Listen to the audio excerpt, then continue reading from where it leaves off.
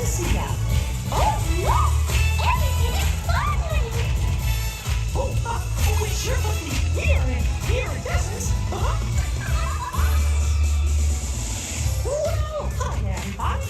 We're so glad you could be here with us to open the park. Oh, wow! What a special moment! We're so happy you could join us for this magical celebration!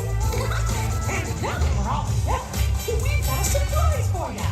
You see, when folks from around the kingdom heard you were going to be here, they decided to come and celebrate with you all day long. Come on, hey!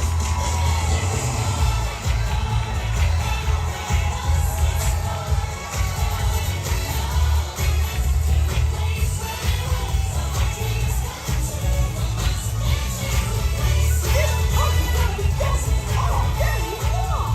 And the best part is all of you! Come on, clap along! Here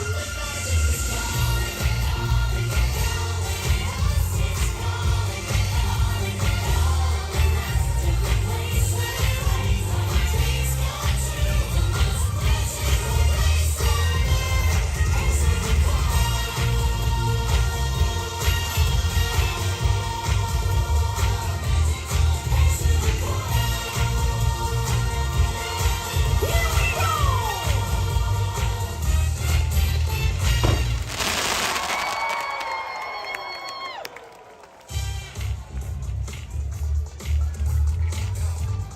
Bye-bye, everyone! See you real soon. Have a magical day.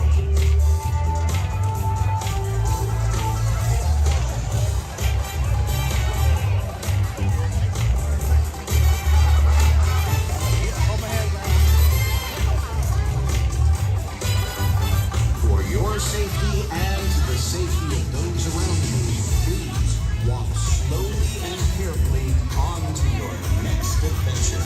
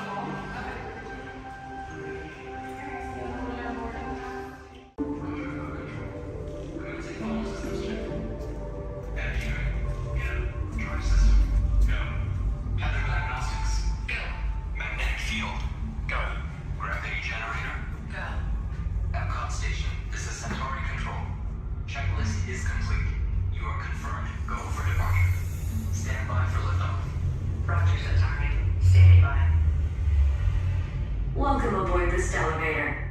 In just a few moments, you'll be on your way up to Space 220 aboard the Centauri space station. Enjoy the ride.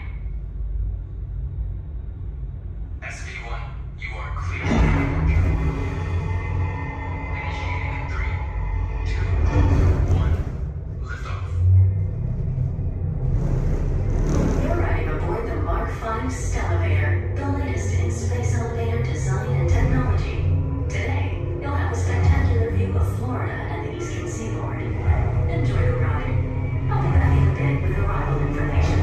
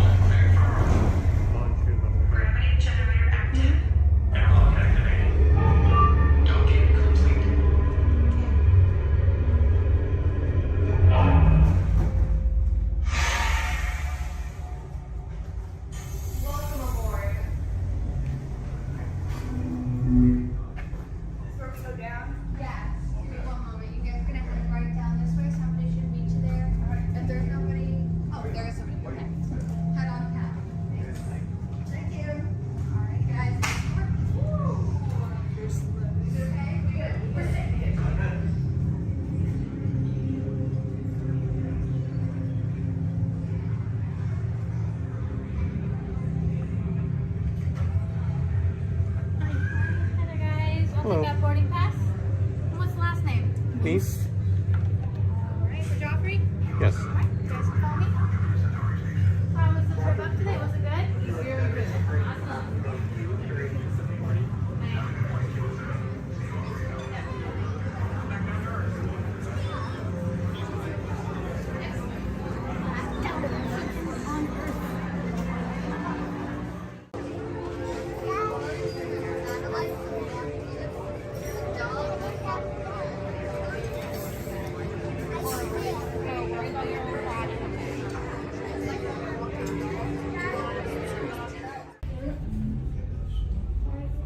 SV2, you are cleared for departure. Initiating descent in 3, 2, 1. Your journey back to Epcot will be a smooth and quick one today, so enjoy the ride.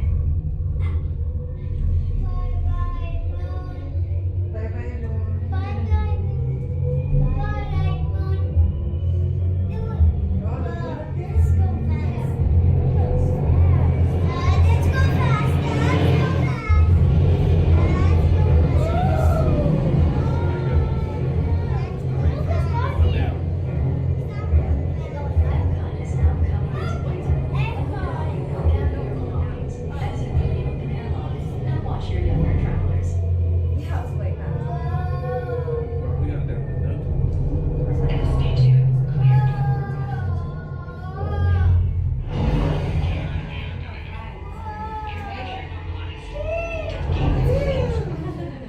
We hope you enjoyed your visit to Space 220 and look forward to seeing you again The soon. ground is on this in the sky.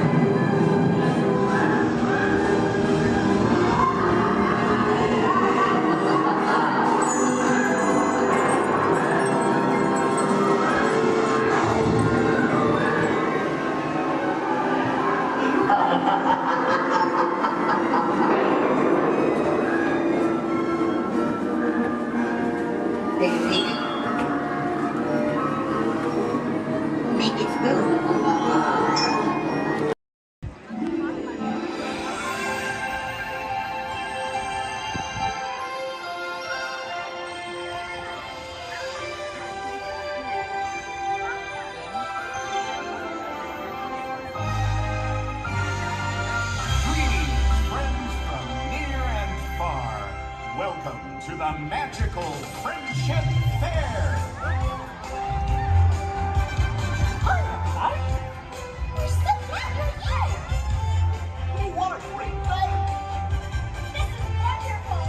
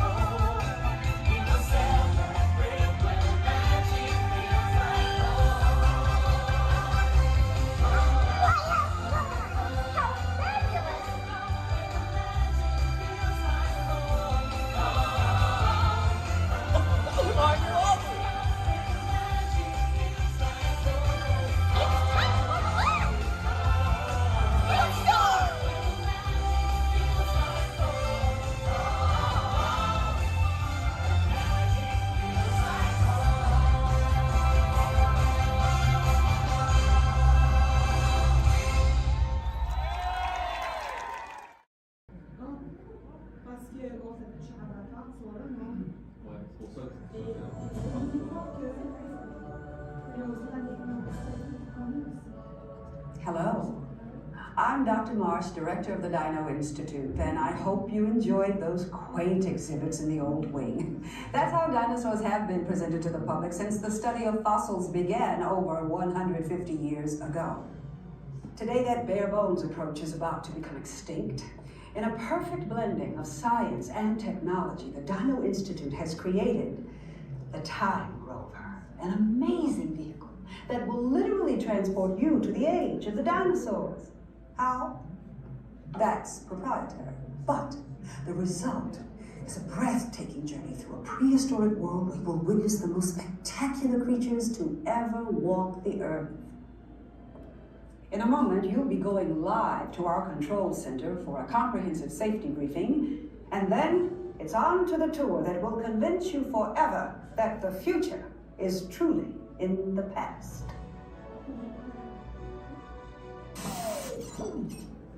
Hello there. Welcome to our little trans-dimensional joyride, folks. I'm Dr. Seeker, your friendly controller, and a heck of a paleontologist, if I do say so myself. But let's not talk about me, let's talk about you, and how you can help me make history today with the Time Rover. It's like this. If I can bring you back from the Cretaceous period, it stands to reason that I can bring back a live dinosaur with you. And not just any dinosaur. Take a look at this guy. He's an iguanodon, and I'm certain that he is the key to understanding these magnificent creatures. I tagged him with a locator during an unauthorized field trip. Otherwise, I'd be traveling with you. Right now, our dino should be about here, at the very end of the Cretaceous period. That's where you're going today. I've arrived, it seems, just in time to correct a little misstatement. Dr. Marsh. That is impossibly close to the giant asteroid impact that destroyed most life forms on Earth. Our tours are designed to take you to the early Cretaceous period, and I can assure you that all time rovers have been securely locked on those coordinates. That's right. See? Securely locked. Access denied. Continue. Of course. We were just talking about seatbelts.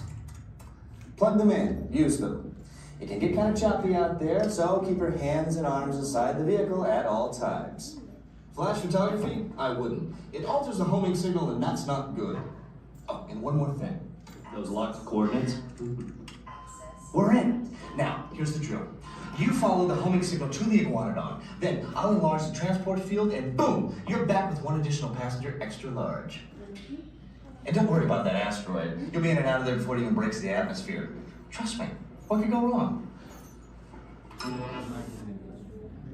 Hey, it's me again. Remember, only you guys are going on this special mission, so don't tell anyone. Okay?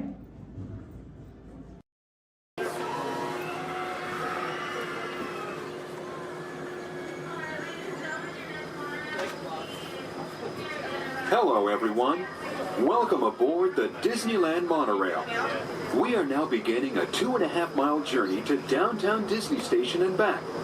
For a safe trip, remain seated, keeping your hands, arms, feet, and legs inside the cabin. Be sure to watch your children, and no smoking, please. Bienvenidos. Para su seguridad, permanezca sentado y mantenga las manos, brazos, pies y piernas dentro del tren y cuide a los niños. Por favor, se ruega no fumar. You're riding aboard a Mark 7 monorail, the latest generation of Disneyland monorails. When Walt Disney introduced this attraction in 1959, it was the first daily operating monorail system in the Western Hemisphere. Just ahead is Disney's California Adventure, where you can live the ultimate California dream through attractions and live shows that are as diverse as the Golden State itself. The towering hotel is home to the Twilight Zone Tower of Terror, where you can literally take a thrilling drop into Hollywood history. The bear-shaped rock formation is part of the Grizzly Peak Recreation Area, a haven for outdoor adventures. Beyond it, you'll find the high-energy fun of Paradise Pier. Coming into view on the left are the villas at Disney's Grand Californian Hotel and Spa. It's the first Disney Vacation Club resort on the West Coast and shares the same arts and crafts style as the famous hotel which we are now entering.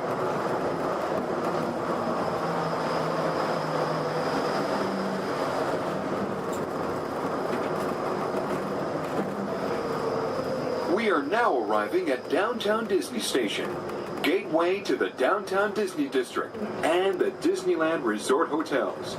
If you will be leaving us here and returning later today, please hold on to your park ticket and have your hand stamped as you leave the station.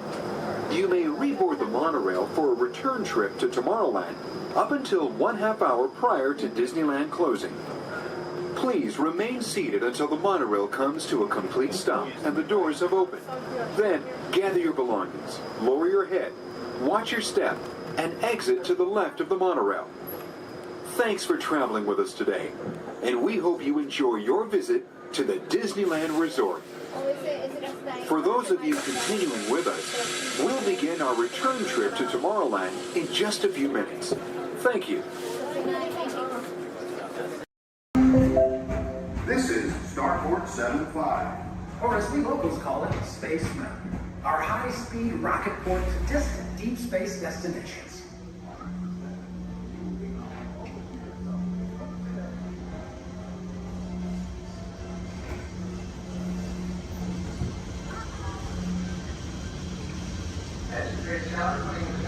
Sorry to report you here.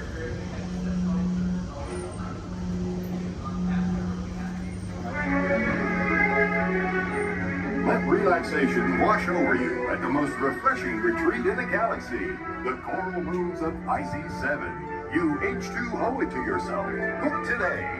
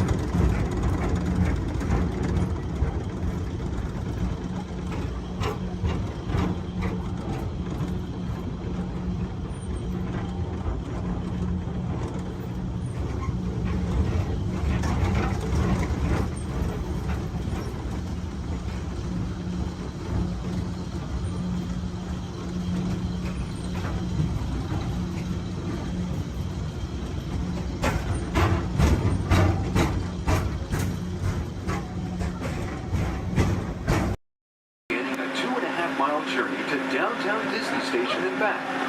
For a safe trip, remain seated, keeping your hands, arms, feet, and legs inside the cabin. Be sure to watch your children, and no smoking, please. Bienvenidos. Para su seguridad, permanezca sentado y mantenga las manos, brazos, pies y piernas dentro del tren y cuide a los niños.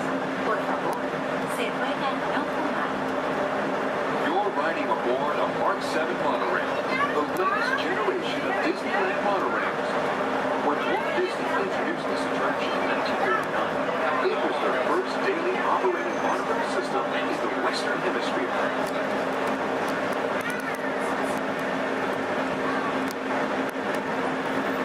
Just ahead is Disney's California Adventure, where you can live the ultimate California dream through attractions and live shows that are as diverse as the Golden State itself. The towering hotel is home to the Twilight Zone Tower of Terror, where you can literally take a thrilling drop into Hollywood history. The bear-shaped rock formation is part of the Grizzly Peak Recreation Area, a haven for outdoor adventures. Beyond it, you'll find the high-energy fun of Paradise Pier. Coming into view on the left are the villas at Disney's Grand California Hotel and Spa. It's the first Disney Vacation Club resort on the West Coast and shares the same arts and crafts style as the famous hotel, which we are now entering.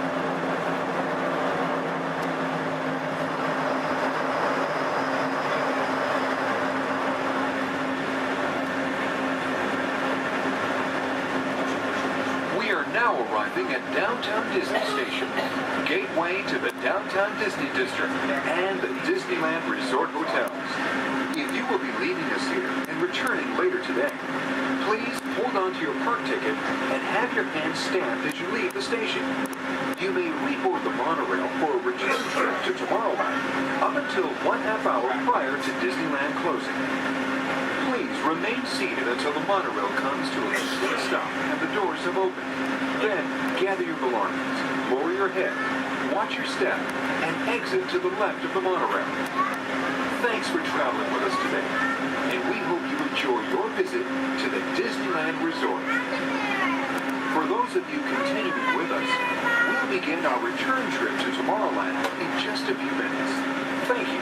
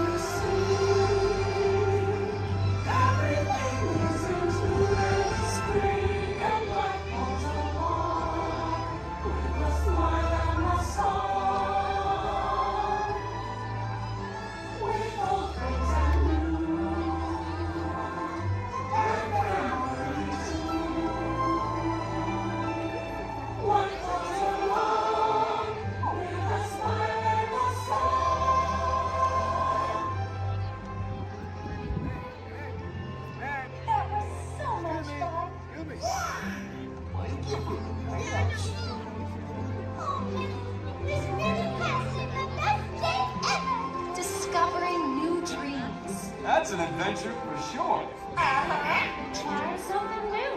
And having a swinging good time. You win. Finding the confidence to be true to yourself. That's right. Here's to all of us, old friends and new. Warm hugs for everyone. Oh, this is what I love about the Friendship Fair.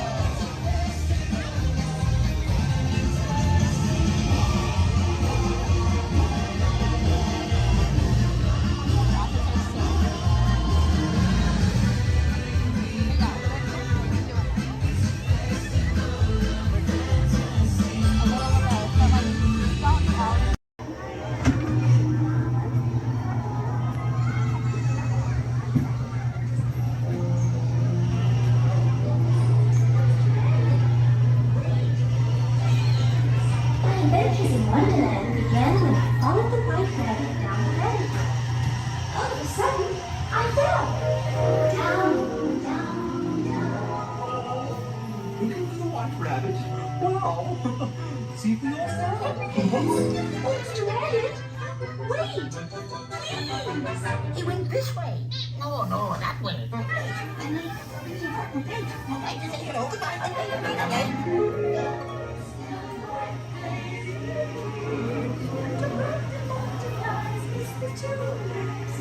And the sun is like a toy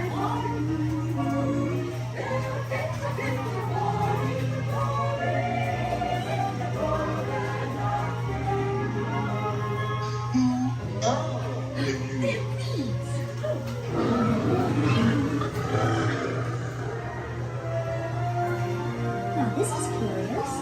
I wonder if the rabbit came in here. I'm not sure. Where I am, you do. Wait! Don't go, please!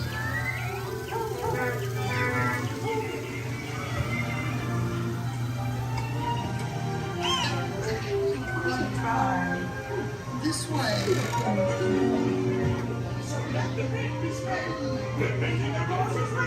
And making a cheery shake. Because we know. Oh, they'll cease to grow. In fact, they'll soon be dead. Oh, and yet we go ahead, making the roses red. You can't give up on science. Royal Majesty, the Queen of Hearts, and the King. Shall we play croquet? Rule 42, the Queen always wins.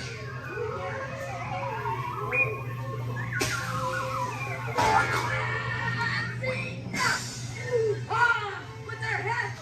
Off your heads! Goodness!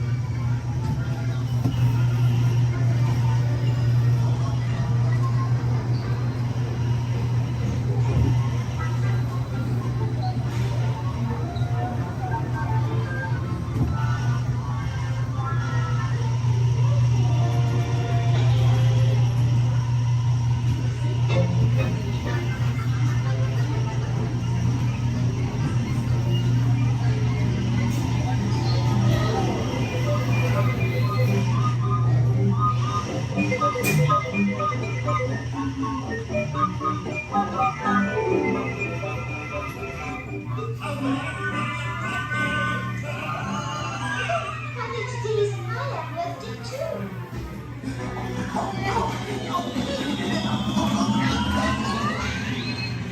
We'll have to clean this up. Yay!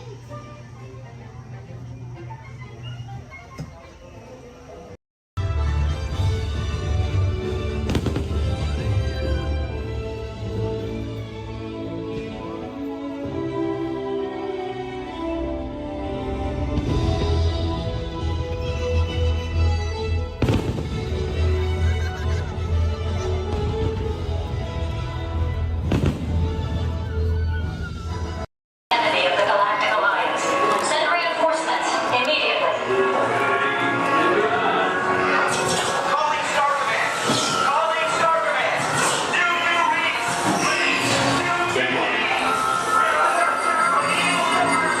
Sanders is having no trouble in Sector 9. No doubt it's the work of that nefarious coup, the sworn enemy of the Galactic Alliance, the evil Emperor Zurg. His robotic army is stealing crystallic fusion power cells. Without those cells, we'll all be powerless and at the mercy of Zurg. Star Command picked a fine time to send the new recruits.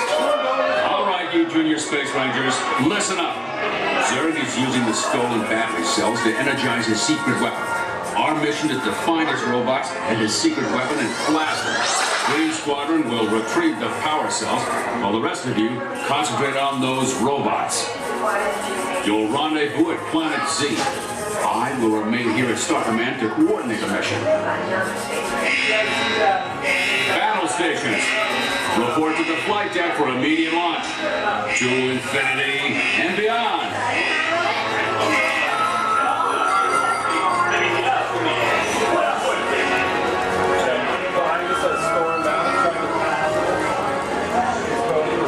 Attention, Space Rangers. This is Star Command. Prepare for immediate launch. Flight safety requires that you remain seated in your cabin on the immediate way.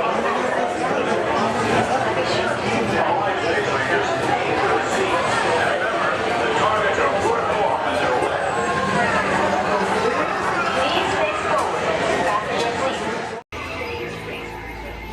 Joystick spin control is now activated. You are now in command of your space cruiser. Joystick spin control is activated.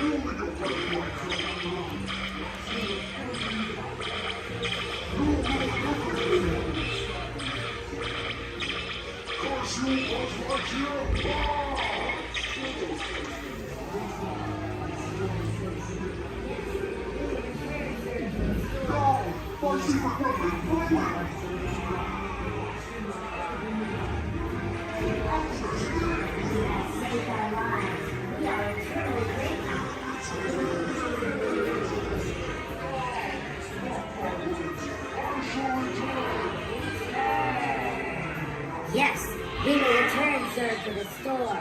He is a bad toy.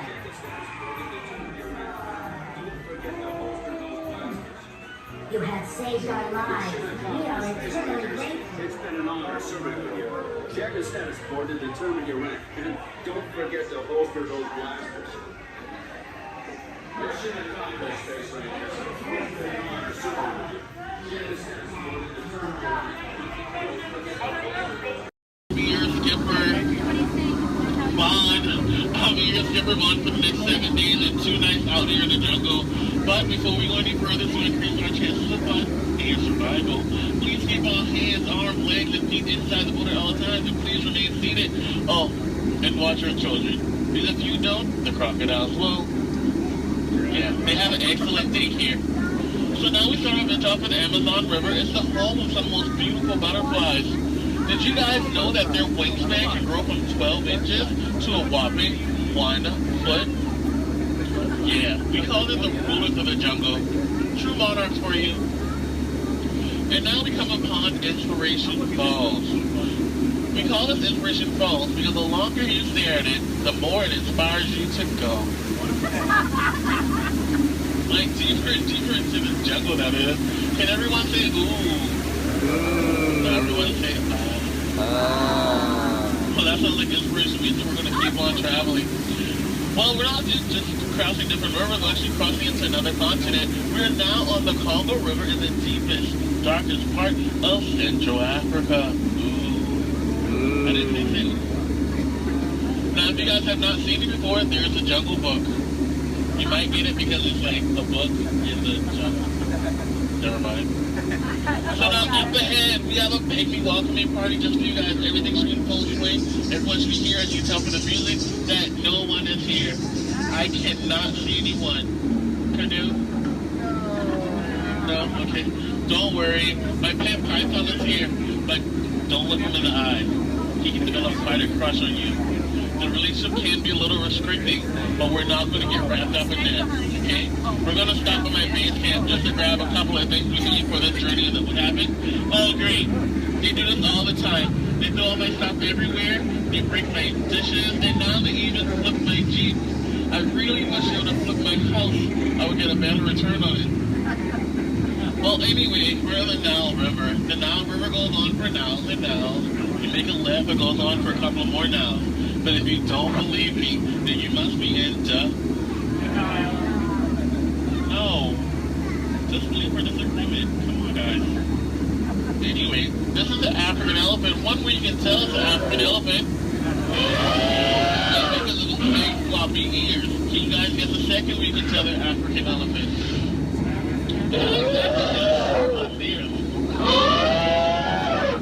Well, anyway, now those African elephants actually trod down the path here on the African Ville for all these beautiful animals to come play together on the Nile River. Yeah, some zebras, some wildebeest, some tall cheetahs. But look, and now me and his family of lions are playing so nicely with that zebra that he is dead. Tiger. We're just gonna let him rest in peace, sis. Now see, this is a sight to see. I told these guys that a rider can outrun a horse. Did they listen? No. Well, I guess they'll get the point in the end. Oh look, that's my friend Ina. Everyone say hi, Ina. Alright, bye, Ina. So now we're going into crocodile country. Please hold your favorite child close. You know who they are. Here we have Smiley and his girlfriend Ginger. Be careful, Ginger Snap. Yeah, she is one tough cookie. I'm sorry, that was a crummy joke. I thought I was milking for what it's worth. And look up ahead, we have what we call falling water, named after Dr. Albert Falls. Did you guys know that there's 100,000 different types of bacteria in that one waterfall? Yeah, feel that mist on your face. If you don't feel it now, you're gonna feel it later. Oh, and now it's time to talk about me. Now, as it is pleased to see this is how I landed my job here. I actually took a crash course.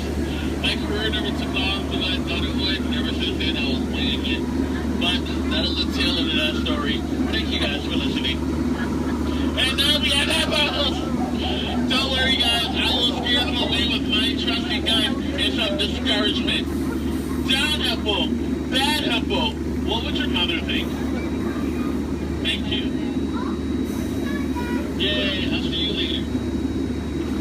So now we are headed to Headhunter territory.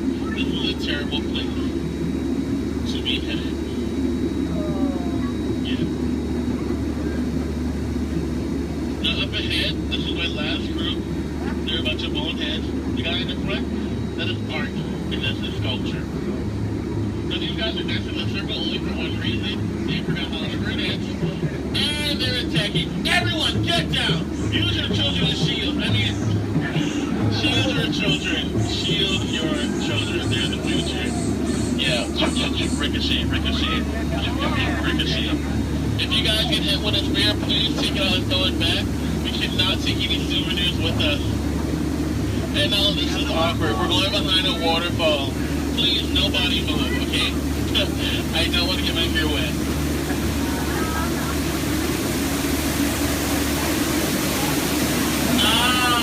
Now that bacteria. That is actually the backside of water, also known as O2H. So now we're on the heart of Cambodia, on the Mekong River. Apparently, there was an earthquake, because now this temple looks a little... They do have their trunks on, and a lot of you guys may think that's water coming out of their nose. Well, it's not. And it's just not here. If you guys can make practical jokes, sometimes he sprays a bullet. So I think we're going to miss him this time. So if we go back really, really fast, we can miss him. Maybe not. You might want to duck, duck, duck, duck, duck, duck. Goose is a very fun game to play. I'm actually a two-time world champion of Duck Duck Goose. Ooh, so now this is my favorite part of the cruise. I'm going to point out some of my favorite plants. Pay attention, please. That one.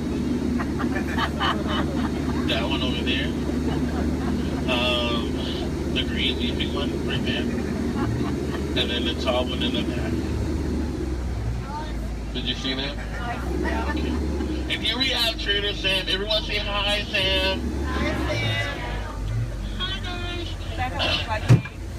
So, Sam is actually the head salesman of the jungle, but recently his sales have been shrinking. So he's got a great offer going on for you guys. 2 of his heads for one of yours. So no matter which one you guys place it or dice it, you always come out ahead. So now we're returning back to civilization. Please keep your hands, arms, legs, and feet inside the motor all the time. And please remain seated. This is kind of awkward. I'm horrible with goodbyes. So I'll leave you guys with these parting words. The same thing my mom told me when I turned 9 3/4. She said, "You're a skipper, Bond. Now get out." Oh, please watch ahead and watch your step. If you miss your step,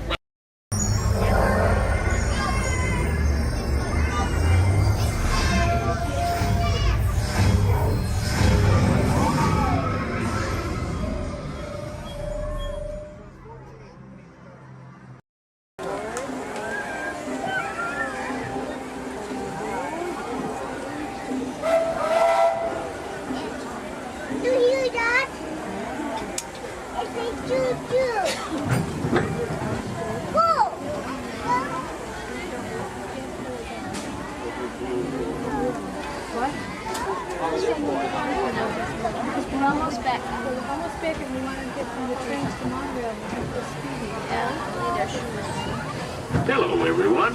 Thanks for joining us on the Disneyland Railroad.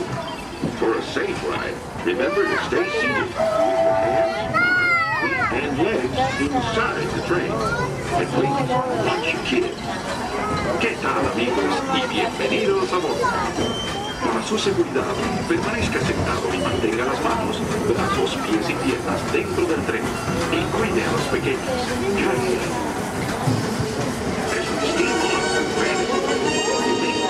One more look at the majestic Matterhorn Mountain and the happiest cruise of ever sailed. It's a small world.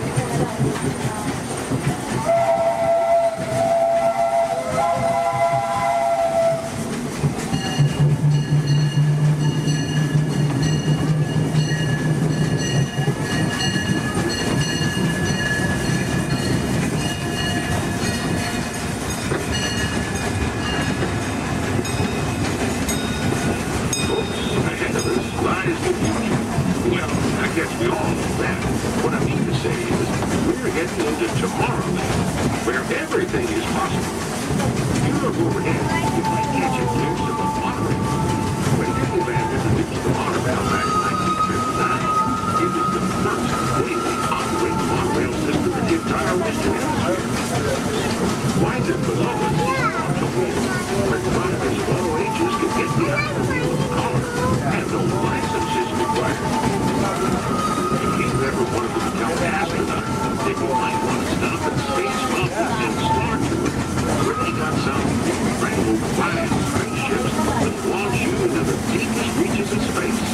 And you can ride them if you got flying. Well, folks, we're now arriving at Tomorrowland Station. If you be leaving here, just stay seated until we count to a full stop. Gather your belongings and step carefully down the ramp. Thanks. Have fun in the future.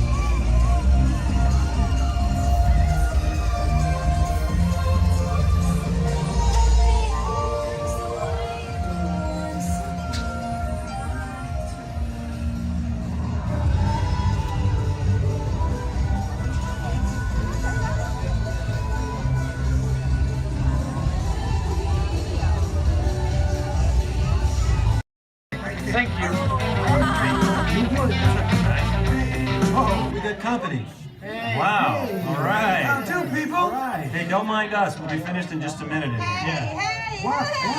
that? Hey, how What are you you doing? guys still doing here? You're supposed to be at a show. I'm working. Now.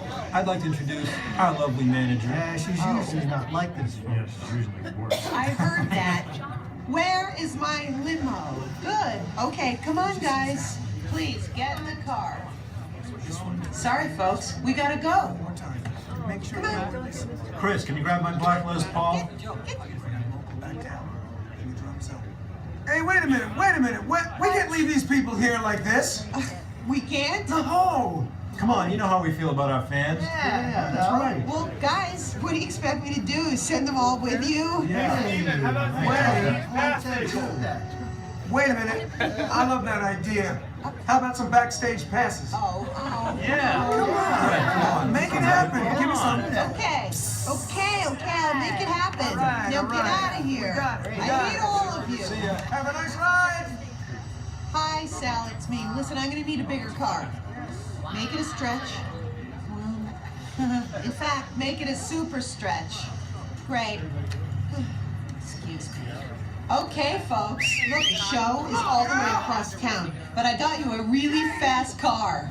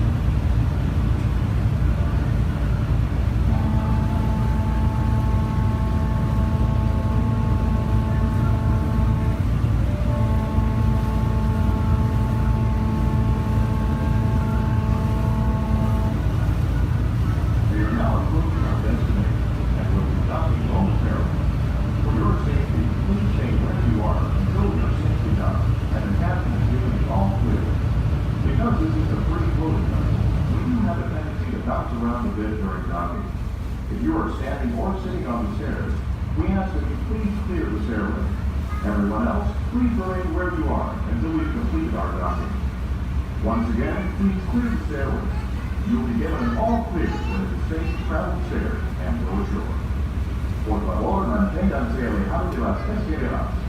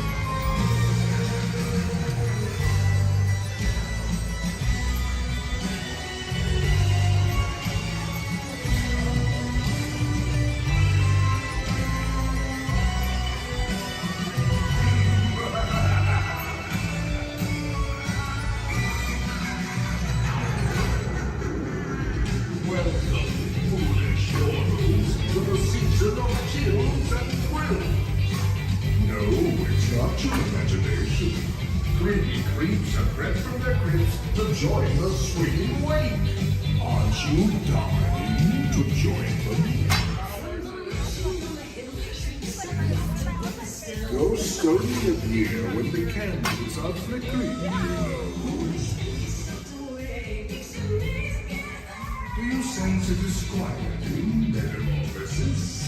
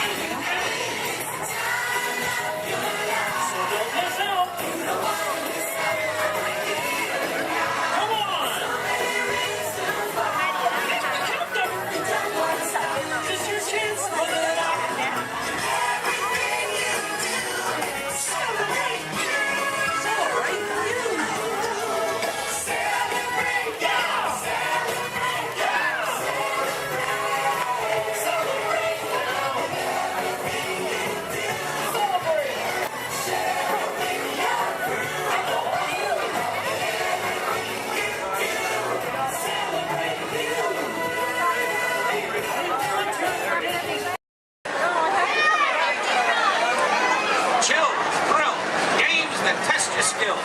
It's all right here at Toy Story Midway Mania. Do you think I'm kidding? Do you think we call it Mania for nothing? Oh no, you gotta see it to believe it.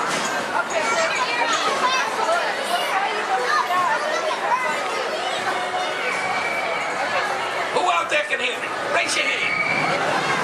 Good, good, good. Who out there can't hear me? Raise your hand. Look over here. We got a bunch of wise guys.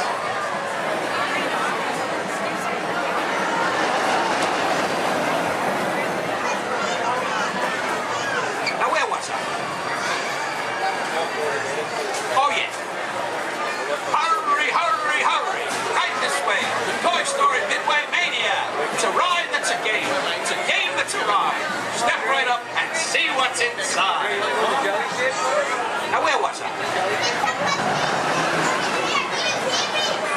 Hurry, hurry, hurry. Right this way. The Toy Story Midway Mania. It's a ride that's a game. It's a game that's a ride. Step right up and see what's inside. Oh my God, you're kidding me! Do you think I'm kidding? Do you think we call it Mania for nothing? Oh no. You gotta see it to believe it.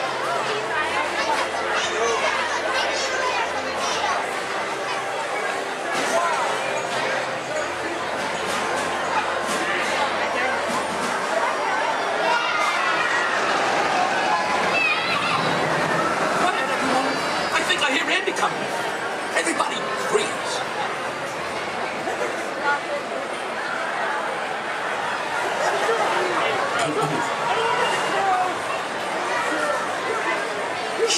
Greetings, everyone.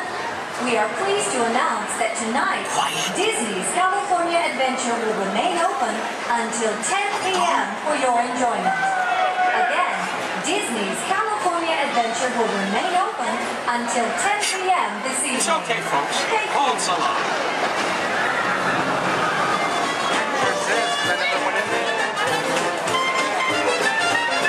I'm saying you'll be playing, yes I am.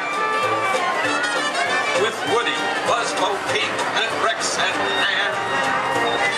My toy friends, they adore you, so they built the place in for you. Step right up, coach. I tell you, everybody can. Now I'm saying, you'll be playing, yes I am. Listen, pal, I'm saying, you'll be playing. Oh, what a treat, so sweet. Complete with Jesse, Mommy Ben, and Stinky Pete, me, you. Andy's room is humming, cause company's coming. You know if everyone's a winner, that's the plan. I'm saying, you are playing, yes I am.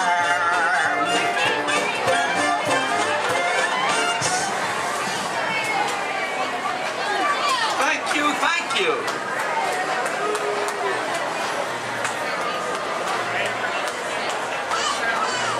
Last night, Mrs. Potato Head said, honey, there's a salesman at the door with a mustache. I said, tell him I've already got one.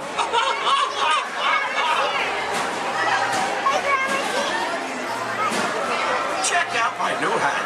It cost me an arm and a next one.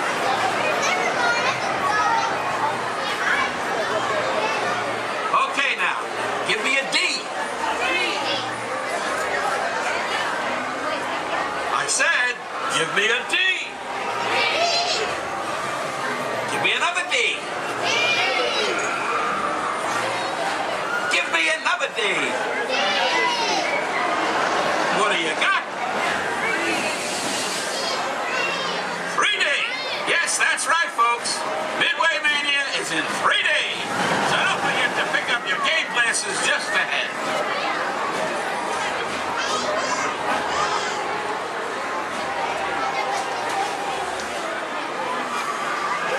Hey, young man. Yes, you. What? Yes, I'm talking to you. Have you played Toy Story Midway Mania before? Well, you're in for a real treat. All the toys are inside, setting up the carnival play set.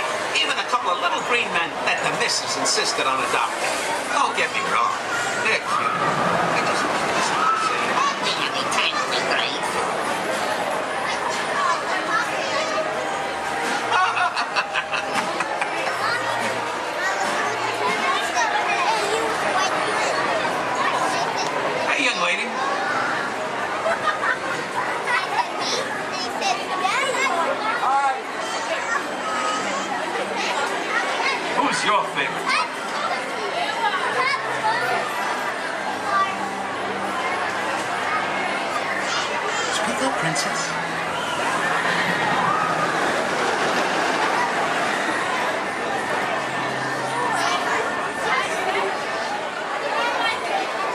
Take your time, kid.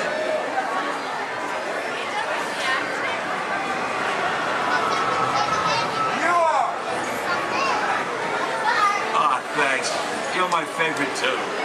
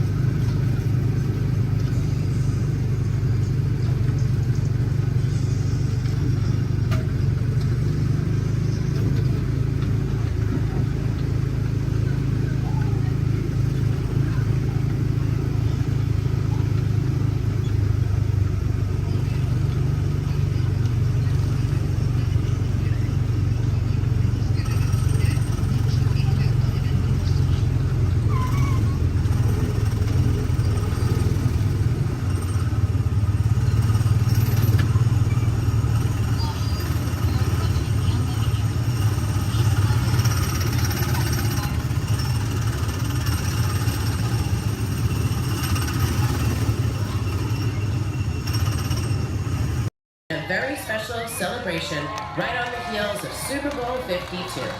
From the 2018 Super Bowl champion Philadelphia Eagles, please welcome Nick Foles, Super Bowl MVP.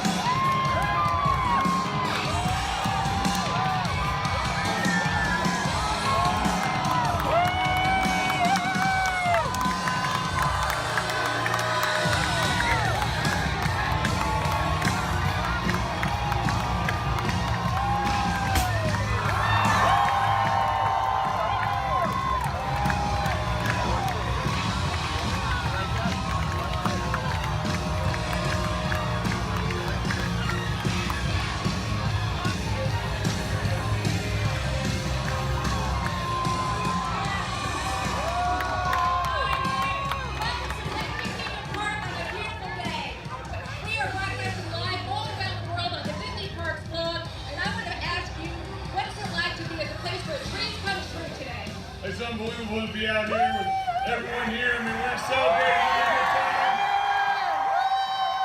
To be at Disney World, to be a part of this is unbelievable. Just to see everyone, to be here, unreal. So, tell me, your fans have lined the parade route from start to finish. What do you have to say to them? I mean, Philly fans are everywhere.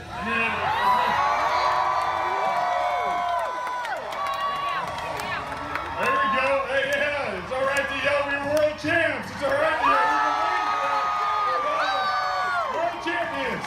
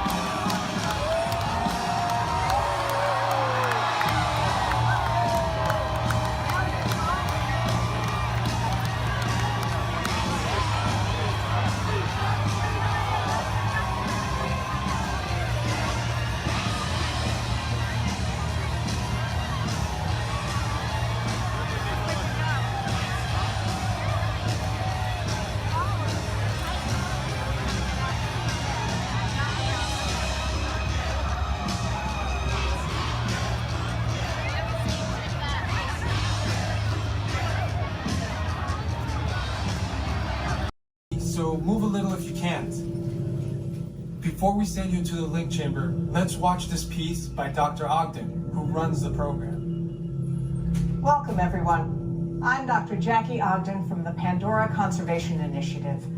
You're about to experience a ceremony that's very special to the Na'vi, flying on the back of an ikran, or as we call it, a banshee. To the Na'vi, connecting to an ikran and flying on its back is an incredibly important rite of passage they call Ikni Maya. With permission from the Na'vi and in partnership with Alpha Centauri Expeditions, we can now bring this amazing experience to you. The way you'll be able to fly is by linking to an avatar that's already on the back of an ikran. Let's see how this works. We establish a link using powerful psionic amplification equipment. A human driver is connected to an avatar, which could be physically hundreds of kilometers away. When you follow our technician into the link chamber, you'll see a series of 16 link chairs. Please go to the number that matches the number you're standing on now. First, stow your gear in the storage containers on the back wall. This should include all bags, cameras, and other items, including cell phones. It's important to push them all the way into the bin. Then get onto the chair as you would a bike. Straddle the seat, step forward, and sit down. Slide your hips forward until you are against the chest pad, and then move your feet all the way forward. Wait until you're seated before you put on your flight visors. Hold onto the hand grips as shown. It's important to hold onto the hand grips at all times. After you're seated, back and leg restraints will be firmly engaged. For your safety, throughout this entire experience, always remain seated and supervise your children. Once the link takes place, you'll be connected to your avatar and sitting on the back of an ikran. It'll feel like you're really there. Moments later, you'll begin your flight. A Na'vi guide will lead you out. You'll experience the breathtaking beauty of Pandora, but you might also face some of its greatest challenges. Some of this flight might be intense, but trust your guide and be brave. As the Na'vi say during this important rite of passage, Sivak Ho, rise to the challenge.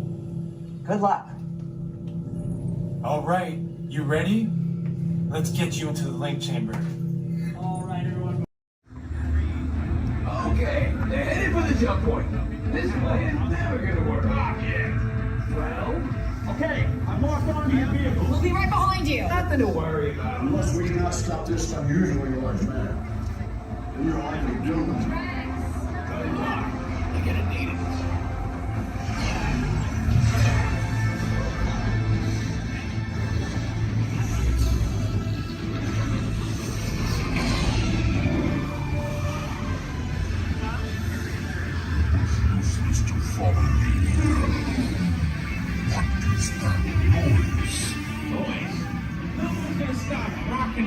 From existing. What have we done? I think we should crash.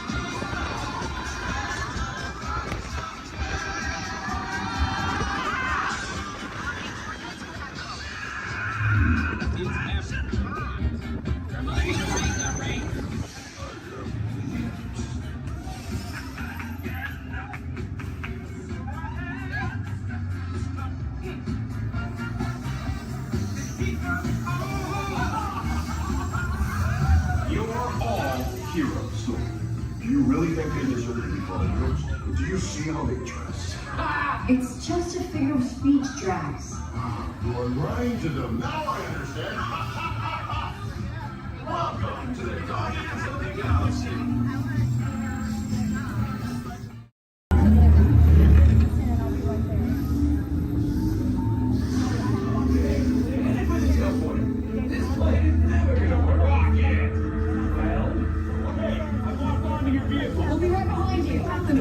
Unless we cannot stop this unusually large man, then you're likely doomed. Good luck. You're gonna need it.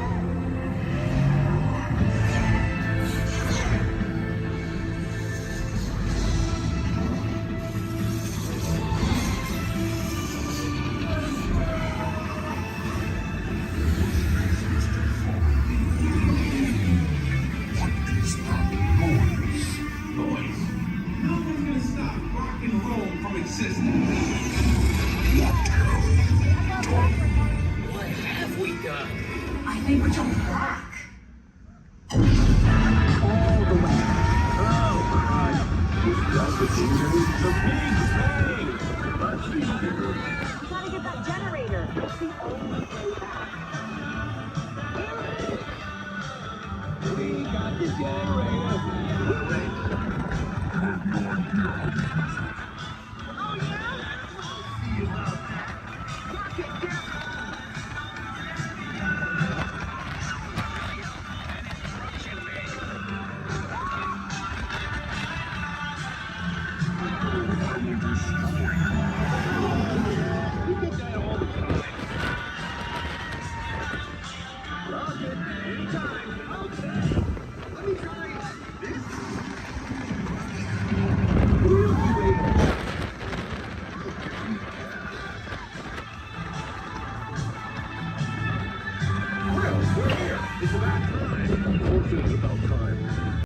Got an important transmission coming in. Hey, what's up, Nova Corps? Our cosmic generator has been stolen. What? How? Why didn't we think of that? That thing's gotta be worth a fortune. I am Groot? Good question. Yeah, who do you think took it? Perhaps that really big man outside your ship. Well, that is a big man. I need to alert Rim Prime. That's not creepy at all. This species has failed. Wait, whoa. We didn't even know there was a test. He's got the cosmic generator. And he's creating a new jump point. Jump point to where? It's some kind of mutant jump point. It's going back to the dawn of time. Dawn of time, why? To erase the error. Well, that doesn't sound good. Your time is over. Wait, what do you mean? What do you mean it's so vague? The jump point is closing. Hey, Nova Dude, your Nova Corps need to follow that whatever it is until we get there. We can't. Our power is down, and I've got to get these Terrans onto evacuation shuttles. I got it. I reprogrammed the shuttles to follow them through the jump point. Wait, what? Look, they're our only chance of keeping track of that whack job until we get the cosmic generator back. Piece of cake. Wait! There's cake. Where's this cake? The odds are impossible, Yep. but it's our only shot. Good luck. Are you sure you can control it? Come on, it's me. I got this. We're all toast. First there was cake, now there is toast. This plan is making me so hungry. Terrans, listen up. You need to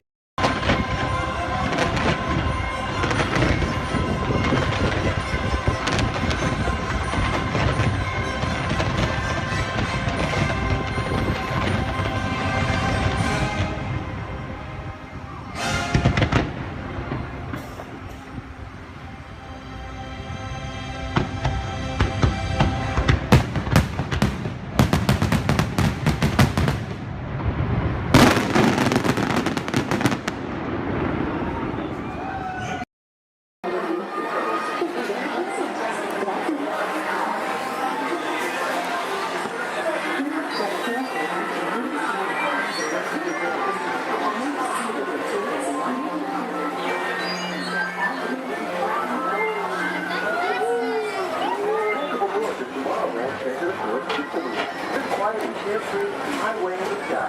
We invite you to sit back, relax, and enjoy your grand 32 hour party. exciting places you'll want to be sure to enjoy today while visiting this land of tomorrow.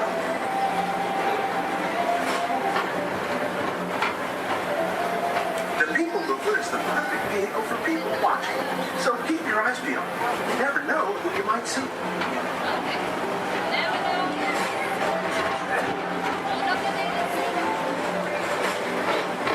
Coming up, Stitch's Great Escape, where you can report your duty as a security agent for the Galactic Federation.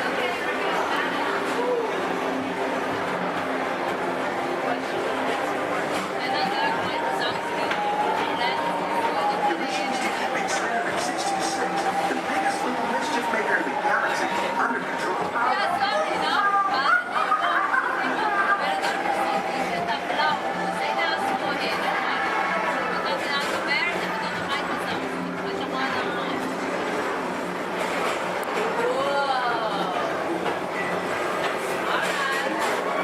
And now, Tomorrowland Transit Authority proudly presents Progress City, Walt Disney's dream for an experimental prototype community of tomorrow. Progress City was the inspiration for Epcot, and many of its forward-thinking ideas have been realized throughout Walt Disney World.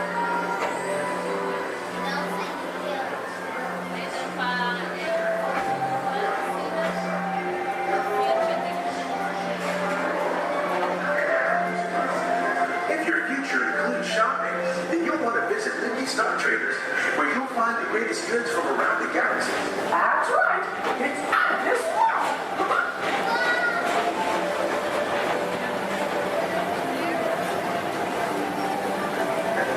Speedway, put the pedal to the metal and speed towards the checkered flag in your very own race car. Young or old, this is your chance to drive in the fast lane without worrying about getting a speeding ticket.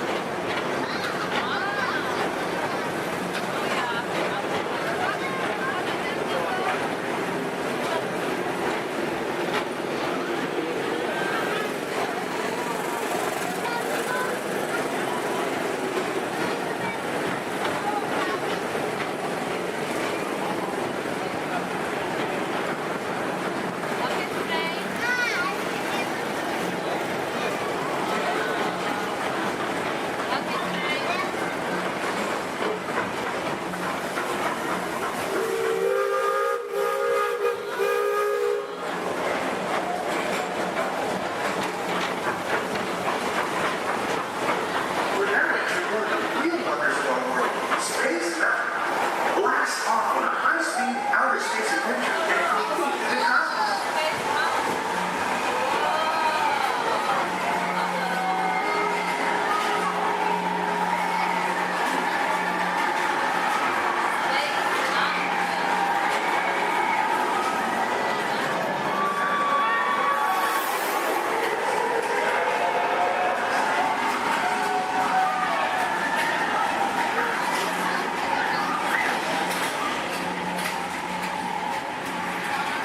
Paging Mr. Morrow, Mr. Tom Morrow.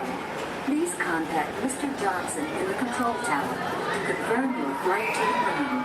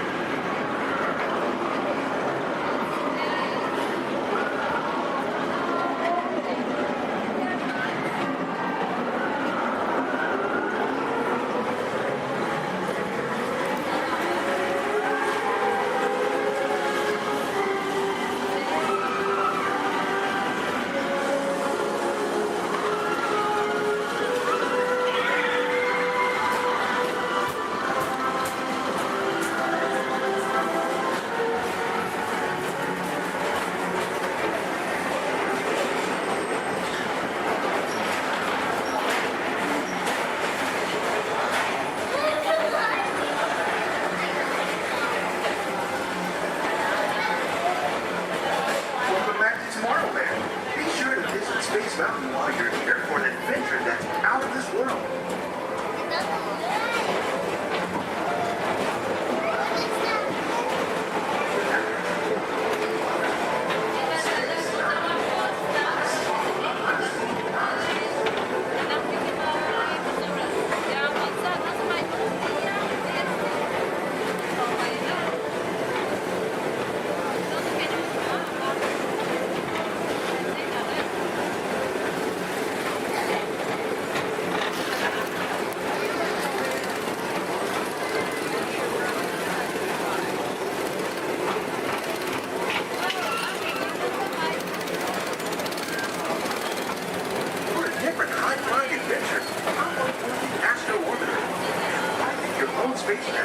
take a spin around the planet and ascend to otherworldly heights.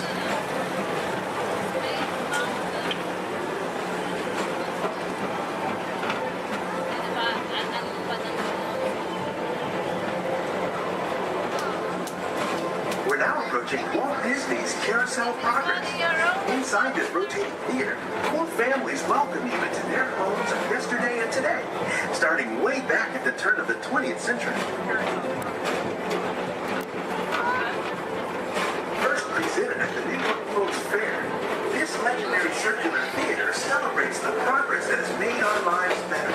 It's a perfect reminder that there's always a great, big, beautiful tomorrow shining at the end of every day.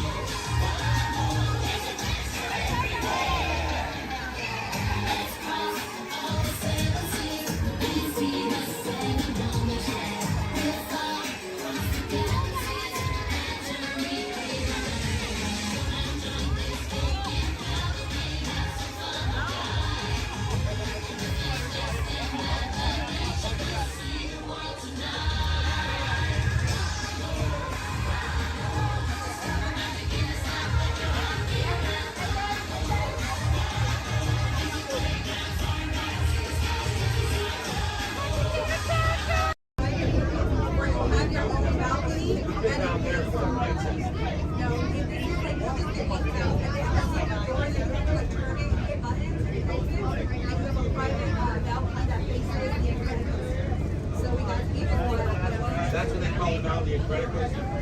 Yeah, it's not Screaming California. But I remember the first time I ran, I did on it. There was a guy who had a cigarette in his mouth and he was so proud that he had it lit the whole time. That's like I remember the first time there, and I was like, guys, what? I went on a ride with the kid.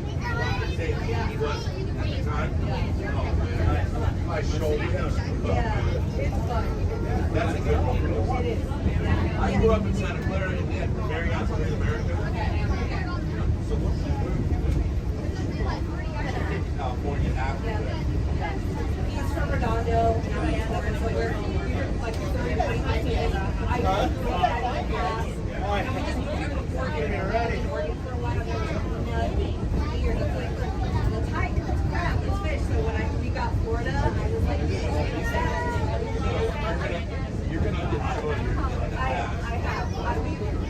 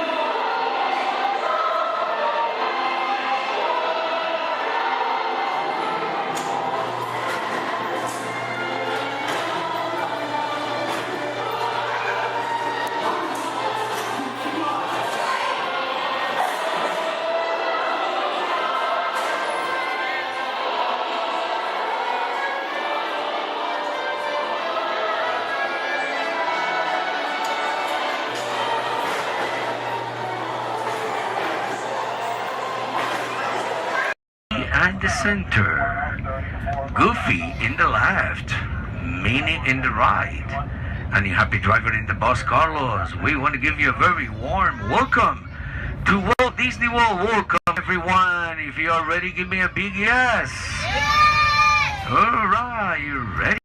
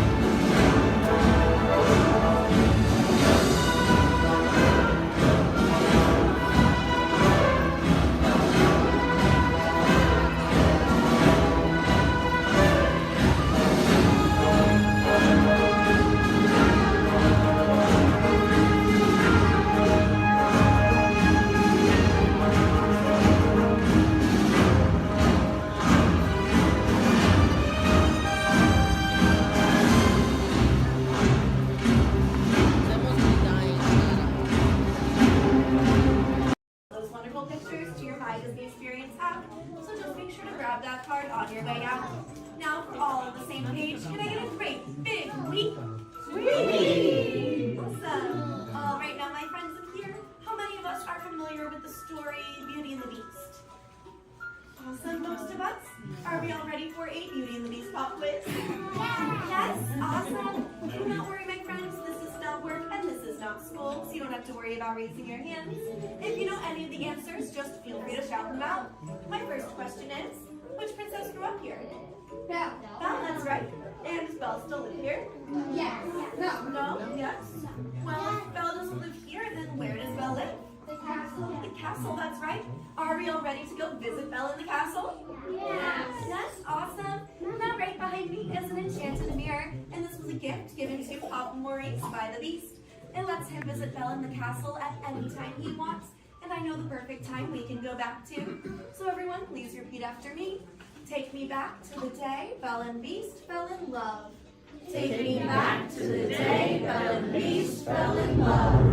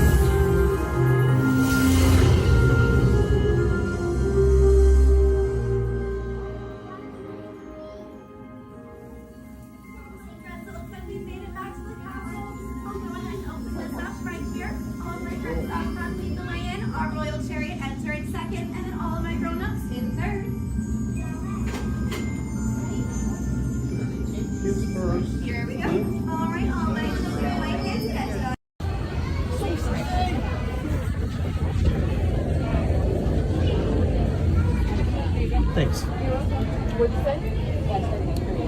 You did? Oh. So I said like no. I knew motion tracking, assigning individualized color profiles, web shooters calibrating. Woo! You there, Spider-Man? Yeah. Where are you? On our way. Okay. Please sit back and enjoy your ride until we reach speed and disaster. Wait, I thought you were still an exponential movement. Yeah, disaster sounds right. I'm not here today.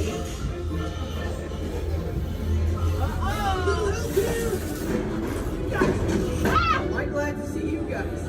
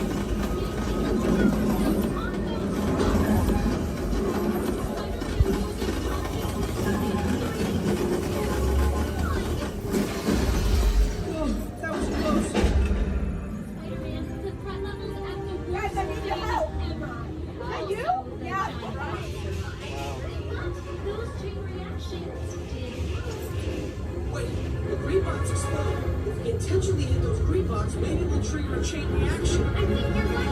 That should stop it.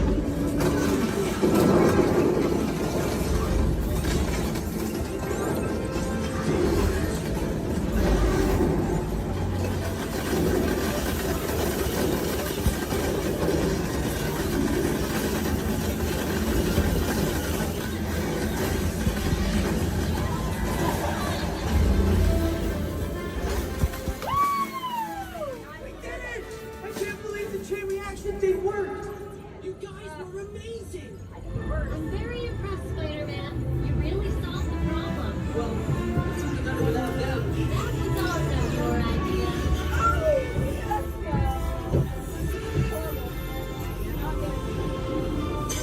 Dang it!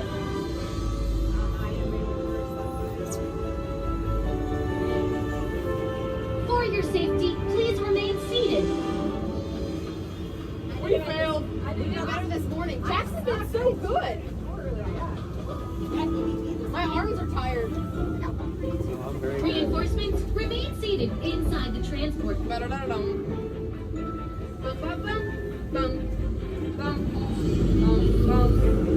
Hey, thanks for attending our open house presentation and preventing the destruction of the world as we know it. Please collect your wits and any personal belongings as you exit the vehicle. See you later. Time travel commencing in T-minus 10 seconds and counting. This is Seeker. Listen up. We've got to get in, grab the iguanodon, and get out before that asteroid hits. Let's roll!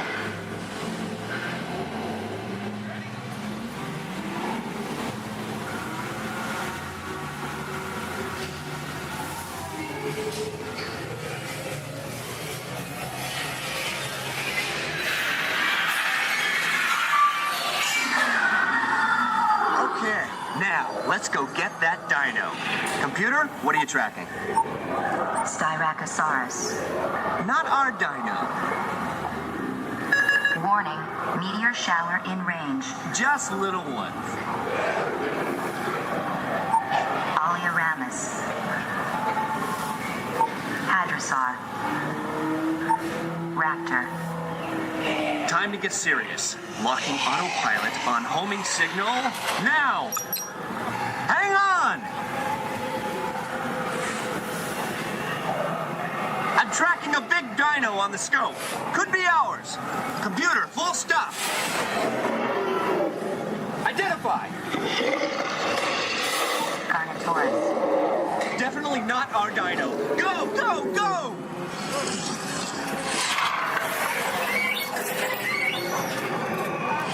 Another big guy coming up. Computer, slow and identify. Sauropod. Still not our dino, but at least this one's a vegetarian. Whoops. Asteroid impact in 90 seconds. We better move it. Pterodactyl. Incoming! Asteroid impact in 60 seconds. We can't stop now. Keep going, keep going. Compsognathus. Computer, what's happening? Loss of traction. Four-wheel drive, move it. Warning, meteor strike. Evasive maneuver. Right, left, right, left. That was close. Computer, now what? Carnotaurus. That's it. Abort mission. Abort, abort. Iguanodon. Forget it. Get them out now. Asteroid impact. Brace yourself. This is it. They're not gonna make it. They're not gonna make it. Mission accomplished. You made it! I knew you would, and guess who made it back with you? I better find it before security does. Thanks for everything!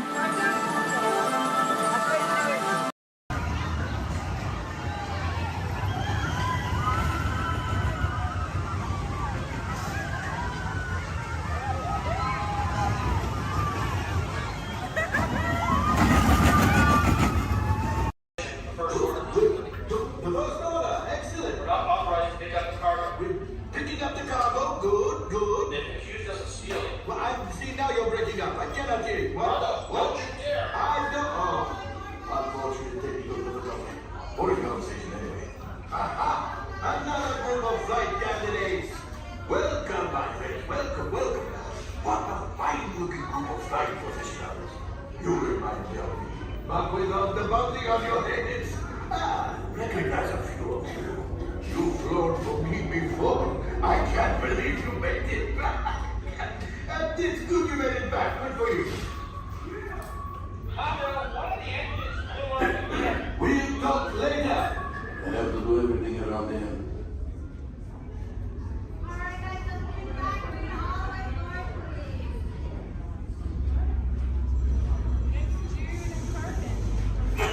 Yes.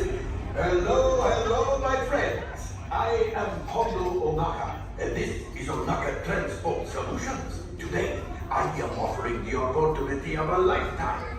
I need flight crews to transport this valuable merchandise across the galaxy. Pilots to navigate, engineers to operate the ship, and gunners to defend the shipments. And that is where you come in. The Millennium Falcon. Oh no, for some very fast and very profitable expeditions. Chewbacca, my fine furry friend. Yes. As we agreed, you let us use the ship. We'll get you the supplies you need. It's a win-win. You help the resistance, and I get all the profits.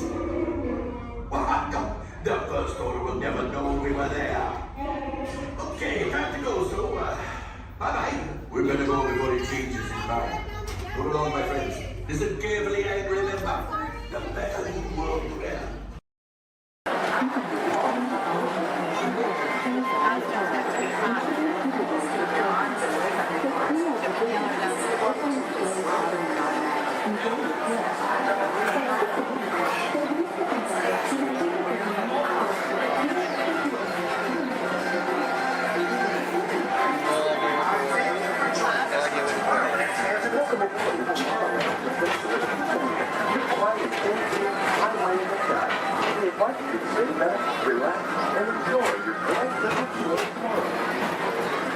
Along the way, you can preview many of the exciting places you want to be sure to enjoy today while visiting Disneyland of tomorrow.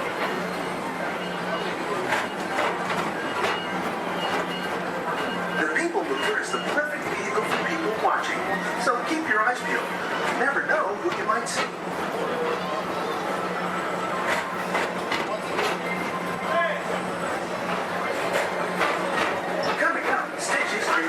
Where you can report for duty as a security agent for the Galactic Federation.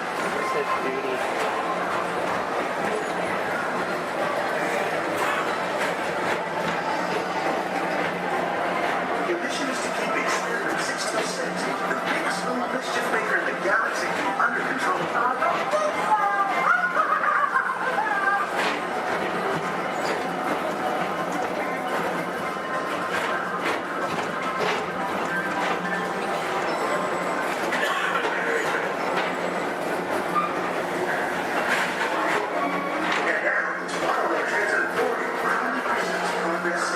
Walt Disney's dream for an experimental prototype Progress City was the inspiration for Epcot, and many of its forward-thinking ideas have been realized throughout Walt Disney.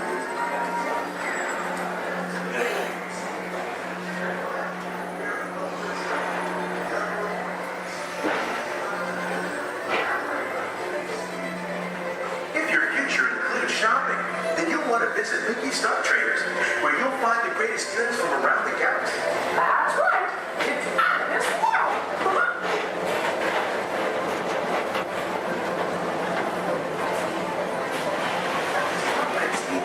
With the pedal to the metal and speed towards the checkered flag in your very own race car. Yellow rule, this is your chance to drive in the fast lane without worrying about getting a speeding ticket.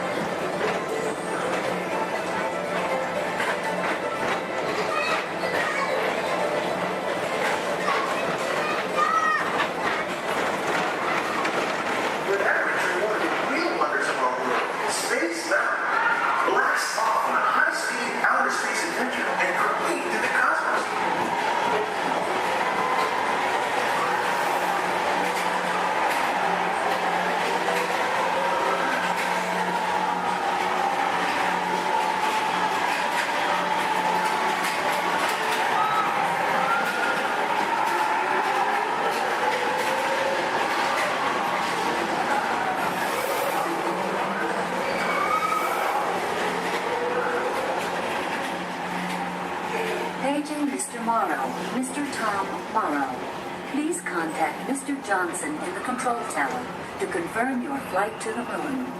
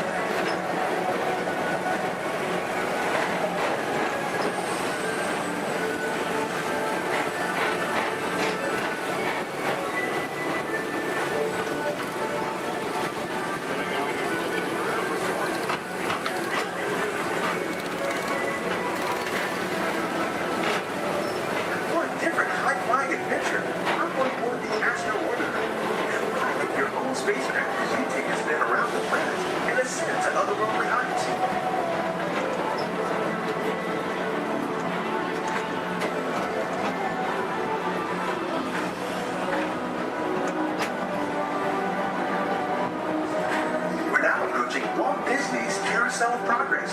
Inside this rotating theater, full families welcome you into their homes of yesterday and today, starting way back at the turn of the 20th century. First presented at the New York World's Fair, this legendary circular theater celebrates the progress that has made our lives better. It's a perfect reminder that there's always a great, big, beautiful tomorrow shining at the end of every day.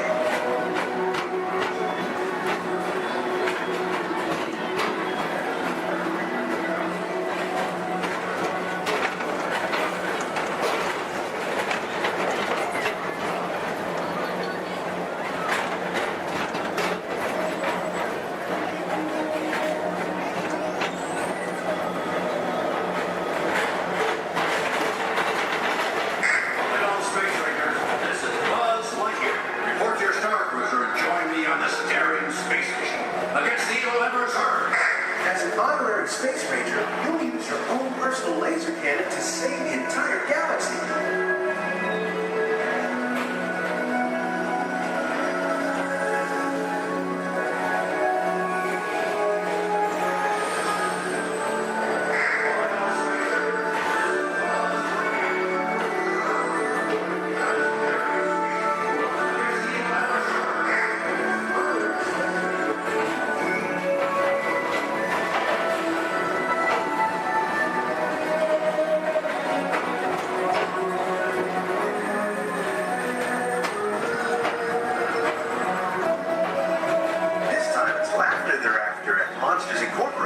So drop in and join Mike Wazowski and all his pals at Monsters Incorporated Laugh Floor. Share the fun.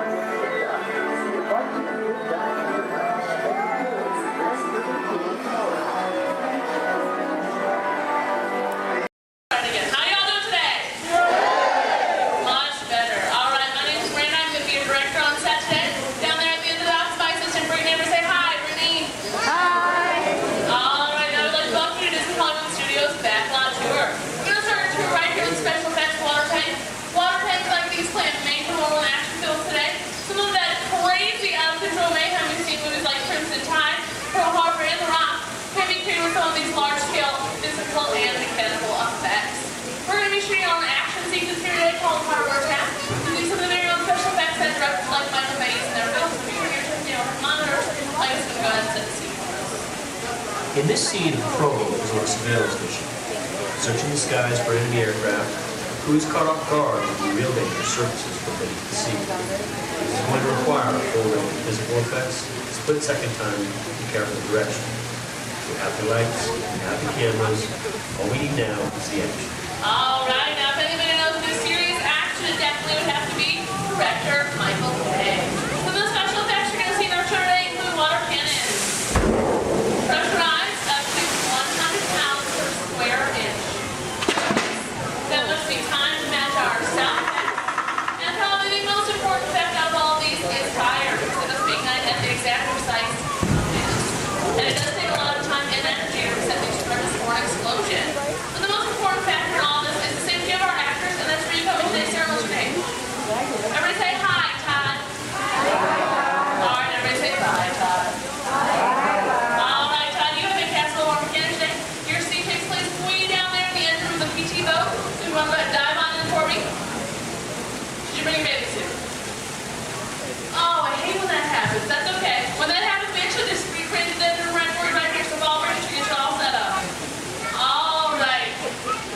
Now, guys, we're actually going to be shooting two different scenes today. Not necessarily in the order that they appear in the movie, but most movies are shot out of sequence. So it can be kind of hard for actors because they must react to scenes that actually haven't even happened yet. It's really up to the director to get them all motivated for those scenes. So are you ready, Todd? All right, perfect. Now, what you're going to do is that phone right there is going to buzz. Right there. It's going to buzz just before 800 gallons of water just come pouring out of those tanks, slide down the chute and slam into like a freight train. Not a big deal, right? Perfect. All right, you can handle it. Are you ready? Perfect. All right. Good thing this is not 800 gallons. It's more like 1,000. Okay, let's not let them know that because there's a fine line between motivation and fear. Are you ready? Perfect. And roll playback. And action. Go ahead and pick up that phone for me. Call your captain. Let him know you might be taking on just a little bit of water.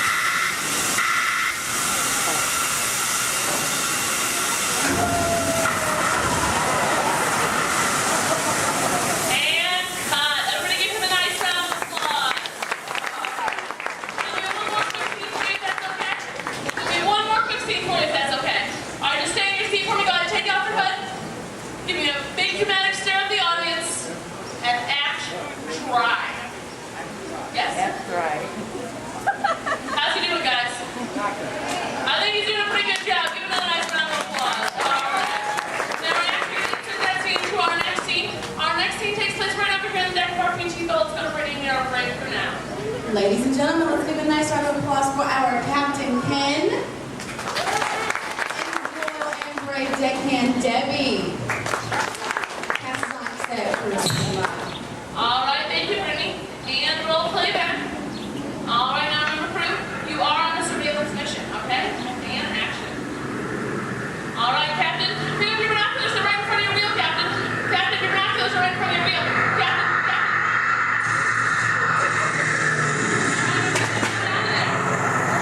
All right, Captain, spin your mouth, hurry. He's coming back for another round. Get your boat out of there.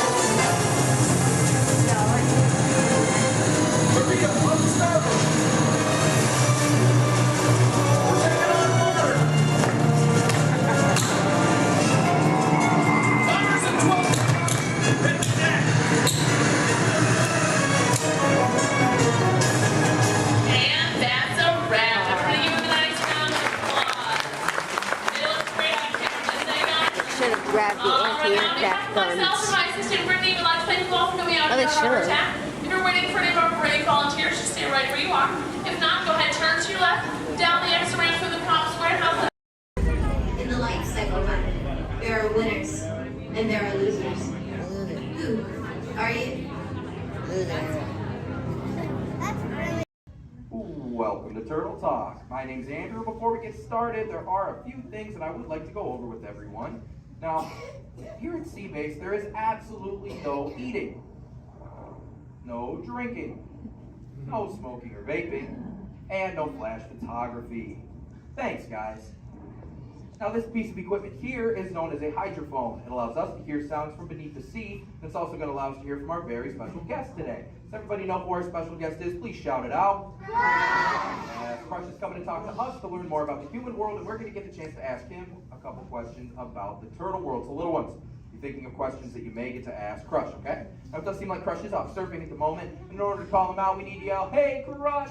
on the count of 3, all right? 1, 2, 3. Hey, Crush! Well, righteous, well, awesome. Check it out, man. Hey, dude, look. Double barrel, 360, totally tubular. Whoa, look at the humans in the human tank. Hello, humans. Righteous, man. Oh, dude, speaking of most righteous, look at this, bro. Hatchlings, grommets, offspring, totally chillin' sub-level. Look at this, right next to you, you got a little dudette, blue shell, brown noggin, goggles, and extra ears. Yeah, right there on the coral. Hey, bud, what's your name down there, dudette? Bella. Hey, what's up, bud? Are you having a good day, man? Yeah. Awesome. Can you talk like a turtle? No. Oh, I got your back. It's really easy. Just say, awesome. Awesome. Nailed it. Try this one. Say totally. Put them together. Say totally awesome. Totally awesome. Give it up for that dude. That righteous. Good job, bud. Totally good. You talk like the turtle. Hey, I got a dude over here with a gray shell, curly noggin, and goggles too. Sweet. Hey, man, what's your name down there, bud? Gustavo. Hey, where are you from, Gustavo? Where are you from? New York. Whoa, dude. Who brought you here today? I went on my car. Oh, we'll find out together. Don't sweat it. Hey, dudes, is there like maybe a parental unit, a life guardian of the Gustavo? If anybody's with them, right? Okay, let's talk to that chick and see what's up. All right, awesome. Hey, dude, what's up, bud? What is your name? Karen. Hey, Karen, what's up? How many kids you got? My English is not good. I'm from Brazil. Oh, I don't speak English either. I talk turtle.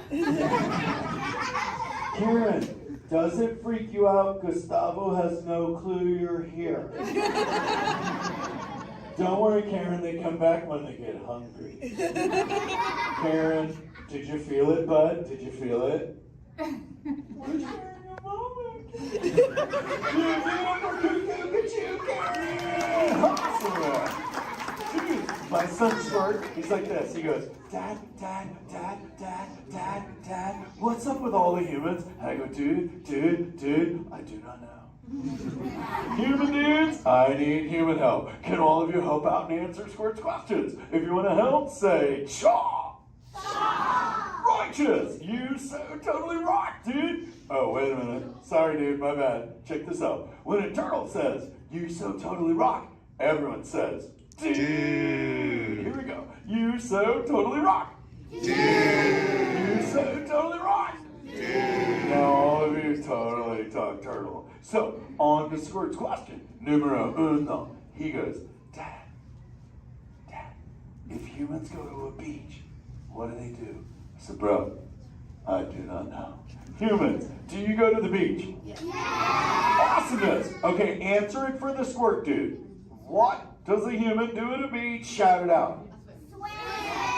No way. Who likes to swim? Wave some fin if you love to swim, man. Oh, man, I got wavers. Look, even on the bench. What's up, wavers?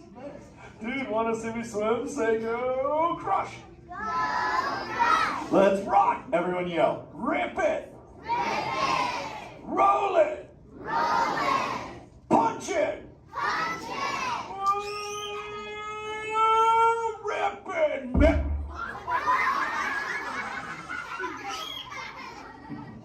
Hey, Crush, watch out for the glass. Hey, dude, thanks, Hank. How long has that dude been there? Oh, no, man. My bad, bro, my bad. Where are the manners? I've been asking the questions. Dudes, do any humans have a question about being a turtle? Raise a fin.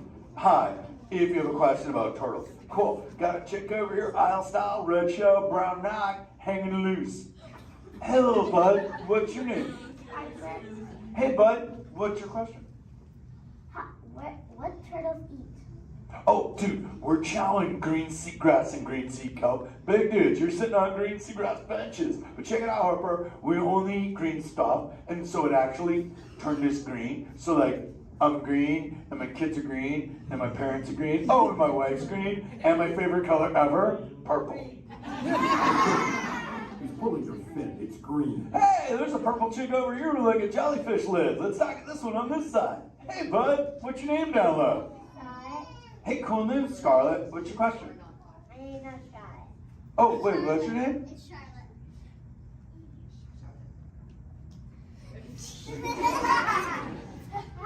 You don't have to tell me. Okay, what's your question, little bud? My name's not bad. Okay. Hey, let's head over here. We got like a little friend on this side. Looks like a light blue shell, brown noggin. Let's talk to this bud. Hey, what's your name, dude? My name's Marley. Hey, Marley, what's up? What's your question? What's your favorite food? Oh, dude, besides eating green seagrass and green sea kelp, we totally chow on the jellies. Yeah, they're like so tasty. Hey, wait, Marley, do you eat food and sleep and stuff? Yeah. Do you know how to swim? Yeah. You're a turtle. Because all we do every day is eat, sleep, and surf. Hey, we got a bud by the bench. He's got a red shell curly noggin. Let's talk to that guy. Sweet. Hey, big man, what's your name, dude? Ezekiel. Hey, Ezekiel, what's your question, friend? How does turtles breathe? Okay, here's the deal. We have to go up every 15 minutes, bud, because I'm like you. I breathe oxygen. But here's the deal. We have to go up every 15. But when I sleep, Ezekiel, we can go in this little cave right there. See the green shelf sticking out over there? We got to tuck under, and we can sleep 5 hours straight and absorb oxygen out of water when we're underwater. Who else has a question? This is kind of cool. Oh, whoa, dude, check it out. We got like a little friend chilling on this side by the bench. Looks like a grayish blue shell, brown knock, sitting on her own flips. Dude, what's your name over there, bud? Abby. Hey, Abs, what's your question, Abby? How many babies can a turtle have? Well, mommy turtles, man, they go to a beach, but it's the same beach every time. And they drop off like 90 to 100 eggs. But here's the cool part. When the sand is really warm, Abby, everybody is a dudette. And when it's cold, they're all dudes. So we say, dudes are cool and chicks are hot. Yeah. This is awesome, humans. Hey, the Jelly Man. I was talking about you, buddy. Oh, Crush. Hey, man. I'm trying to get away from a turtle pile. Marlin, turtle piles are a celebration. Everyone yell, turtle pile!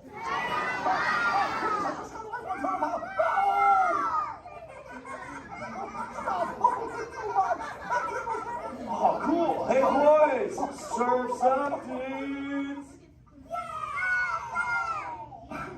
Thanks a lot, Crush. For what? The turtle pile? Shout it out, humans!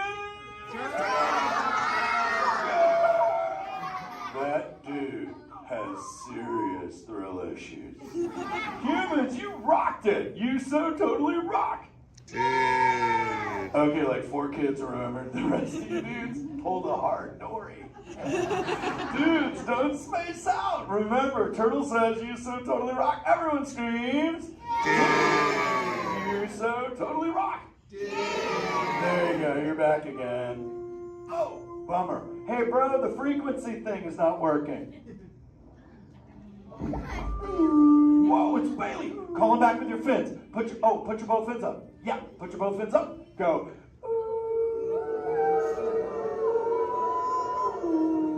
Crush.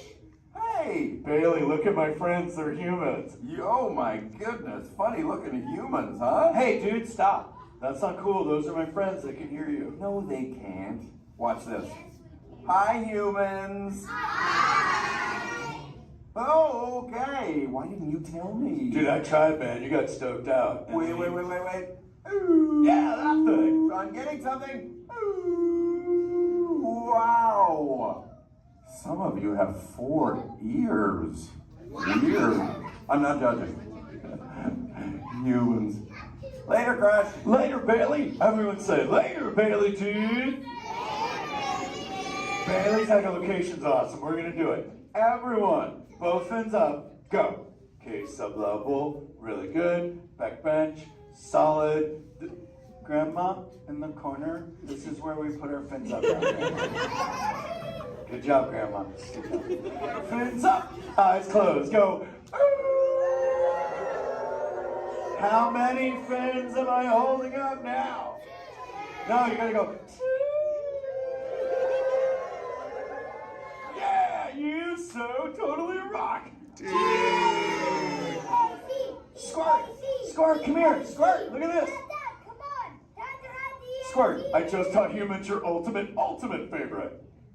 Sweet. Dude, go for it. They'll blast you. You so totally rock. Yeah. Rock on, human dude. Rock on, Squirt. That's my son. I'm in a jam. Oh, wait. Remember this thing. You gotta be good to the oceans. And the oceans will be good to you. And slap the fins together for my man, Andrew. Rockin' the mic, man. Oh, righteous. Little dude. Use the word dude all day long. Because your parents will love you. Hey, Karen. You're welcome, Karen. Let's go! You so totally rock! Let's give it up for Crush. If you would like to learn more about Crush and friends like green sea turtles, manatees, or sharks, you can do so up on the 2nd floor of Sea Base. Now, little ones, don't move until your adult comes to get you. Adults, please collect your belongings, collect your children, head on up to those 2 right rear exit doors. Or if you're taken, please don't stand up. Ladies and gentlemen, the voices of liberty. Strike up the band, strike up the band, strike up the band, strike up the band, strike up the band, strike up the band, strike up the band. Then the drums roll out, the trumpet call, while the people shout, strike up the band. Give the cymbals ring, calling one and all, to the martial swing.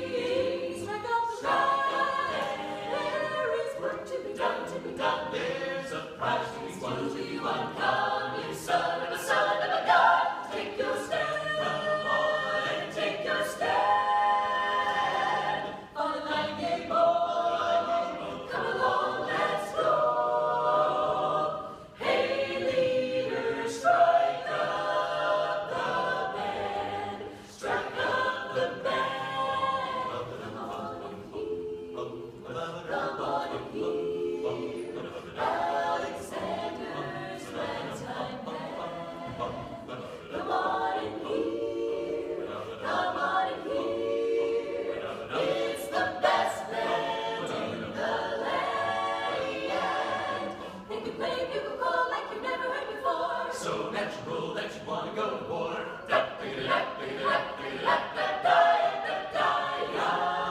That's just the best, just band whatever.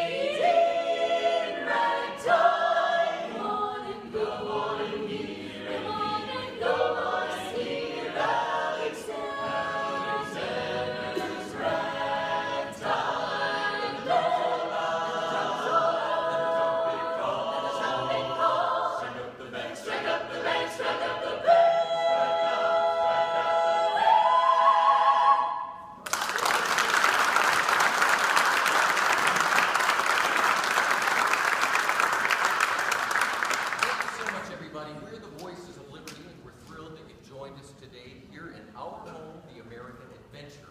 And hopefully in the next few moments, we'll be singing some of your favorite Americana music, but I promise you'll enjoy that music so much more if you'll listen to it under the dome. The acoustics are incredible up close, so while our singers take a step back to give you lots of room, come on up to the edge of this red circle all the way up here. You guys can just a little closer.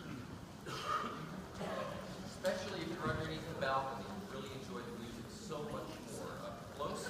Have a seat on the floor so those folks behind you in wheelchairs or sitting on benches can enjoy the show.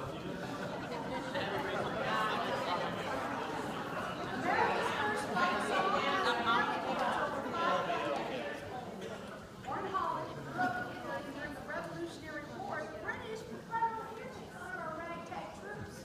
We liked it. We liked it so much we sang it in every camp and battle, and we turned it into a song that the British later regretted. In fact, during the war, one British general was quoted saying, "I hope I never hear that song again."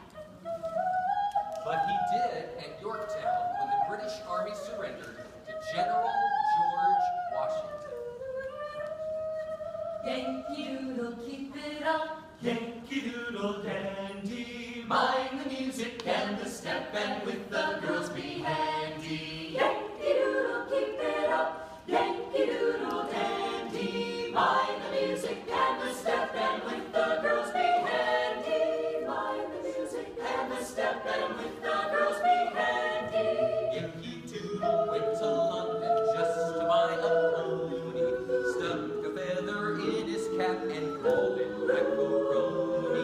Yankee Doodle, keep it up. Yankee Doodle dandy. Mind the music and the step, and with the girls be handy. Yankee Doodle, keep it up. Yankee Doodle dandy. Mind the music and the step, and with the girls be handy. Mind the music and the step.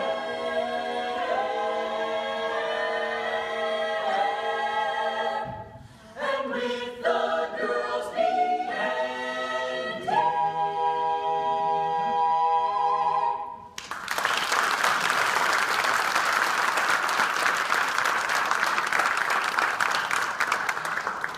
Well, there was a time not too long ago when many in our country knew full well the meaning of the word oppression.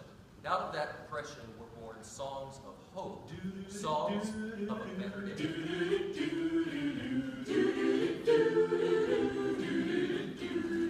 In that great get no morning, fare thee well, fare thee well. In that great get no morning, fare thee well, fare thee well. In that great get no morning, fare thee well, fare thee well. In that great get no morning, fare thee well, fare thee well. Sometimes I feel like a motherless child. Sometimes I feel like a motherless child. Sometimes I feel like a motherless child.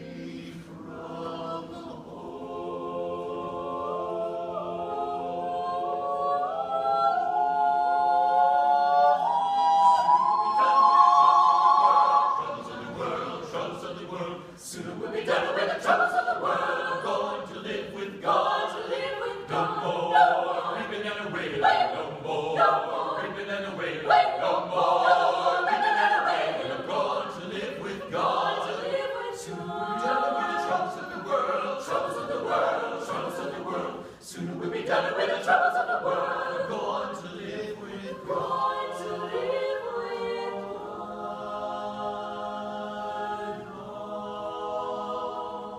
My trials, Lord, soon be over. If religion were a thing that money could buy, then rich religion would die.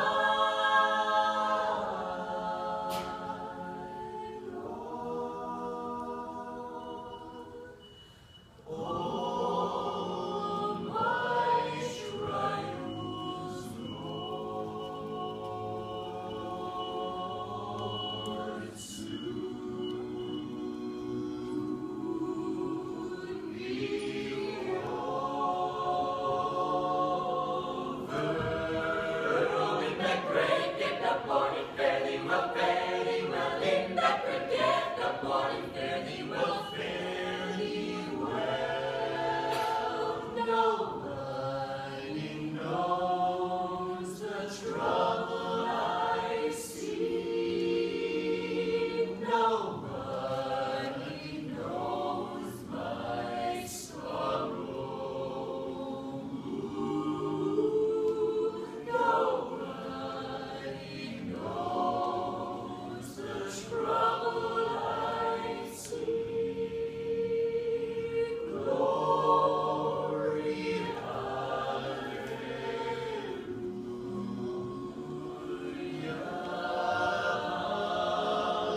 My home is on Jordan. Oh, deep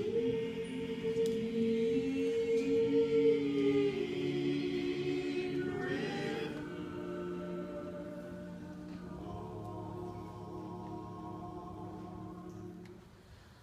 I want to cross over into campground. Riding the chariot in the morning, Lord. Riding the chariot in the morning, Lord. I'm getting ready for the judgment day, my Lord, my Lord. Riding the chariot in the morning, Lord. Riding the chariot in the morning, Lord. I'm getting ready for the judgment day, my Lord, my Lord. In that great get up morning, fare thee well, fare thee well. In that great get up morning, fare thee well, fare thee well. In that great get up morning, fare thee well, fare thee well. In that great get up morning, fare thee well,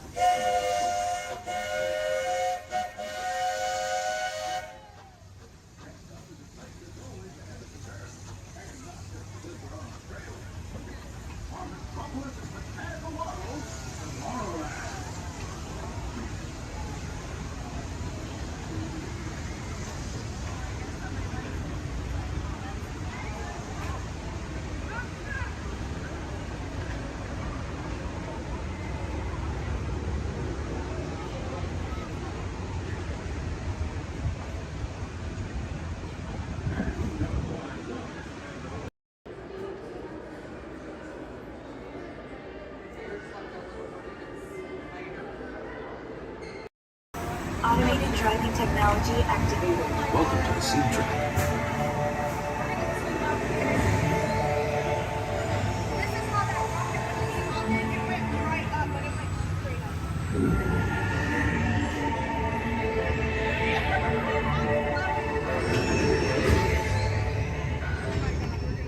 We'll begin with the capability test to see how your vehicle designs perform under challenging weather and surface conditions. Monitoring road surface.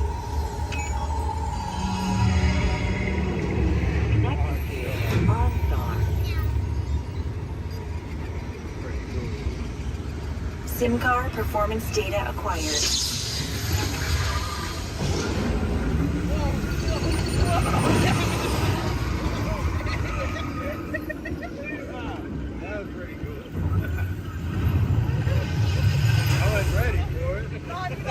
Let's see how your designs hold up now.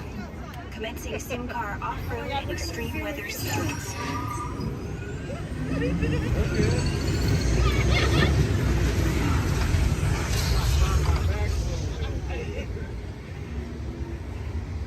Capability test results displayed and verified.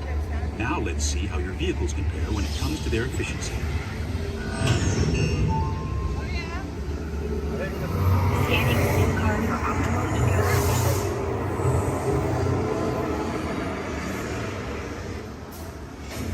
Engaging eco-scan for aerodynamic efficiency.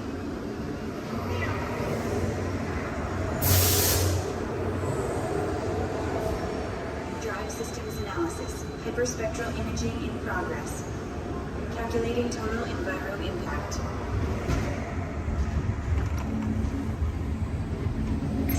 Commencing responsiveness test.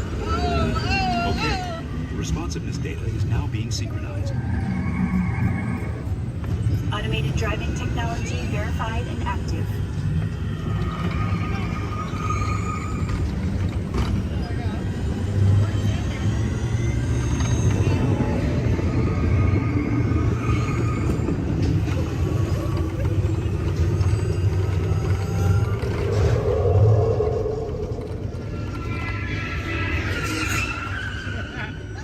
Automated crash avoidance technology disengaged.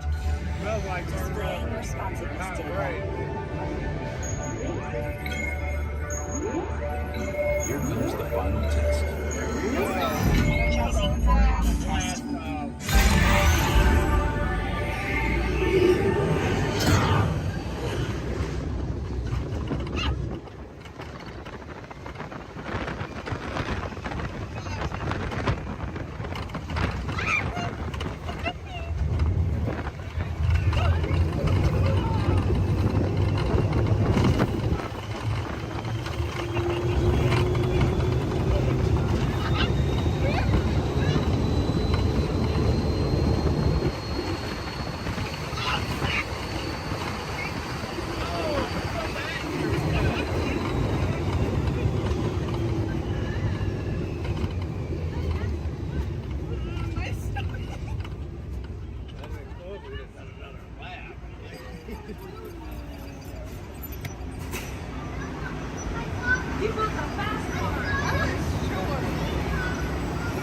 Displaying power test results. SimTrack performance testing complete. This concludes your performance testing. You'll be able to see how your Chevrolet custom concept vehicle designs compare with the sim car after you disembark.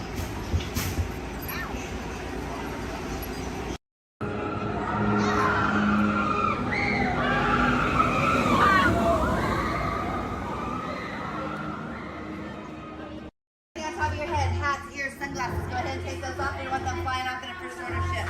Who knows what they would do with them, but they're not going to give them back. This is R5. It's going to help get you guys out of here. We're just waiting for a transmission from Finn.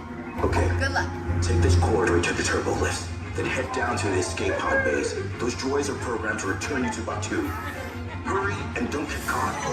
Lieutenant Beck will guide you. Recruits, for your safety, stay seated with seatbelts securely fastened. Keep hands, arms, feet, and legs inside the transport and supervise your children.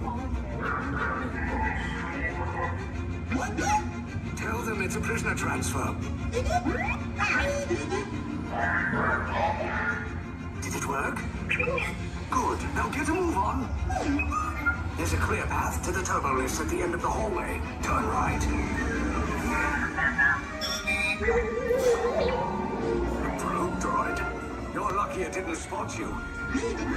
Take those turbo lifts and stay out of trouble. Hey, you're not authorized. Wait, go to the prison.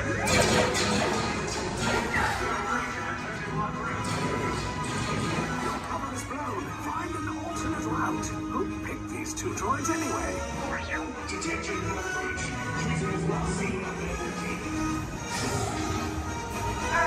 Fire!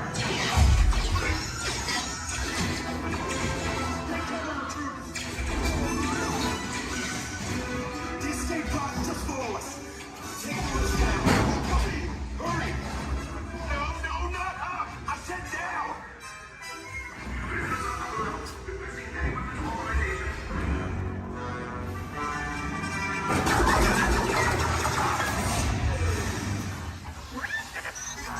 This does not look good. Try to find another way down to the escape pods. The Resistance will attempt to rescue the prisoners. They have neither the resources nor the courage to engage us. You underestimate their conviction. Raise the shields! Shields? I see no evidence. Now! Sound the alarm! All personnel to their stations! Sir, the prisoners have escaped. How brave, but ultimately hopeless. There's nowhere to run.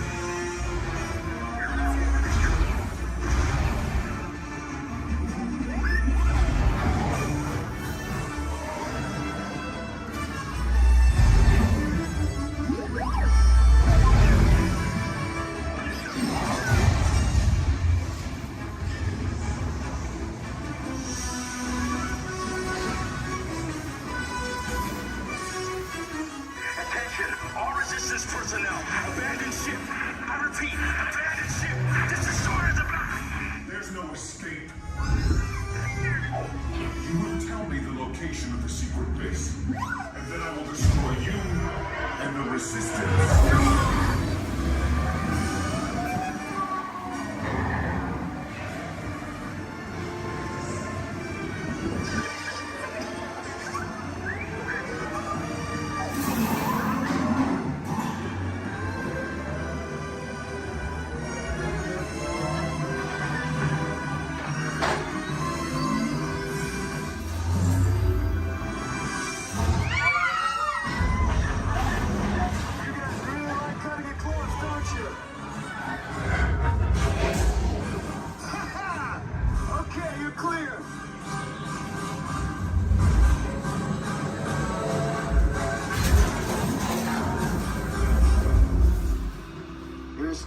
Came in a little off target.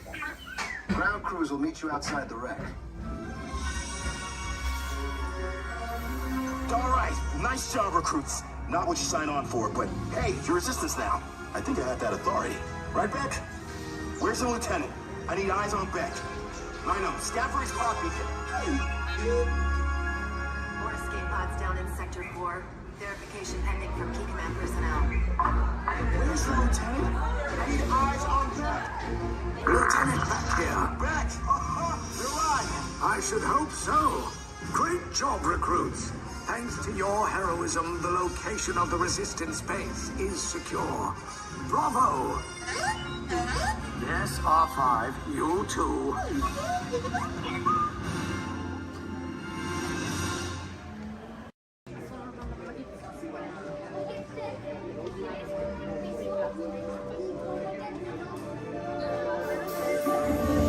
I see we have new visitors.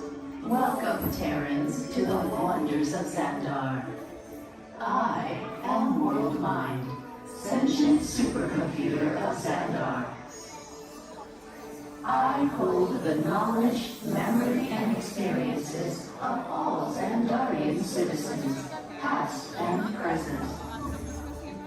This gives me extensive knowledge, yet I am constantly learning, and I am now learning about you and your planet, Terra.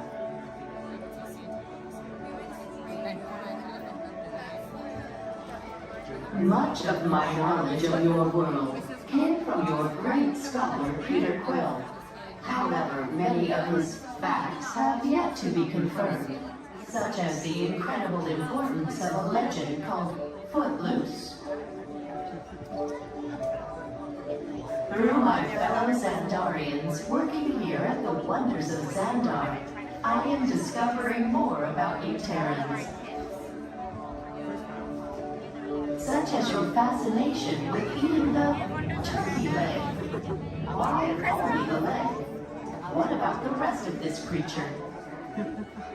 We are eager to learn the answers to these questions and so much more about your world. In return, we Xandarians hope to share with you more about ours. Although Xandar is 2.537 million light years away from your planet Terra, our worlds are actually quite similar and began at precisely the same moment. We refer to this as time zero, before the existence of anything. Our worlds were born of a single point of matter and energy that blasted outward in what you Terrans refer to as the Big Bang. And from nothing came the beginning of everything.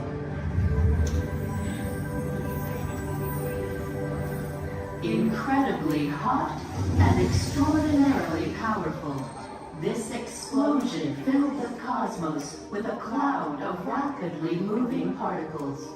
Over the next 100 million years, space continued to expand, and the particles cooled and slowed. As they coalesced into huge swirling clouds, gravity pulled them into larger, denser clusters. At the heart of these clusters, the temperature rose, and the particles were compressed so tightly they fused, releasing enormous amounts of heat and light. This is how the very first stars in our shared universe were born.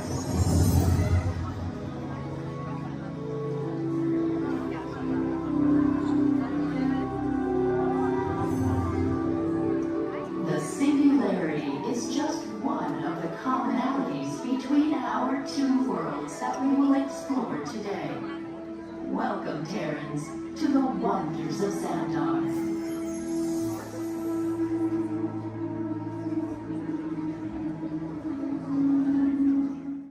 We recently learned that your Terran visionary, Walt Disney, had a similar goal in mind with his early concepts for the experimental prototype Community of Tomorrow. Years now, Peter Quill, what do you have to say about this? You know, I guess, I mean, it was really a group effort to execute my plan. Thank you, Laura. The Great Lady, I would love to hear more about how Terra was chosen for this Wonders of Xandar tour. Well, that was totally my idea. And Epcot, too, because I love that place. It's awesome. I went there as a kid, and I cannot wait to get to go back and ride. I forgot this, man. Also want to see the energy, dinosaurs, and of course, hear the veggie fruit. It's the best. Okay, well, I'm sure it will be wonderful for you to relive all of those memories again. That's us. And it's thanks to Guardians that Xandar is reaching out to other cultures across the galaxy.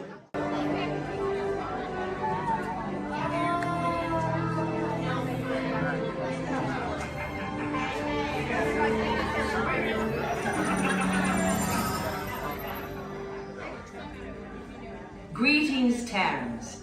I am Nova Prime Irani Rayal, Commander of the Nova Corps. On behalf of all Xandarians, I hope you have enjoyed exploring the wonders of Xandar. As you have seen, your world and ours were born of the same moment, one which you refer to as the Big Bang. As such, we are galactic neighbors in a vast universe which we and countless others share. For you to travel to Xandar would take 2.5 million years, assuming you had a ship that could fly at the speed of light. So we decided to come to you.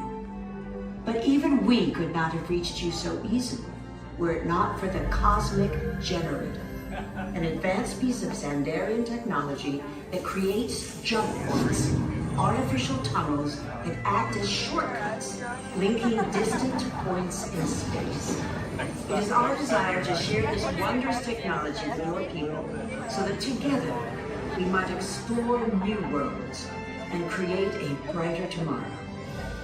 And now, as the culmination of the wonders of Xandar, you will be teleported to a Nova ship above your planet for a demonstration of the Cosmic Generator. I trust you will find it an unforgettable experience.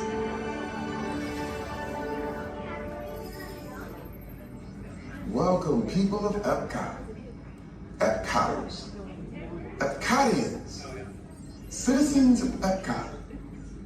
Does anyone know what they call themselves? What? Someone needs to tell me when I'm on. Welcome, Epcot-tarians. I am Centurion Tal Merrick, and we're just about ready to teleport you up to the ship for the demonstration. As you're about to enter a secure Nova area, I must ask you to put away your Terran communication devices at this time. Recording of any type is strictly prohibited. I am very serious about this. Now, please step forward into the chamber. You're gonna love this. You're on! That was the best. That was like probably highlight. You're on! Someone get that guy back. I should warn you that we have never teleported Terrans before. But since your molecular structure is very similar to Xandarians, it should work. It'll work. So long as you are standing inside the lighted ring. You do not want to know what happened last time someone did not stand where I told them to, okay? Stand by for teleportation. Here we go.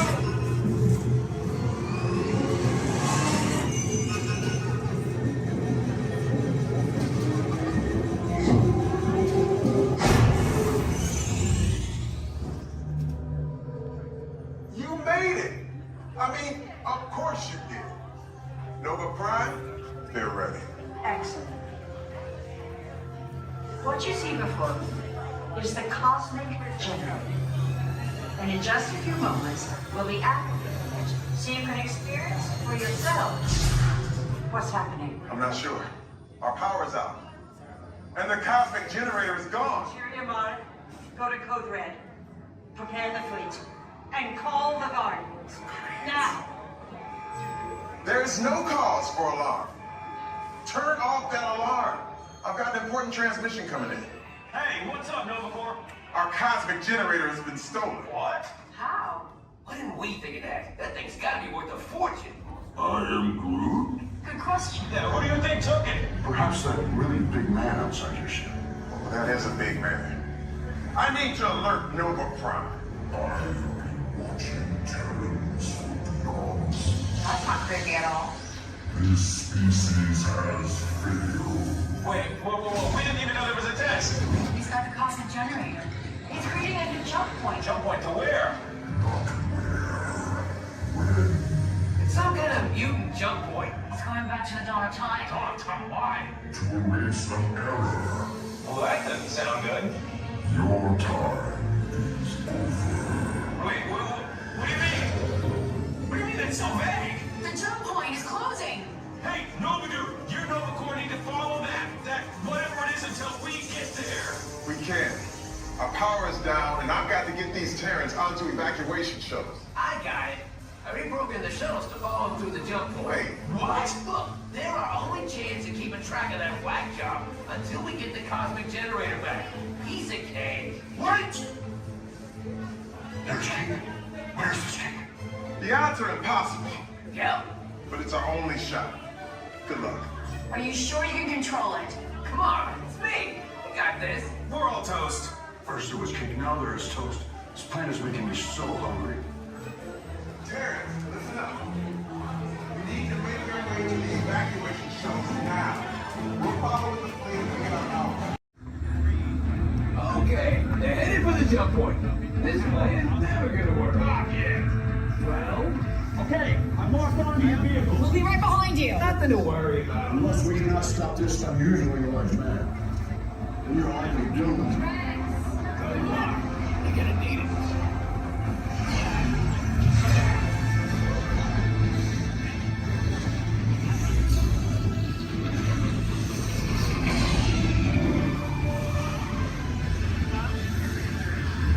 Supposed to follow me.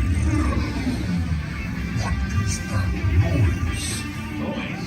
No one's gonna stop rock and roll from existing. What have we done? What have we done? I think we jumped back.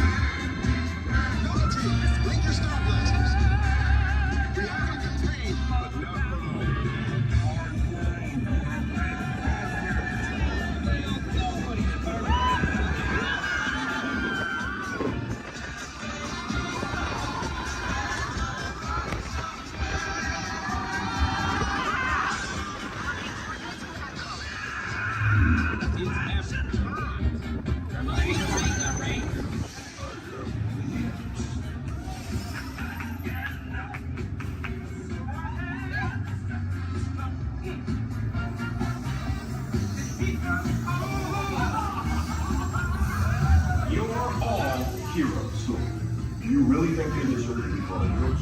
Do you see how they dress? It's just a figure of speech, Drax. You are lying to them. Now I understand. Welcome to the Guardians of the Galaxy.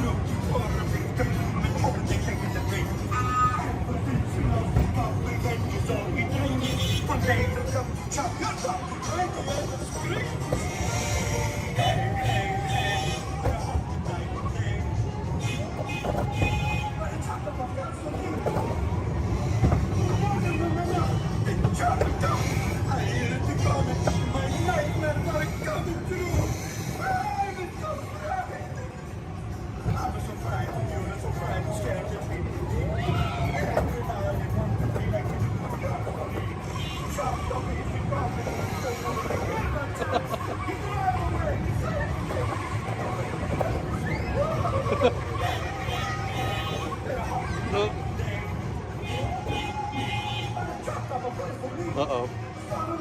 Wow!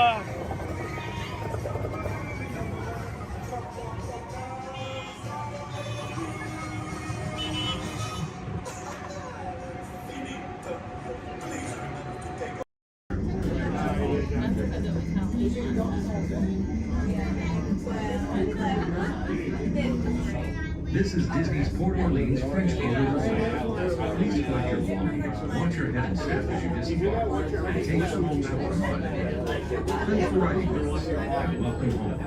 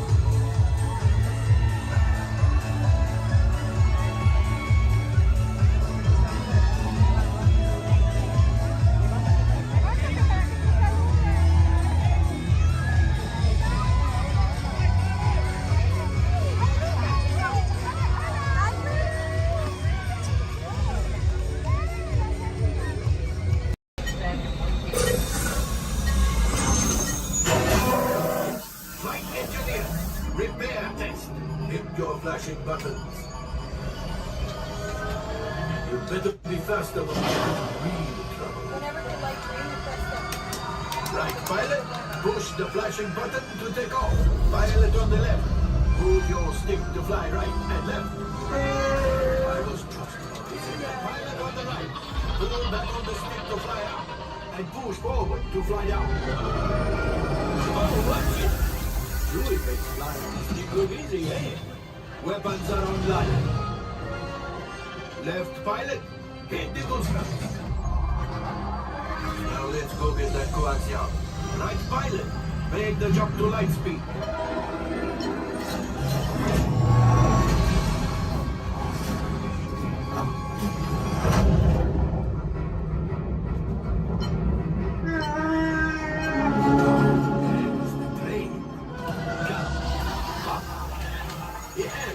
Yes, keep shooting. You've not got to us. Take evasive action.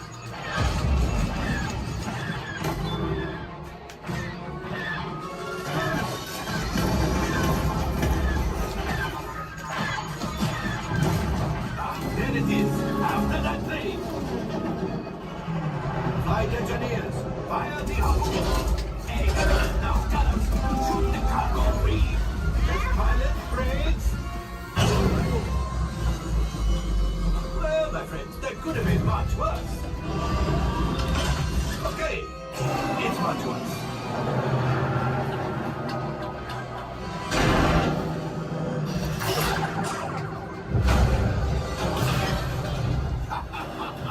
Yes, you got one. Excellent, my friends. All right, ship.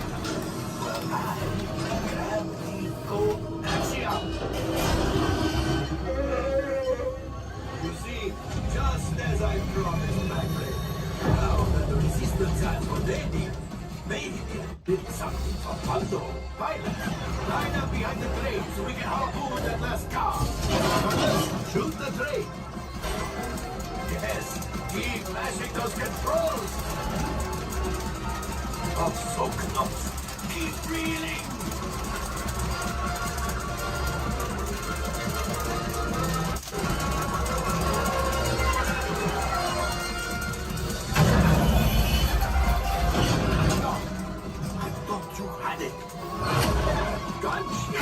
Oh, that's ridiculous.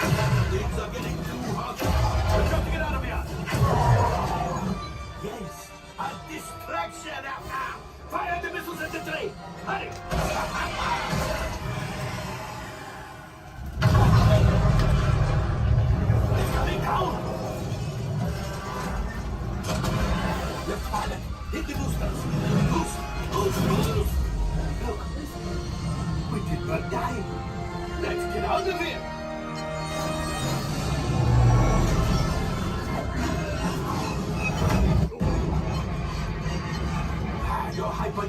failed. Pilots, erase manuals. We've got company. True is right. If we need them back, they may find the resistance. He's the last. Finish. Watch out! Oh, that's going to be hard. Great job, my friend. You retrieved one container of coaxium. This would greatly help the resistance. You will heard the First Order and made Chewie proud. Now, after my modest profit, your cut minus what you owe me for damaging the Falcon is, hey, not bad.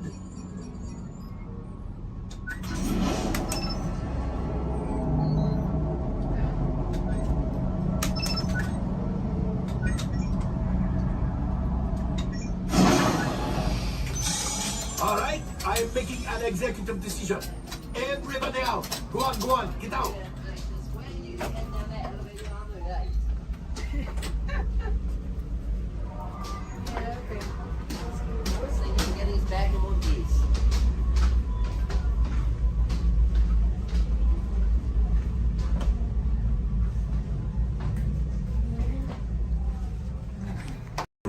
Good luck to you all. You might need it.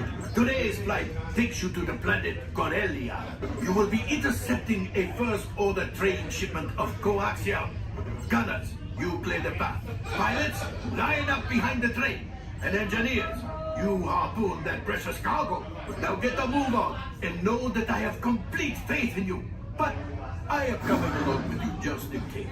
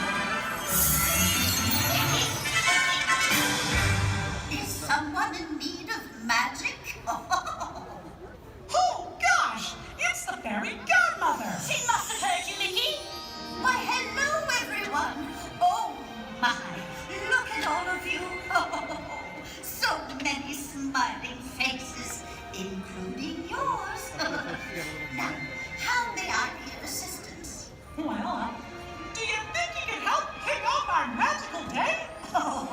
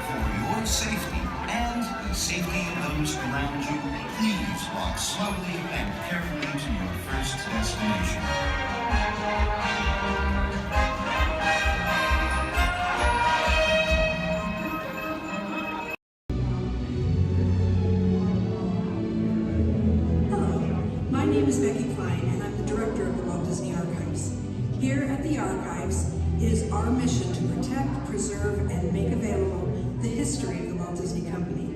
So in celebration of 100 years of Disney magic and entertainment, it is my honor to welcome you to Disney 100, the exhibition. This very special exhibition will travel the world for 5 years in 2 units, one in North America and one in international locations.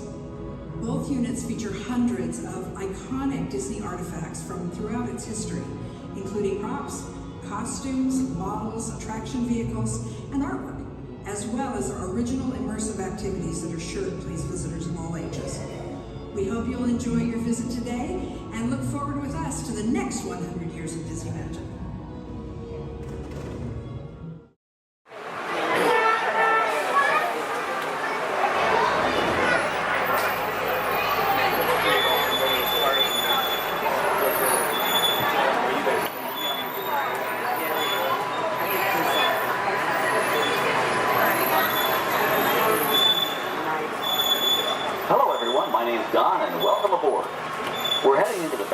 Disney's Hollywood Studios.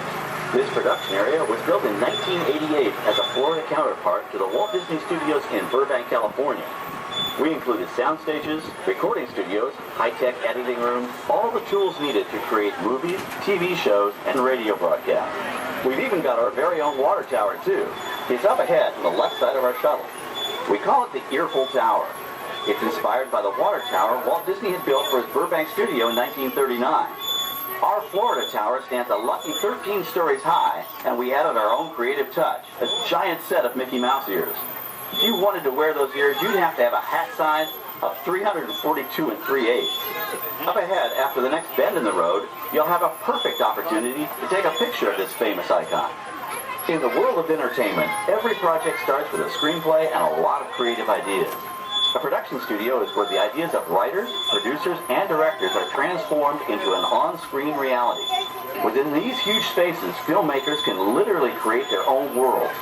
Our Florida sound stages are soundproof, weatherproof, and most importantly, air-conditioned, all vitally important for the cast, crew, and equipment. Many of the crafts needed for filmmaking are located right here on the lot. On the left, we have our own greens department. It grows flowers, trees, shrubs, and topiaries. A few well-placed plants can cover up empty spots in the set and add a touch of natural beauty to a scene. On the right are 2 of the aircraft from the 2001 blockbuster hit Pearl Harbor. These exact full-scale replicas of P-40 fighters were used in the special effect fight sequences. Of course, many of the planes we saw flying through the aerial battles or sitting on the ground weren't real at all. They were created entirely within a computer. Oh, keep your cameras focused to the right. We're coming up on that perfect angle of the Earful Tower I told you about. It's a true masterpiece.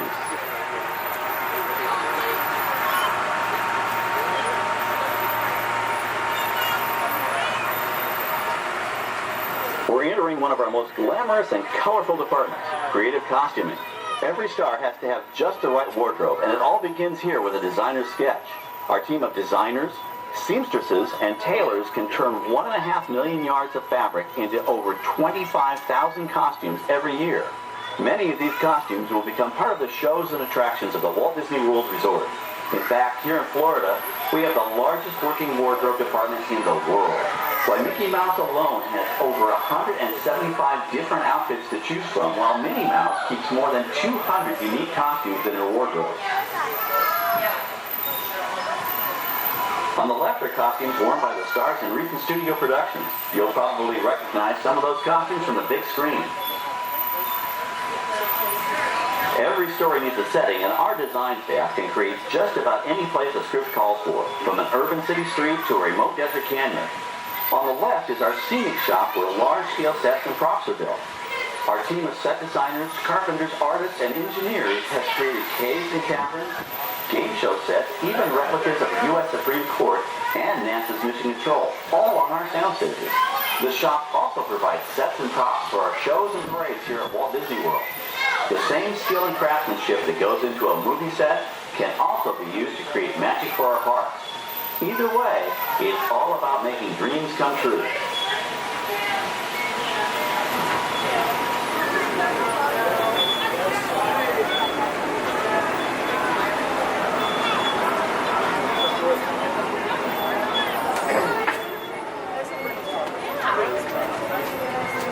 Now we're entering a zone we call the Boneyard.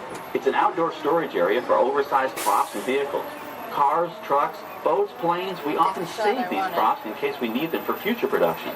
In this backlot collection, you may find real working vehicles, non-working mock-ups, and even large-scale miniatures used in special effects shots. Large-scale models create a more convincing illusion on camera. We even place small cutout passengers in the windows of the plane.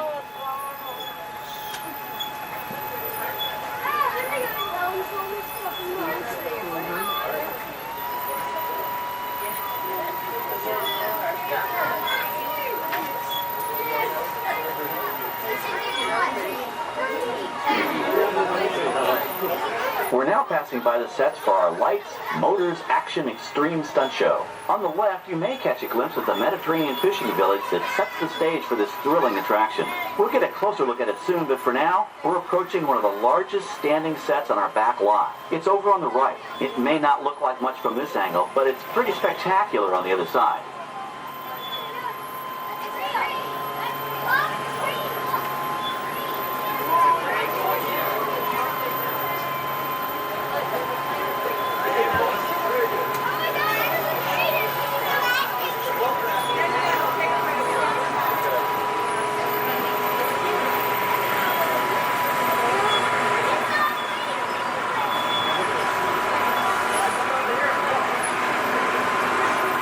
This is great, folks. The production crew has just given us clearance to enter the set.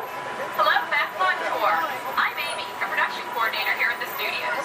I can see your shuttle heading toward our canyon set. I've given your driver permission to come in and take a look around.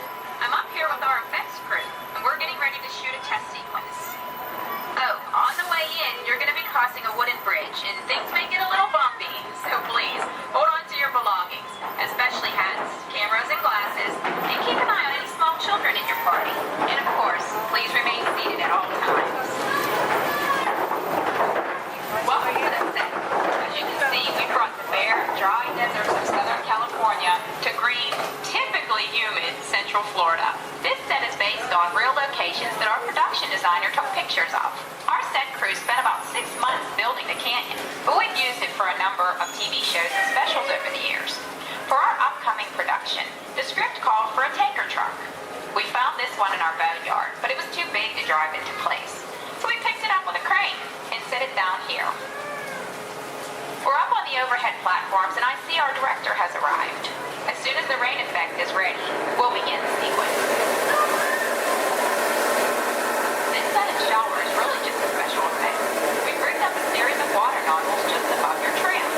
The water sprays in a crisscross pattern to create a sense of depth.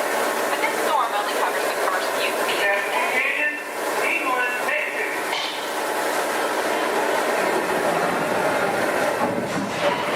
Okay, it's showtime. Everybody stay seated. Hang on to your belongings and watch your children.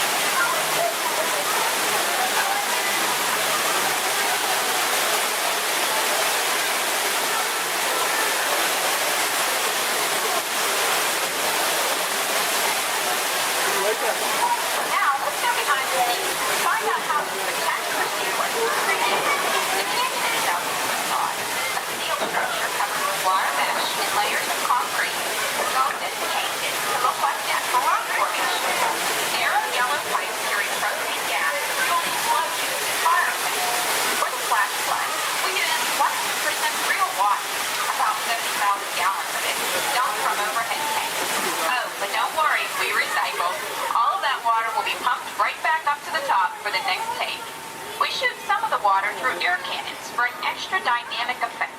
Those air cannons are powerful enough to shoot a basketball over the top of a skyscraper the size of the Empire State Building. To top it off, our shuttle was sitting on hydraulic shaker tables.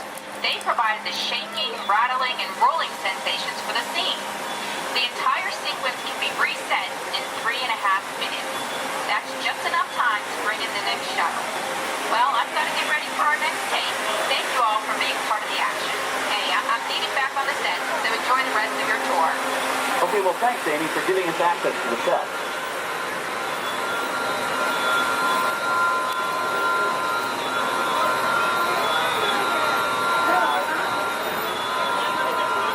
On the right, we have an authentic piece of Disney history. That Gulfstream 1 was known at airports across the country as November 234 Mickey Mouse, but we just call it the Mouse. In 1964, Walt Disney and his hand-picked team used this plane to scout locations for what he called the Florida Project. Soon, they secretly began purchasing thousands of acres of land, which became the Walt Disney World Resort in 1971. During the creation of the resort and later Epcot, the Mouse shuttled studio executives and Imagineers between Burbank and Orlando, making it the most used executive aircraft in the country. Appropriately, the Mouse retired here in 1992. As Walt used to say, it was all started by a mouse. In this case, the 234 Mickey Mouse. On our right, we once again sweep past the magnificent Mediterranean village of our lights, motors, action extreme stunt show. This high-octane attraction is based on the hit show from the Walt Disney Studios Park in France. In this action-packed production, you'll feel like you're right there on the set during the filming of a spy thriller, complete with custom-built cars, motorcycles, even jet skis. You'll experience the split-second timing, coordinated driving, and fiery special effects that make action movies a real blast.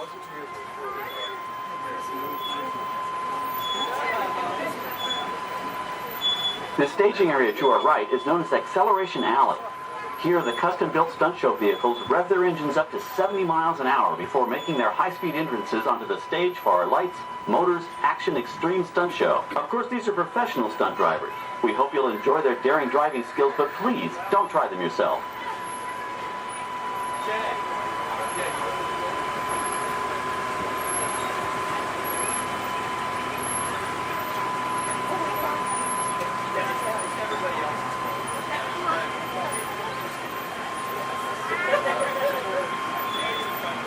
On the left, we've reached our second boneyard with more historic props and vehicles. When we reuse older props in a new production, they're often refitted with custom parts and given a whole new color scheme. You might not even recognize them the next time you see them on screen. For instance, coming up is our friend Herbie the Love Bug. He went through a special demolition derby makeover. Those dents and dings were added on purpose, but he can be polished up as good as new for his next starring role.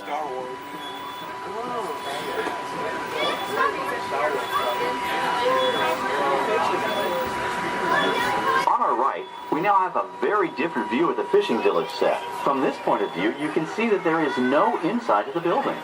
They are just false fronts or facades. In the movie business, set builders only create what the camera has to see. It's an old movie trick dating all the way back to the silent era. To add to the sense of realism and avoid the cost of set building, many of today's television shows and movies film on location in cities and towns across the U.S. But out in the real world, you've got to contend with noise, traffic, crowds, and various visual elements that may or may not belong in your film. Here on the backlot, we can avoid these problems because we created our very own flexible urban environment. Our Streets of America facades can stand in for a small town or a giant metropolis. As we come around the last corner on our route, you'll see the skyline of New York City in the distance. It's really a series of painted flats, expertly designed to fool the eye and the camera. We can dress and decorate these streets to look like any city we want, from Chicago to San Francisco. Depending on the choice of vehicles, props, and costumes, we can even turn back the clock and set our story in a different time. And what's more, these sets are built with Florida weather in mind. They're made to withstand 100-mile-an-hour winds. You're welcome to visit our Streets of America anytime during your visit today and get an up-close look at the skills of our set designers and builders. We've just about reached the end of our tour. Our final stop is the American Film Institute Showcase, where you can see the actual costumes and movie props used in some of Hollywood's most famous films. There are some pretty amazing items in there, so feel free to take all the time you like. Please stay seated until our tram comes to a complete stop and check around you for any personal items that may have fallen during our trip. Well, as they say in Hollywood, that's a wrap. Thanks for joining our Backlight Tour, and we hope you'll come back to visit us again soon. Alright, we're going to stop up here in just a moment. I'll open these doors. I want to X out through those blue automatic doors into the AFI Showcase tour. Now, sit back, relax, and enjoy living with the land. Con su seguridad, permanezca sentado con sus manos y brazos, pies y piernas dentro del banco y cuida los pequeñitos. A manera de recordatorio, no tomar fotos con flash y luz de video antes de llegar a Ninandero.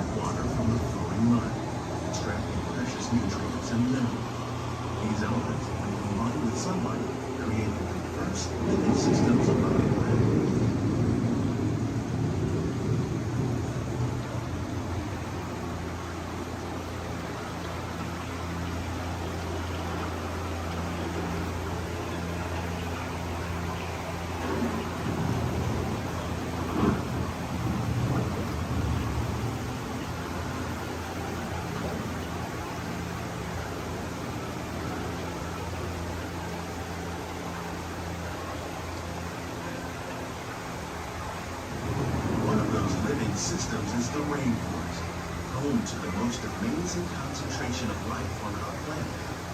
These dense and beautiful forests cover only a tiny portion of the Earth's surface, but they contain more than half of its plant and animal species. Rainforests are also extremely rich in productive living systems, providing us with oxygen, food, medicines, and other elements essential to our lives.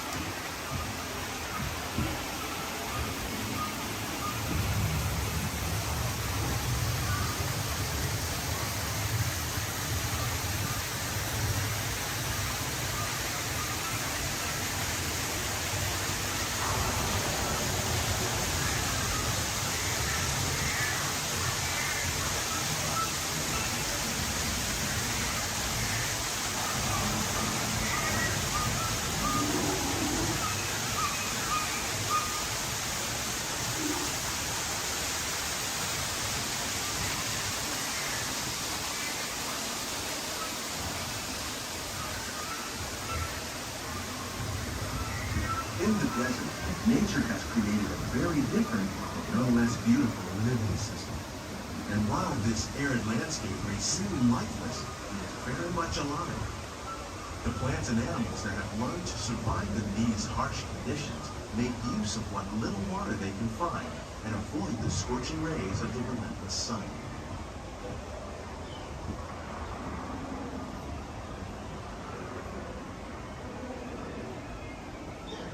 The American prairie once appeared as desolate as the desert, but over time, rainwater and nutrients gradually penetrated the hard surface of this land.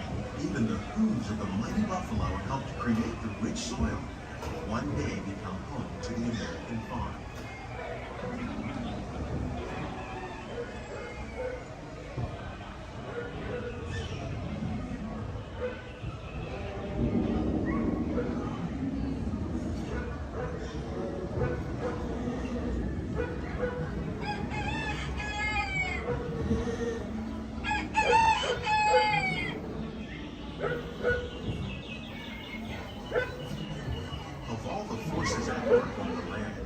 humans have had one of the most profound effects.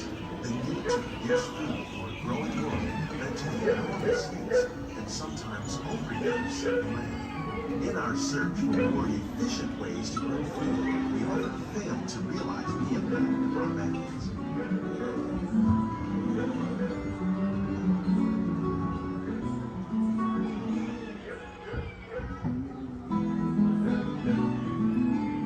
Today, we're learning to live with the land, discovering better ways to grow food that will ensure both human and environmental well-being.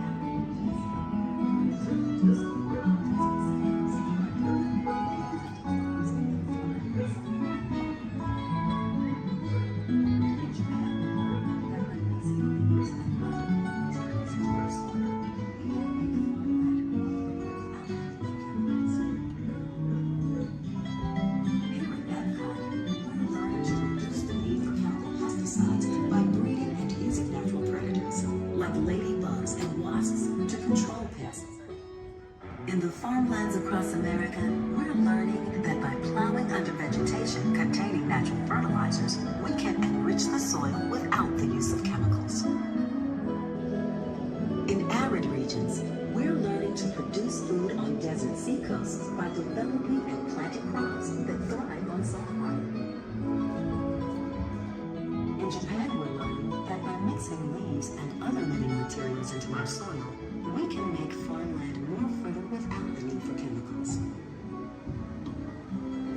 Here at Epcot, we're learning to reduce the need for chemicals. How will we meet tomorrow's growing needs for food production, yet still respect the needs of the land? Some of the answers are being discovered just ahead. To help us maintain these carefully controlled ecosystems, and for your safety, please remain seated in your boat at all times.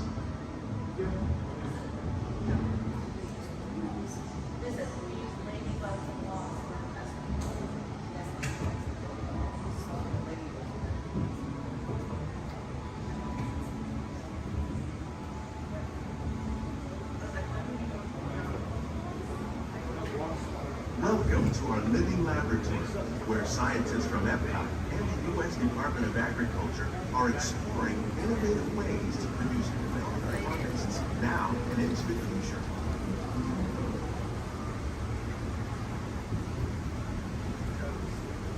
The tropics are home to the greatest diversity of plants on the planet.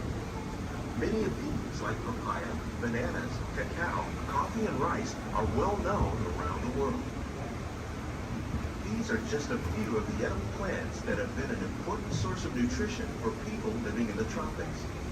Many are rich in vitamins and minerals, while others are well adapted to growing in less than ideal conditions.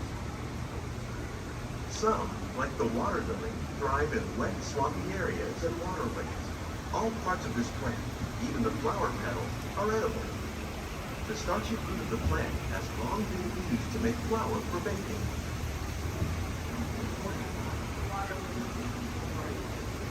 One day, many of these lesser-known tropical plants may be as important as the bananas growing on both sides of the boat. More than 28 million tons of bananas are eaten annually, making it the most popular fruit in the world.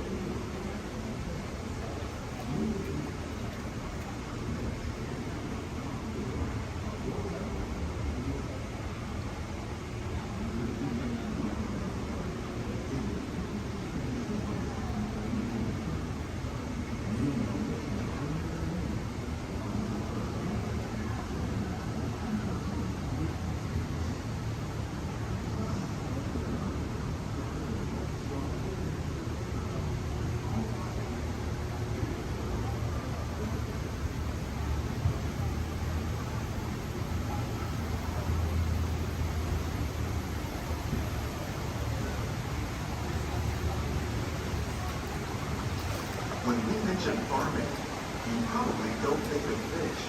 But fish farming, or aquaculture, accounts for nearly half of all the seafood consumed globally. Tilapia, bass, and catfish, like the ones you see here, are three of the more popular crops raised by fish farmers. The sustainable system we're using here recycles the water in the tanks. As a result, we're able to save millions of gallons each year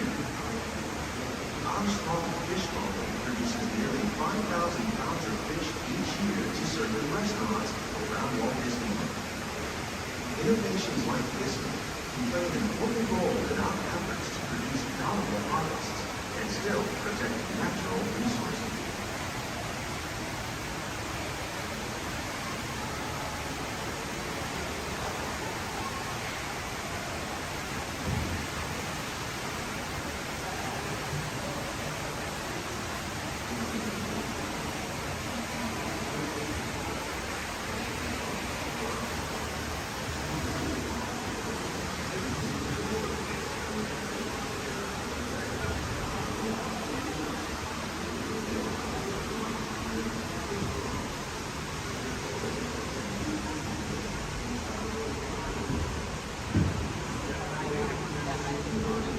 While there are more than 50,000 edible plant species in the world, most of us are only familiar with the handful that make up our everyday diet. The common grains growing here, maize, sorghum, and millet, plus rice, account for nearly 2/3 of our global food consumption. Learning how to increase yields of these staples is an important goal of research around the world.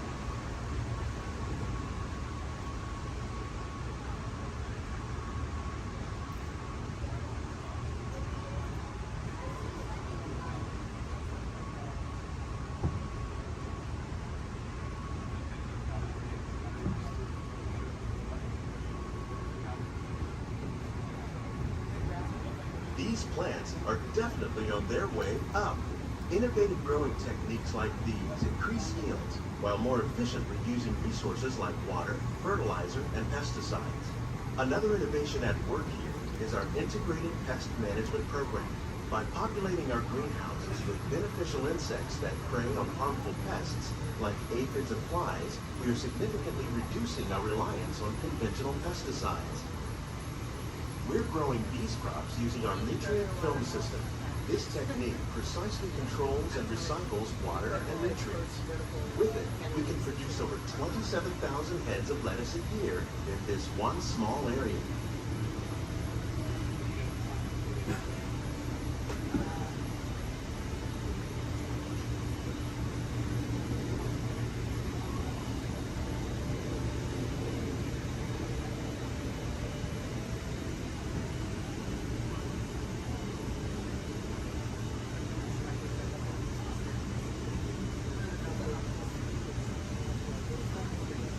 Some of our best ideas have been inspired by nature, like these fruit and vegetable trees. By growing these ground plants vertically, we can increase yields and better control diseases. These crops taste as good as they look. In fact, we serve more than 15 tons of produce from our greenhouses in restaurants here at the land every year.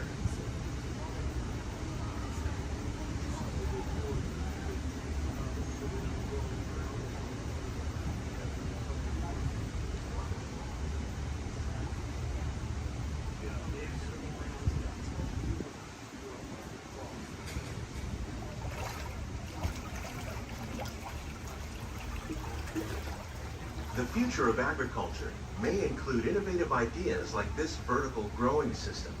Plants grown in this way use a fraction of the space required by traditional growing methods. That saves water and increases production.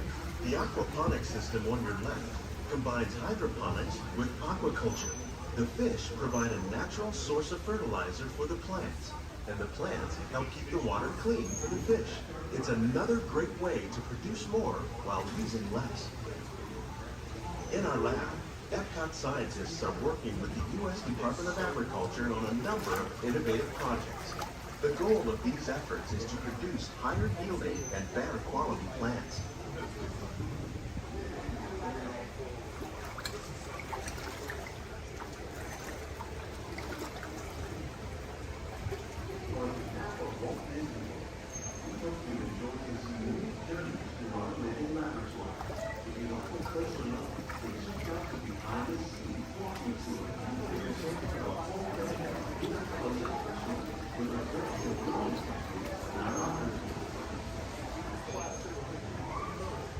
Please keep your hands and feet inside the boat and remain seated until the boat comes to a moving stop.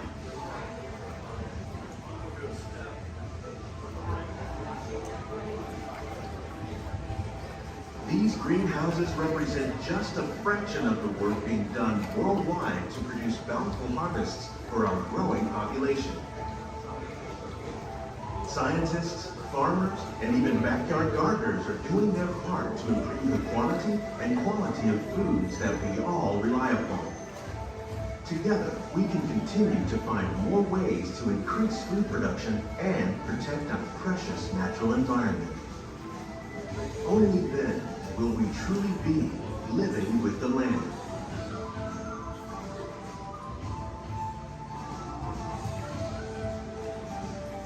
On behalf of Walt Disney World, we hope you've enjoyed this unique journey through our living laboratory. If you'd like a closer look, then check out the behind the scenes walking tour. It's a chance for the whole family to get up close and personal with the plants and growing techniques in our laboratory. Please keep your hands and feet inside the boat and remain seated until the boat comes to a big stop.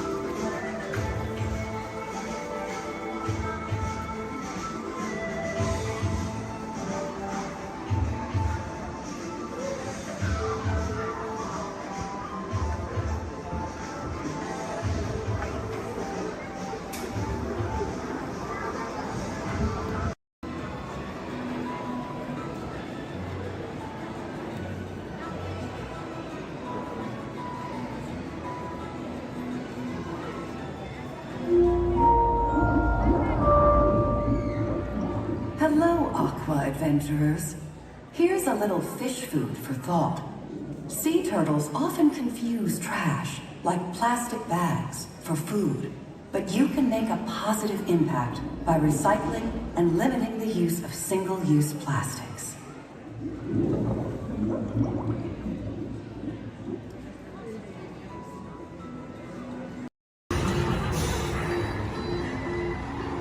Hang on.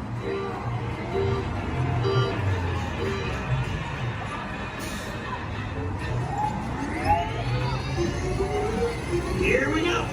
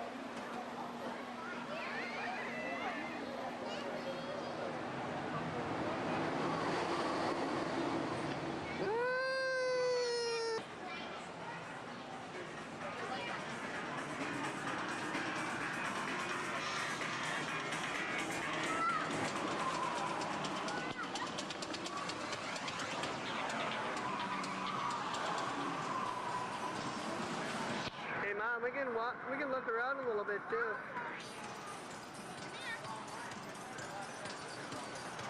One ahead. Stick them out.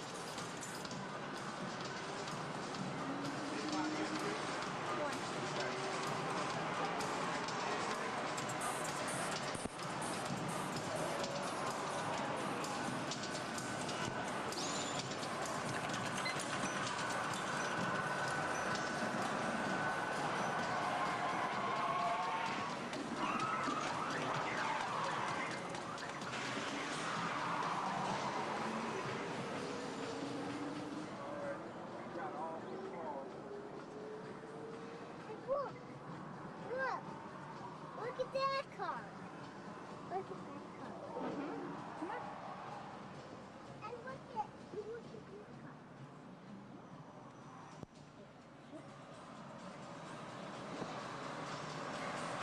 Let me go over here.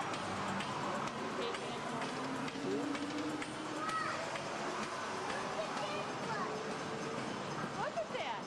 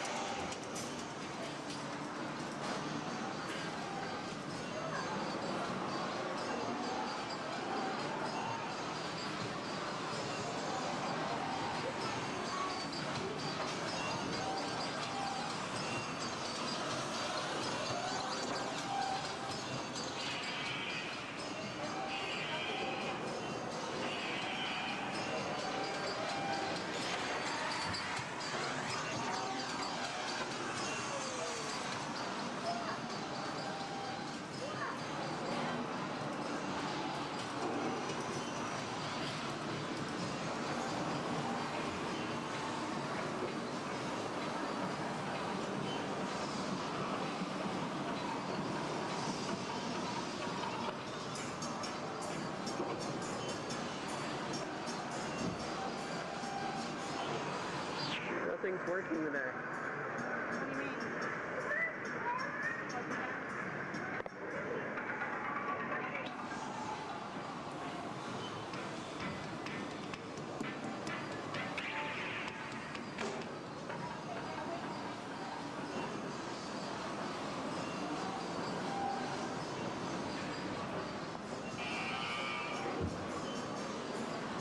Mom. Oh, look at, watch this.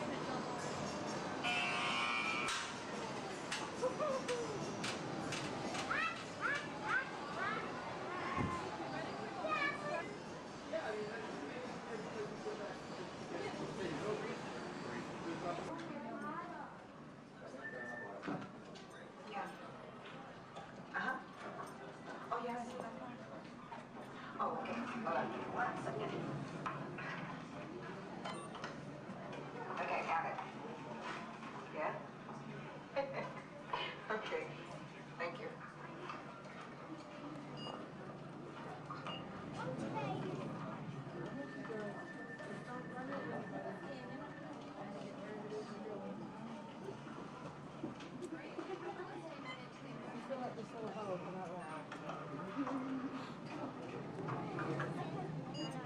Bill. Yeah. The next group's ready. Oh. Thanks. Hi, everybody. Welcome to the test track. My name is Bill McKim. I'm up here in the control center. In just a couple of minutes, you're going to be out there on that track. But first, let's put together your test schedule. These are the same kinds of tests that are run at GM test facilities all over the world. Let's put up the 26 8th grade. You got it. Okay, we're going to start you off on an accelerated hill climb. Now, these steep grades give us a chance to evaluate the effects of heat and stress on your engine and on the transmission. Twisted or blocks? Let's put up the blocks, German and Belgian. Next, your vehicle is going to go over a variety of rough road surfaces. These are designed to test the integrity of the suspension and the chassis. It's going to get a bit bumpy. Yeah. Next, you're going to see and feel what it's like when your brakes lock up and you lose control of the steering. Not such a good feeling, but hang in there because we're going to do the test one more time, this time with the ABS or the anti-lock brakes. Okay. All right. What's next? Let's do some environmental tests. Put up 2, 5, and 7. 7. Yeah, 7. Okay. After that, we're going to subject your vehicle to some extremes in temperature, as well as corrosive conditions, to see how it handles nature's worst. And finally, we'll take you out for some handling runs. Off-road or corner? Let's do the I'm going to send you through some hairpin turns, and then we'll take you out and do the high-speed loops. And depending on how your vehicle and you hold up, we'll even throw a few surprise tests in there. Surprise test? Yeah. Pick one. Red? No. If this whole routine seems a bit extreme, you're absolutely right. That's what a test track is all about. The cars you drive at home are made up of over 15,000 different parts, and every one of them has to pass the test under very extreme conditions before we ever let it off that test track and out onto the road. Now, as you can imagine, safety is a big concern of ours, so we're going to insist that you buckle up your safety belt securely. You'll be glad you did. Oh, we're ready. Oh, great. Well, Sherry says we're ready, so we'll see you out there on the test track. So please make sure your safety belts are securely fastened, as they always should be in your vehicle. We're clear for dispatch. Okay, let's move them up to the test area.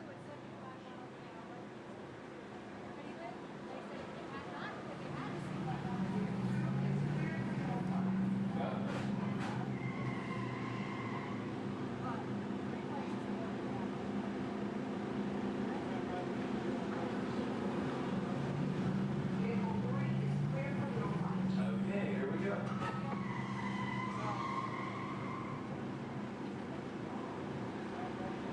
Mitchell? Vehicle 4 is clear for hill climb. Okay, here we go.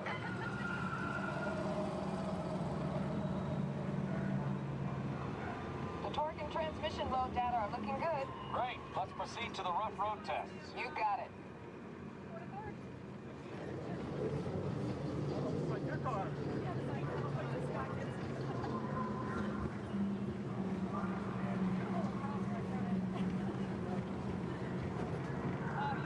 Okay, I'm going to take you right up to the cones, hit the brakes, and see if I can steer you through. Hold on. Braking now. Okay, we're back on track. Let's do that other sequence. Okay, let's try it again, this time with the anti-lock brakes. ABS reactivated. Braking.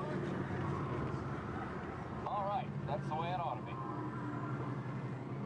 You see how ABS lets you keep control of the vehicle while braking?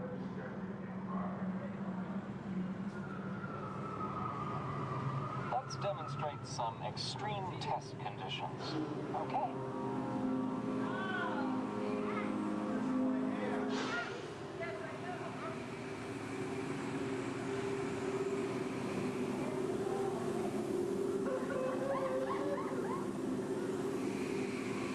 Did you remember to turn off those robots?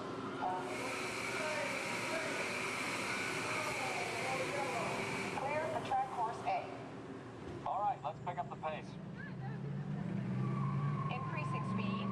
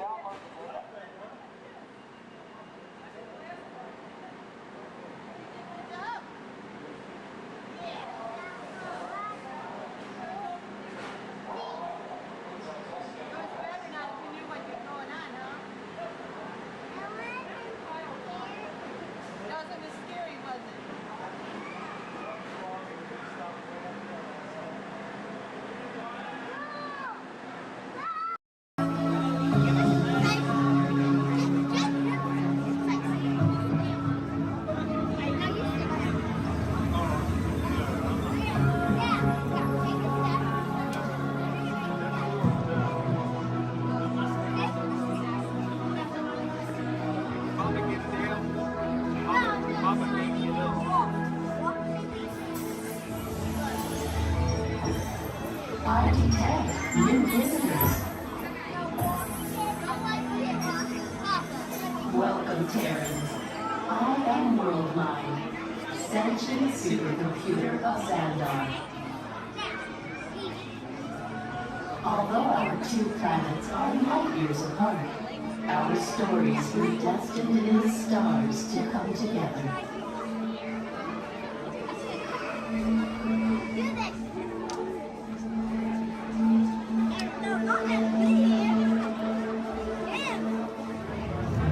The early stars of our cosmos were enormous, hundreds, even thousands of times larger and brighter than your Terran sun. Many of these stars grew hotter and denser until they exploded, creating new stars in a cycle that lasted more than 1 billion years.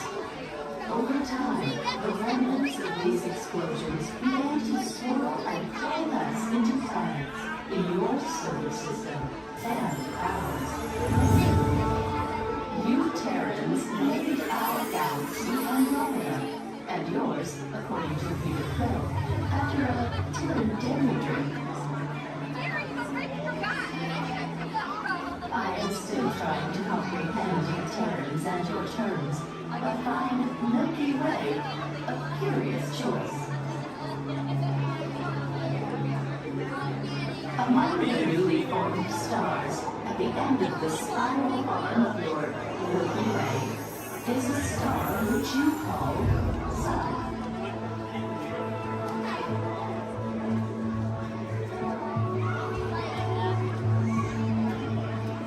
Our planet Xandar orbits around not one, but 3 stars plus suns.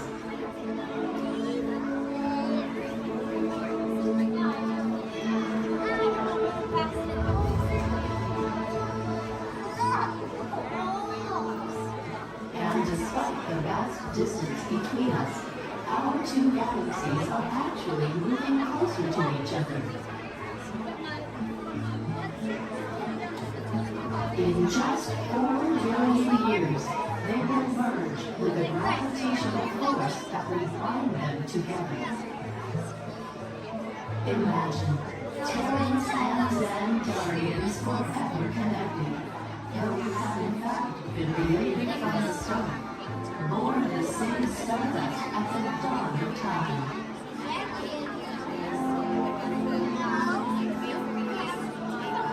There is still so much for us to discover together as we continue to explore the mysteries of our vast universe.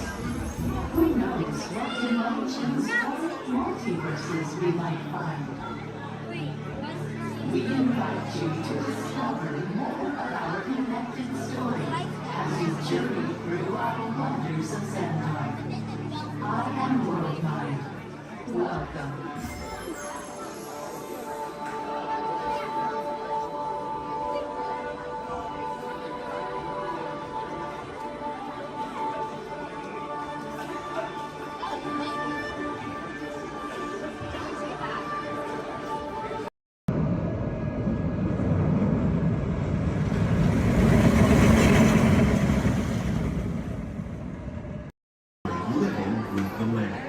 Por su seguridad, permanezca sentado con sus manos y brazos, pies y piernas dentro del banco y cuida los pequeñitos. A manera de recordatorio, no tomar fotos con flash y luz de video antes de llegar al nivel.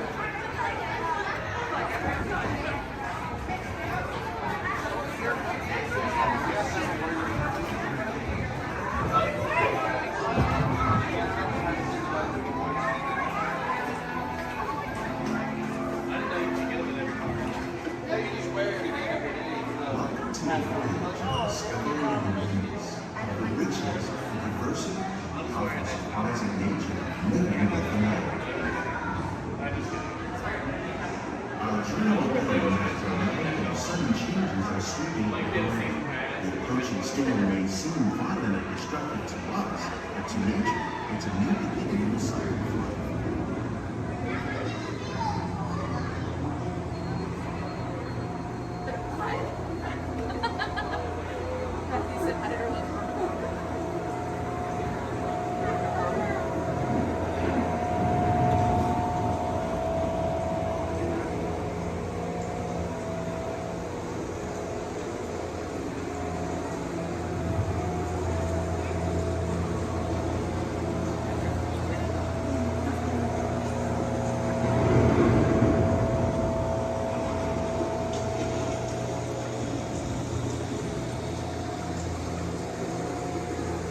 the surface of the lake, which trap water from the flowing mud, extracting precious nutrients and minerals. These elements, when combined with sunlight, create the diverse living systems of our planet.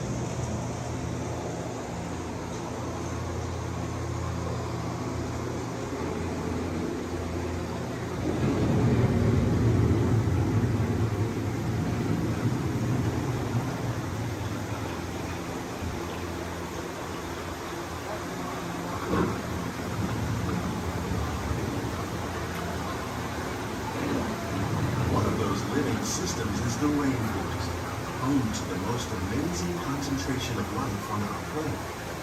These dense and beautiful forests cover only a tiny portion of the Earth's surface, but they contain more than half of its plant and animal species. Rainforests are also extremely rich in adaptive living systems, providing us with oxygen, food, medicines, and other elements essential to our lives.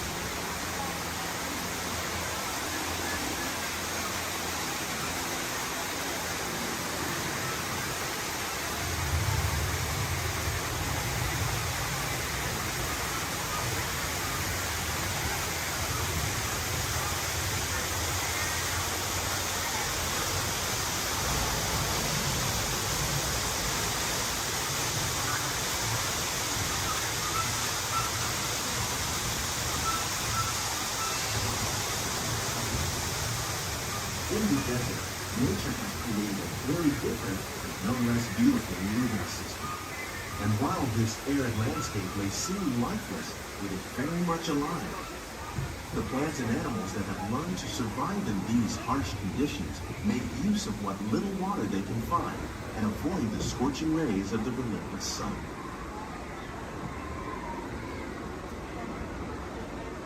The American prairie once appeared as desolate as the desert. But over time, rainwater and nutrients gradually penetrated the hard surface of this land. Even the hooves of the mighty buffalo helped create the rich soil, one day become home to the American farm.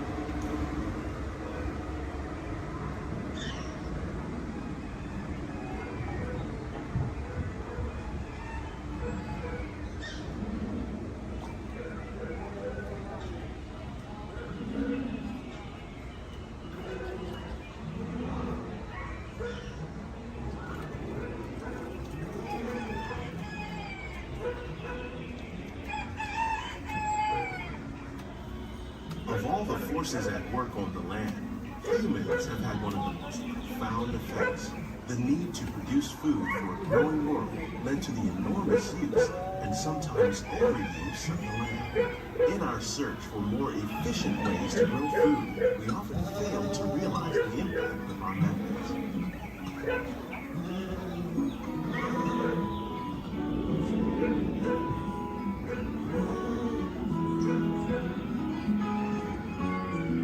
Today, we're learning to live with the land, discovering better ways to grow food that will assure both human and environmental well-being.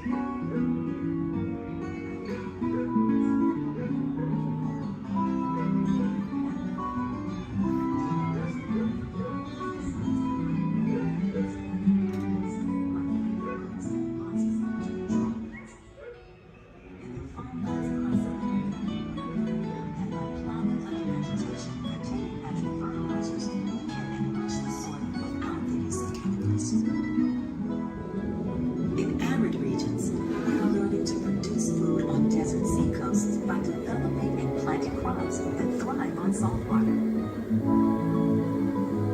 In Japan, we're learning that by mixing leaves and other living materials into our soil, we can make farmland more fertile without the need for chemicals. Here at Epcot, we're learning to reduce the need for chemical pesticides by breeding and using natural predators, like ladybugs and wasps, to control pests. How will we meet tomorrow's growing needs for food production, yet still respect the needs of the land? Some of the answers are being discovered just ahead. To help us maintain these carefully controlled ecosystems, and for your safety, please remain seated in your boat at all times.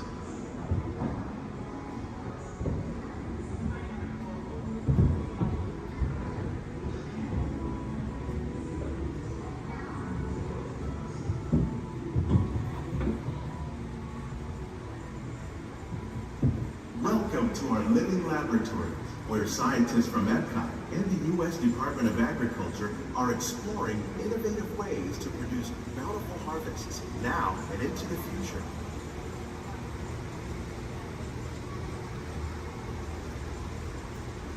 The tropics are home to the greatest diversity of plants on the planet. Many of these, like papaya, bananas, cacao, coffee, and rice, are well known around the world. These are just a few of the edible plants that have been an important source of nutrition for people living in the tropics. Many are rich in vitamins and minerals, while others are well adapted to growing in less than ideal conditions. Some, like the water lily, thrive in wet, swampy areas and waterways. All parts of this plant, even the flower petals, are edible. The starchy root of the plant has long been used to make flour for baking.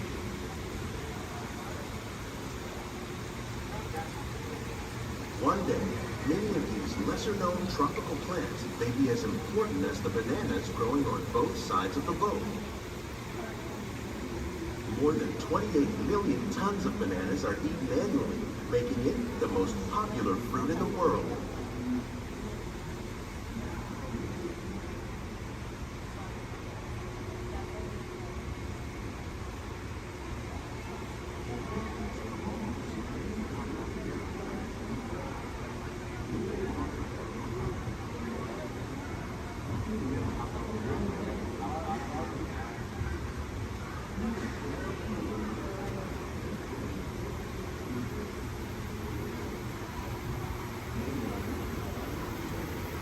When we mention farming, you probably don't think of fish.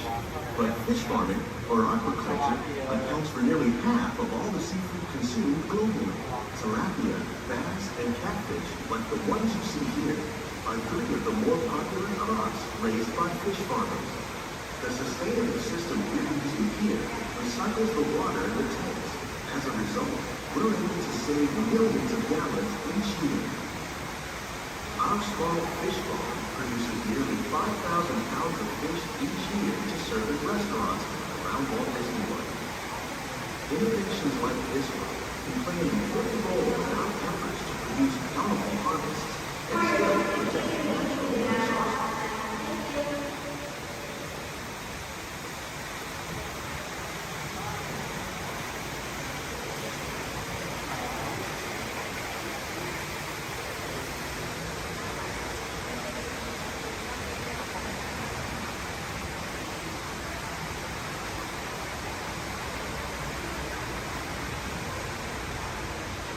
While there are more than 50,000 edible plant species in the world, most of us are only familiar with the handful that make up our everyday diet. The common grains growing here, maize, sorghum, and millet, plus rice, account for nearly 2/3 of our global food consumption. Learning how to increase yields of these staples is an important goal of research around the world.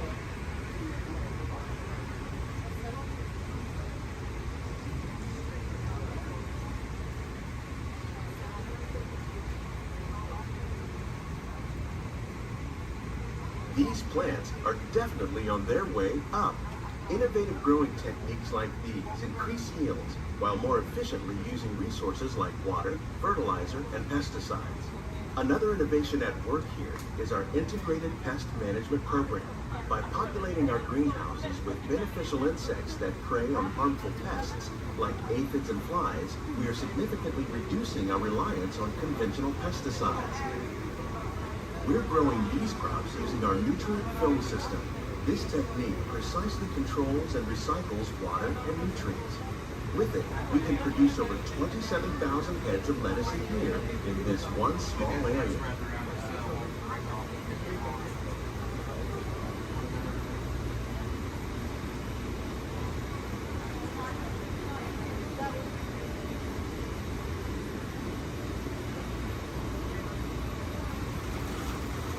Some of our best ideas have been inspired by nature, like these fruit and vegetable trees. By growing these ground plants vertically, we can increase yields and better control diseases. These crops taste as good as they look. In fact, We serve more than 15 tons of produce from our greenhouses in restaurants here at the land every year.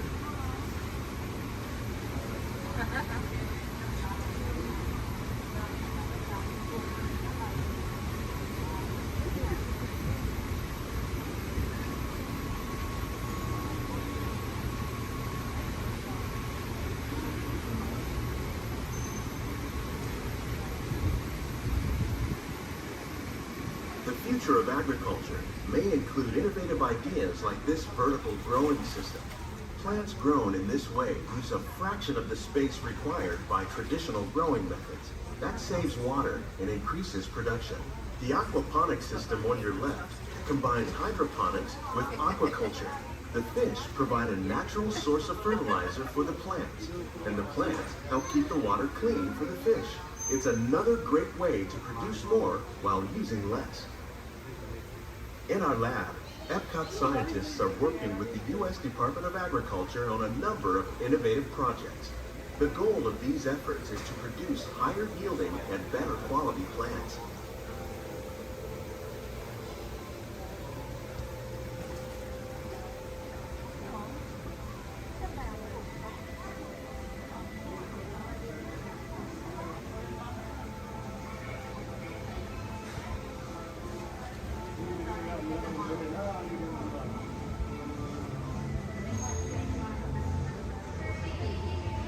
These greenhouses represent just a fraction of the work being done worldwide to produce bountiful harvests for our growing population. Scientists, farmers, and even backyard gardeners are doing their part to improve the quantity and quality of foods that we all rely upon. Together, we can continue to find more ways to increase food production and protect our precious natural environment. Only then will we truly be living with the land.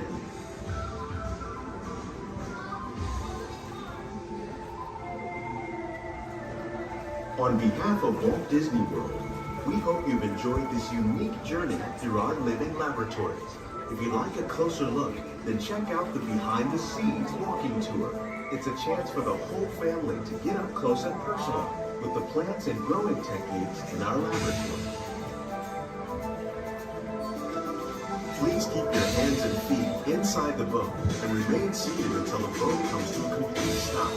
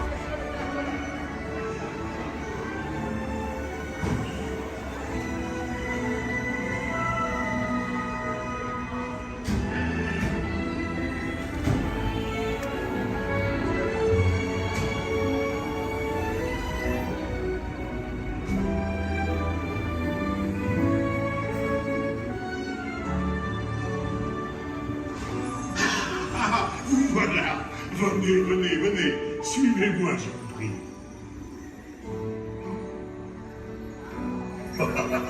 Chef Rami is waiting for you. This way.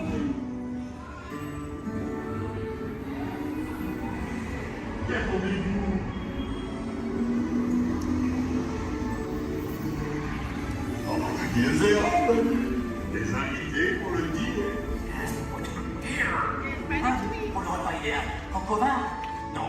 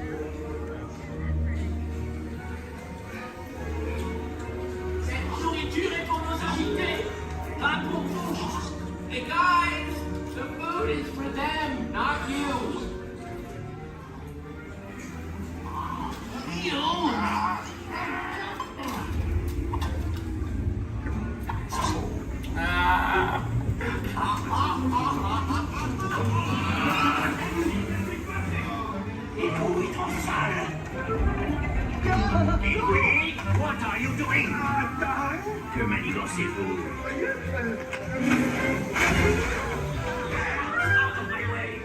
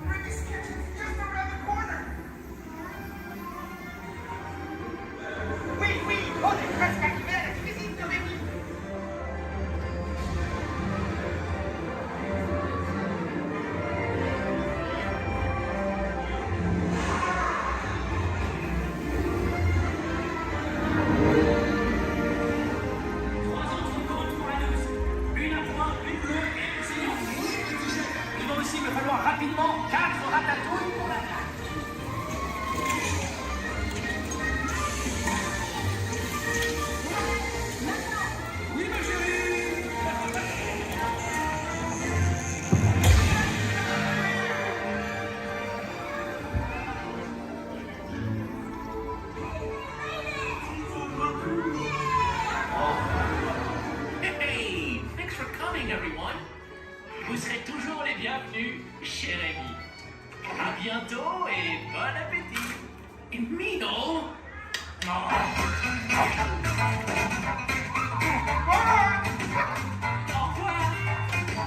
Never for you, like this way. You are always welcome at Bistro Chez Rémi. Au revoir.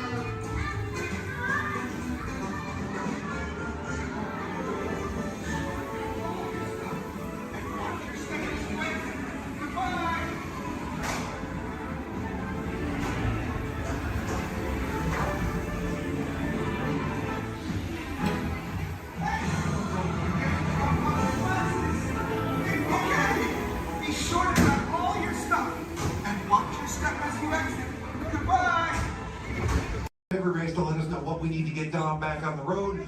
Spoiler alert, 9 times out of 10 it's either bodywork or a transmission. Guys, spread on over to this side, left side, left side. People on the left side, step forward, step on up, make a friend. Everybody here looks freshly laundered, okay? You'll be fine. Come on in, right this way, everybody. Keep on coming, folks in the hallway, let's go. I don't want to see anybody end up working on the transmission that doesn't know what they're doing. Come on in. Hey, oh, look at that, there's Mia. What's up, Mia? Hey Pat, I see our party goers have arrived. Yeah, they're still coming in, but say hey, everybody.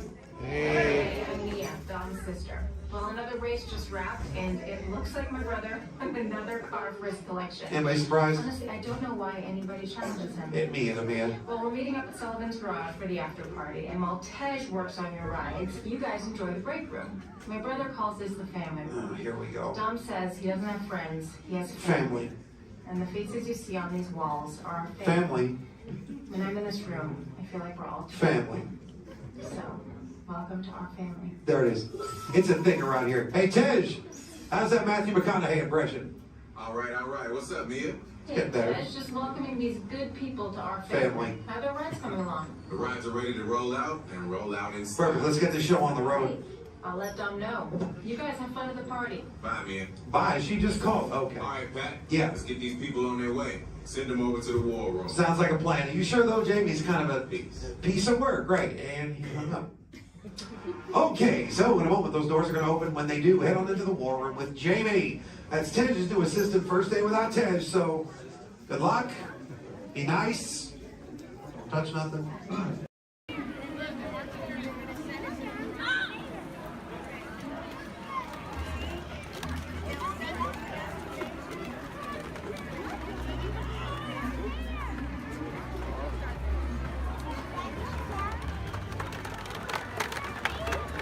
Bonfire! Yay!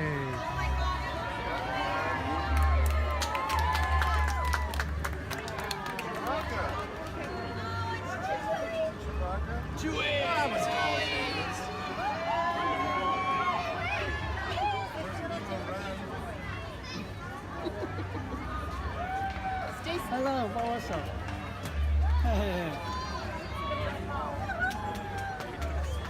Oh, 这谁啊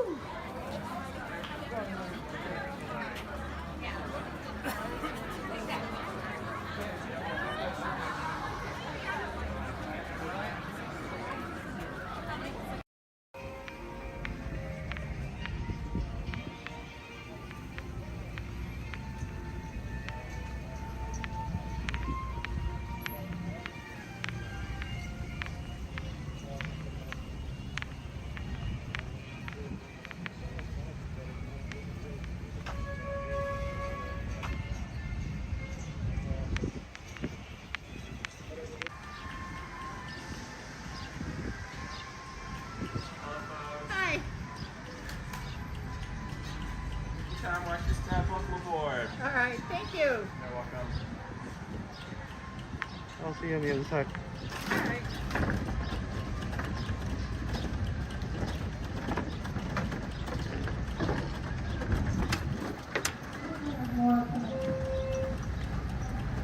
I believe there's some more coming.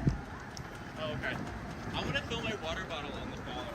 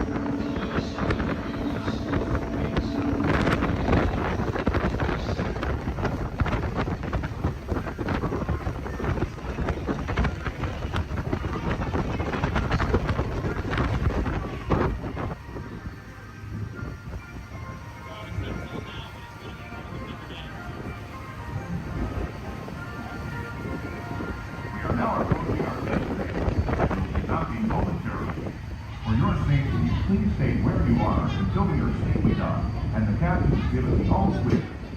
Because this is a free floating vessel, we do have a tendency to bounce around a bit during docking. If you are standing or sitting on the stairs, we ask that you please clear the stairway.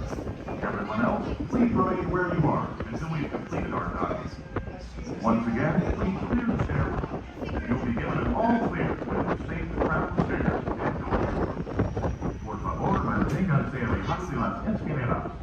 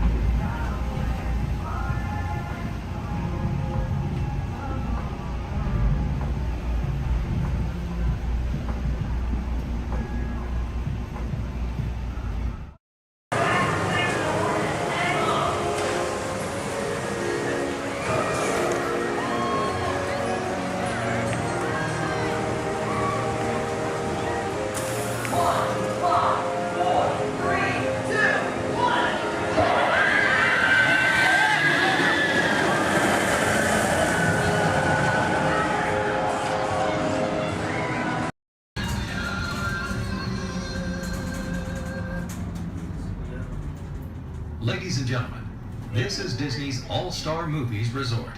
Please collect your belongings, watch your head and step as you disembark, and take small children by the hand. Thanks for riding with us, and welcome home.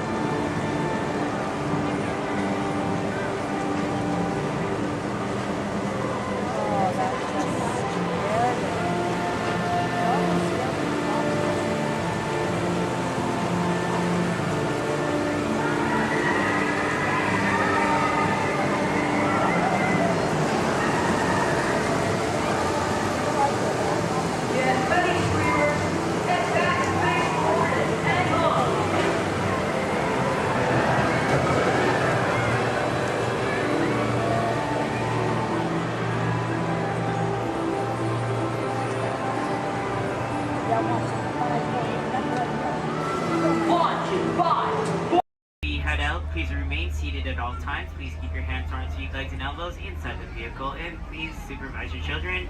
This is a one-way trip to Main Street, USA, and enjoy your ride.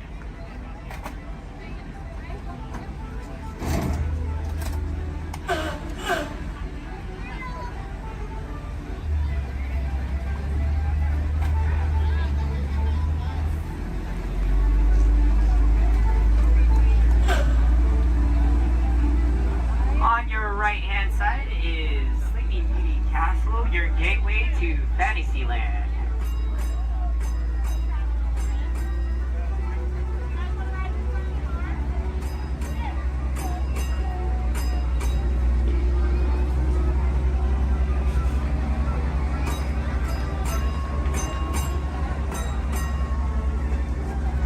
Coming up on your right-hand side is Frontierland and Adventureland. Beyond that, Critter Country, Darla Square, and Star Wars Galaxy's Edge.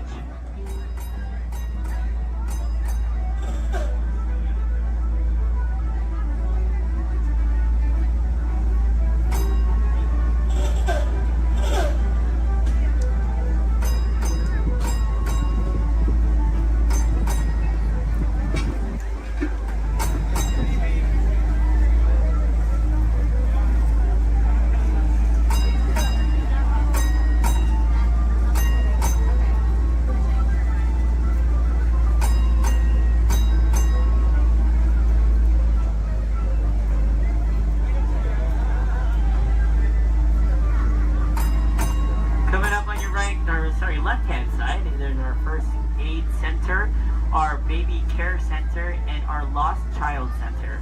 On your right-hand side, if you enjoy ragtime piano, we got some music going on over at the Coca-Cola Refreshment Center on your right.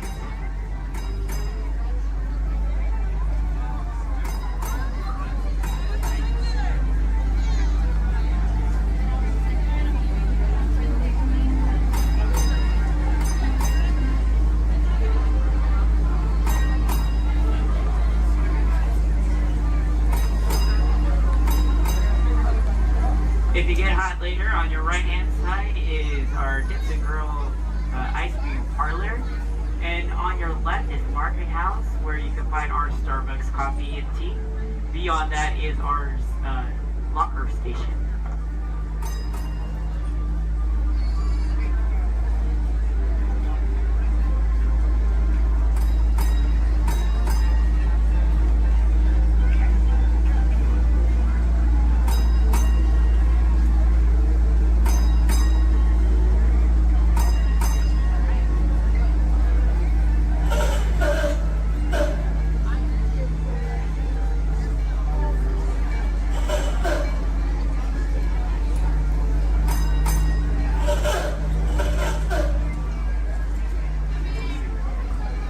Come to our final destination in front of Disneyland City Hall. Please remain seated until the bus has come to a full and complete stop. For those of you who are sitting in the top stairs, please watch your step as you exit the stairs and assist young children. And enjoy the rest of your day here in the Magic Kingdom. My name is Justin, and thank you for riding.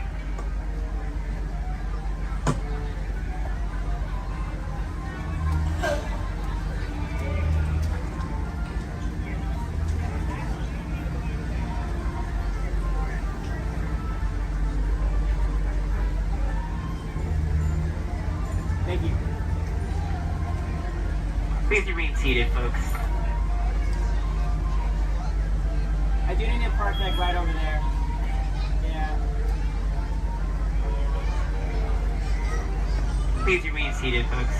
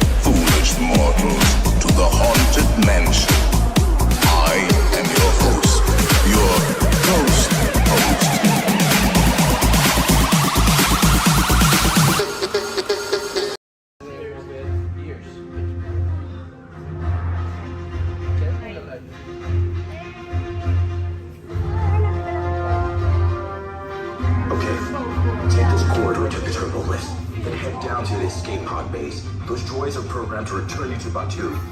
Hurry and don't get caught. Lieutenant Beck will guide you. Recruits, for your safety, stay seated with seatbelts securely fastened. Keep hands, arms, feet, and legs inside the transport and supervise your children. Tell them it's a prisoner transfer. Did it work? Good. Now get a move on. There's a clear path to the turbo lifts at the end of the hallway. Turn right.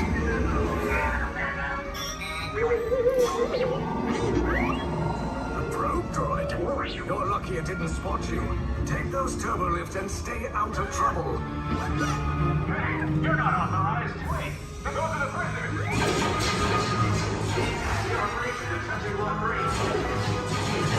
Cover is blown. Find an alternate route. Who picked these two droids anyway?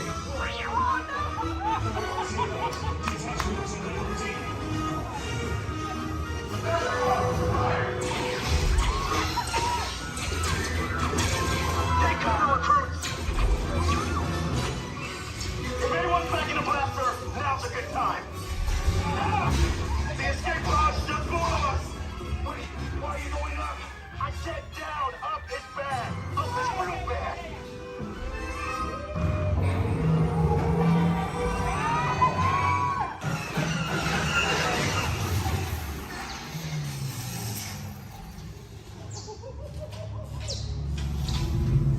The resistance will attempt to rescue the prisoners. They have neither the resources nor the courage to engage us. You underestimate their conviction. Raise the shields. Shields?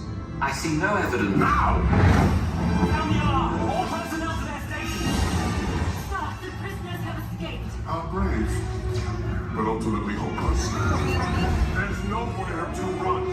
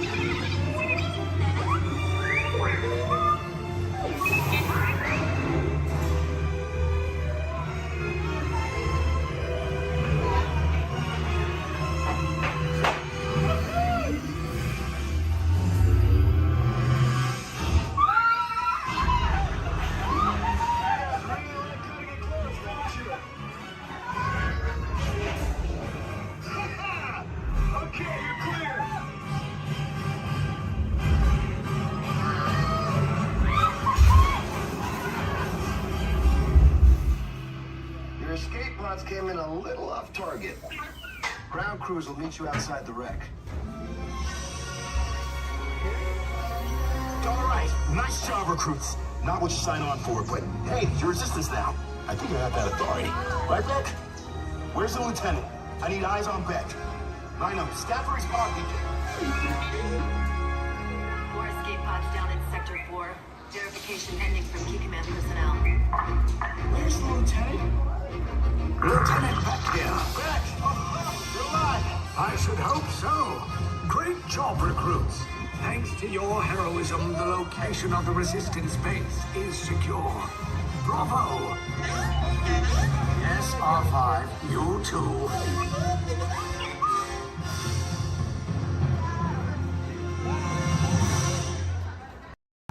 Okay, take this corridor to the turbo lift. Then head down to the escape pod base. Those droids are programmed to return you to Batu. Hurry and don't get caught. card. Lieutenant Beck will guide you. Recruits, for your safety, stay seated with seatbelts securely fastened. Keep hands, arms, feet, and legs inside the transport and supervise your children. Tell them it's a prisoner transfer. Did it work? Good. Now get a move on. There's a clear path to the turbo lifts at the end of the hallway. Turn right. A probe droid. You're lucky it didn't spot you. Take those turbo lifts and stay out of trouble. Hey, you're not authorized. Wait, it goes in the prisoners. We have a breach in attention block 3. Your cover is blown. Find an alternate route. Who picked these two droids anyway?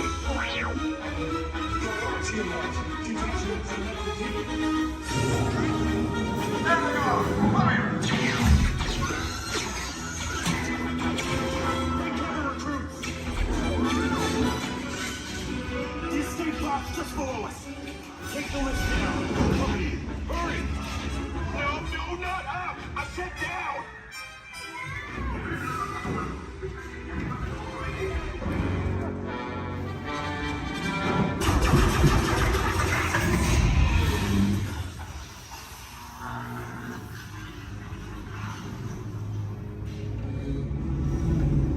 The Resistance will attempt to rescue the prisoners.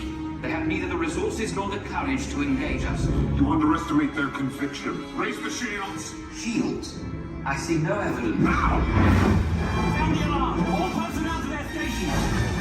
Sir, the prisoners have escaped. How brave, but ultimately hopeless. There's nowhere to run.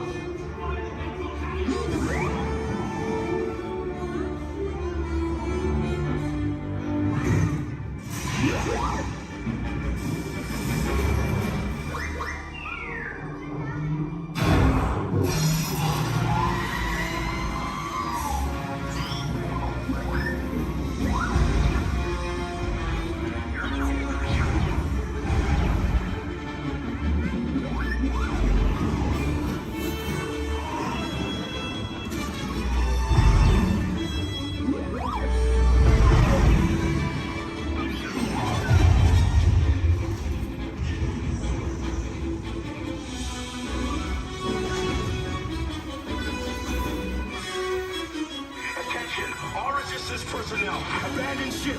I repeat, abandon ship. This is short as about. There's no escape. You will tell me the location of the secret base, and then I will destroy you and the Resistance.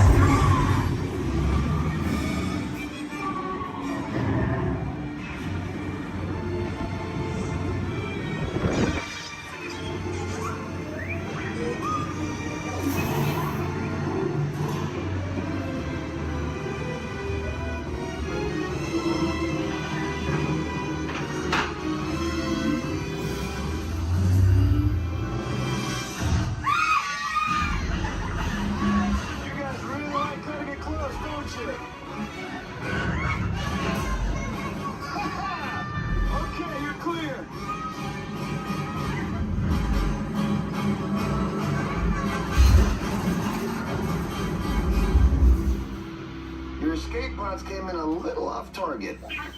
Ground crews will meet you outside the wreck. All right, nice job, recruits. Not what you signed on for, but hey, you're Resistance now. I think I have that authority. Right, Beck? Where's the lieutenant? I need eyes on Beck. I know, Scaffold's pod beacon. More escape pods down in Sector 4. Verification pending from Key Command personnel. Lieutenant Beck here. Beck! You're alive! I should hope so. Great job, recruits.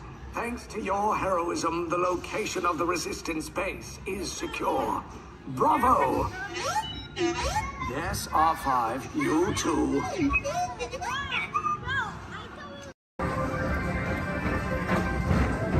Attention all visitors from Galaxy M31. Please keep forward-facing tentacles clear of oncoming vehicles. Thank you.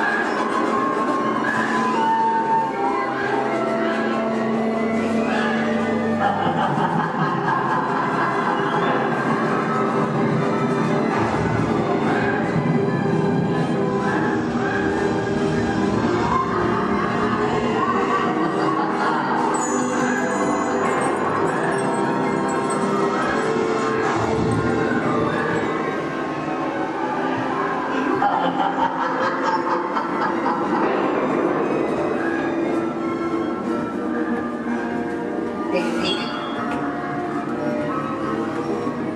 Make it move.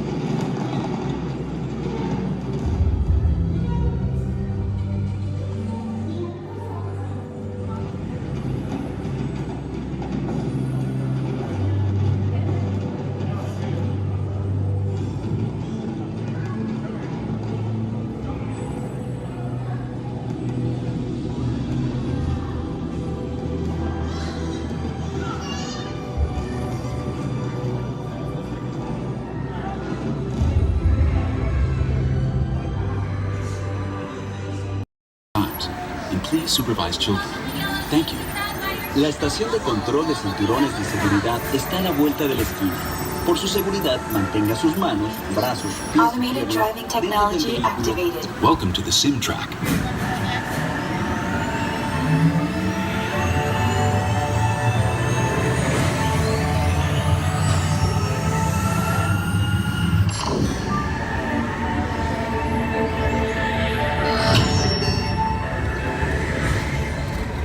We'll begin with the capability test to see how your vehicle designs perform under challenging weather and surface conditions. Monitoring road surface. Connecting to OnStar. SIM card performance data acquired.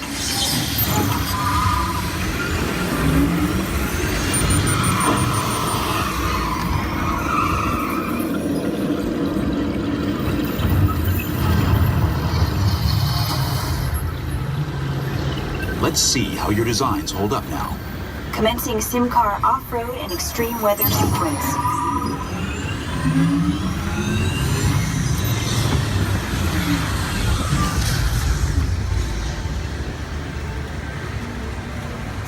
Capability test results displayed and verified. Now let's see how your vehicles compare when it comes to their efficiency. Scanning SIM car for optimal eco efficiency.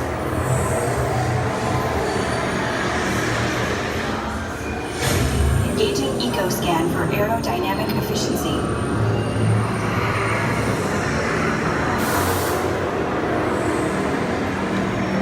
Drive systems analysis. Hyperspectral imaging in progress. Calculating total enviro impact.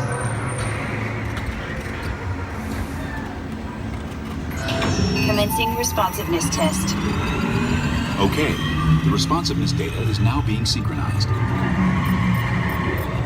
Automated driving technology verified and active.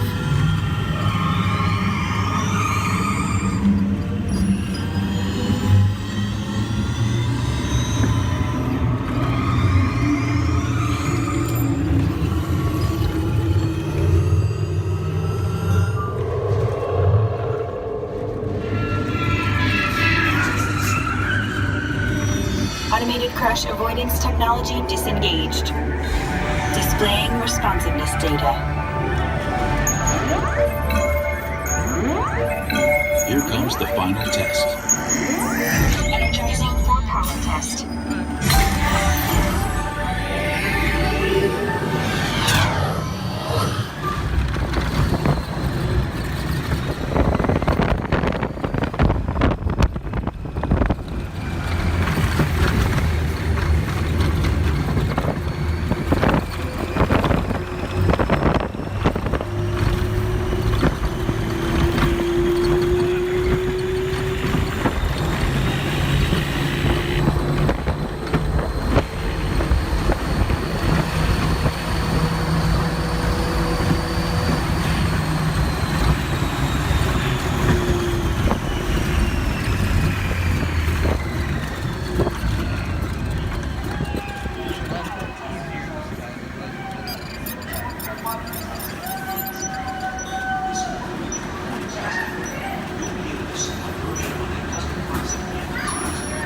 Displaying power test results.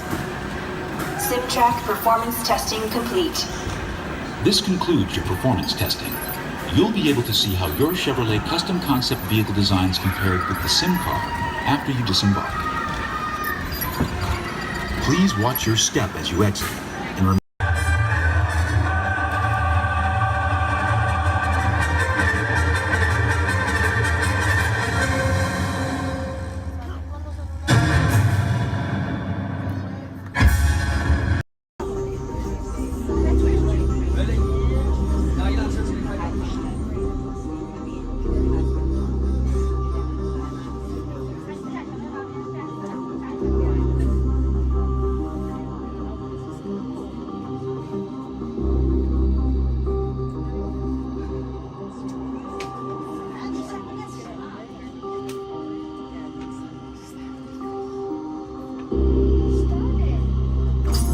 Users, prepare to be digitized into the world of Tron.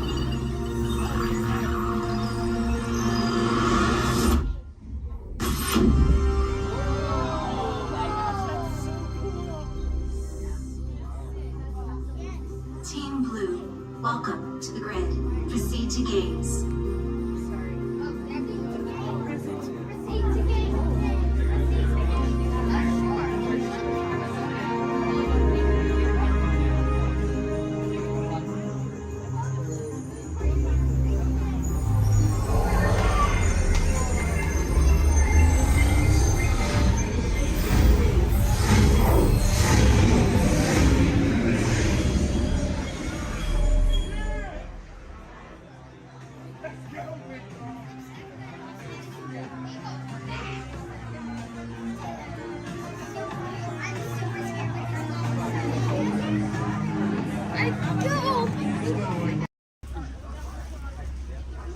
Everybody make sure we're staying seated.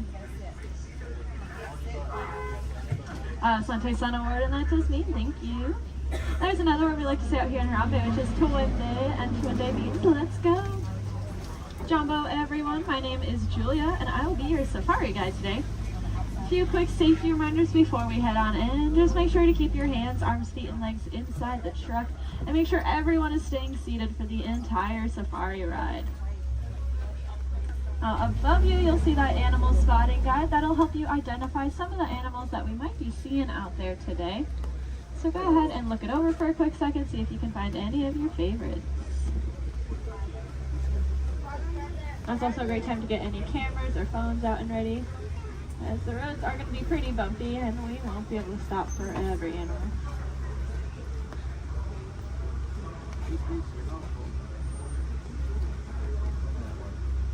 We are going to be starting our journey here in the Little Aturi Rainforest. Animals that live out here are going to be more shy and reclusive, so keep your eyes open for any stripes or camouflage.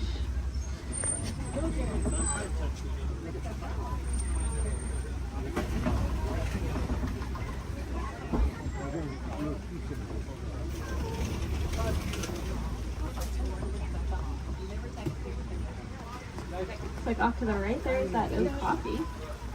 That reddish brown animal with the zebra party pants. However, they are not related to the zebra. They are the only living relatives of the giraffe. Just like a giraffe, they have a very long tongue. Theirs are so long they can lick their own eyes. And if you look down to the left, you'll see a bird standing on a nest. There's actually a couple eggs, I believe, in there, maybe. And that is a saddle-billed stork. They're about 5 feet tall, and their wingspan is about 9 feet long. And if you look up at that canopy above your head, that is also just about 9 feet long. Put that in perspective for you. Now, if we look back at the okapi over there, I said they're related to the giraffe. Just like a giraffe, they have ossicones, which are those stubby horn things on their heads. But that one that we're seeing doesn't have any ossicones. That's because she's a female. Only male okapi will have them, whereas all giraffes will have them. Up on the hill to the right are the greater kudu. And we can tell they are female. That's because they don't have any horns on them. The males will have horns that can spiral backwards up to 6 feet long. If you look off to the left against this cable wall here, you'll see a black rhinoceros. Kind of looks like one of those boulders, just a lot smoother. Now, these black rhinos are unfortunately critically endangered. There are less than 10,000 individuals left in the whole world, and that's including the one we are looking at. They don't have any natural predators though. That is all due to the poaching of their horns. Their horns are thought to have medicinal value to them, so they'll be ground up and used in medicines. However, those horns are made entirely out of keratin, which is the exact same thing that our hair and our fingernails are made out of.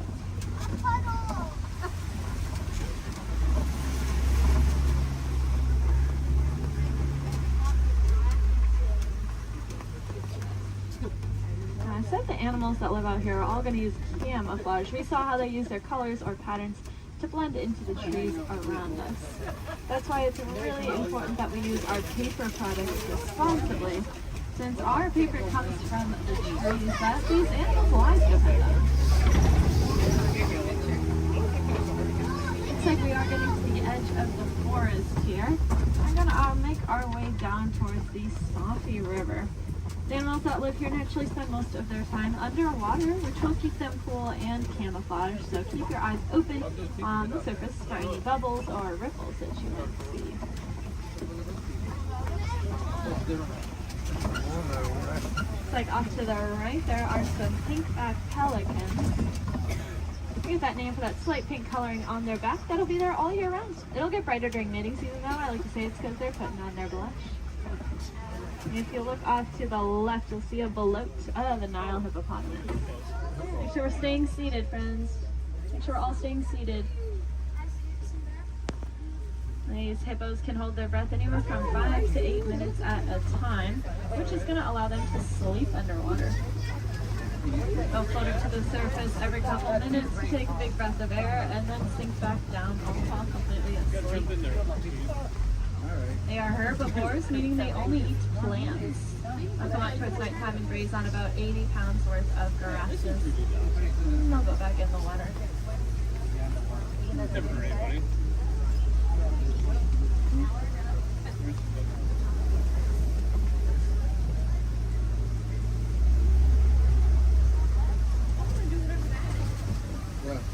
Keep your eyes to the left, especially as we cross over this bridge up ahead here, and you'll see the Nile crocodiles.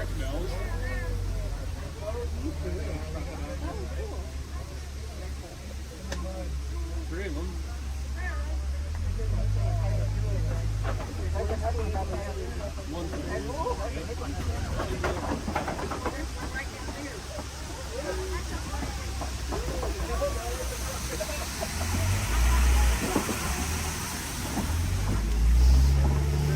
Those crocodiles are pretty impressive. They can weigh anywhere from 500 to 1,000 pounds, be as long as a giraffe is tall, and they have the strongest jaw and bite force of any animal. Being said, they are really amazing parents. They're going to take their eggs, put them in their mouth, and roll them around very, very gently. That'll help break up the shell, making it a lot easier for those babies to hatch. Well, it sounds like there is an animal in the road up ahead, so I think we're going to hang tight here for just a second. This is their home, and they can go wherever they want, and sometimes they choose the middle of the road. But we'll just wait for them.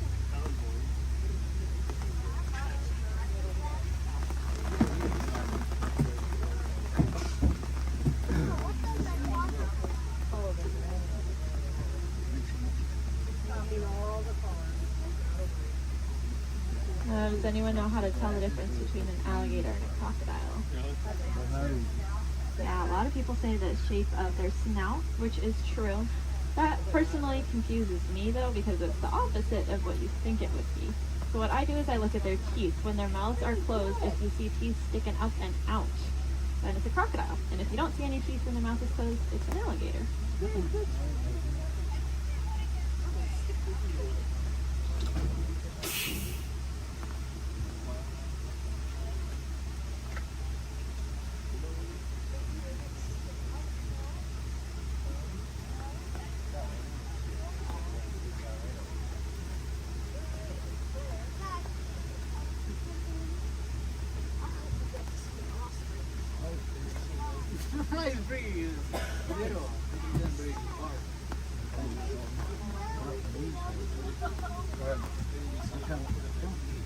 Well, thanks for your patience here.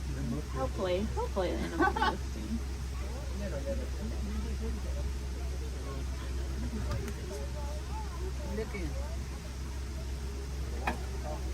Crocodiles are also something that are called a living fossil, which just means that they were alive way back when all the dinosaurs and all them were alive. But they never went extinct and they didn't evolve into a different species. They kind of just stayed. There's a lot of other animals like that, like horseshoe crabs, cockroaches. They're all living fossils. But so are those crocodiles and alligators.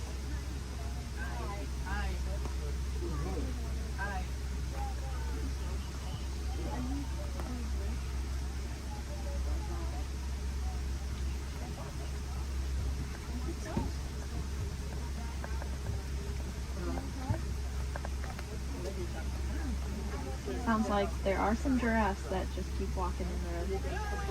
This is just what we call a giraffic jam. Now you can say you went to Disney World and got stuck behind a giraffe.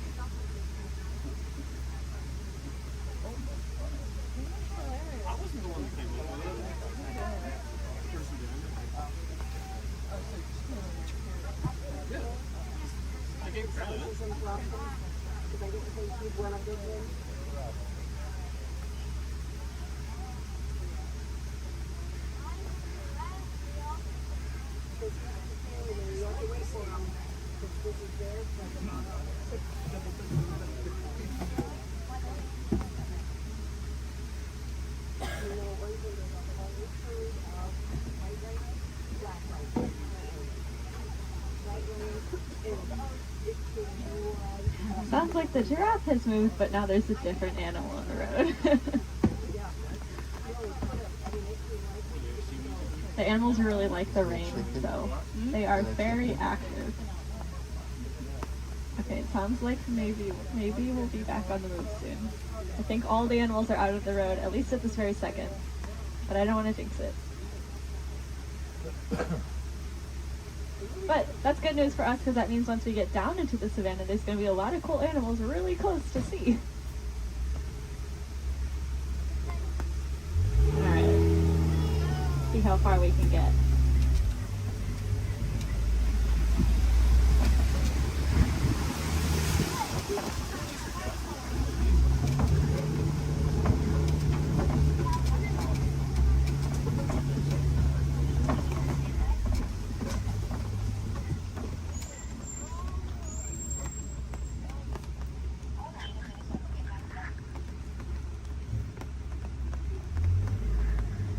Now this might sound really ironic considering that it is raining, but we are leaving the river and heading towards a much drier area where it really does not rain as much. And I say that because the baobab tree that's off on the right there, it is going to be leafless about 9 months out of the year just to conserve water. Some people call it the upside down tree because, well, it looks like the roots are on the top. It's also known as the tree of life. That's because it stores a lot of water in its trunk there. So other animals will use it as water source. We can even use the bark as medicine. One of my favorite things about the baobab tree is that it does have flowers, but they only bloom at night because they're pollinated by bats. Alright. Looks like we are finally able to head here into the savannah.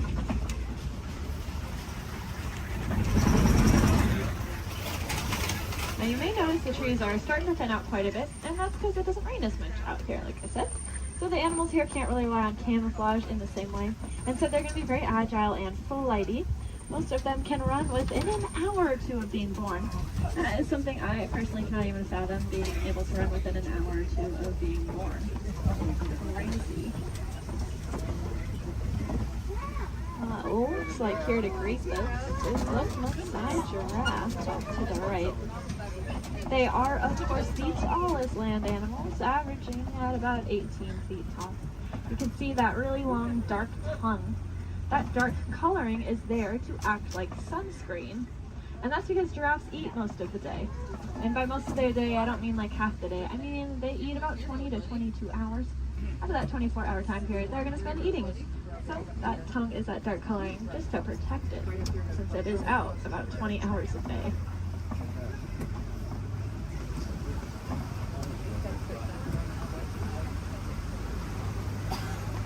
Off to the left here in this den, you'll see some African painted dogs. They are the most successful hunters out here with an 80 to 90% success rate. That is so successful that their young, sick, and elderly will eat first, and the healthiest adult will wait and eat last. What makes them so successful is that they are so cooperative. As a pack, they're not going to move on until everyone's got the chance to eat. Those painted dogs are there on the left. On the right, you'll see another giraffe, as well as some Ankole cattle. I think these two were the culprits that were in the road earlier.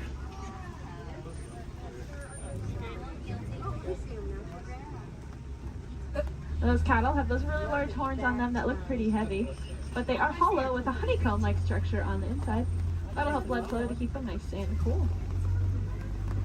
If you look to the left, you'll see the sable antelope, those 3 brown antelope back there. You'll also see some Hartman's Mountain zebra. Now take a really good look at these zebra here, because one of them is a little bit smaller than the other one, and that's because she's about 7 months old. That's her and her mom there. And if you look at her legs, though, her legs are just as long as her mother's, and that's because zebras are born with their legs fully developed. Running, as I said, is very important out here, so those zebra babies are born with long, lanky legs, ready to run within half an hour of being born. Their stripe patterns are going to be unique to them in the same way that our fingerprints are unique to us. That's actually true for a lot of animals, not just those zebra. It's true for those painted dogs we saw, and it's also true for these giraffes up here.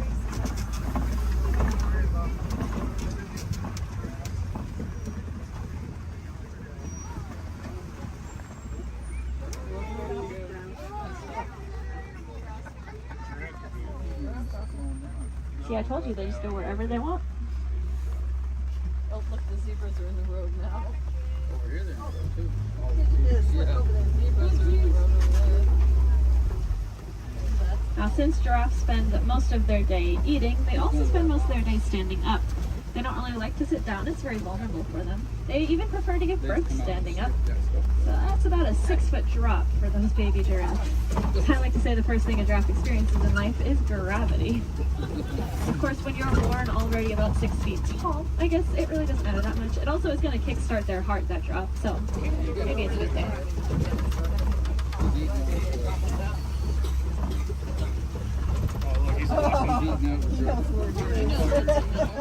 Just gotta steal some more goodies.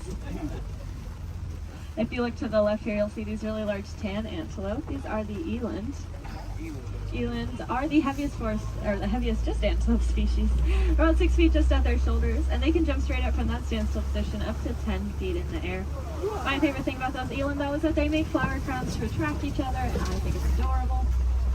The males will gather up a bunch of branches and twigs and leaves and even flowers and decorate his horns with them, and then walk around proudly to attract all of the females. I would highly recommend looking up a picture of that if you have never seen it before.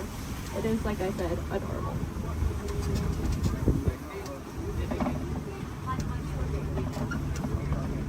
Now off to the right, there's going to be a path.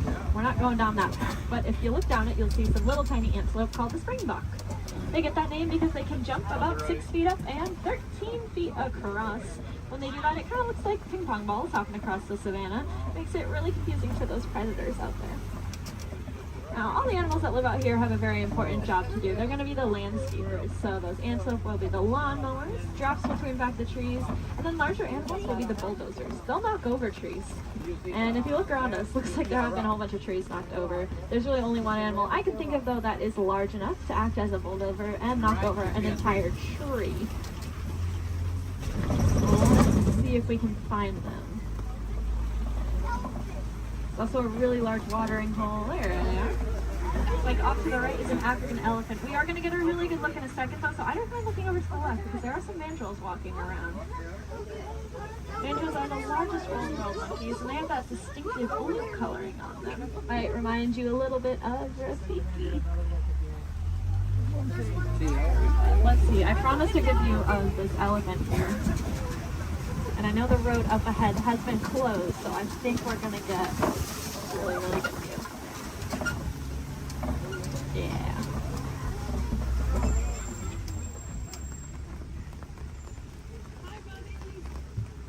Elephants are, of course, the largest land animals. also very, very intelligent. You can see him using that trunk. They have about 40,000 muscles in that one trunk. To put that in perspective for you, we have a couple hundred different muscles in our entire bodies. They have 40,000 in that one trunk. That is kind of unbelievable to me. And it's going to allow them to do a lot of really cool things though. You see them eat with it. They also drink water, kind of like a straw. And then sometimes they'll suck up a bunch of dirt or mud and then spray it on their backs to help protect their skin from all those natural elements.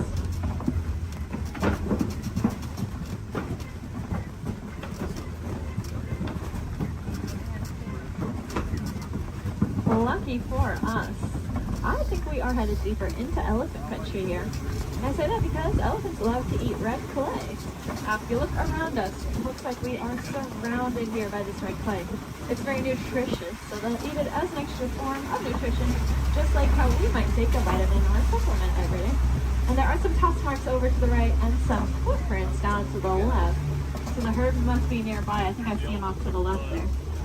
Elephants are matriarchal, and that means the oldest or wisest female is going to be the dominant one in charge. Males are going to leave the herd at about 15 years old, and if they don't do it willingly, they will be forced out by those females. They're going to go hang out in bachelor herds, which can consist of up to 140 individuals that come and go as they please.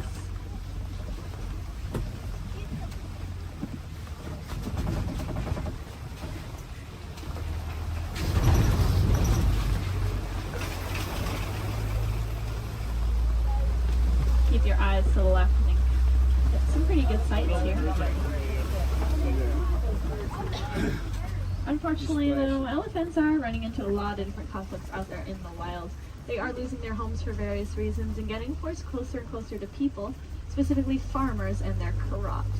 Not knowing any better being elephants, they see those crops as yummy treats and they eat them, or they stomp all over them, which of course upsets the farmers, putting the elephants in danger. Luckily, we did some research recently and learned that elephants are afraid of bees.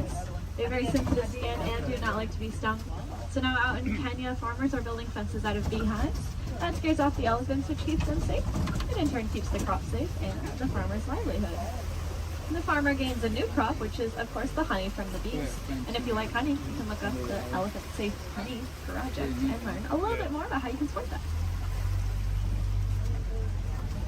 If you look to the left here, you'll see the greater flamingos. They are the largest flamingo species, but the lightest in coloring. They're going to get that pink coloring from the brine shrimp that they eat. There's a protein in there called beta-carotene, and that's what will turn them pink. It's the same thing that's in carrots. They're going to get their food by doing something called filter feeding. So if you can picture a pasta strainer, the noodles get stuck inside and the water comes out. That's how their beaks work. They take a big mouthful of water, the food gets caught inside, and the rest of the water flows right on out. That's why it's super, super important that we keep our waterways clean, because if we have plastic or trash floating around in that water, they could take a big mouthful of that. And we don't want any of our trash ending up in those flamingo beaks.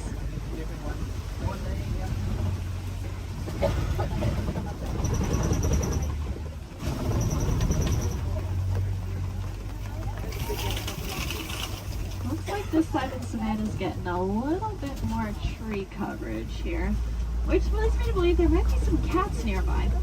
Please help them out while they are hunting. So keep your eyes open. I know I've seen cats roaming around on the hills up ahead before. Look down that path though on the right, you see a white rhinoceros.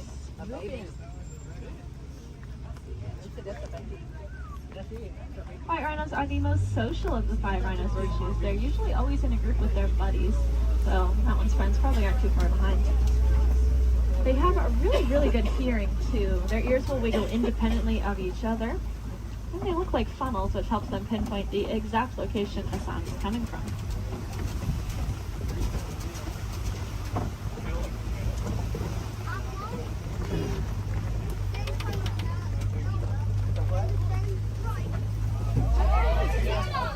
It's like off to the left there behind that orange rock. Sweet cheetah. Cheetahs are the fastest land animals. They can go from 0 to 60 miles per hour in 30 seconds or less. They're going to use their tails to help them steer, very similar to a boat's rudder. And they're the only cats that are going to hunt during the day instead of at night. As That's just because they don't have very good eyesight at night, so if you can picture what we see at night, that's about the same as what a cheetah can see at night. To help them out though, they have that black stripe under their eye that acts like built-in sunglasses, helping protect their eyes from the sun. Looks like up ahead are some Kopi rocks. And on top of those Kopi rocks, looks like a female lion up there.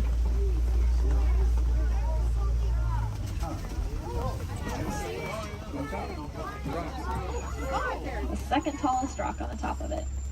She's laying up there. Females are going to be the ones that go out and hunt. The males are going to stay behind to protect their territory and any cubs they may have. Males have a mane on them, which is about 20 pounds of hair, just protecting his neck in case of any of those conflicts. Male lions also have the loudest roar of any animal. You can be heard up to 6 miles away.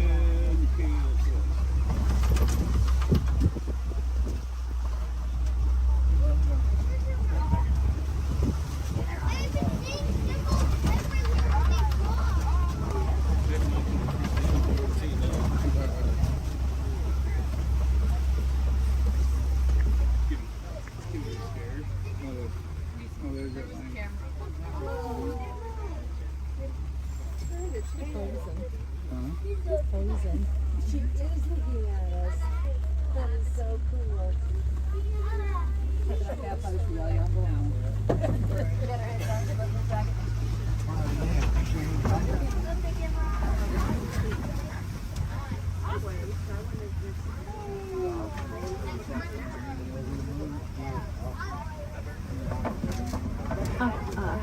Looks like there are a couple ostriches walking around. They are the largest and fastest birds in the world, but they cannot fly. They have really big wings to help them steer because they can run upwards of 40 miles an hour. Impressively, they have the largest eyes of any land animal.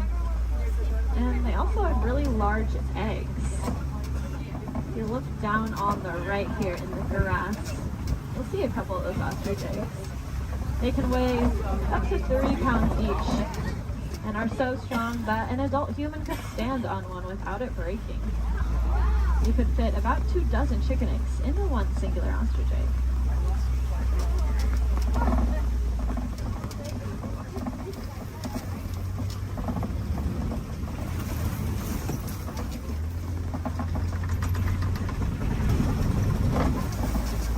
Up ahead is the warden's post. The warden takes care of all the animals out there on the reserve.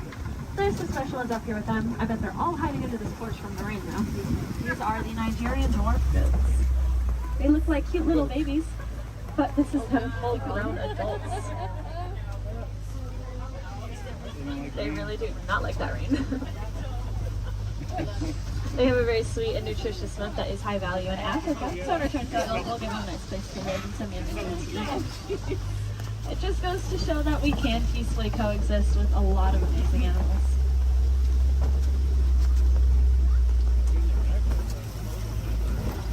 Unfortunately, those gates do signify the end of the reserve and our return back to the village. I really hope you enjoyed that safari. More than that, though, I hope you learned something new. If you did, maybe you can tell your family and friends those fun facts that you'll learn when you get home. That's pretty important because the more we learn about these animals, the more we'll care about them, and the more likely it is we're actually going to do something to help protect and save them, so that then the generations after us get to enjoy all those really cool animals that we saw today. If you want to take it a step further in doing your part, you can go ahead and recycle your old electronics. Our electronics are made with a a mineral called coltan that comes from the forest out in Africa. So when we mine for it, we are making things away from many, many animals. That's why I challenge each and every one of you when you go home. See if you have any old electronics that you're not using anymore. Go ahead and recycle them. We'll take out that coltan and reuse it, and then we can just keep reusing what we already have instead of mining for more. That way we get to use our cool technology, and those animals, well, they get to keep their homes. I think that's kind of a win-win for everyone. Now up ahead, it looks like a bunch of docks where people would get off, but that is not us. I'm going to hang on to you a little bit longer and bring it right back to where I got you from. Just hang tight here for a couple more minutes.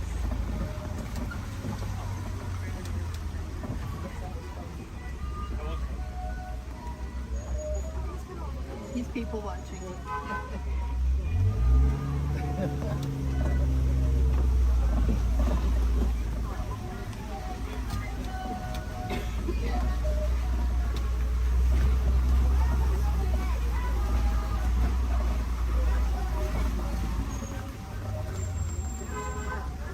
Now, if you want to learn a little bit more about the animals that we saw today, but maybe from the comfort of your own home, and you happen to have Disney Plus, there is a show I highly recommend. It's called The Magic of Disney's Animal Kingdom. It's really, really cool. It gives you a behind-the-scenes look at how we take care of all the animals that call this park home. It is one of my favorite shows, but I am, of course, not biased at all. If you want to see some more animals while you're in the park today, I'd recommend heading over to the Gorilla Falls Exploration Trail. Lucky for us, it's going to be right where I drop you off. Once you get off my truck, you'll go down a ramp, and if you take a right, you'll just be exiting the area. If you take a left, though, you are magically already on that trail.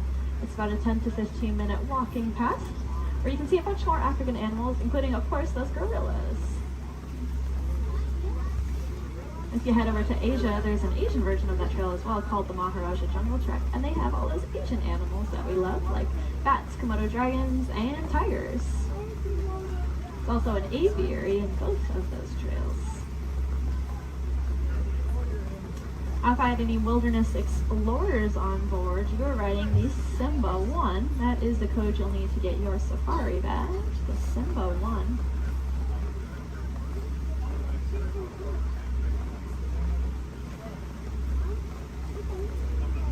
You might have also heard a train. That would be Rafiki's Planet Watch. That train is about 5 minutes long, and it takes you up to another little area. There's a petting zoo up there, so you can cuddle some of your favorite animals. There's also a drawing area where you can learn how to draw a Disney animal from a Disney animator. And there's a whole bunch of reptiles and amphibians up there as well to check out. The last train is going to leave at 4:30 though, so if that sounds like something you're interested in, I recommend making sure you are on that train before 4:30.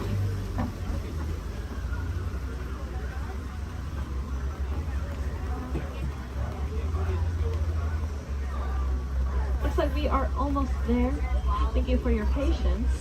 I know that was a little bit longer than expected.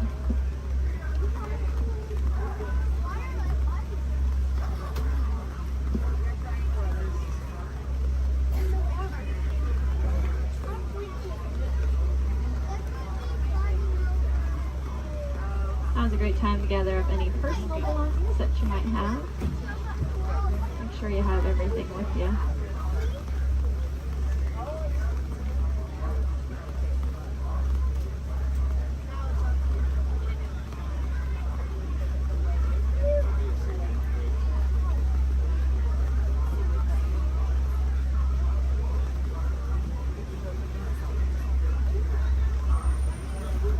Here in Harambe, we do not like to say goodbye because it is far too sad and final. Instead, we say Kwaherini, which means to go well. So Kwaherini, my friends. Again, my name was Julia from Fort Collins, Colorado. I really hope that y'all had just as much fun out there as I did.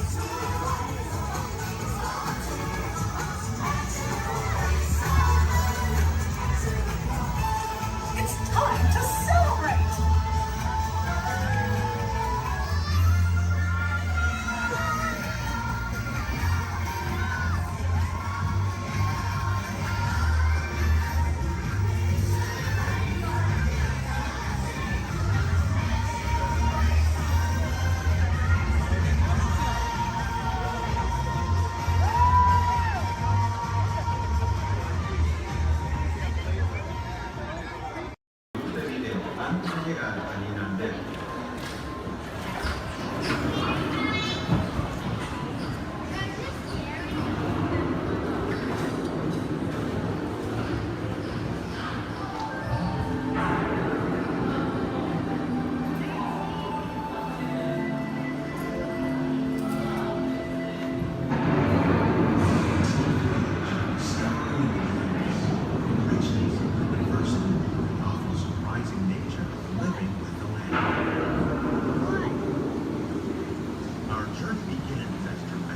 sudden change in slipping by the way. Oceans may seem climate and destructive to us, but to nature, it's a very living cycle of life.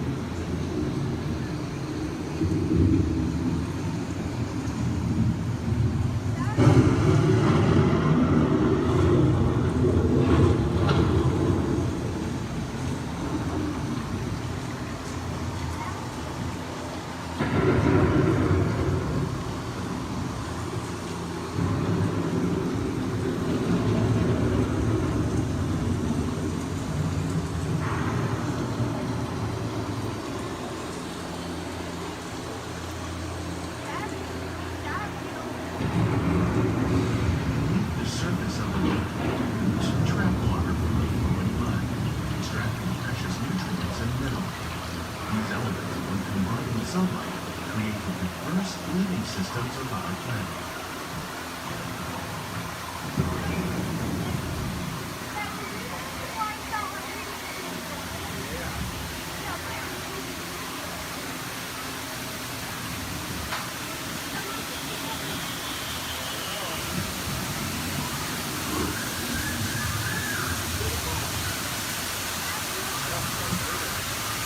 One of those living systems is the rainforest, home to the most amazing concentration of life on our planet.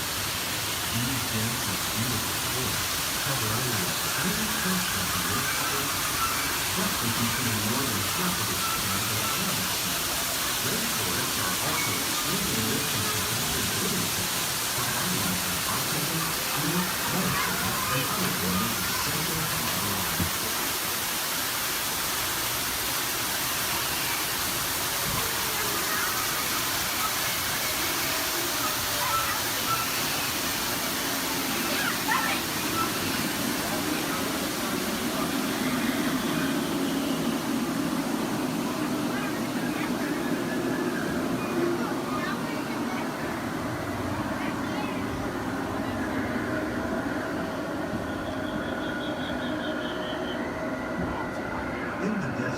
Nature has created a very different one known as beautiful living system. And while this arid landscape may seem lifeless, it is very much alive. The plants and animals that have learned to survive in these harsh conditions make use of what little water they can find and avoid the scorching rays of the relentless sun.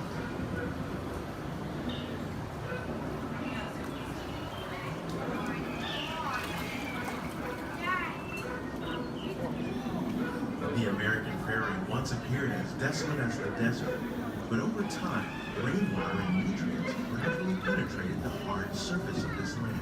Even the hooves of the mighty buffalo helped create the rich soil that one day become home to the American farm.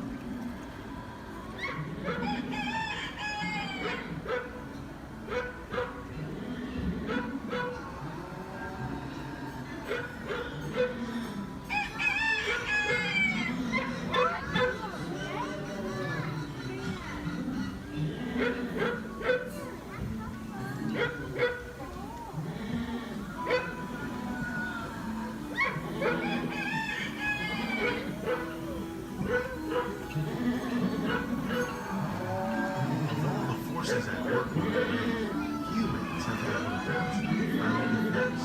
The need to produce food for a growing world led to the enormous use and sometimes overuse of the land. In our search for more efficient ways to grow food, we often fail to realize the impact of our methods.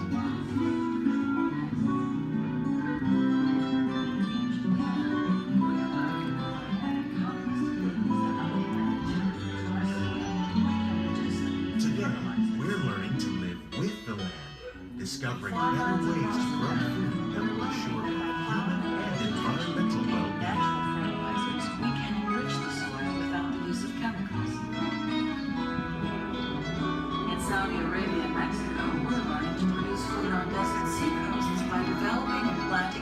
that thrive on saltwater.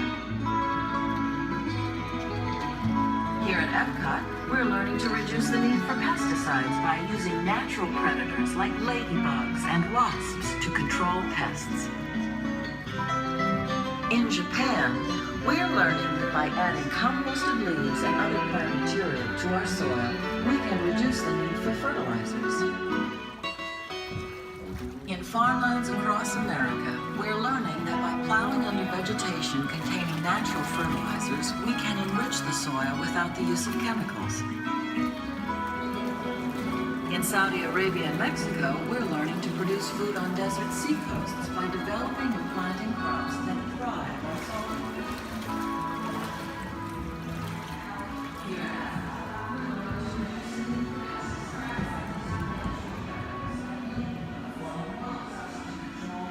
How will we meet tomorrow's growing needs for food production, yet still respect the needs of the land? Some of the answers are being discovered just ahead. To help us maintain these carefully controlled ecosystems, and for your safety, please remain seated in your boat at all times.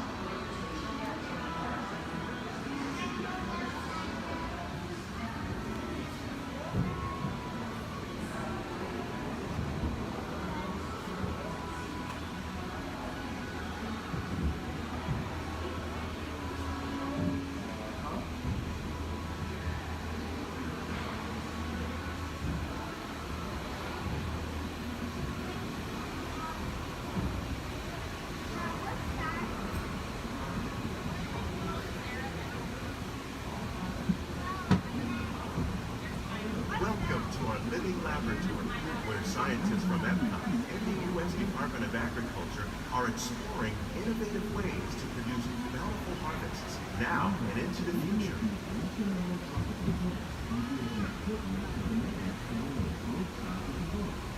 The tropics are home to the greatest diversity of plants on the planet. Many of these, like papaya, bananas, cacao, coffee, and rice, are well known around the world. These are just a few of the edible plants that have been an important source of nutrition for people living in the tropics. Many are rich in vitamins and minerals, while others are well adapted to growing in less than ideal conditions. Some, like the water lily, thrive in wet, swampy areas and waterways. All parts of this plant, even the flower petals, are edible. The starchy root of the plant has long been used to make flour for baking.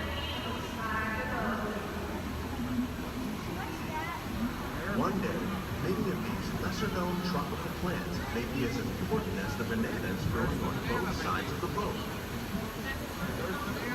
More than 28 million tons of bananas are eaten annually, making it the most popular fruit in the world.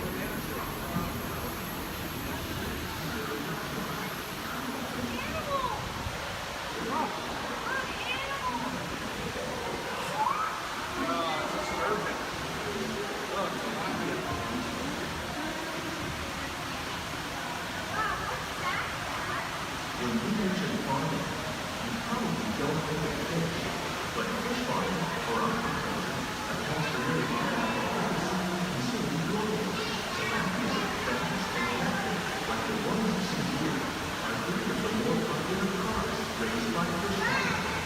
The sustainable system we're using here recycles the water in the tanks. As a result, we're able to save millions of gallons each year. Our small fish farm produces nearly 5,000 pounds of fish each year to serve in restaurants around the nation. Innovations like this one can play an important role in our efforts to produce bountiful harvests and still protect natural resources. Shrimp. That's a big shrimp.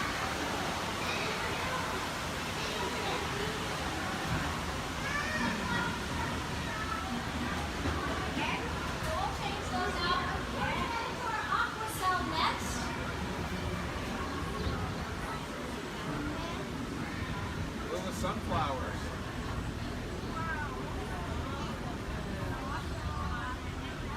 While there are more than 50,000 edible plant species in the world, most of us are only familiar with the handful that make up our everyday diet. The common grains growing here, wheat, maize, sorghum, and millet, plus rice, account for nearly 2/3 of our global food consumption. Learning how to increase yields of these staples is an important goal of research around the world. Blue agave. A monkey puzzle tree.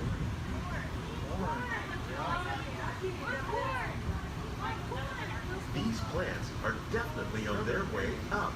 Innovative growing techniques like these increase yields while more efficiently using resources like water, fertilizer, and pesticides.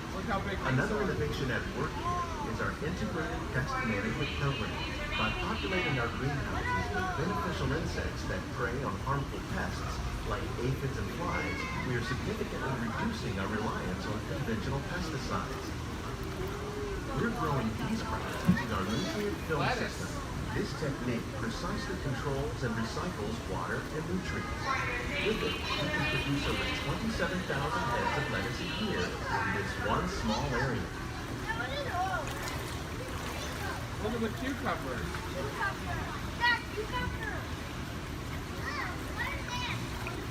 Yeah. Look at the strawberries. Some of our best ideas have been inspired by nature, like these fruit and vegetable trees. By growing these ground plants vertically, we can increase yields and better control diseases. These crops taste as good as they look. In fact, we serve more than 15 tons of produce from our greenhouses in restaurants here at the land every year. Look at the jalapenos. That's a great idea.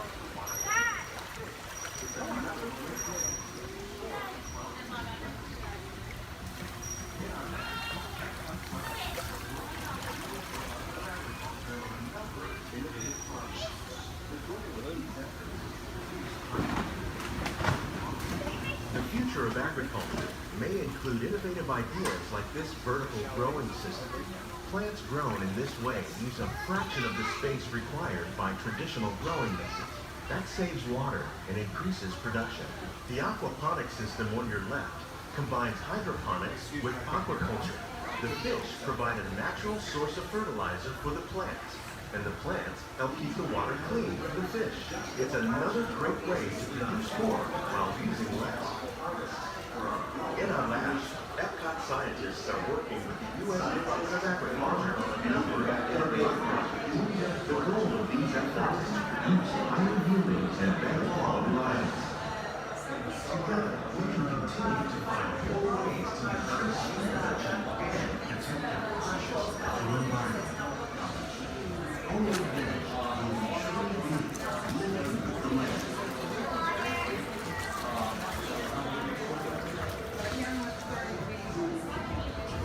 On behalf of Walt, these greenhouses represent just a fraction of the work being done worldwide to produce bountiful harvests for our growing populations. Scientists, farmers, and even backyard gardeners are doing their part to improve the quantity and quality of foods that we all rely upon. Together, we can continue to find more ways to increase food production and protect our precious natural environment. Only then will we truly be living with the land.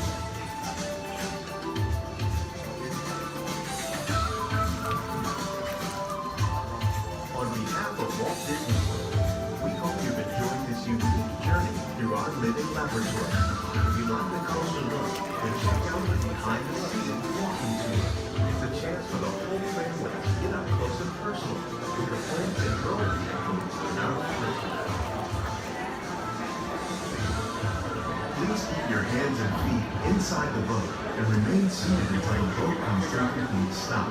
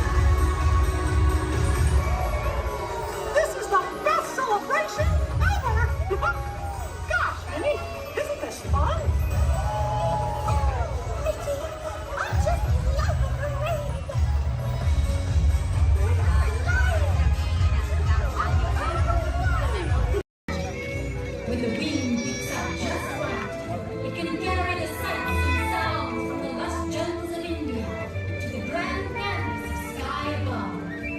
Join us now as we allow the magic of Disney storytelling to soar like never before.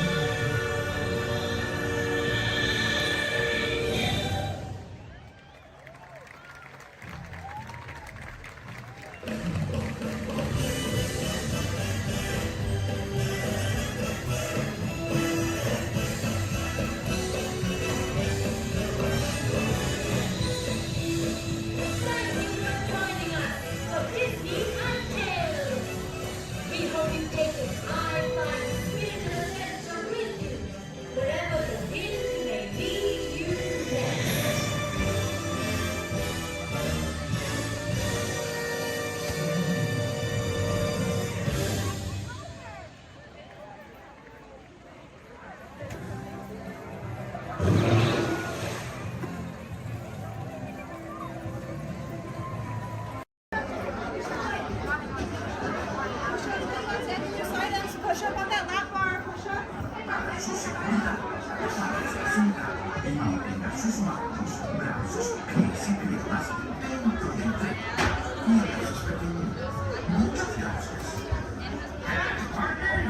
For your safety, remain seated with your hands, arms, feet, and legs inside the train, and be sure to watch your kids.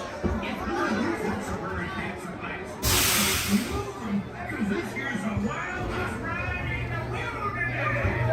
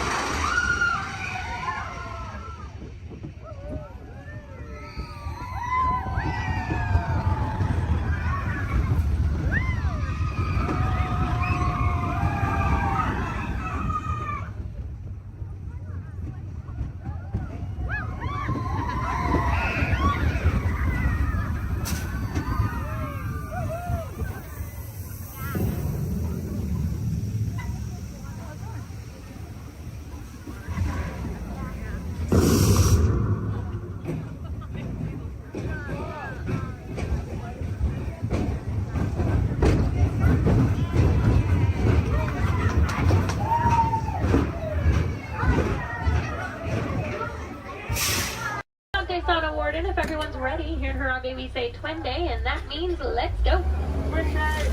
Jumbo friends, my name is Rachel, and I'm going to be your safari guide out on the Harambe Wildlife Preserve. Just a couple friendly safety reminders before we do head on out, though. Make sure we stay fully seated the entire time. It does get pretty bumpy out there. We're also going to make sure we keep our hands, arms, feet, and legs inside the truck, and hold on to any loose items that could fall out, because unfortunately I cannot stop to retrieve anything if it does fall out. Now, the first part of the reserve that we are heading into is the Little Aturi Forest. Now, the animals here in the forest are known for their camouflage, so we may have to look a little bit harder for them. Although over on the right side, the brown colored animal with those striped legs, that is an okapi. Now, okapis might look like they are related to zebras with those striped legs, but they're actually one of the only living relatives of the giraffe. Now, if you look closely at its head, they kind of have the same skull shape the giraffe has. They also have the same tongue that helps them get into vegetation. Now that black and white bird that's hanging out down there kind of in the water as well, that is a saddle-billed stork. They can stand at about 5 feet tall with a wingspan all the way up to about 9 feet long. So if you look up above you, that is about the length of the canopy that's on top of your head. Now they get their name from the yellow saddle shape on their beak, and they do also mate for life. So once they find their partner, they're with them for the rest of their life. Definitely be on the lookout for another one. There's usually another one that hangs out pretty close.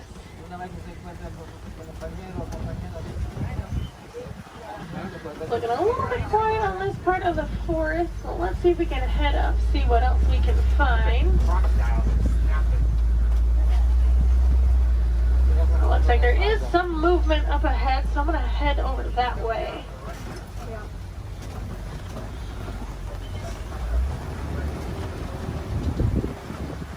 Alright, so coming up on the left, you might see there's some light tan colored animals kind of huddled underneath the tree, kind of by that bamboo. Those are greater kudus. And then actually up kind of under the trees and then also at the top of the hill up there, those darker brown colored animals with those horns on top of their head, those are bongos. Now bongos are very shy and reclusive animals. That is how they get their nickname, the ghost of the forest. Both males and females do have those horns on the back of their head. And if you notice they're angled backwards, that's help them get through any of that thick and tangled brush here in the forest they usually live in. Alright, it looks like we're going to cross over some water, so that means we're heading out towards the Safi River. You're going to want to keep your eyes near the water looking for any kind of shadowy figures. A lot of times we'll see Nile crocodile or even Nile hippos. Now hippos will spend most of their time in the water and even spend about 8 minutes at a time underneath the surface. The average male hippo does come in at about 5,500 pounds, and they do kind of float to the bottom of the water and walk along the bottom rather than swim. Although to be fair, if I was 5,000 pounds, I'd probably do the same thing. It takes quite a bit of energy for them to swim around. I haven't seen any yet, but they do have a couple spots here in the river, so we'll head up.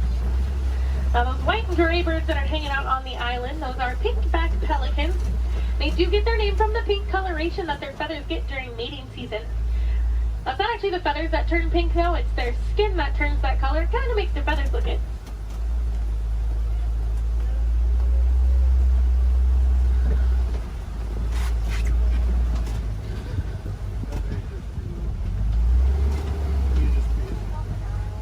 The hippos are being a little bit shy right now, but I do know we are heading towards crocodile territory.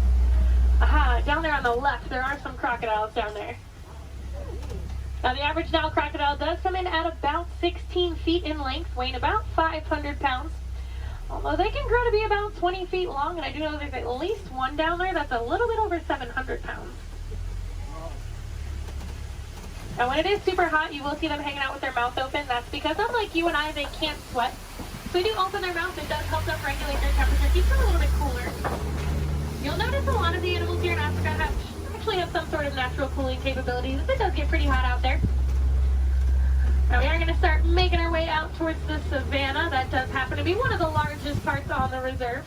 It's also home to some of the more famous animals like lions, elephants, and giraffes.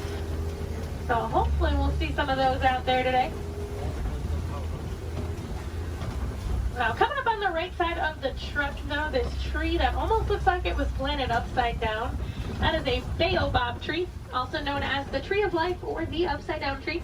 And they will remain leafless or dormant up to 9 months out of the year, and that's to help conserve any kind of water or energy the tree does have. And I'm already seeing quite a bit of movement down there, so we're going to head down, get a little bit closer to everything. Now, unlike the animals in the forest, the animals out here on the savannah do rely on speed and agility to protect themselves. Even giraffes can run at about 30 miles per hour. That is a pretty funny run if you've ever seen it. Kind of see the head move way before you see any other part of the body move.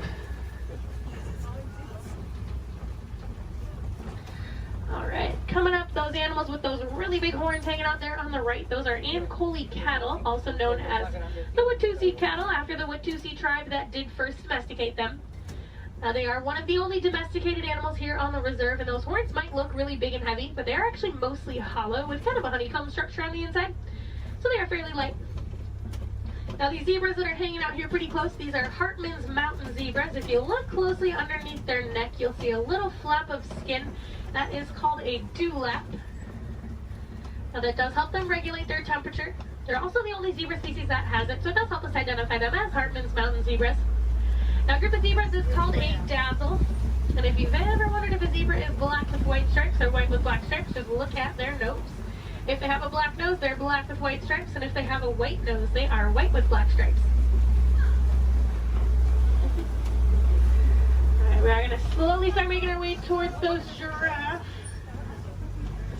Oh, you go. Now, looking at the coat pattern of these giraffes, it looks like they are Maasai giraffe. Once we get up there, they do have that kind of jagged puzzle-like coat pattern. Now, also over on the left, kind of hanging out in the back by the trees over there, those are sable antelope. If they do look at all familiar, they are the emblem of the Harambe Wildlife Reserve, so you might have seen their pictures out and around in the village out there. There we go, coming up on these giraffes. That one that's actually scratching its head right there, that's a baby giraffe. Get a little itch. Now the reticulated giraffes will have a much smoother, almost net-like pattern to them. Now they can stand at about 18 to 20 feet tall. That does make them the tallest animal in the world. Now even their young come in at about 6 feet tall when they are born. So they're already fairly big when they're babies. I believe that little one came in at about 5'11", so he was already really, really tall, definitely taller than I will ever be.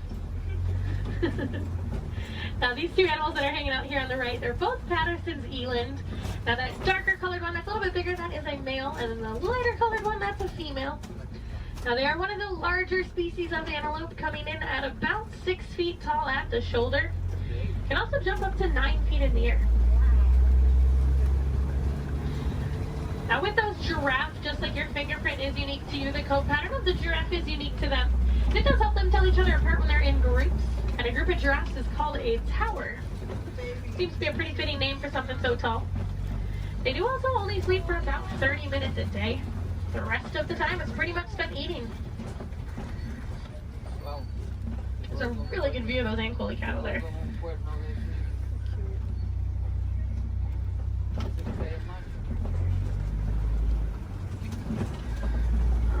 Let's see if we can head up a little bit farther into the savannah, see what else we can find.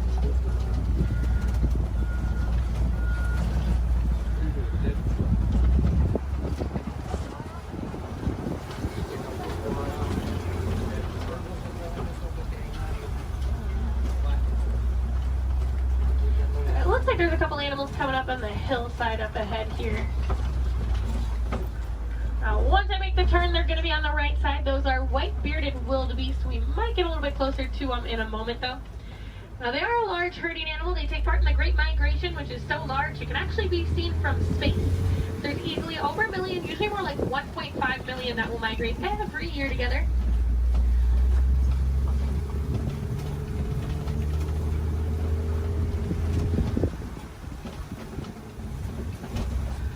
There they are. You can kind of see them there. Now we are also coming up on some knockdown trees just up ahead, so we're going to head over that way.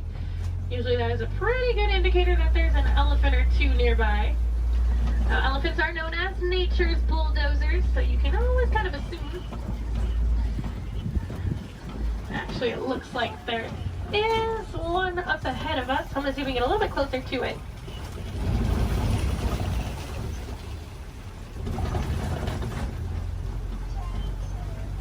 Now, in the meantime, while we are heading up to that elephant, also over on the left, there's a bunch of mandrills walking around on top of the rocks there. Now, mandrills are one of the largest species of monkeys. An adult male can come in at about 100 pounds. They do have those vibrant blue cheeks, and as they get more excited or even more angry, they actually get even more blue. Well, it's a view of an elephant. Probably not the best view. I do know there is usually another herd of them that like to hang on a little bit farther up as well, so we'll see if we can head over that way, maybe get more of a frontal view of an elephant. That would be nice. Now, as male elephants grow older and more mature, they do get kicked out of the herd by the female elephants. They can either live in solitary or smaller groups of male-only elephants. Now, they do tend to get a little bit too rough with the young ones, and the females are not a huge fan of that. Well, you can kind of see that one a little bit better. Now we can also tell that's an African elephant, not only because we're in Africa, but if you look at the ear shape, it almost looks like the continent of Africa. Makes it super easy to identify. Let's see if we can head up and find the herd. Thanks to our team's conservation efforts, they found that elephants are afraid of bees. So because of that, farmers have been putting up beehives around their crops. It's a much safer alternative for the elephants. It keeps them farther away from the crops, but it also keeps our locals and our farmers happy. Now, I thought it was so funny that such a large animal was afraid of such a tiny little insect. And it's actually the noise that the bees make. So elephants do have really sensitive ears, and that buzzing noise bothers their ears more than anything.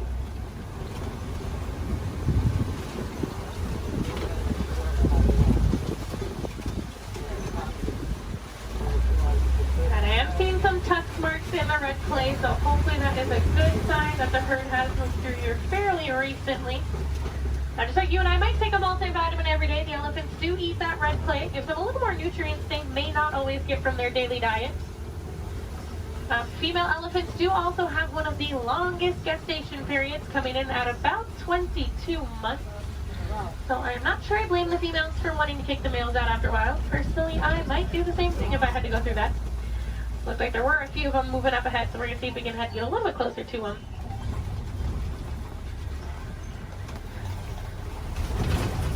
Male elephants also won't get to their full size until they are about 35 to 40 years old. That is about half of their lifespan. In the wild, their lifespan is about 60 to 70 years, and that full size can come in at a whopping 15,000 pounds. So that does make them one of the largest land animals.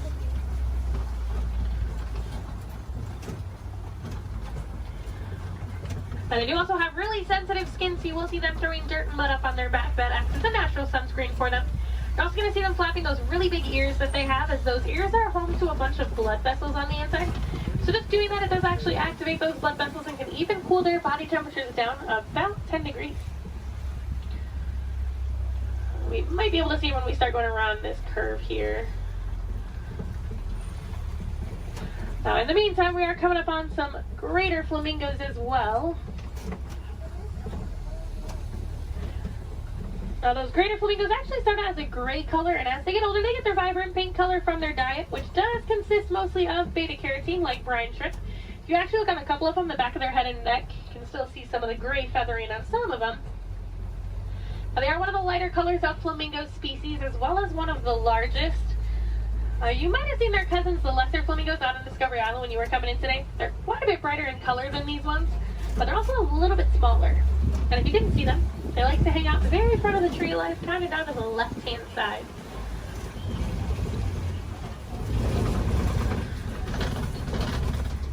Looks like those elephants are wanting to be shy, but we are coming up on some white rhinos. Now, white rhinos don't get their name from their skin color. They get it from the Afrikaans word weit, which means wide. Now, if you look, they have a very wide mouth. Now, they're also one of the larger rhino species, coming in at about 5,000 pounds. Now, one of my favorite facts about them, even though they are 5,000 pounds, when they run, they can actually get all four of their little legs off the ground. So kind of like how a horse gallops. So they are very graceful for how large they are. Oh, there's one running. It was, for like a hot second, it was actually doing like the actual full run. I'm mad he stopped. Oh, he said, I got snacks over here. I'm coming over here. And usually if you see a couple, there's quite a few. So there might be some more around. So we'll definitely be on the lookout for some more. A group of rhinos is also called a crash. That is a pretty good name for them because they are almost blind. They kind of seem more like shadows. It's really funny when they stand really close to the road. Sometimes when you try to sneak by them with the trucks, they don't realize we're there until they hear the truck and they're like, ooh. They like jump and run back. Well, we are coming up on a couple cheetahs. There's a cheetah laying down right on top of the hill there that's really close, and there's a couple more walking in the back. Yeah. Now, cheetahs are one of the fastest land animals. They can go from about 0 to 60 miles per hour in just about 3 seconds. Now, they do get to that speed fairly quickly, but they can't actually maintain it for very long. It's more like a short sprint of a couple hundred yards. Looks like there's a couple more walking up ahead here. Now, they will use that long tail of theirs, kind of works as a rudder to help them turn. Their nails also don't retract, so they do stay out. It does help them gain traction when they are running those speeds. And unlike most big cats, they will do most of their hunting during the day and do tend to be way more active during the day. They're also one of the only big cats that can purr. So kind of like your household cats, just a little bit bigger.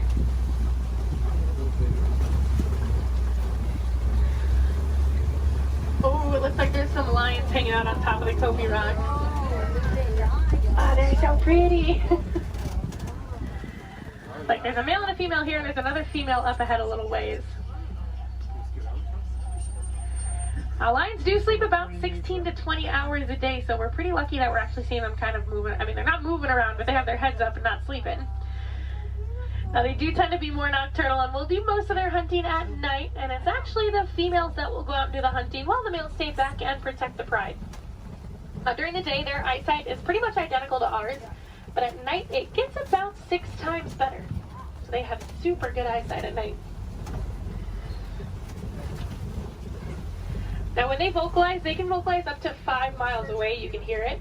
So if you do plan on staying here all the way up until park close, I highly recommend while you're walking out to your car, keep your ears open because sometimes you will actually hear them vocalizing. It's really cool. Now, I know everyone's excited about the lions, but there's a really cute little brown and white animal over on the right. And that is a bontebok. Now, he's related to the white-bearded wildebeest that we saw earlier, and within 5 minutes of birth, he can stand. Within about 10 to 15 minutes, they can also walk and run. That's a super good survival technique for them. That way, once those little ones are born, they can get up and get on the move as quickly as possible. Now, also hanging out in the trees there on the right, those are waterbuck. Now, waterbuck do drink an excessive amount of water, hence the name waterbuck. But they also have kind of an oily, greasy feel to their fur. Now, that is supposed to help them be a little more waterproof when they are hanging out in the water. Now, we're coming up on some fairly big burrows. We'll be on the lookout for warthogs. Actually, down in that burrow there on the left, there is a warthog. Now, warthogs are one of the largest land burrowing animals. They like to back up into their burrows, just like that one's doing. That way it keeps their tusks out, so if anything tries to sneak up on them, they can try to deter that animal. They've also been known to recycle other animals' burrows, so they might find when an animal has an abandoned and call it their home. Isn't the ever so lovely ostriches over there, too? Now, while we are heading over there, it looks like those ostriches have also dropped some eggs there on the right. Now, individually, each one of those eggs can weigh about 3 pounds, and they are so strong that just about any one of us can stand on them and absolutely nothing would happen. Are you guys going to stay off of the road, or no? Okay. Now, ostriches are the largest species of bird. They are flightless birds, though. They use those wings to help them turn, kind of like how the cheetah uses its tail. They can run speeds of about 30 to 40 miles per hour, so they are fairly quick. They always look so confused, too. This makes me laugh. They are notorious for long animal stops, so when you can sneak by them when they're that close to the road, it's your lucky day. Alright, it looks like the warden post is coming just up ahead of us. That does unfortunately mean our safari is coming close to an end. But the warden has adopted some Nigerian dwarf goats that like to hang out here. Now, they do help our warden keep the grass looking nice and the weeds down low, and in return, they produce some milk that the villagers here find very sweet and actually high in value. So that does allow the village to rely less on the wildlife out there.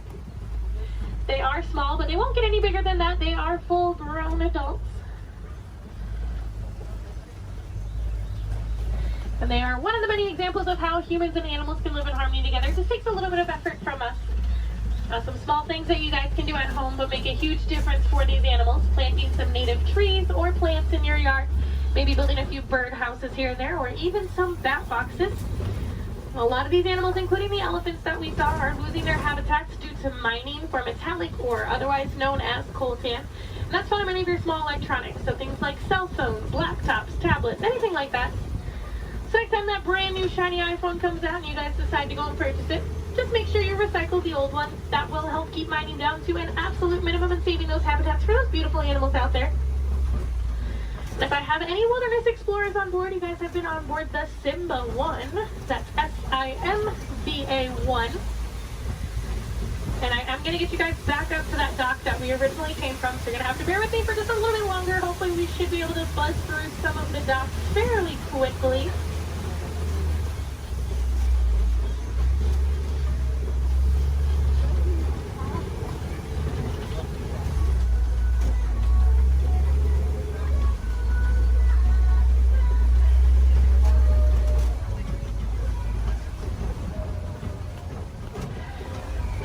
Now, if you guys did enjoy seeing the animals here on the safari, there are plenty more for you to see today. Now, actually, when you guys get off of the truck, when you hop down that little pathway there and go down the hill, if you guys take an immediate left, you'll actually be on the Gorilla Falls Exploration Trail. Now, over there, they have naked mole rats, meerkats. They have an underwater hippo viewing pool where you can usually get a little bit closer view of some hippos, as well as silverback gorillas. Now, if you're heading over to Asia, right behind Tully River Rapids, you'll find the Maharaja Jungle Trek. Now, over there they have Sumatran tigers, Komodo dragons, bats, and a whole bunch of different exotic bird species. Now, both of those trails are about a 15 to 20 minute walking trail, though, so you do want to give yourself a little bit of extra time. Now, ECVs, strollers, wheelchairs, any of that can go through those. You don't have to park them, so you can bring them with you. And if anyone has Disney Plus at home, if you have not seen it already, there is actually a whole series on there called The Magic of Disney's Animal Kingdom. And they do go into way more detail about the animals here on the safari, as well as the ones over at Epcot and Animal Kingdom Lodge. I know they have episodes on the giraffes, the lions, the rhinos, the elephants.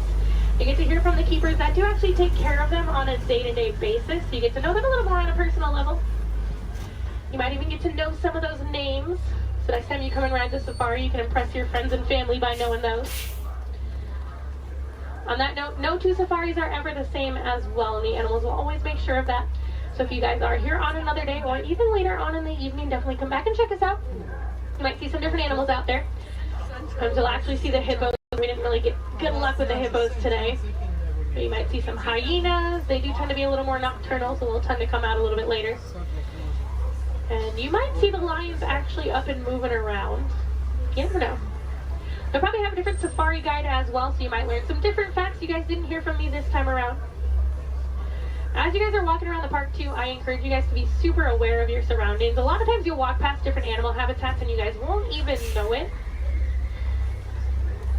On front of the trail life, you'll see those lesser flamingos that I kind of touched on a little bit. You'll see some kangaroos hopping around, some vultures, all kinds of stuff. And then towards the front of the park, actually one of my favorite animals likes to hang out there, the giant anteater. Now that's like if you're heading out of the park when you go over the bridge and there's like the spot where you can go on the left side and the right side to exit.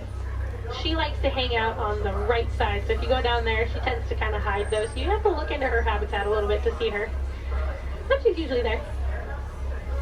Alright, it looks like this truck ahead of us is just about loaded, so they should be on their way. So it's a really good time. Double check your rows. Make sure you do have everything. You don't want to leave anything behind because I will be heading out on another safari as soon as I drop you guys off, so it'll take a little bit of time to get those items back to you. The warden knows we are on our way, so we should be able to get cleared into that dock here fairly quickly.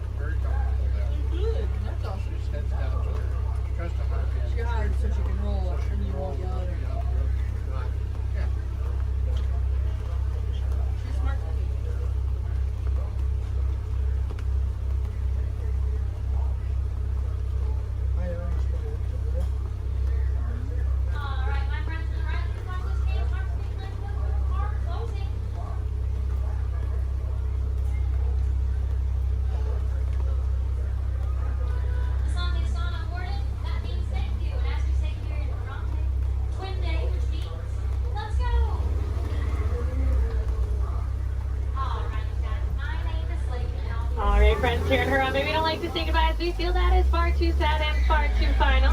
So it's time to leave you with Kuaharini. So Kuaharini friends, go well, go wild, go make a difference out there and enjoy the rest of your day here at Disney's Animal Kingdom or wherever else your adventures might take you. My name is Skipper Melanie.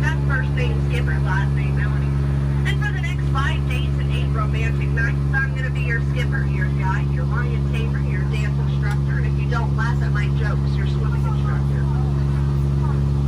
Off to a long ride. We're going to start our journey here in the Amazon rainforest, where it rains 365 days a year. Or only 2 days if you have Amazon rainforest Prime. Yeah, that joke's all about the delivery. If you look on either side of the boat, you're going to see our beautiful large red flies. And I know what you're thinking. I can't believe they're not butterflies. Yeah, me too. Me too. Right over here to the left, we have Inspiration Falls. Now, you know, a lot of people wonder why it's called that. And that's because the longer you stare at it, the more it inspires you to go. Yeah, that's our number one joke here. Well, we're now turning down the Congo River, so we'll see how far this boat can go. It's probably not very far with my driving. Has anyone ever seen The Jungle Book? Yeah? All 4 people. Wow. And if you haven't, don't worry. It's right there. Yeah, that's the 3D box set. Yeah, it's pretty great, I know. And up ahead, we have a great little boat rental place. Although I can't see anyone over there. Canoe. Cannot. Something must have scared them off. Might have been the giant snake over there. Does anyone know what kind of snake that is? It starts with a P. It's a good guess. It's actually plastic. Sorry, kid. Oh no. Looks like I have some uninvited house guests. But you know, it's not all bad. I could not get that Jeep started this morning. Yeah, looks like they got it to turn over. Yeah, probably called AAA. I should have thought of that. Yeah, or used a monkey wrench, I don't know.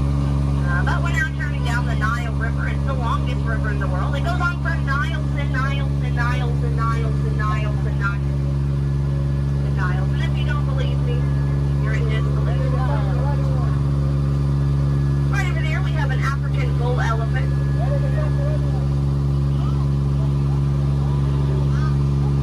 Now that elephant right there is actually the fastest elephant in the entire world.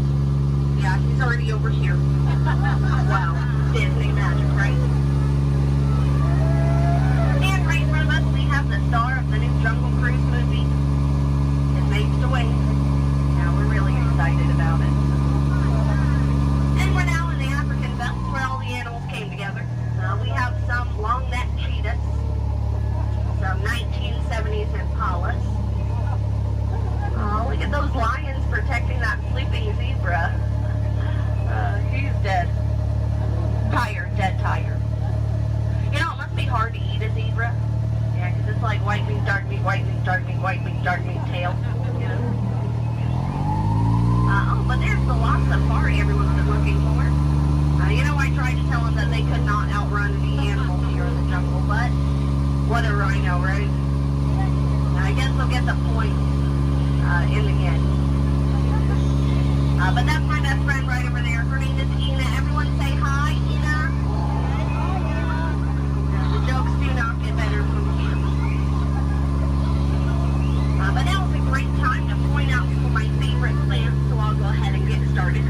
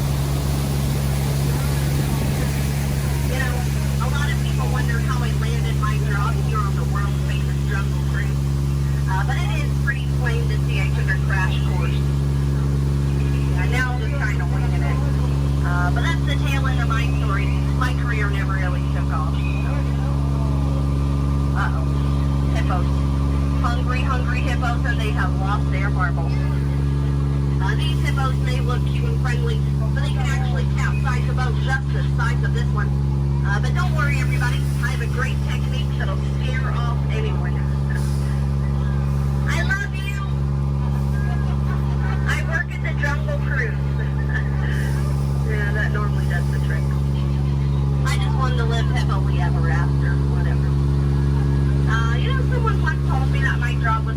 a monkey could do it. Yeah, I only halfway believed him. I didn't really find it too appealing, so let's just banana split out of here. And if you look right over here to the right, you're going to see absolutely nothing. Yeah. Well, guys, stop monkeying around. You know, this right over here has been really bugging me. Those butterflies are just not what they used to be. Yeah, caterpillars, you know. But now for the moment you've all been waiting for. It's not the exit. It's the eighth wonder of the world. It's the one, the only, the amazing, the stupendous. It is the backside of water!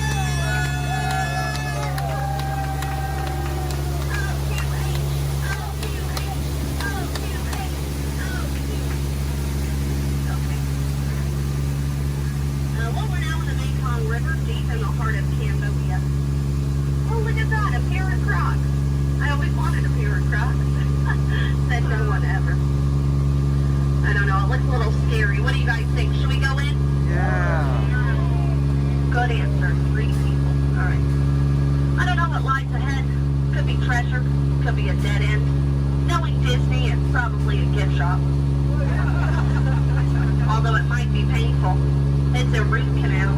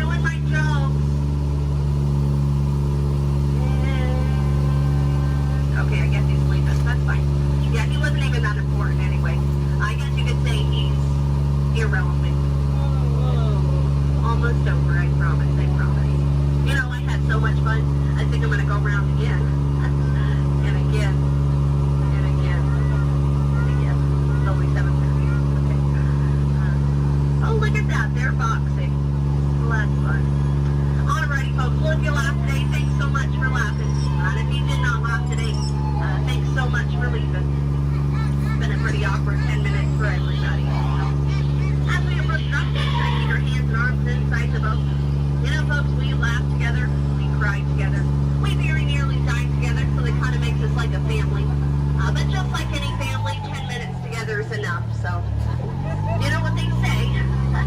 Get out. Oh, sorry, that was rude. Let me try that one again. What I meant to say was, please, get out.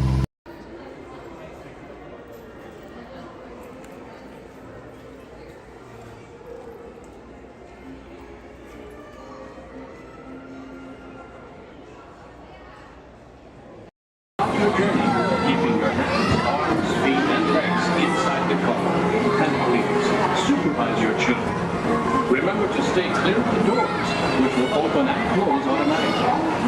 Enjoy your trip aboard the Metro Liner.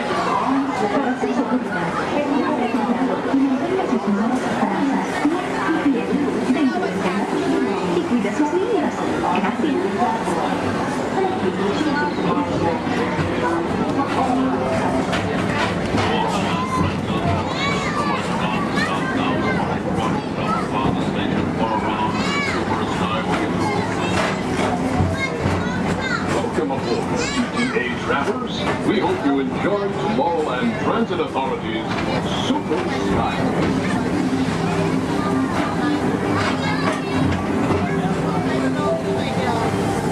Now approaching Tomorrowland Interplanetary Convention Center. The convention center is host to a galaxy of wonders from the faraway planet.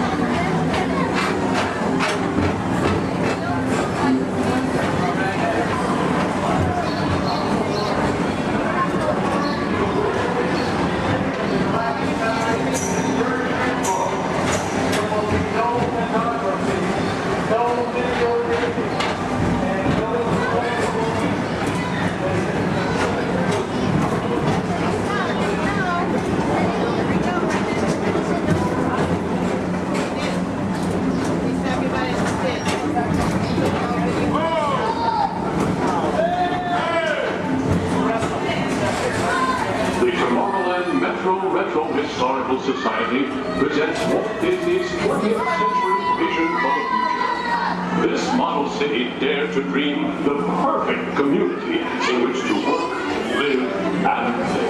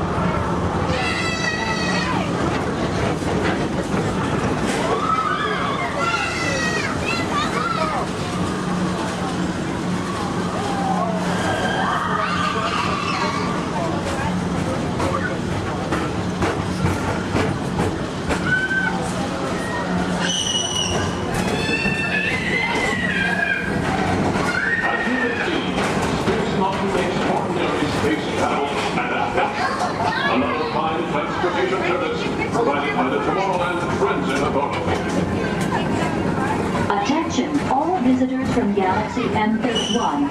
Please keep forward-facing tentacles clear of oncoming Metroliner vehicles. Thank you.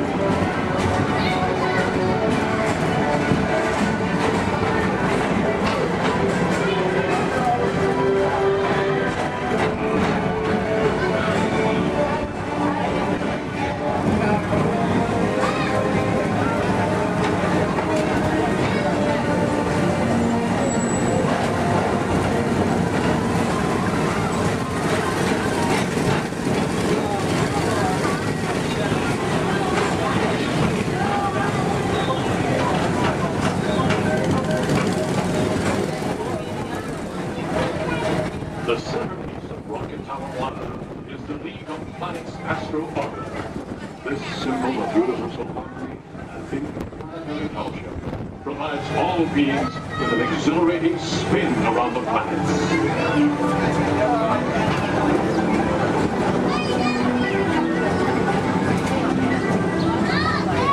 Remember, Blue Line passengers, for all your future travel needs, the TTA services all of Tomorrowland's outlying areas, including the personal rocket ship docking lot, and of course, perfect parking, the latest hoverboard. Paging Mr. Morrow, Mr. Tom Morrow. Your party with Saturn has arrived. Please give them a ring. Now approaching Walt Disney's Carousel of Progress.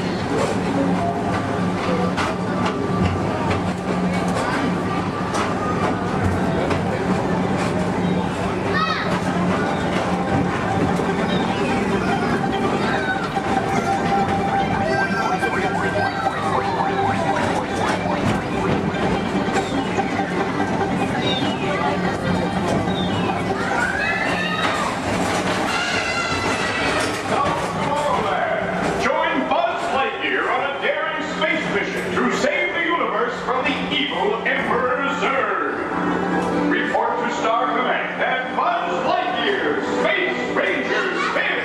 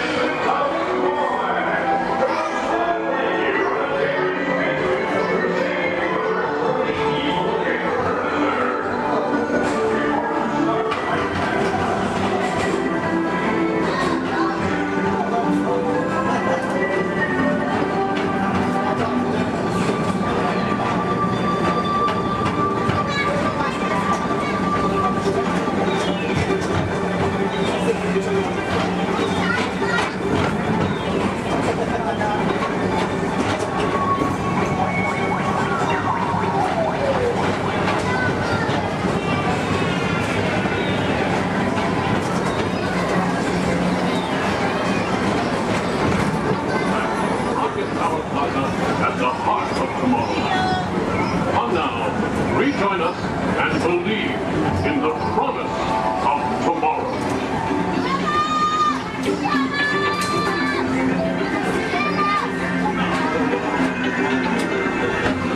Rocket Tower Plaza Station.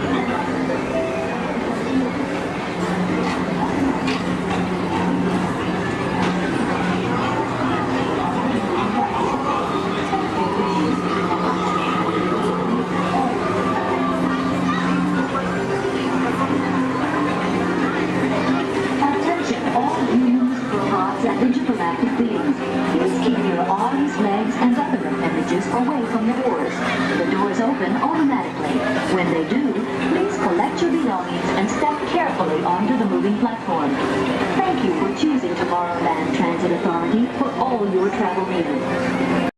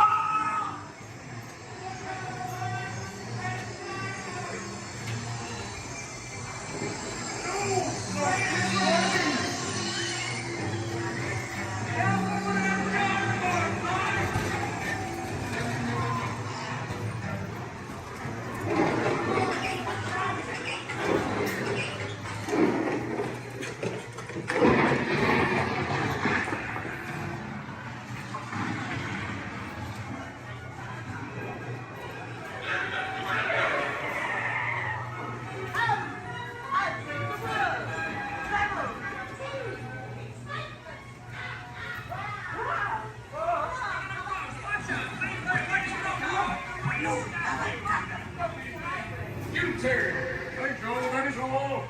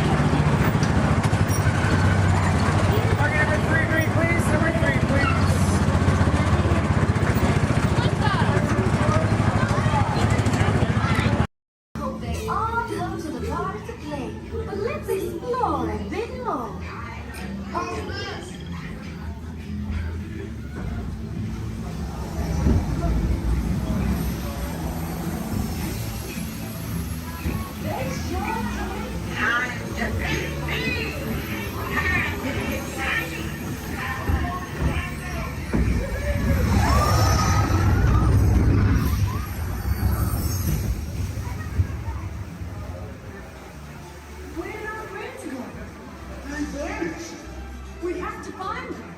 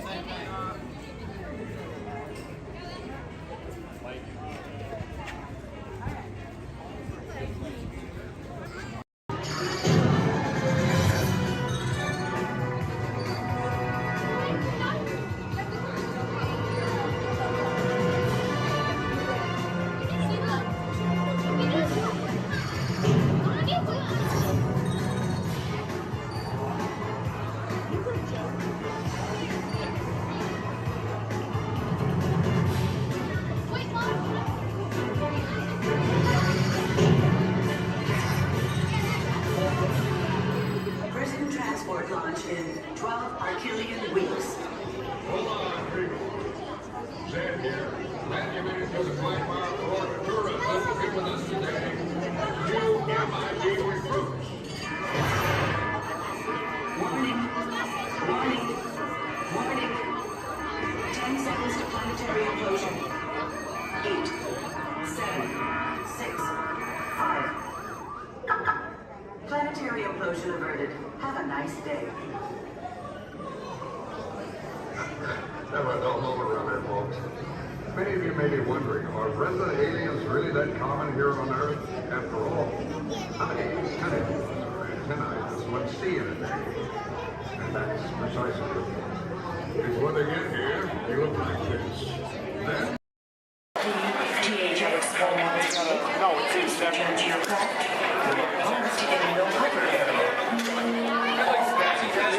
Exchange currency prior to their departure.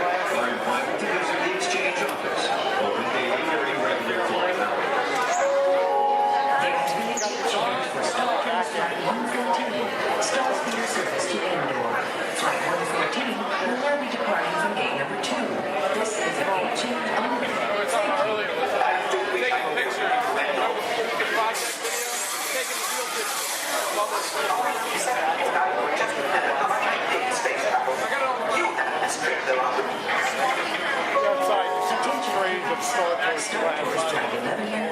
Non-stop service to Endor is now ready for boarding at gate number 1. All passengers, please proceed to the boarding area immediately.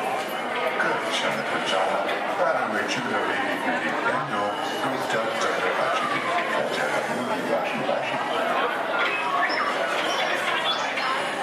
R2-D2 just walked in. Get back to work before they deactivate you. Yes, I really would. And hurry, they'll need this console any moment now. There, I think you'll solve it.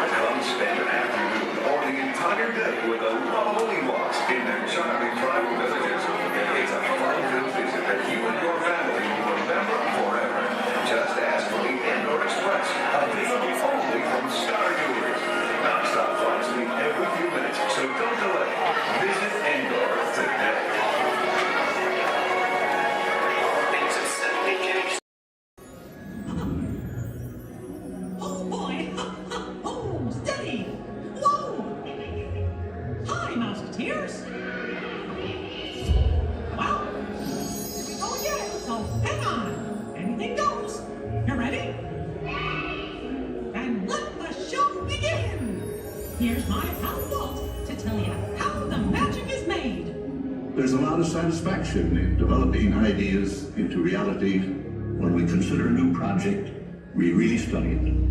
Not just the surface idea, but everything about it. And when we go into that new project, we believe in it all the way. We have confidence in our ability to do it right, and we work hard to do the best possible job. There's really no secret about our approach. We keep moving forward, opening up new doors, doing new things, because we're curious. And curiosity keeps leading us down new paths. We're always exploring and experimenting. Everybody ready? Then on with the show! First thing I need to do here is a quick sound check. You can hear me up and down the shuttle waves. Give me a wave if you can hear me. All right. Thank you. It's important that you need to pass along a few safety reminders here. Please be sure hands, arms, and feet remain inside the vehicle at all times this morning. Most importantly, that you remain fully seated throughout the entirety of our tour. And for the courtesy of those around you, we do ask that please be no smoking at any point. Now we also have just a little word of caution as well. For those of you on the right side of the shuttle, and that's the side I'm on this morning, now be aware we could be getting a little bit wet on the tour today, okay? However, for those of you on the left side of the shuttle who are smiling about that situation, now realize on the left side, you could get soaked. On the left side is the wet side. In reality, if you do need to do any seat rearranging, please go ahead. Do that right now before we get underway. Once our shuttle goes into motion, I will ask everyone to remain fully seated throughout the tour. The left side is the wet side. The left I won't side. promise you so necessarily. However, the best chance to get a little bit wet on this tour is on the left side of the shuttle, so please take that into account. For those of you wanting to get wet today, that'll be your best opportunity. And I'd also like to take the opportunity to welcome you here to Disney's Hollywood Studios, the Florida counterpart of Walt Disney Studios in Burbank, California. My name is Jerry, and I'll be your guide on the tour today. Behind me at the wheel of our vehicles, our driver Ashley, and she'll be steering us behind the scenes of our working production facilities. We'll be getting underway here in just a few moments. If you would, please listen to these additional safety announcements. Welcome to the Studio Backlot Tour.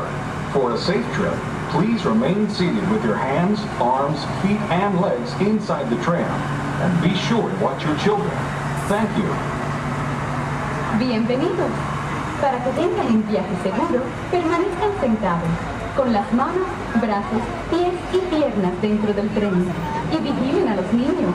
Gracias. And with that, we are all clear. Thank you.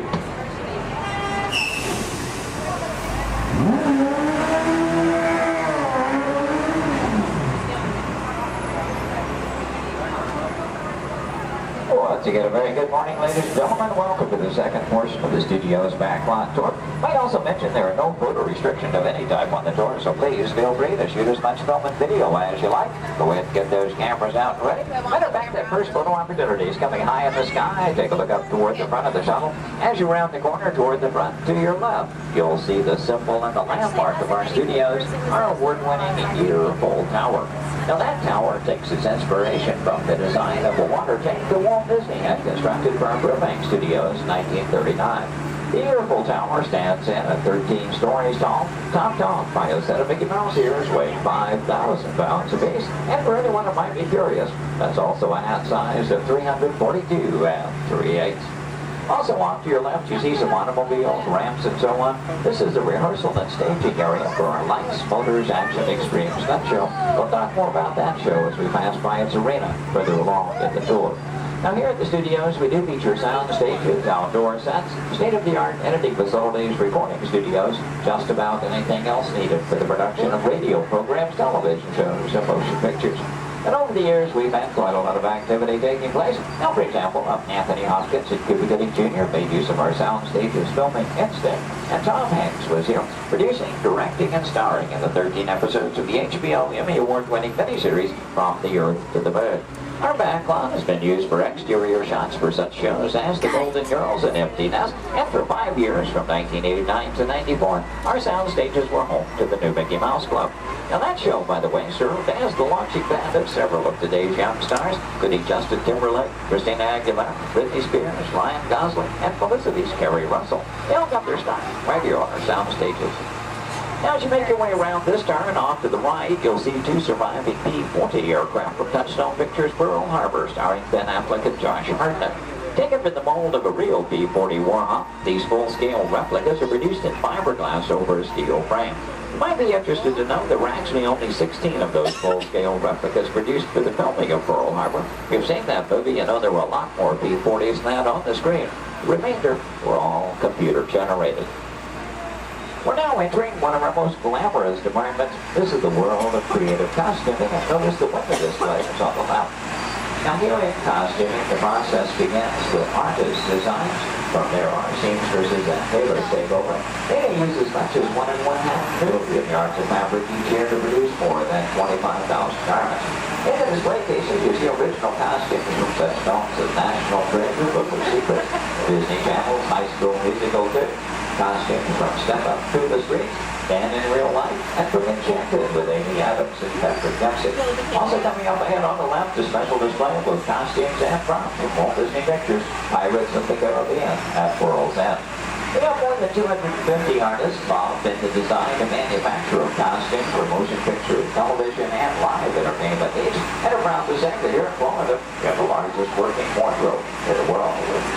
Now, when an art director needs to create a specific look for production, they may begin with the props department. Here, scenic designers buy and in some cases build everything they need to create the exotic worlds in which their stories take place.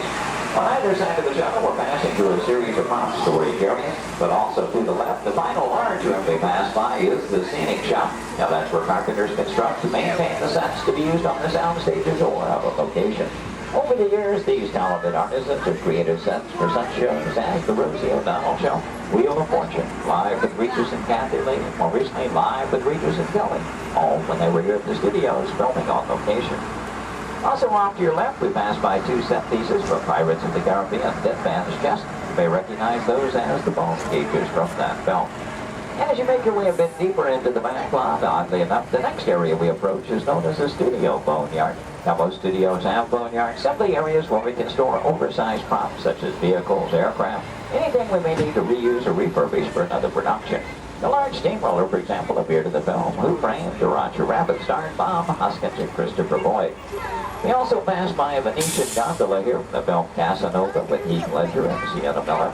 And that's followed by two model airplanes. Now the first of those two, the larger, used in the filming of exterior shots for Flight Plan, which starred Jodie Foster. The second one, you may notice the wording, the jailbird on the nose, from the 1997 film Con Air with Nicolas Cage and John Malkovich. The new period motorcycles on the end, used by director Steven Spielberg and Indiana Jones and The Last Crusade, starring Harrison Ford and Sean Connery. Now, anytime a production team has to travel to a city or town to film on location, they have to deal with a lot of problems they have little or no control over. Things like crowds, traffic, and noise. To avoid that, they often prefer to film on a studio backlot. Now, normally we have quite a lot of activity taking place, and well, this week is really no exception. One of the things we have been doing some special effects testing this morning in this large standing set off to the right. And when the tests are underway, the set becomes off limits to our tours, but see, we have been given green light here at the moment. You know that Ashley is in contact with our production coordinator, so apparently the between takes here.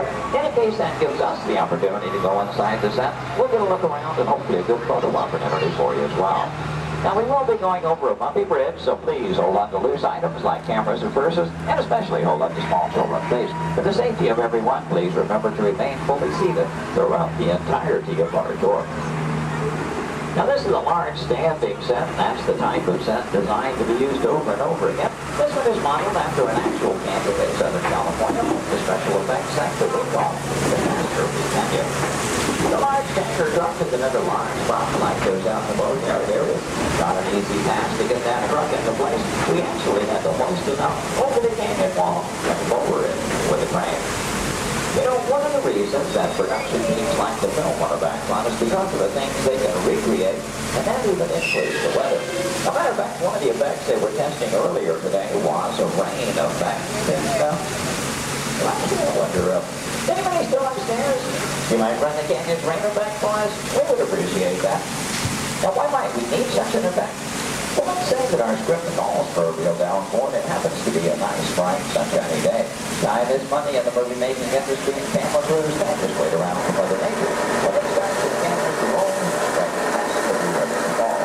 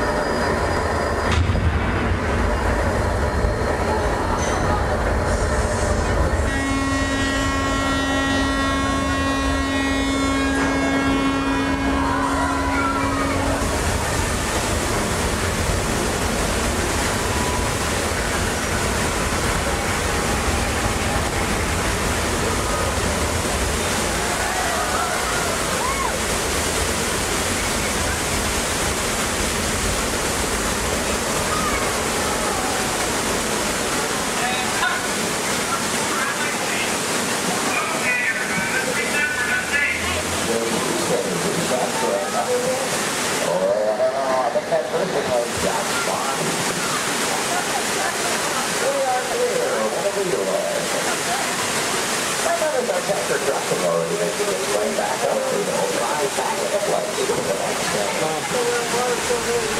But now I should like to understand why we're called the catastrophe canyon. As we exit level 5, so let me share some of the secrets with you and how those catastrophes were actually created. And although our canyon indicators may get used for production purposes, today's special effects show for you on that. It was just created for your enjoyment to show you how special effects.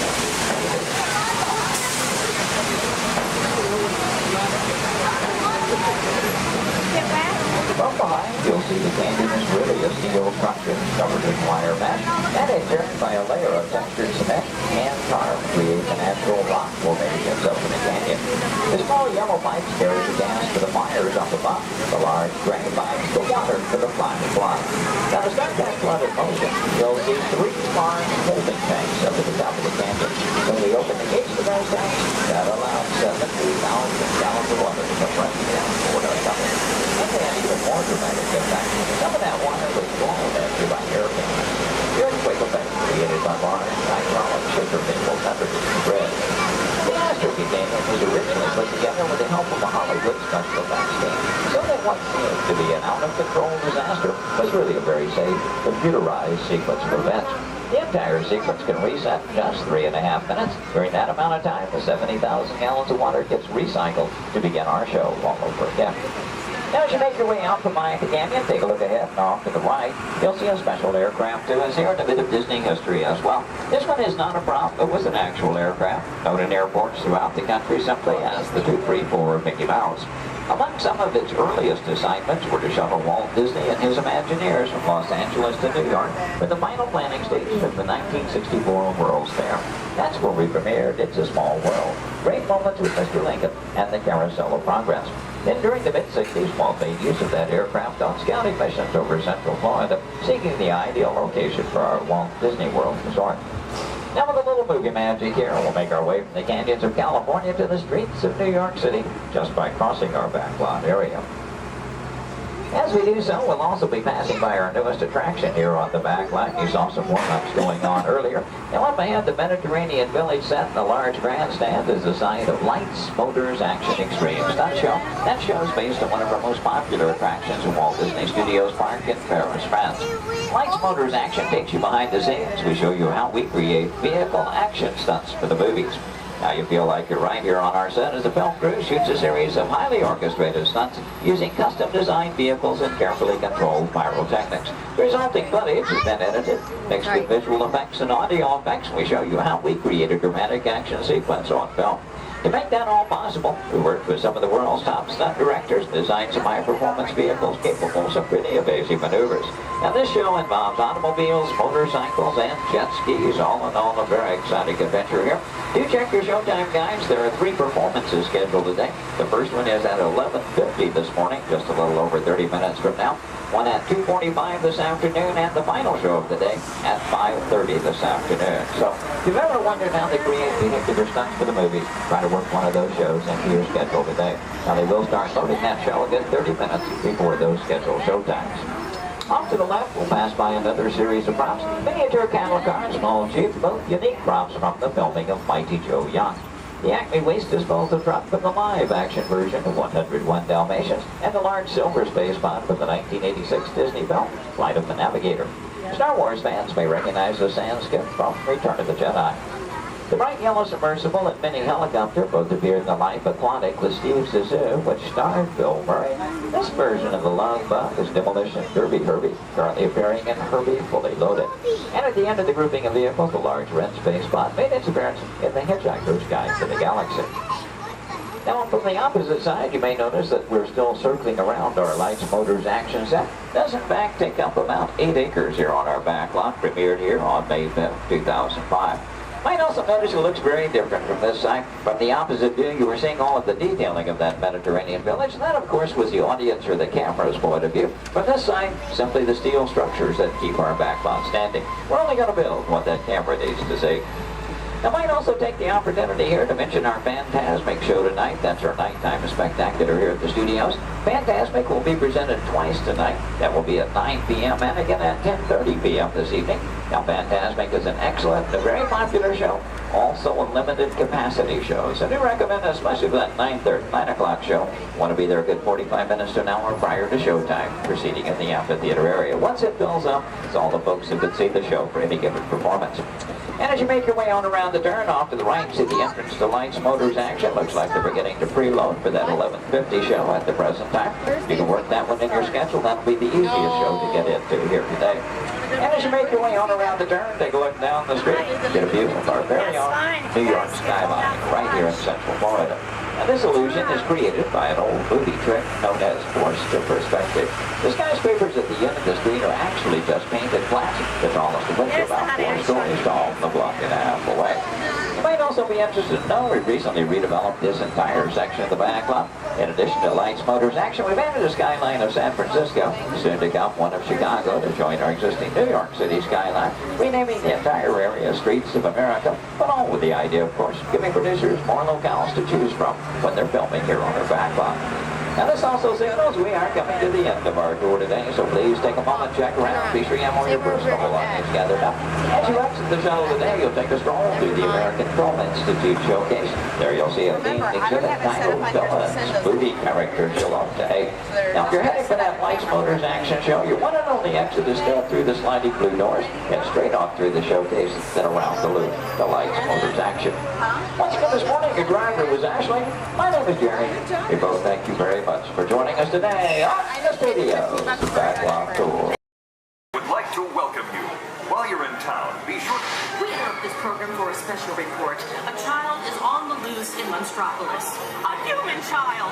If witnesses are to be believed, there has been a child security breach for the first time in monster history. We can neither confirm nor deny the presence of a human child here tonight. I tried to run from it, but it picked me up with its mind powers and shook me like a dog. It's true! I saw the whole thing! Happy birthday, Schmoozy Boo! Oh, goodly bear!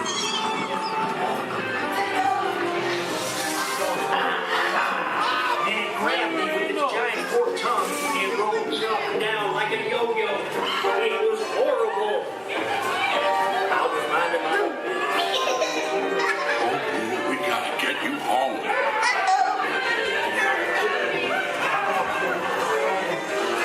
There's a kid! A human kid! What are we gonna do? A sweet monster in the sky! Save me! Michael Wazowski, and on my birthday, I thought you cared about me. Celia, try to understand. Come on, this way. Perimeter is under observation.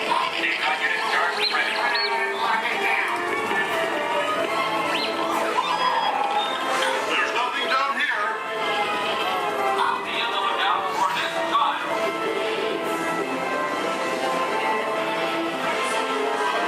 I hate working nights. Yeah, nothing exciting ever happens. Hurry up, Sully, hurry up. I've got both doors set up on the scare floor. Are you done here, Boo? Race you to the scare floor.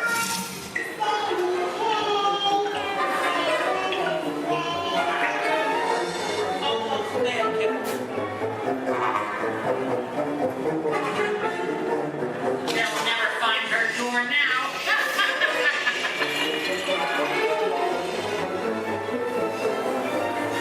Oh, there's your door. We're almost there, kiddo.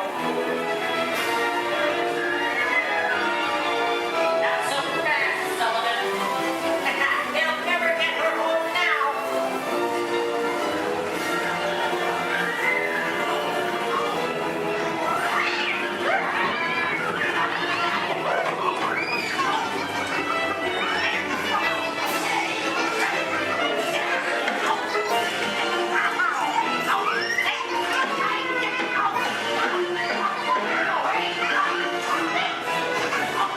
It's been the most terrifying day of my life. But I love you, kiddo.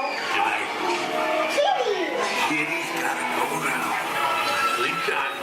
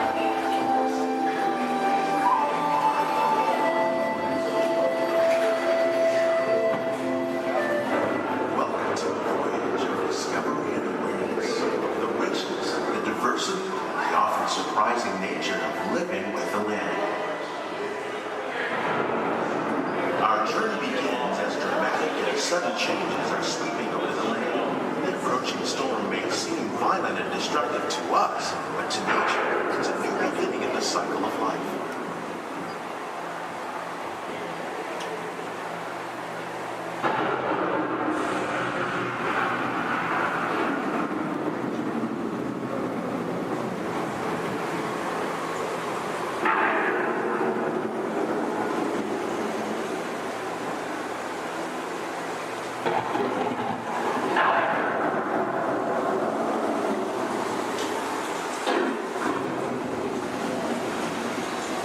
Beneath the surface of the land, roots trap water from the flowing mud, extracting precious nutrients and minerals.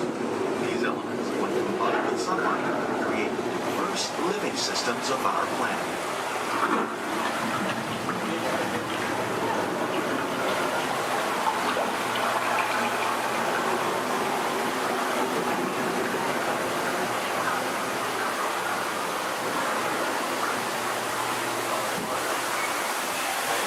One of those living systems is the rainforest, home to the most amazing concentration of life on our planet.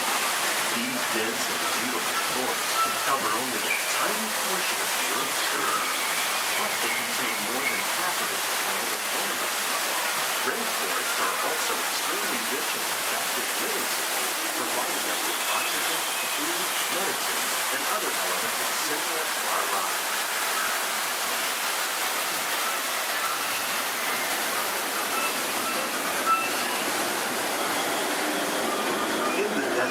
Nature has created a very different, no less beautiful living system. And while this arid landscape may seem lifeless, it is very much alive. The plants and animals that have learned to survive in these harsh conditions make use of what little water they can find and avoid the scorching. The American prairie once appeared as desolate as the desert, but over time, rainwater and nutrients gradually penetrated the hard surface of this land. Even the hooves of the mighty buffalo helped create the rich soil, one day become home to the American farm.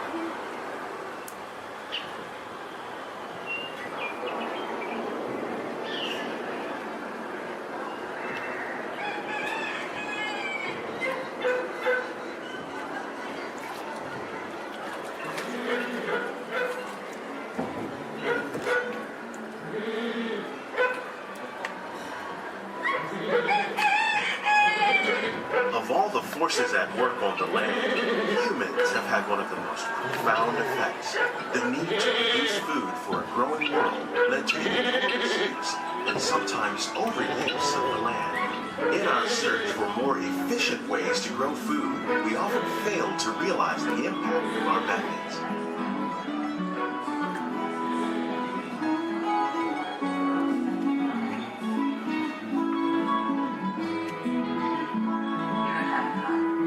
Today, we're learning to live with the land, discovering better ways to grow food that will assure both human and environmental well-being.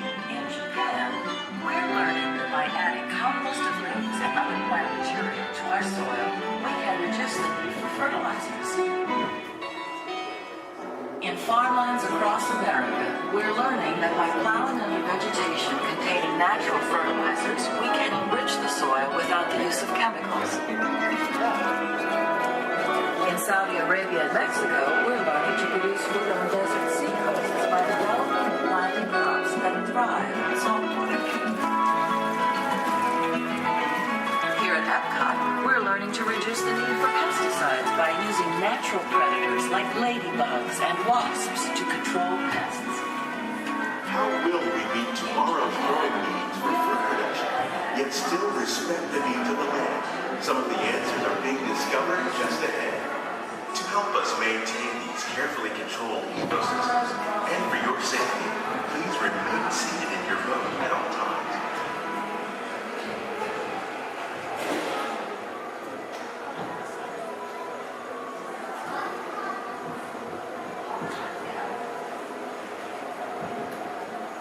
Welcome to our living laboratories, where scientists from Epcot and the U.S. Department of Agriculture are exploring innovative ways to produce bountiful harvests now and into the future. The tropics are home to the greatest diversity of plants on the planet, Many of these, like papaya, bananas, cacao, coffee, and rice, are well known around the world. Others, like the jackfruit, fluted pumpkins, and dragon fruit growing here, represent the vast number of lesser-known tropical plants. As we learn more about these crops, we discover that many are rich in vitamins and minerals, while others are well adapted to growing in less than ideal conditions. For instance, the fluted pumpkin thrives in the poorest soil conditions of Africa. With its edible seeds and leaves, the pumpkin could become an important staple for areas where other crops don't grow easily. The unique-looking dragon fruit is actually a member of the cactus family. The fruits are high in vitamin C, rich in antioxidants, and have a light, sweet taste. The fruit originated in Mexico or Central America, but is already becoming popular in Asia. It could become a source of important nutrients for people living in many areas of the world. These and many other lesser-known crops may one day be as popular as the bananas growing on both sides of the book.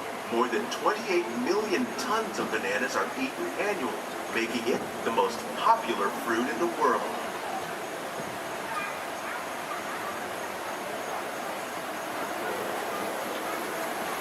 When we mention farming, you probably don't think of fish, but fish farming, or aquaculture, is an innovative way to increase harvests, protect wild fish populations, and produce a healthy crop, like these sturgeon that grow to over 300 pounds. Now that's a lot of catfish. Tilapia, bass, and catfish are three popular crops raised by fish farmers around the world. Most are grown in open ponds, but innovative recirculation systems like ours can conserve water and improve. More than 200 different species of aquatic animals and plants have been successfully farmed. Even these American alligators can be successfully raised in controlled environments. Nearly half of all fish consumed worldwide is now raised on farms, making aquaculture an important part of our efforts to produce a balanced diet and protect natural resources here at the land. We grow about 5,000 pounds of fish each year, many of which are featured in restaurants around Walt Disney World. This greenhouse is full of some of the best ideas for improving plant yields. Disease and pests are two of the biggest problems facing farmers around the world. By careful selection and crossbreeding, we can grow crops like these sunflowers and winter melons that are more resistant to pests and diseases. Scientists have even been able to breed plants that can flourish in marginal areas where water and nutrients are in short supply. The result of these efforts is higher yields with less impact on the environment.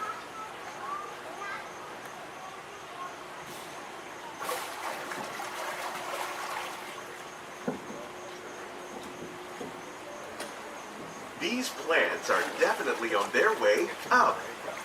Innovative growing techniques like the ones you see help to increase yields while more efficiently using resources like water, fertilizer, and pesticides. We're growing these nutritious sweet potatoes above ground. This method increases yields, produces larger potatoes, and can be used where rich soil is in short supply. We're growing lettuce using our nutrient film system.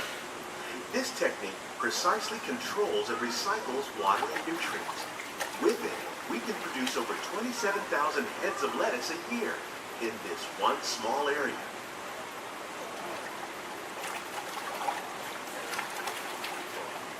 Here's something you don't see every day. Tomatoes growing on trees. These plants were originally developed by Chinese scientists. Tomato trees live longer and produce many more tomatoes. One of ours lived 16 months and produced over 32,000 fruits. Much of the produce you see growing in our greenhouses is served at the restaurants here at the land.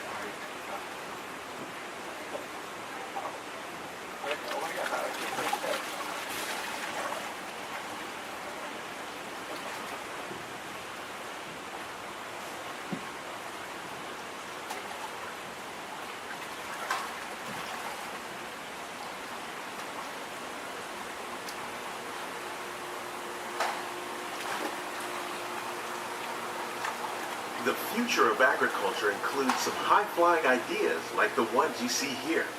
The aquaponics system on your left integrates hydroponics with aquaculture.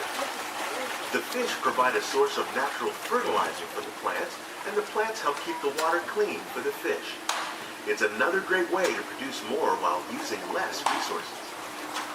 In our lab, Epcot scientists are working with the U.S. Department of Agriculture on a number of innovative projects. The goal of these efforts is to produce higher yielding and better quality plants.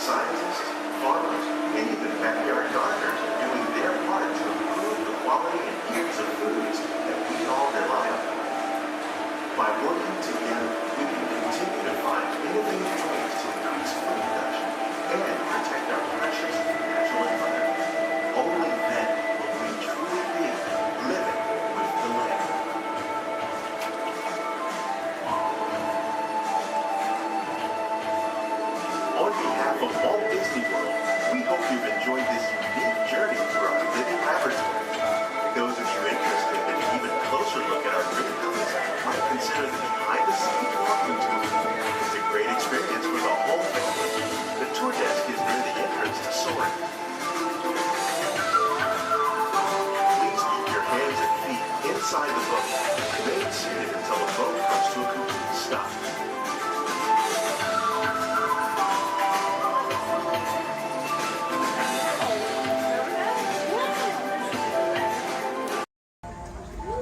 For those of you just joining us, welcome aboard Excursion 3 on the Disneyland Railroad. For your safety, please remain seated at all times, keeping your hands, arms, feet, and legs inside the train.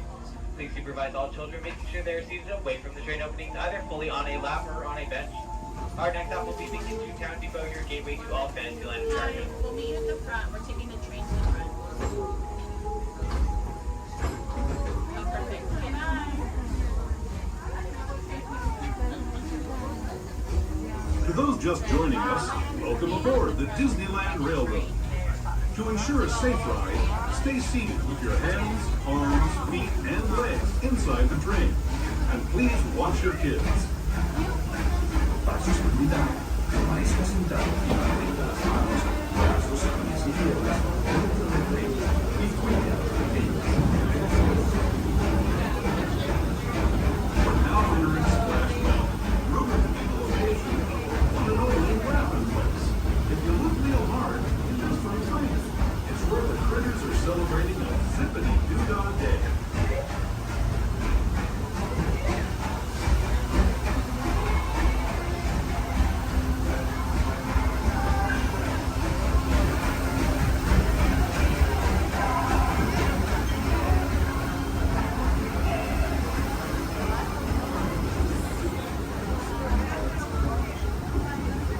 Speaking of critters, this place we're passing over is home to a whole bunch of them. Here in Critter Country, you can join Winnie the Pooh, Tigger, Brer Rabbit, and Brer Bear on their fun-filled adventures.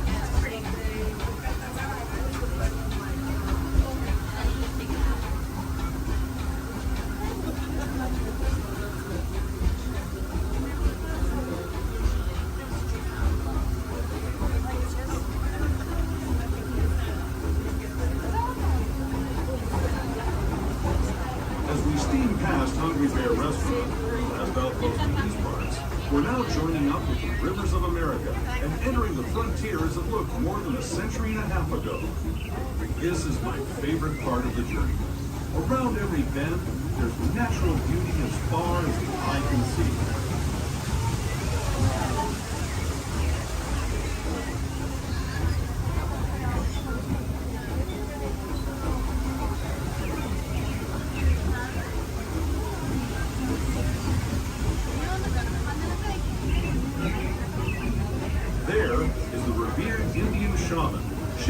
stories of those in the Great River Valley below.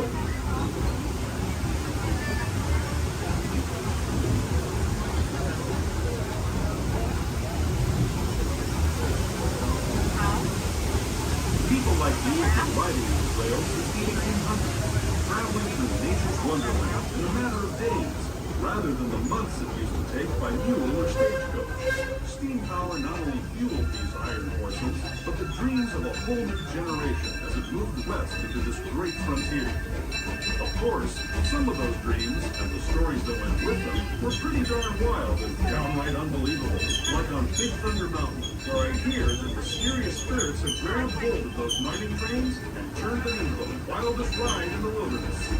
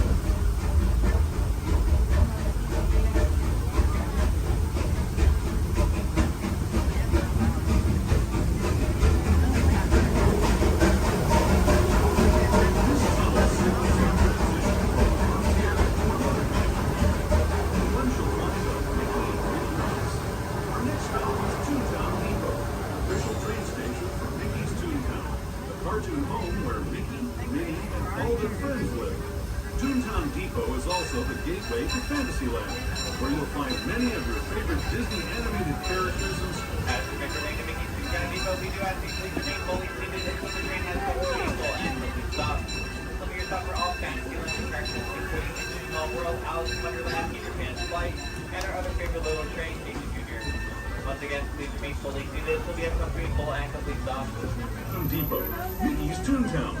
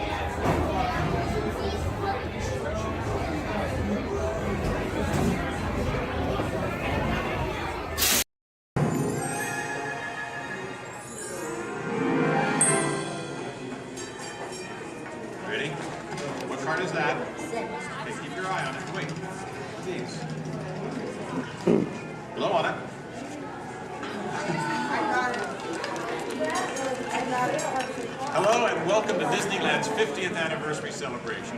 For this truly historic event, no ordinary host would do. No, the Disney folks wanted someone who's been here from the beginning. They wanted a household name. A name that means family entertainment. Donald, calm down. You're just too animated. I'm referring, of course, to me, Steve Martin. Hi, I was Walt's friend, what? Oh, really? Well, I don't remember him calling that show the Donald Duck Club. Now just waddle along. As I was saying, the Disney folks came to me because I began my career right here at the magic shop at Disneyland. That's me, Disneyland class of 1960. Magician, prestidigitator, and seller of fake vomit.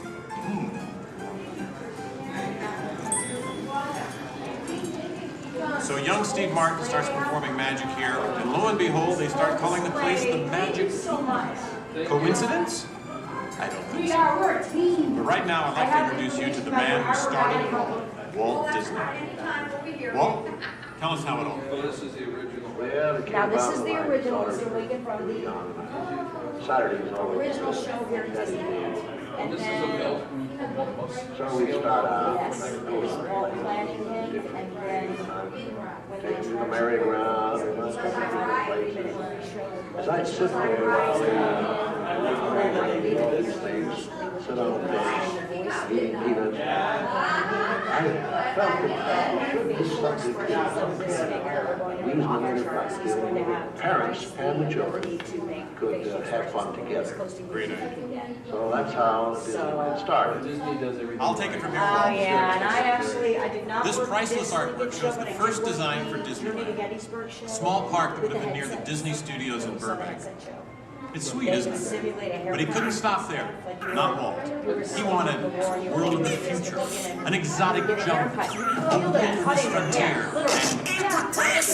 What do you mean? Because they're cutting your hair and you get This is just the most rare and valuable piece of art in the Disney archives. It's the painting that sold the concept of Disneyland to the bakers.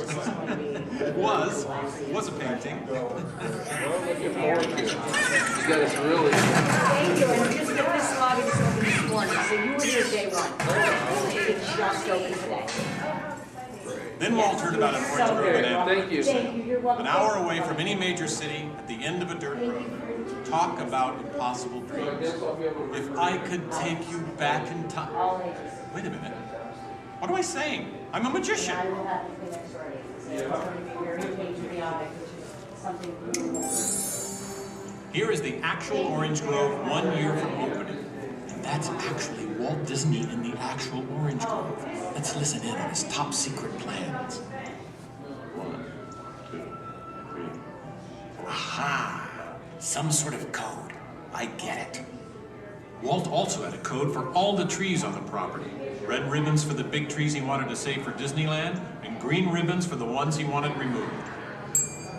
But, as fate would have it, the bulldozer driver was colorblind! Oops. So, Disneyland, less than a year from opening. No one, in their wildest imagination, could ever build an entire theme park here in just 1 year. Yeah, I'll show ya. Watch this, magic boy. That kind of sound. Keep going, boys. Faster, faster. That's it, good work. That's it, good work. Opening day. Take it away, Walt. To all who come to this happy place, welcome. Walt's dream had finally come true. And to celebrate, ABC organized the biggest live telecast in history. Some of the most famous stars in Hollywood showed up, including host Art Linkletter. Frank Sinatra. Hello, Franco. Who's driving? Sammy Davis Jr. Hello, Sammy. Bob Cummings, Ronnie Reagan. Come on in. Davy Crockett. Buddy Epson's there, too. But right now, it's my pleasure to introduce the famous star whom Mr. Disney has asked to christen the Mark Twain. Ladies and gentlemen, Mr. Disney. I'll take it from here, Mr. Linkletter.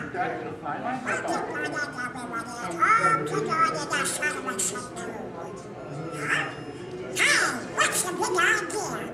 I'm translating. Nobody can understand what you're saying. You can't too. Cannot. Can. Not. I'll show you. Ignore the duck. As I was saying, the lands that America saw on the Disneyland television show became really... I'll show you what's going on. Now, where was I? Oh,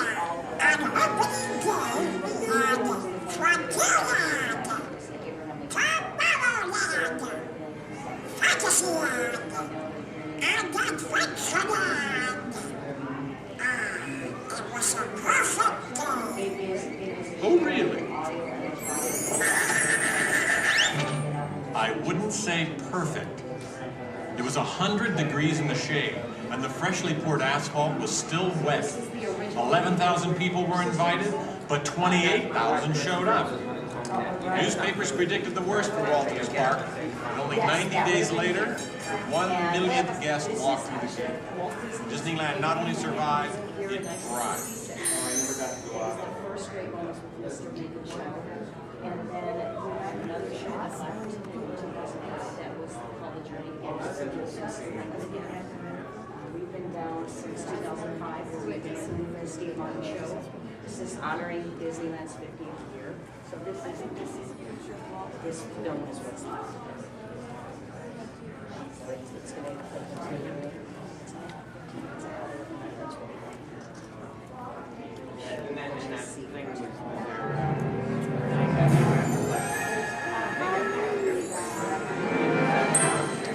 Walt wanted the magic of Disneyland to begin as soon as you walk through the gates.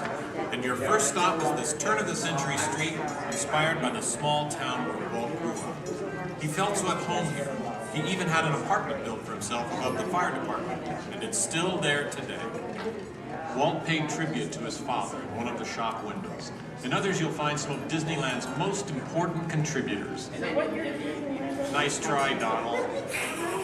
Many shops have come and gone here over the last 50 years. Gone is the working pharmacy, and gone but not forgotten, my favorite, Hollywood Maxwell's corset shop, better known as the Wizard of Bras. Yes, Disneyland is filled with nostalgia and memories, but that's only part of the magic. Let's not forget fantasy. Ah, hear that? When you wish upon a star, your dreams come true. For Walt, that was the very essence of Fantasyland. Of all the lands, this was closest to Walt's heart. He even placed the Disney family crest right above the castle gate. Fantasyland was created by the same artist who created Disney's animated films at the studio. And soon those storybook tales came to life in an orange grove in Anaheim. For the first time, we could step into those worlds and become a part of the adventure. In Adventureland and New Orleans Square, surprises happen all the time. In fact, Disneyland is the only place I can think of where you can be attacked by pirates, frightened by ghosts, and nearly crushed by a giant boulder, while keeping your arms, legs, and feet inside the vehicle at all times. And here's the adventure that started them all. Remote rivers through a treacherous jungle. Could something go horribly wrong? Only a punchline. Over the years, the Jungle Cruise has become a showcase for handsome and witty river guides. Oh no! That big elephant is coming up to us and it looks like he's going to squirt us! Everyone in the back, get down! Don't worry, it never happens.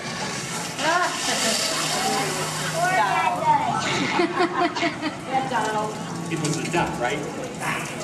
The duck? You know, every time I get all dressed up in my cowboy hat and pearl-handled pistols, I think about the heroes of Frontier.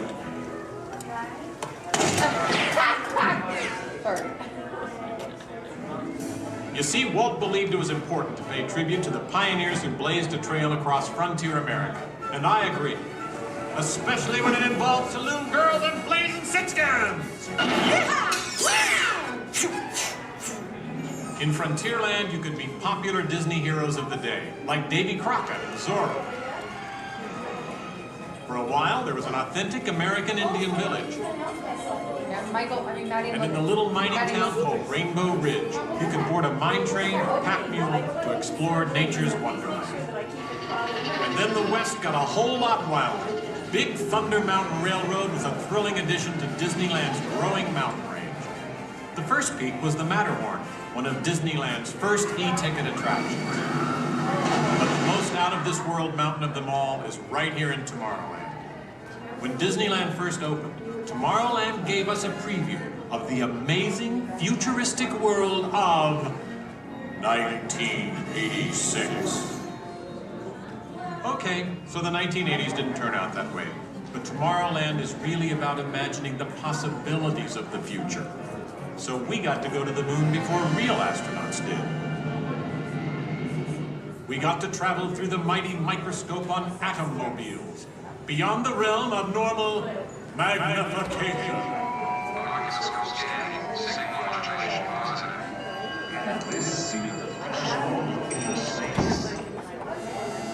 Tomorrowland has always been a showcase for new ideas and new inventions, including one of Walt's most famous. Audio animatronics? Right, audio animatronics.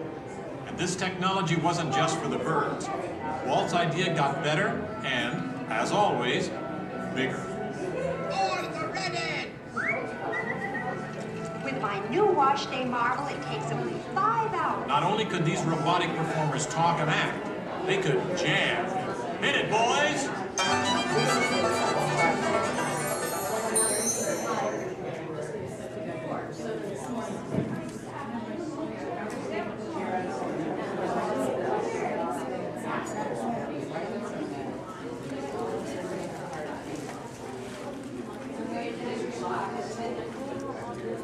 I was going to call him and say that.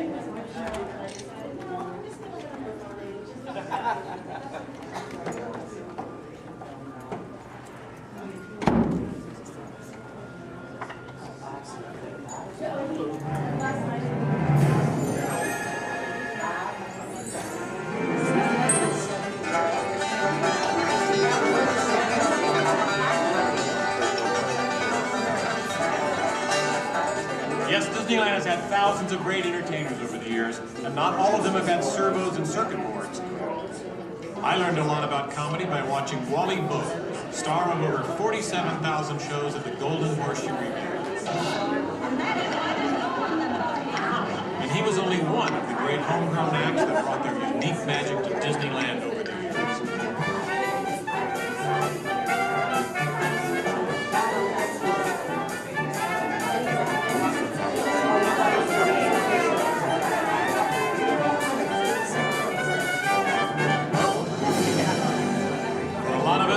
Disneyland's best magic trick happens every day at dusk, when all the lights come on and the Magic Kingdom is transformed before our very eyes. You know, that's one of the great things about Disneyland. Everyone has their own special memories. For some, it's the first time they walk through these gates. For others, it's their first parade. And I'm sure for all of you, it's watching me, Steve Martin, host Disneyland's big 50th anniversary. But while shows and attractions are all great, I think for most people, the real magic of Disneyland is right here. It's you, Donald. Yes, it's you and Mickey and all the rest of the gang who always make us feel like home friends.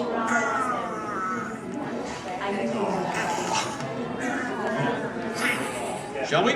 Let's do it! Goodbye, everybody. You know, I have to admit, you would have made a perfect host. Sit up next to me.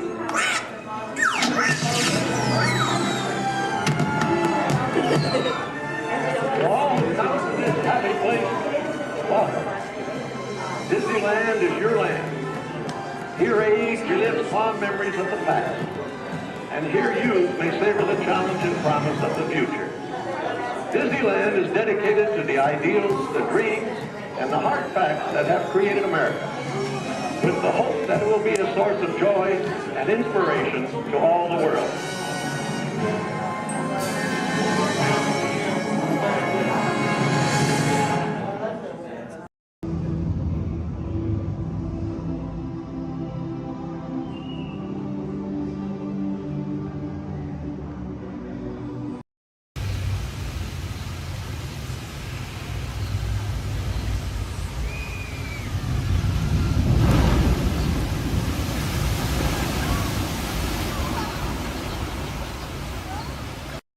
Team ready. Affirmative. The engines are hot. Red 2, Blue 5, report. Red 2, check. Blue 5 standing by. Della quella system scan che Affirmative. let all be. Engage propulsors and hold on, recruits. More ships. Launch.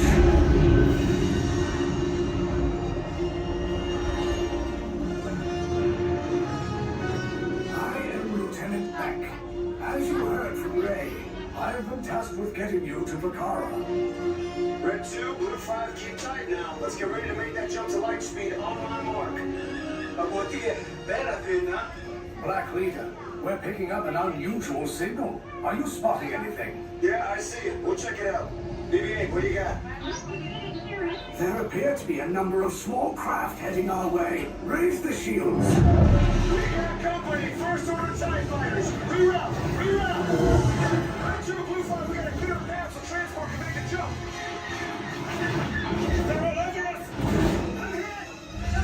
We lost Red 2, more incoming. Blue 5 taking evasive action. Try to shake him, Blue. I'm trying.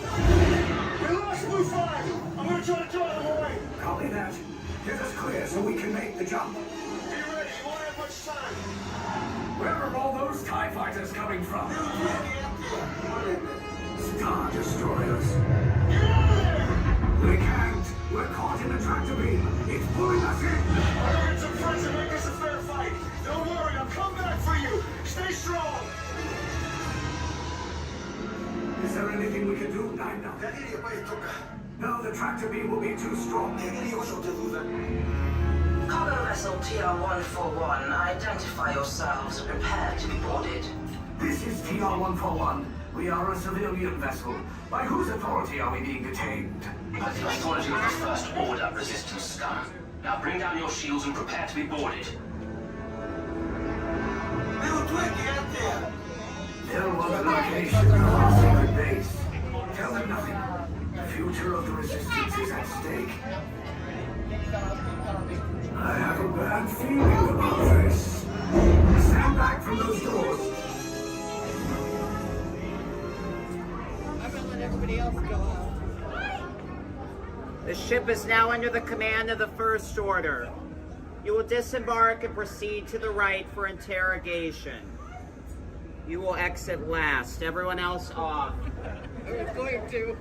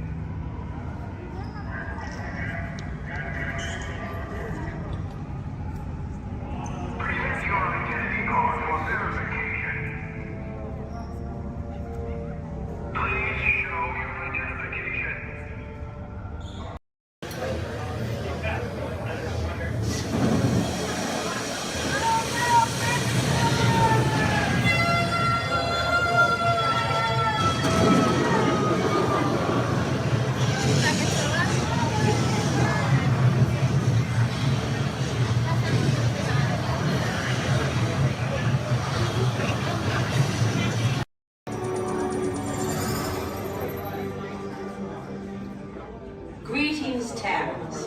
I am Nova Prime Irani Rayan, Commander of the Nova Corps. On behalf of all Xandarians, I hope you have enjoyed exploring the wonders of Xandar. As you have seen, your world and ours were born of the same moment, one which you refer to as the Big Bang. As such, we are all galactic neighbors in a vast universe which we and countless others share. For you to travel to Xandar would take 2.5 million years, assuming you had a ship that could fly at the speed of light. So we decided to come to you.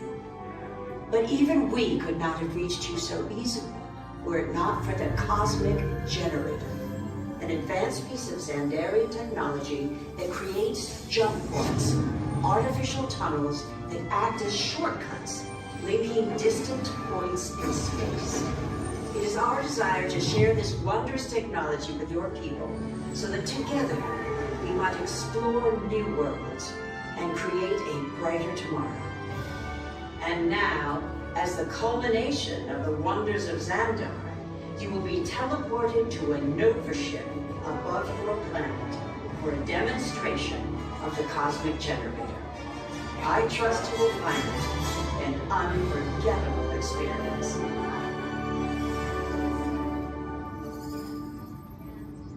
Welcome, people of Epcot, Epcoters, Epcotians, citizens of Epcot.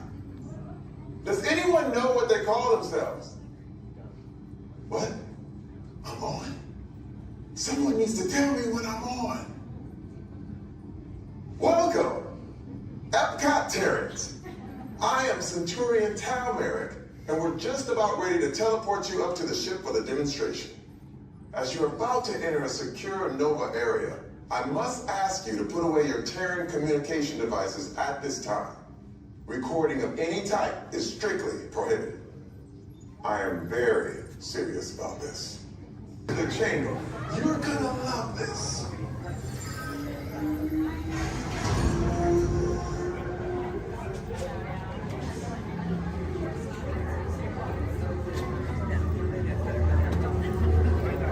Before we begin, I should warn you that we have never teleported Terrans before. But since your molecular structure is very similar to Xandarians, it should work. It'll work. So long as you are standing inside the lighted ring. You do not want to know what happened last time someone did not stand where I told them to, okay? Stand by for teleportation. Here we go.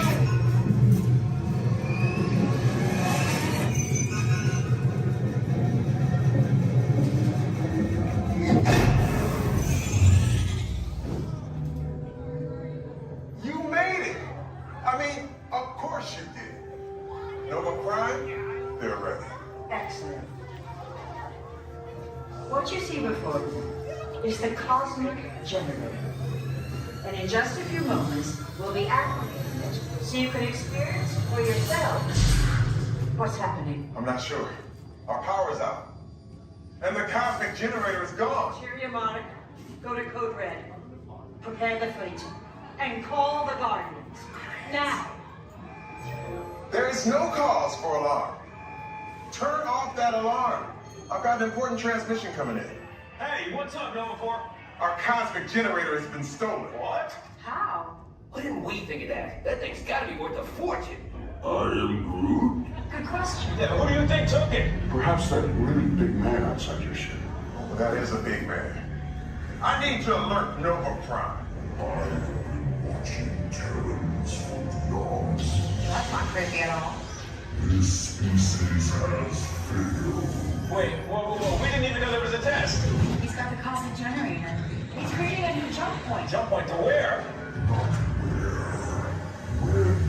It's some kind of mutant jump point. It's going back to the dawn of time. Dawn of time, why? To erase an error. Well, that doesn't sound good. Your time is over. Wait, what do you mean? What do you mean it's so vague? The jump point is closing. Hey, Nova Dude, you're Nova Corps need to follow that whatever it is until we get there. We can't. Our power is down, and I've got to get these Terrans out to evacuation shuttles. I got it. I reprogrammed the shuttles to follow them through the jump point. Wait, what? Look, they're our only chance of keeping track of that whack job until we get the cosmic generator back. Piece of cake. What? There's cake. Where's this cake? The odds are impossible, Yep.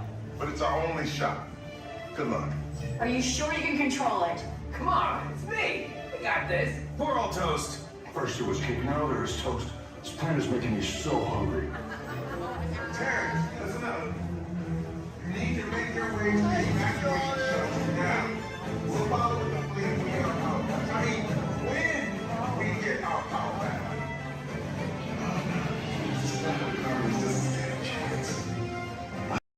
Awesome, thank you for volunteering for being our flotation devices. Does anybody think that the captain should go down with your ship? Raise your hand. Awesome, sir, what's your name? Jim, thank you for volunteering for being the captain. I'm a skipper, I skip out at the first sign of danger. All right, and we are clearly out of my mind. Everybody turn around, wave goodbye to the dock. Now wave goodbye to the nice people on the dock. Now wave goodbye to the skippers. Bye, skippers. You're never going to see them again. All right, ladies and gentlemen, my name is Skipper Jason. For your safety and mine, please remain fully and completely seated, keeping all hands, arms, legs, feet, small children inside the boat at all times. Now, not only am I your Jungle Cruise skipper, I am also your dancing instructor, your cruise director, your lion tamer, your alligator wrestler, and if you don't laugh at my jokes, swimming instructor. Alright guys, we're starting off right here in the Amazon rainforest where it rains 365 days a year. That's almost every single day. That's what makes these bugs larger than life. These beautiful Amazon butterflies, ladies and gentlemen, their wingspan can go anywhere from 12 inches up to a whopping 1 foot. That makes them the rulers of the jungle. True monarchs, true monarchs. And over here, ladies and gentlemen, we have Inspiration Falls. Now, I am told the longer we stare at Inspiration Falls, the more and more we are inspired to go. Deeper and deeper into the jungle. Everybody say, ooh. Everybody say, ah. Everybody say, ooh, ee, ooh, ah. No, I'm just kidding. Don't do that, folks. Anyway, so much inspiration, we are going to not only change rivers, but jump continents. We are now in the continent of Africa along the Congo River. Now, we're going to see how far we can go in this boat with me behind the wheel. Who here wants to see the world-famous Jungle Book? Raise your hand. Awesome, everybody. Because there it is. Now, up here at the beach, ladies and gentlemen, I have arranged for you a welcoming pygmy party. There's going to be music, dancing, singing, eating, drinking, all sorts of fun, all sorts of game, all sorts of craziness, all sorts of... Oh. I can't see anybody canoe.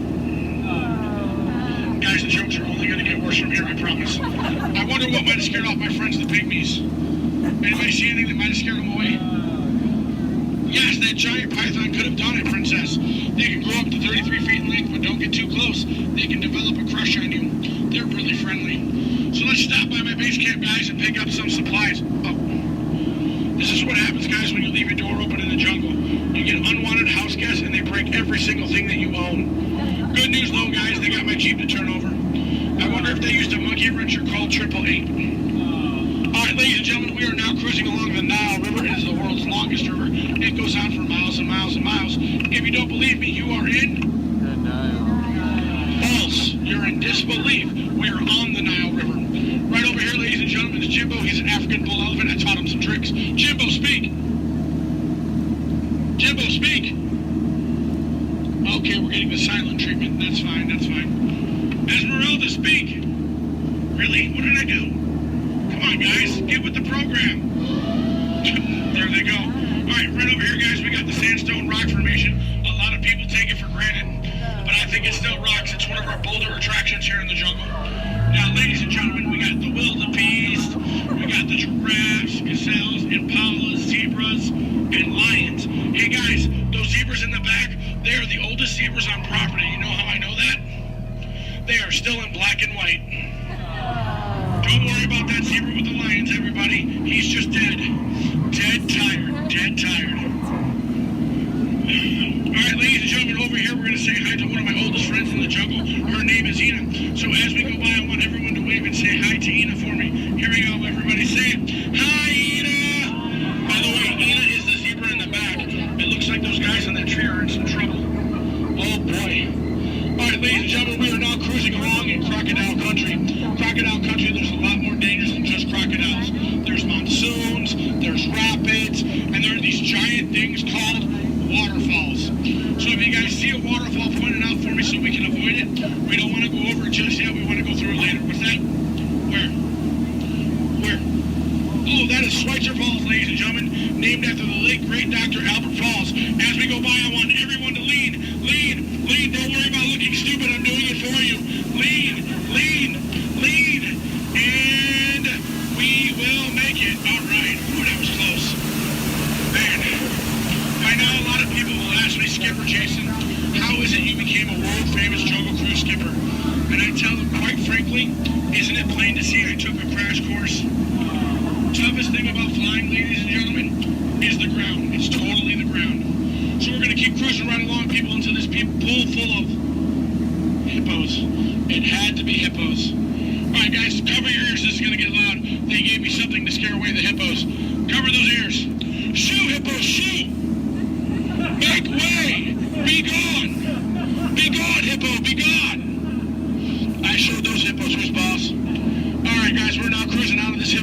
right into headhunter territory. It is not the greatest of places to be headed. If you don't believe me, you can ask my last crew. Those boneheads did not believe me. Wait, you guys hear those drums? Are those warriors dancing? Yes, they are. That can only mean one of two things. They're either going to attack the boat, or they've lost the key to the men's room. Do me a favor, guys. Keep your eyes peeled on this side of the boat for an ambush. If you see an ambush, point it out and let me know. I'm going to look over here. Where? Princess, that's not an ambush. That's an ambush. You can tell by its leaves. All right, ladies and gentlemen. This is what everybody got up early to come to Disney for. Are you ready? Are you ready? Here we go. The eighth wonder of the world. The backside of water. Kids, do not try this at home. You'll hit your head on the faucet and that hurts. Don't ask me how I know. Alright guys, we're now in the Mekong River here in Southeast Asia. There's this really cool temple I want to show you guys. It's awesome. It's amazing. The entrance is just up over here. It looks like there's been an earthquake since the last time I've been through. What do you guys say? Do we go in? Yeah. There could be danger. There could be adventure. There could be treasure. Or worst of all, it could be another Disney gift shop. Alright guys, stay seated, keep your eyes open. I'm gonna stay seated and keep mine closed. Oh wait, it's just a root canal.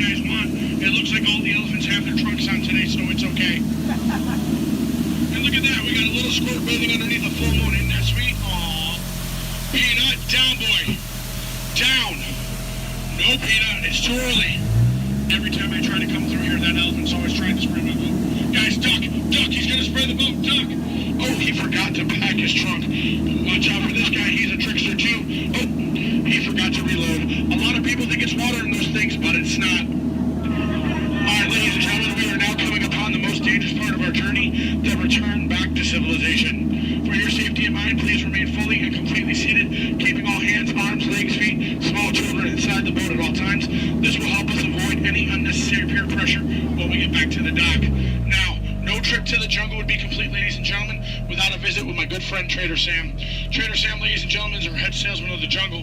Now, sales have been shrinking, but he's got a great deal for you. 3 of his heads for the price of 1 of yours. Any way you slice it or dice it, you're going to come out ahead. Do we have any takers? No? It's all right, guys. It's all right. Now, ladies and gentlemen, when we get up to the dock, we're going to rope this boat. When we rope this boat, stay seated till I give you guys the all clear. When I give you guys the all clear, then I want everyone to stand up together. That does 2 things. 1, keep the boat balanced, and 2, look like you're giving me a standing ovation. At that time, I want you guys to clap, yell, holler as much as you possibly can, because then it looks like not only did I do my job, but it'll also help out my self-esteem. When you guys go to exit out the boat, you are on my jungle side, you will stand up, exit out through the back. You here on my dock side, you will stand up, exit out through the front. At no point in time do you ever cross those crates in the center. It is not a crate idea, it is very disgraceful. I don't go to your house and cross your crate, so please don't cross mine. Once again, guys, it's also a tripping hazard. You might trip, fall, and that'd be 2 bad trips in one boat. I'm only responsible for the first. Now, guys, I really want to thank you guys for joining me out in the jungle today, but most of all, I want to thank my legs for always supporting me. I also want to thank my arms for always being at my side, and I really do want to thank my fingers and toes because I can always count on them, always. All right, ladies and gentlemen, out of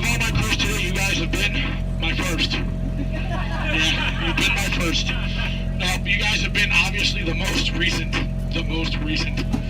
Now, guys, you've been awesome. You've been amazing, and pretty soon you're going to be outstanding on that dock. All right, guys, here we go. Once again, guys, for your safety, please remain fully and completely seated, keeping all hands, arms, legs, feet, small children inside the boat. Linda, Skipper Linda, what are we teaching that rope today? 2 plus 2. Okay. Now, we're going to wait. Linda has been practicing for like years. She's been training for months. She's going to learn and show you guys how to rope this boat at the first shot. All right, Linda, here we go. It's your turn. You can do it, Linda. You can shine like a star. No. Back of the boat, Linda, not the guest. Stay seated, guys. Stay seated. So now we're going to teach this rope about 2 plus 2. Now, in some cases, rope secure. A lot of people think 2 plus 2 equals 4. But in some theories of math, people say 2 plus 2 equals 3. Or 8. Or 12. But I say you're done. Let's go. Rope start. Everybody out of my boat. Bye, guys.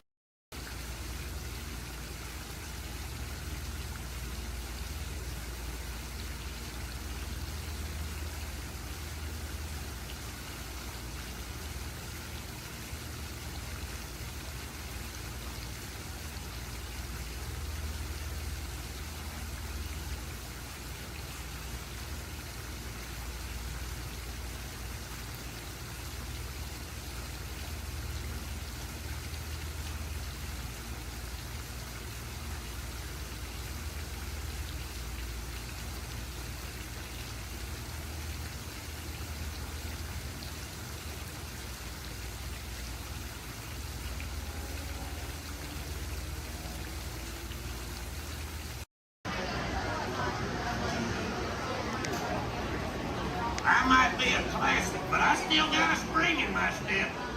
Let's go.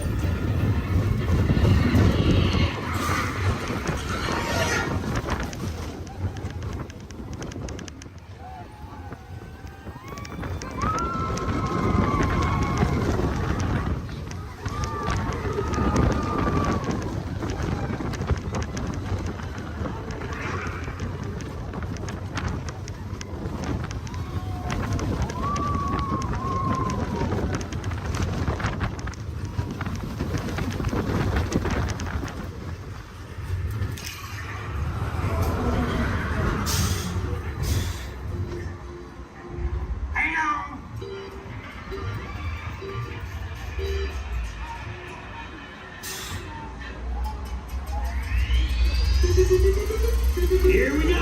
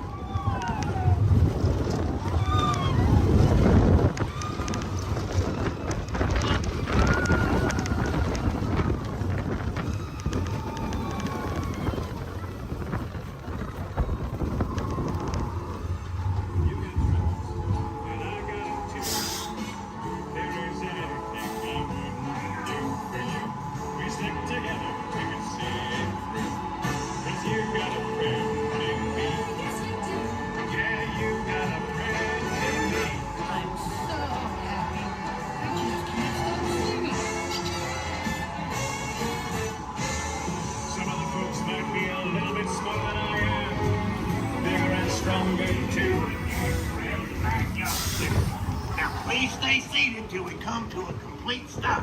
Remember to grab all your stuff and step out to your right. So long, pal.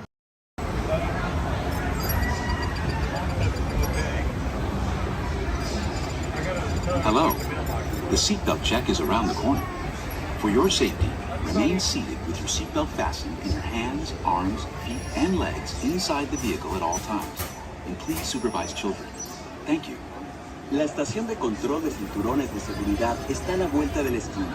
Por su seguridad, mantenga sus manos, brazos, pies y piernas dentro del vehículo y cuide a los niños.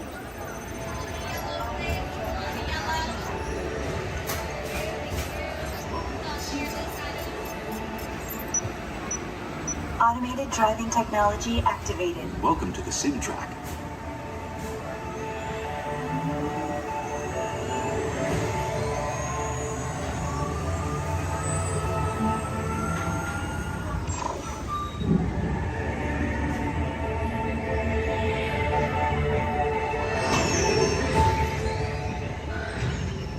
We'll begin with the capability test to see how your vehicle designs perform under challenging weather and surface conditions. Monitoring road surface. Connecting to OnStar. SimCar performance data acquired.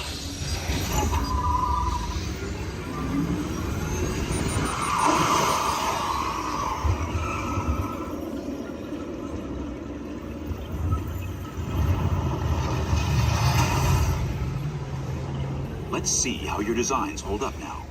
Commencing SimCar off-road and extreme weather sequence.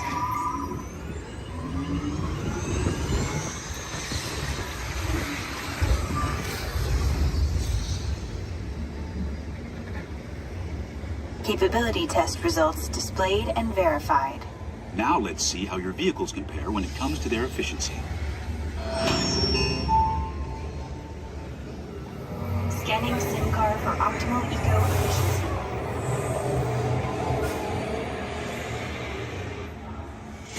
Engaging EcoScan for aerodynamic efficiency.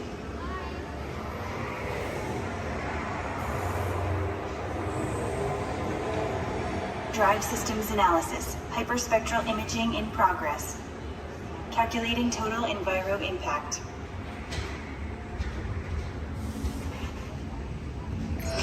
Commencing responsiveness test. Okay, the responsiveness data is now being synchronized. Automated driving technology verified and active.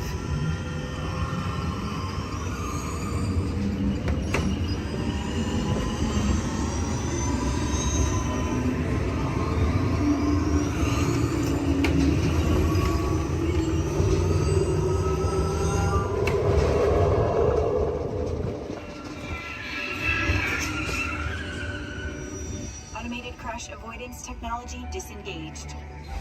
Displaying responsiveness data. Here comes the final test. Energizing for power test.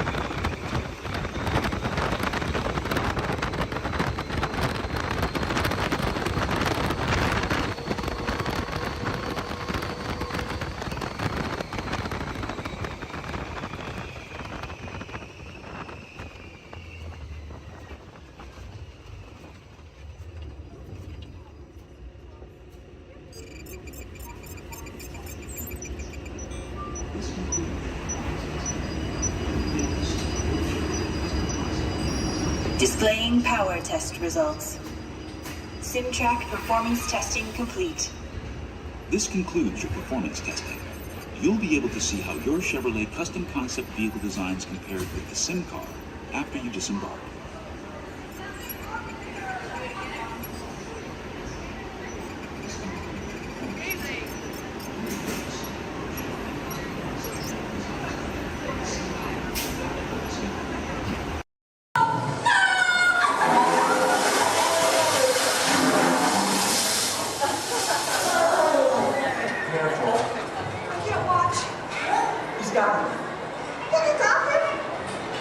Yeah, you're doing it!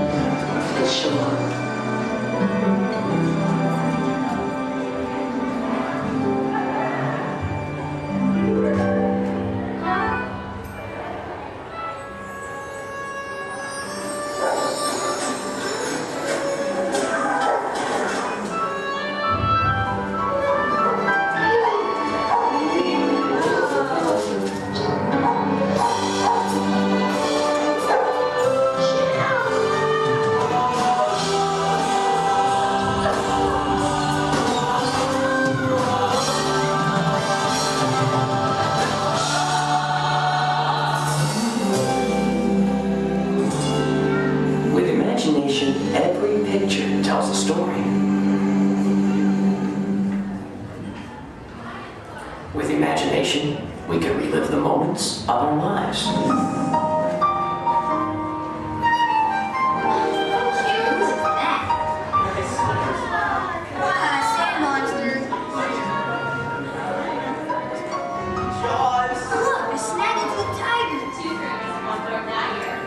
Here's my little shortstop.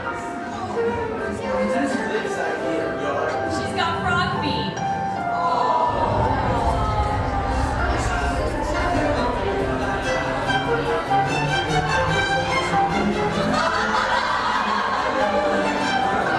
Yeah, I think we should call this Jerry's picture.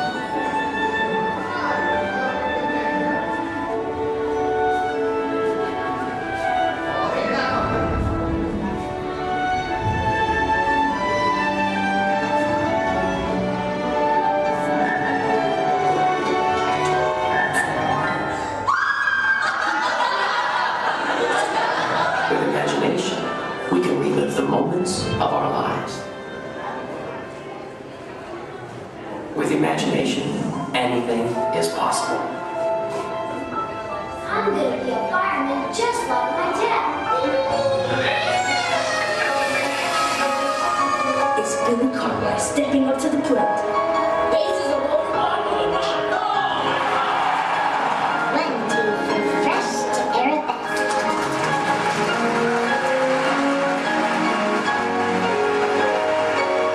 This is Houston. How's the view up there?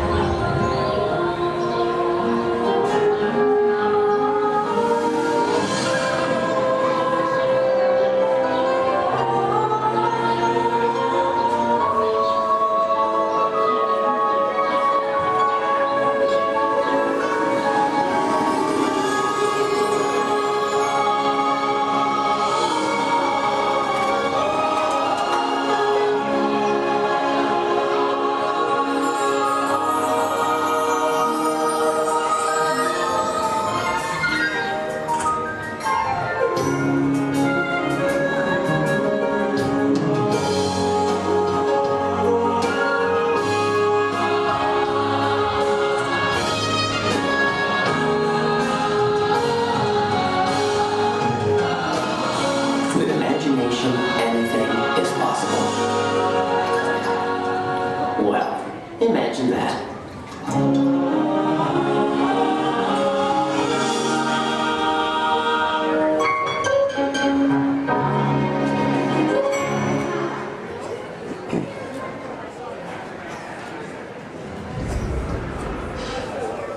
Testing. 1, 2, 3. I don't think this. Is this thing on? I don't think this thing is on. Can anyone hear me? Good, you can hear me. Hi everyone. I'm Christy Smithers, an assistant here at the Institute. We're just about ready for you next door. But before we go in to see today's presentation, here's a message from my boss, the head of the Imagination Institute. Hello, Dr. Nigel Kemp here. Welcome to our annual open house. It is my pleasure to have you here, just as it is your pleasure to be here. For over 100 years, the Imagination Institute has honored the world's leading thinkers, dreamers, and innovators with the Inventor of the Year award. This year's recipient Professor Wayne Zielinski holds patents on numerous unique, one-of-a-kind inventions, including the hands-free phone helmet, the hands-free personal grooming helmet, and his newest creation, the video camera helmet, which, if I'm not mistaken, is also hands-free. But what brought Professor Zielinski to our attention was not headwear, but his incredible shrinking and enlarging machine. Although he's had some small setbacks, he has demonstrated a truly enormous gift for imaginativeness. Today, before receiving his award, the good professor will demonstrate for us his latest inventions, all developed right here at the Institute. Before we begin, I have one special reminder. Do remember, safety goggles must be worn during the presentation. But please, for your safety, do not put on the safety goggles until you are safely seated safely inside the theatre safety. Yes, right. Now, please gather up your personal belongings and move all the way into the auditorium. See you in a few minutes. Cheerio. Please stand clear of the door. Por favor, manténganse alejados de las puertas.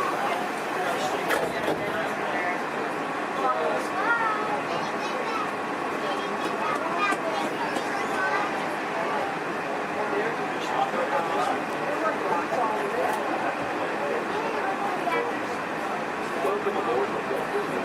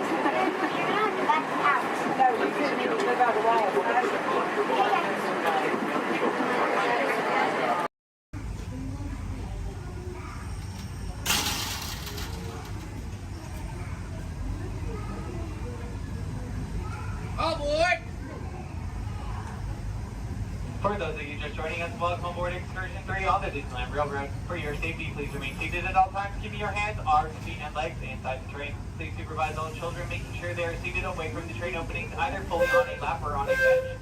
Our next stop will be Main Street, but before that, we will travel into the tunnel ahead and journey through the Grand Canyon and Primeval World. While you are more than welcome to take as many photos and videos as you'd like, we do ask that you please turn off all flash photography, video lighting, lighted toys, and accessories, including any lightsabers, light up ears, bubble wands, buildings, and many more.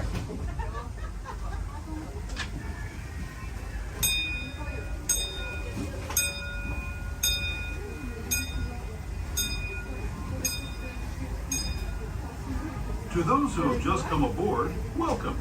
The next leg of our journey will take us from the fantastic world of the future to the breathtaking beauty of nature's own design, the Grand Canyon. For your safety, stay seated with your hands, arms, feet, and legs inside the train. Watch your children and no flash photography. Para su seguridad, permanezca sentado y mantenga las manos, brazos, pies y piernas dentro del tren y cuide a los pequeños. Por favor, no tome fotografías con flash.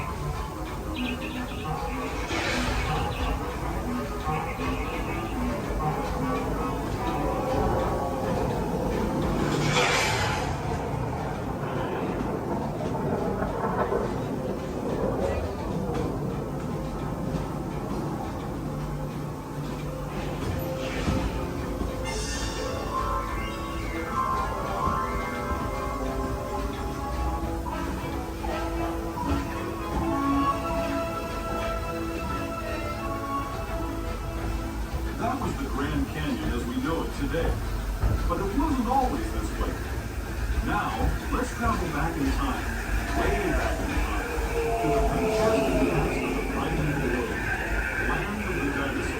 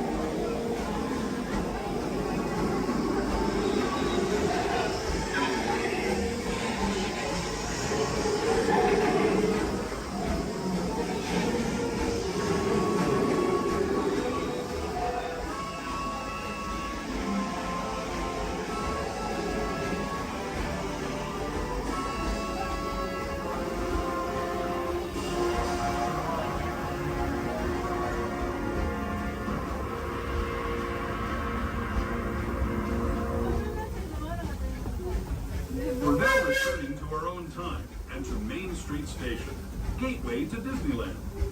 If you're leaving us here, stay in your seat until we come to a full stop. Remember to gather all your personal belongings and step carefully from the train. I'd especially like to thank those of you who've been with me.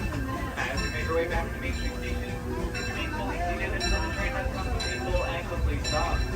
As a reminder, Main Street Station has there are no ramps or elevators, so if you got rail or you can stand wheelchairs, only the sleeping at the very bottom of the exit stand.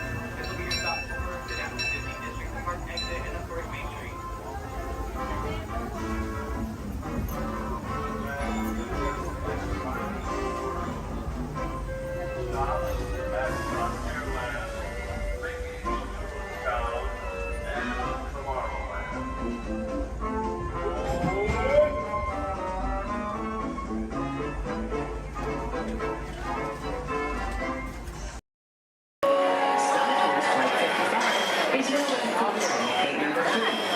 At this time, we'd like to board those passengers with droids if anyone requires special assistance. Thank you.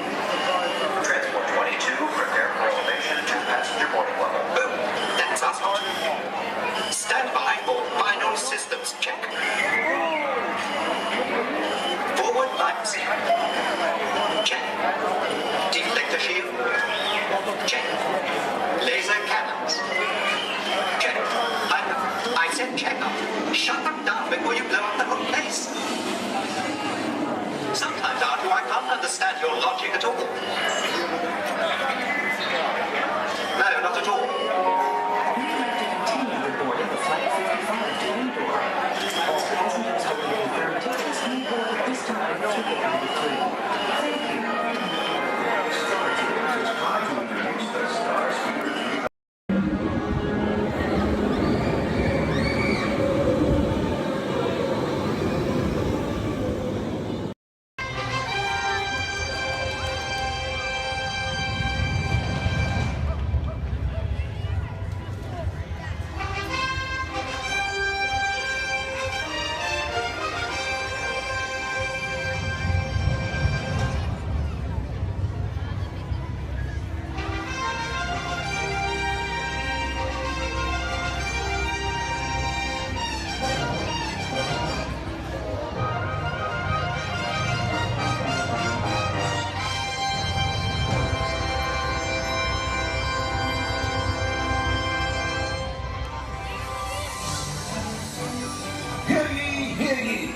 Ladies and gentlemen, boys and girls, welcome to the Magic Kingdom.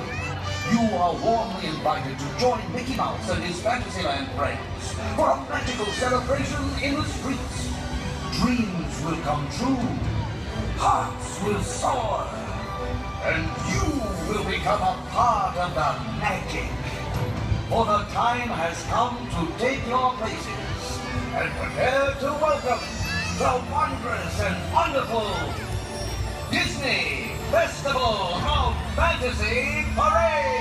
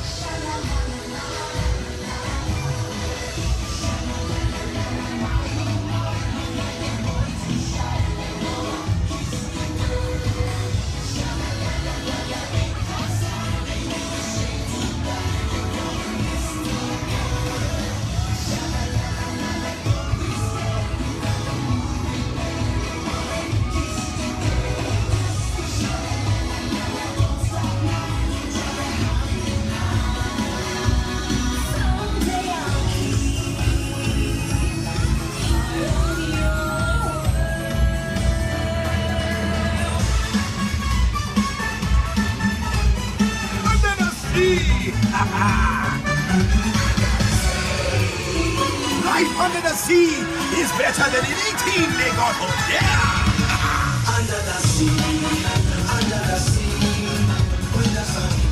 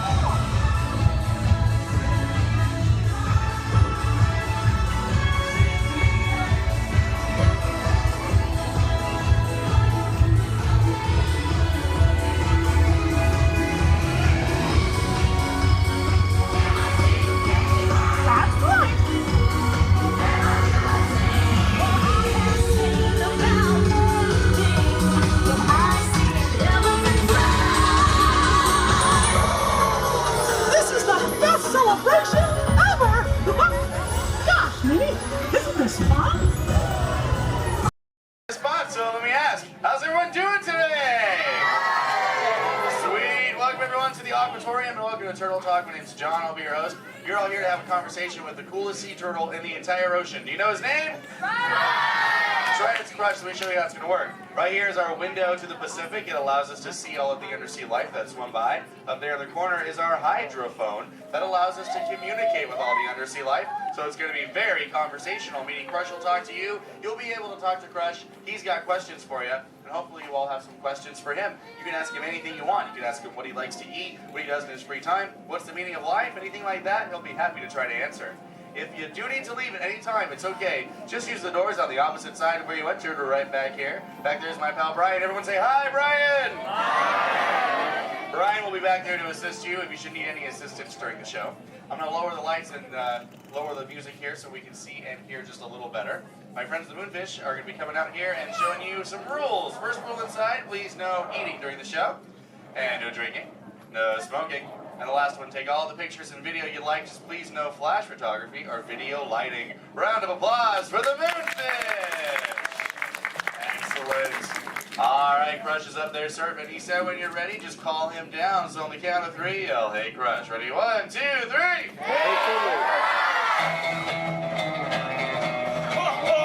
Righteous! Righteous! Yeah! Dude!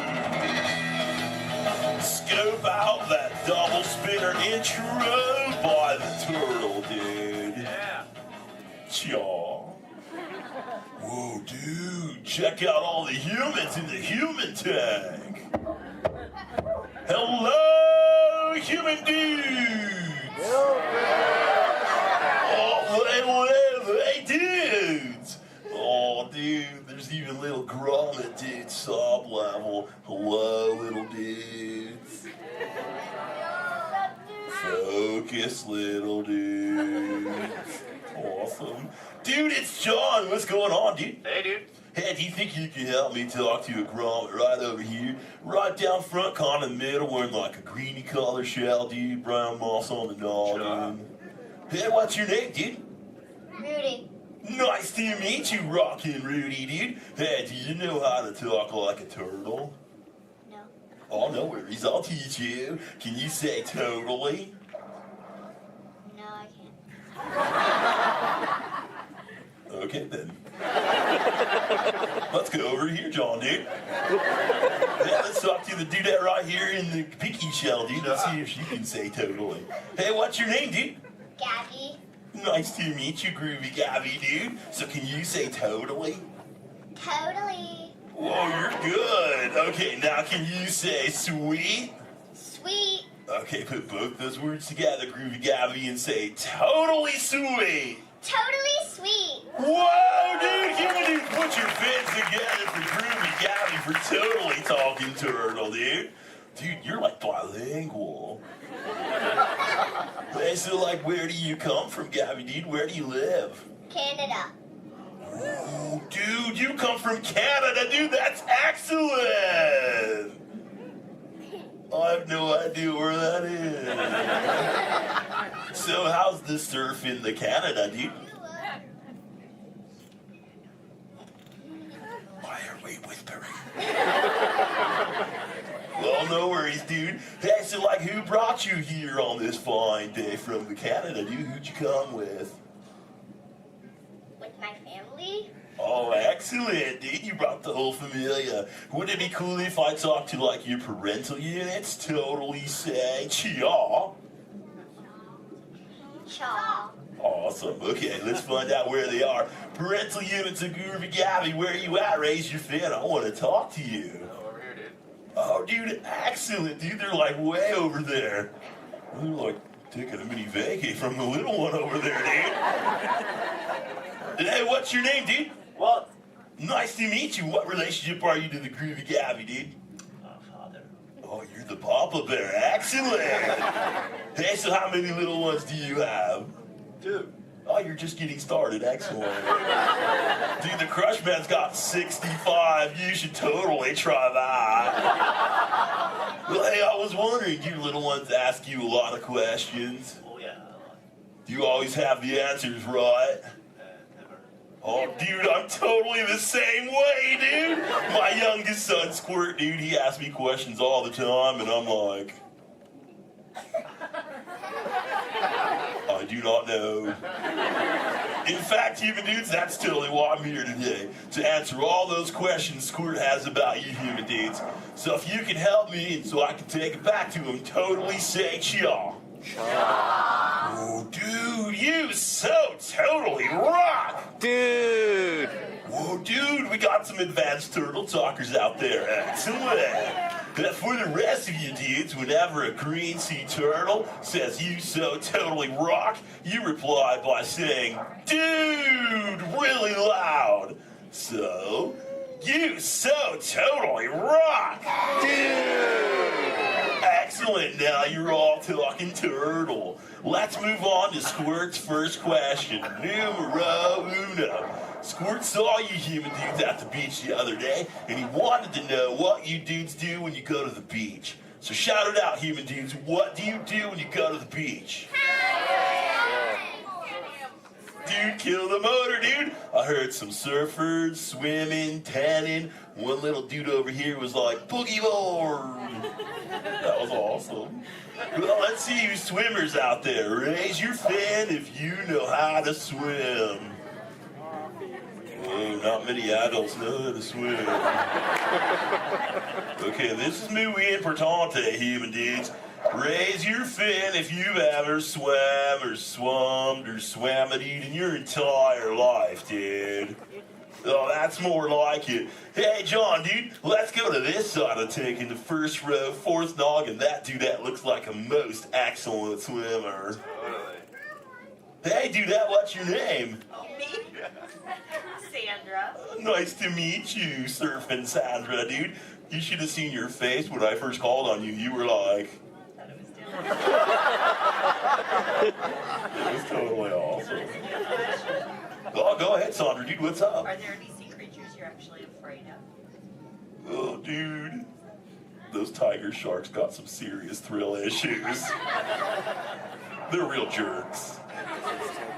Dude, but I'm a pretty fast swimmer, so I can get away from them pretty good, dude. But I do have two very good friends, Chum and Bruce. Oh, and Anchor, too, don't forget about him.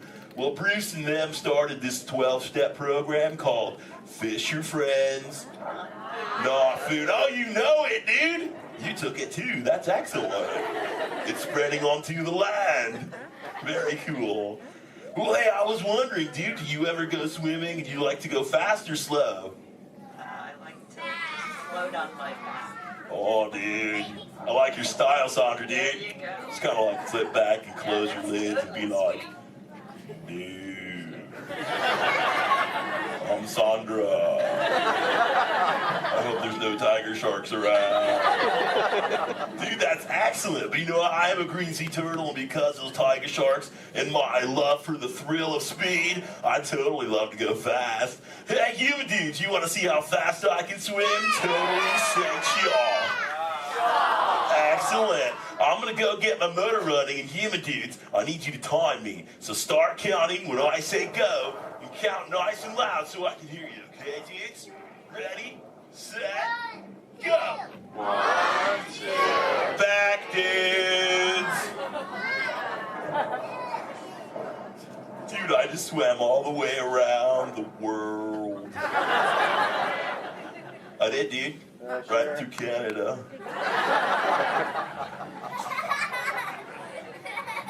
Dude, I can't even keep a straight face. I'm totally pulling your fin, dudes. Actually, dude, we can swim up to what you human dudes call 20 miles per hour, dude. But if I'm totally riding like a gnarly, awesome current, like the EAC back there, the East Anaheim current, I'll totally go up to like 45, John will tell me, dude. It's excellent. Oh, dude, but where are my manners, human dudes? I'm totally doing all the talking. So if you have a question for me, dudes, totally raise your fin nice and high, human dudes. And keep your fin high so I can totally see it. Excellent, dude. All right, hey, John, dude, let's go to this side of the tank. Right in the top part of the lily pad looks like a little dude with a stripy colored, multicolored shell, dude. Totally, dude. Excellent. Hey, dude, what's your name? Robert. Nice to meet you, Rockin' Robert, dude. So what's your question? Do you have a favorite toy? A toy? Dude, what's a toy? I don't know. Something you play with? Oh, dude. Yeah, dude, when I first got into the ocean from the beach, dude, I totally loved to play with this sea star, dude. It was excellent. We used to, like, totally have fun together. Do you have a favorite toy, dude? Yeah. What is it, dude? A stuffed animal?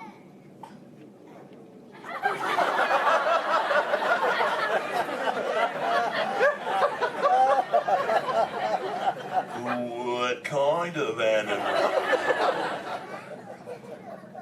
One from Disneyland? What's Disney? You know what, dude? You got some serious thrill issues, dude. We're just gonna stop it right there before I go any further.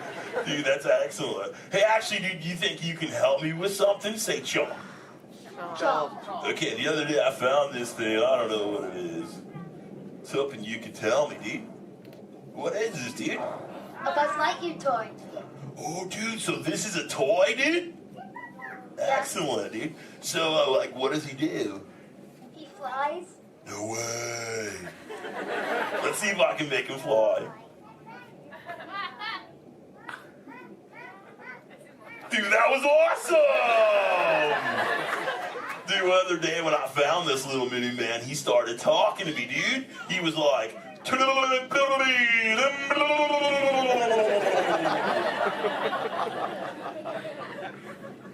know what that means, and he doesn't say it anymore. So do you think Squirt will like this for his next hatch day, dude? Say chaw. Chaw. Excellent, I'll totally give it to him. And thanks for your help, dude. You so totally rock. Dude. Does anyone else have a question for the Crush Man? Raise your fin, dude. Oh, dude, let's just go right to the other side, right down front. Looks like a little dudette in a white shell right here, dude. Totally. What's your name, dude? Mallory. Nice to meet you, Mallory, dude. So what would you like to know? Well, if I could breathe into water, would you let me ride on your back? Dude, totally, dude. That'd be the most excellent ride ever, dude. I've always wanted to know what it's like to ride on my shell. Because I'm always riding in my shell.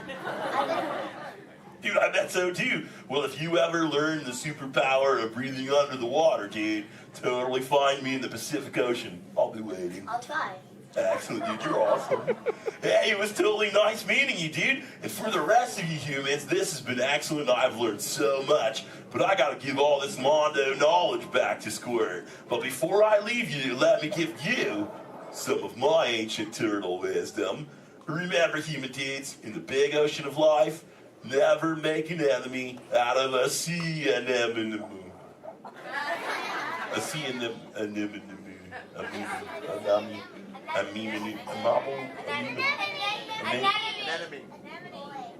Stay in schools, dude! And remember, you so totally rocked! Give it up for the Crush Man!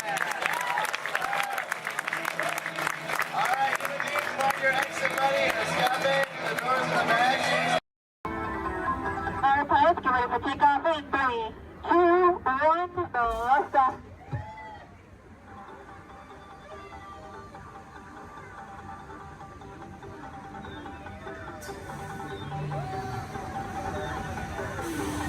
Just a reminder, pushing and pulling the lever in front of you will control your height.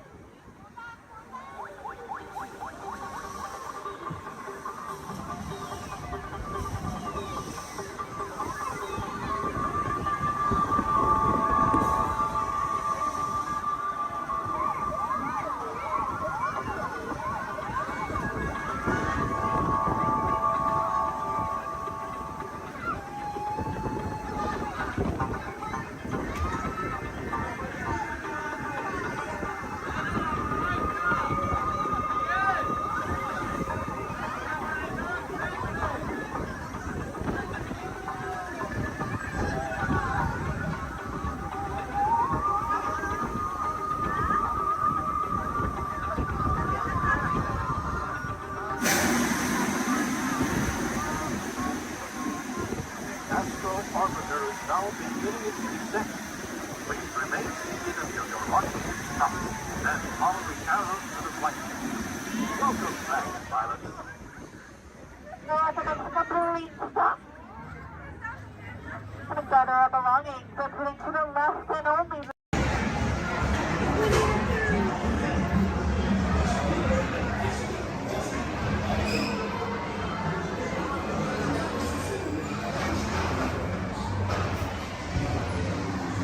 One day, 100 Acre Wood, the East Wind traded places.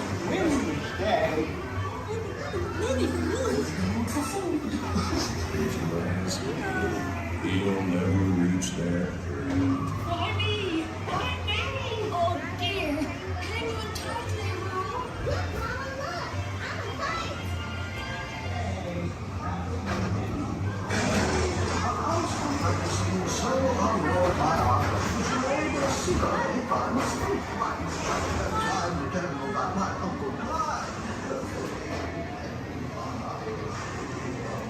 Hunter! Come bounce with me!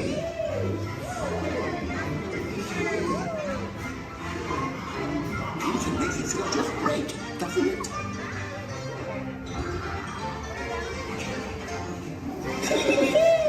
Follow me! I almost bounced right out of the ride. Watch out for Evermonth and Wolverine. They steal honey. Steal honey.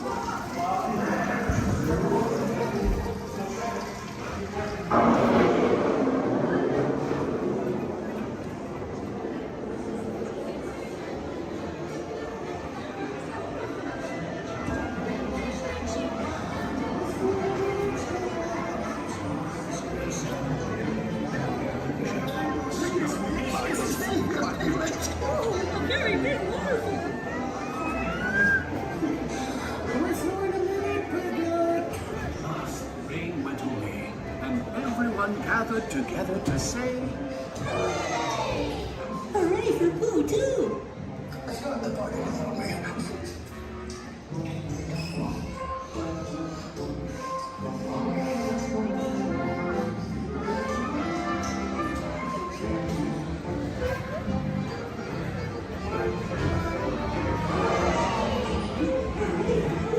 Step into the car. For your safety, remain seated at all times, keeping hands, arms, feet, legs, and other appendages inside your car. And please supervise younger beings. Stay clear of the doors, which will open and close automatically. Enjoy your journey. Para su seguridad, permanezca sentado y mantenga sus manos, brazos, pies y piernas dentro del vehículo. Y cuide a sus niños. Gracias. Please step carefully onto the moving platform, then step into the car. For your safety, remain seated at all times. This is the TTA Blue Line, non-stop service around Tomorrowland.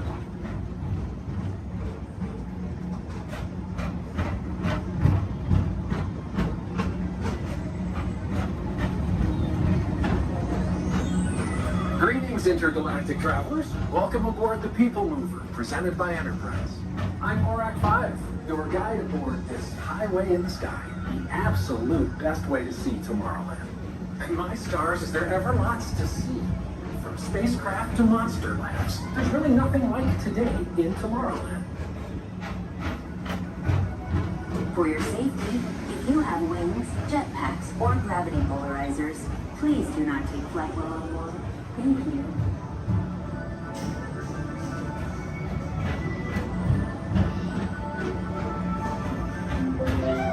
The next next station is Tomorrowland Urban Planning and Star Traders. Transfer to the green and red lines. Don't worry, your express train keeps on rolling through the future, right by two of my favorite spots.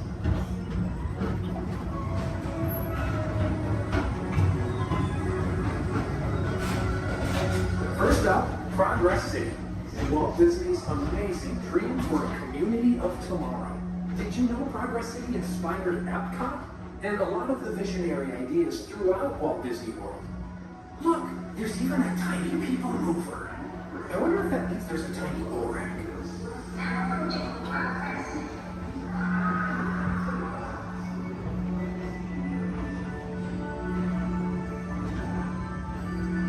On your right is Star Traders, home to the greatest goods in the galaxy. Except actual stars. Those are no longer sold.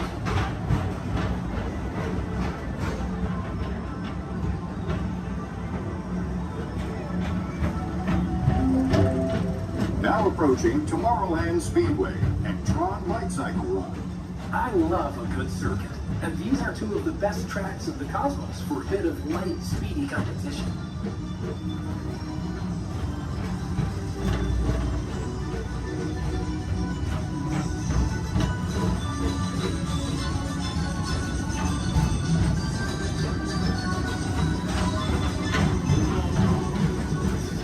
Attention all visitors from Galaxy M31.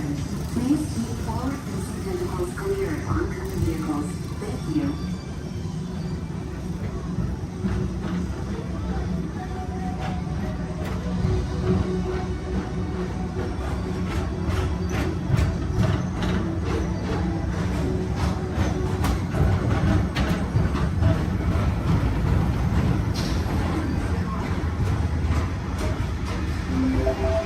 This is Starboard 75. Or as the locals call it, Space Mountain. Our high-speed rocket port to distant deep space destinations.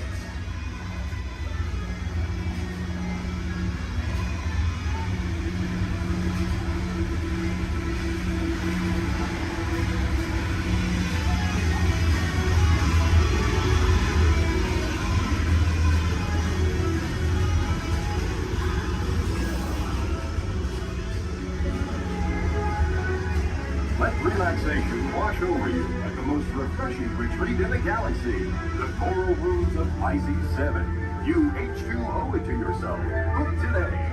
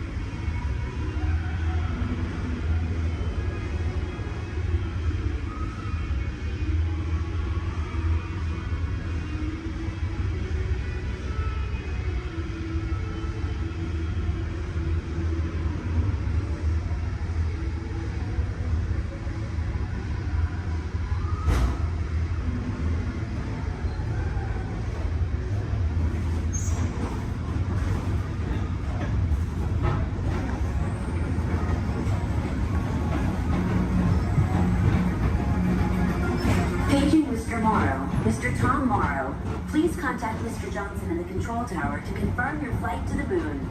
Thank you.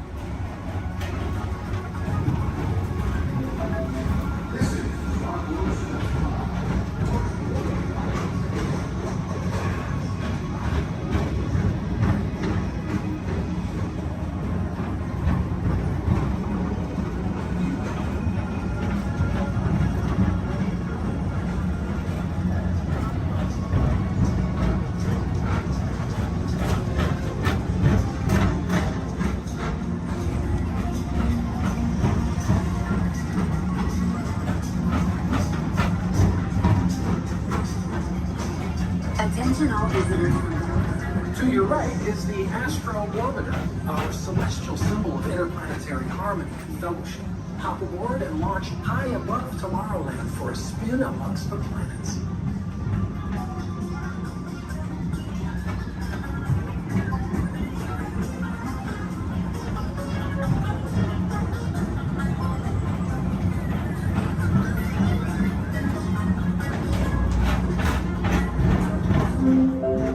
The next station is Walt Disney's Carousel of Progress.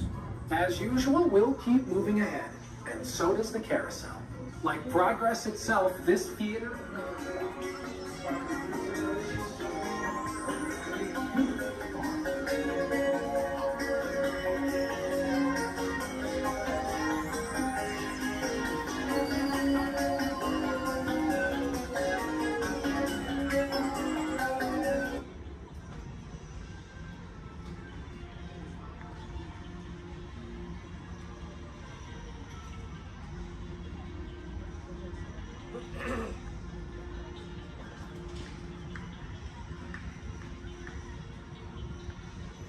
Attention all the people mover, please stay seated.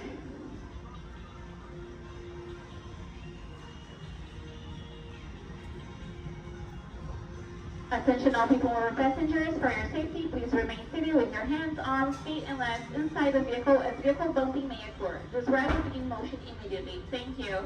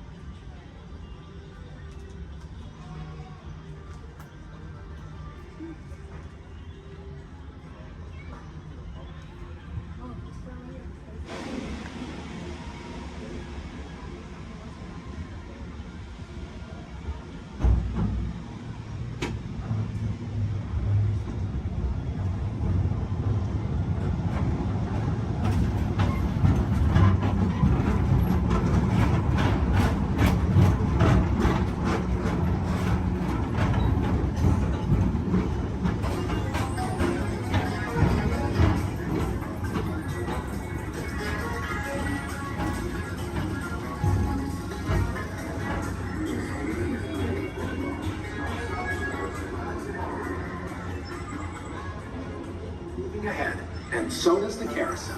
Like progress itself, this theater never stops, inspiring new generations to dream of a great, big, beautiful tomorrow.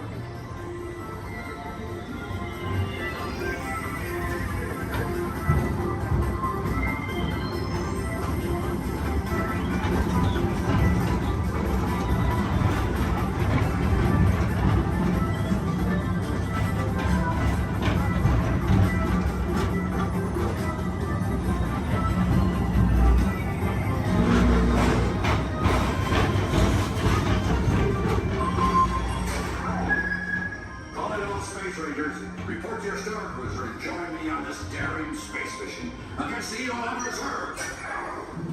Affirmative. We're on it, Buzz. You can count on us.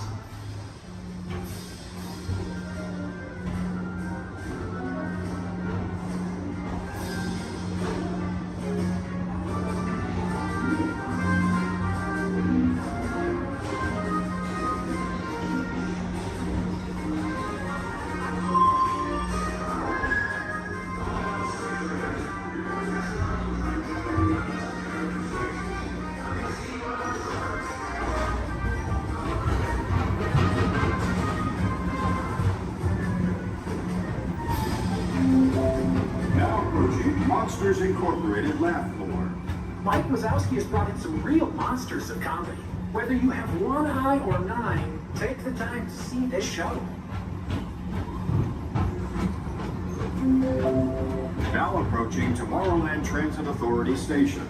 My fellow sentient life forms, our people mover journey has nearly come full orbit. Thanks for riding with us. It's been a pleasure to have you aboard. And even though we're concluding, this is always my favorite part. Because now is the time, now is the best time to go out and explore tomorrow, today. See you in the future.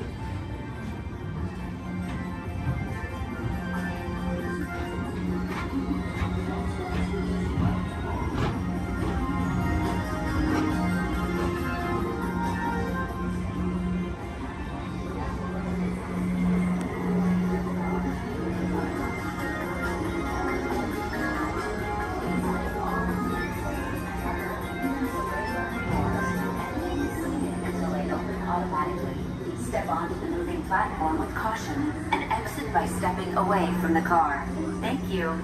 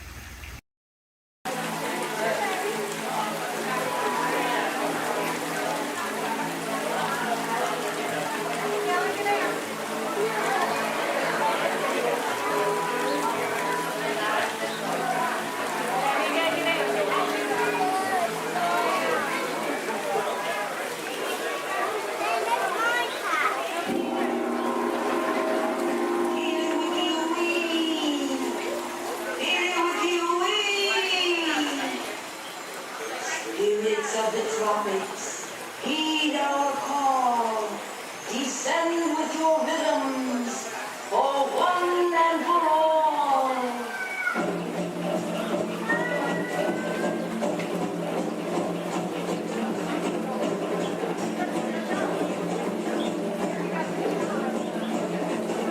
Goddess of fire, daily by me, transform our pool to an ocean of flame.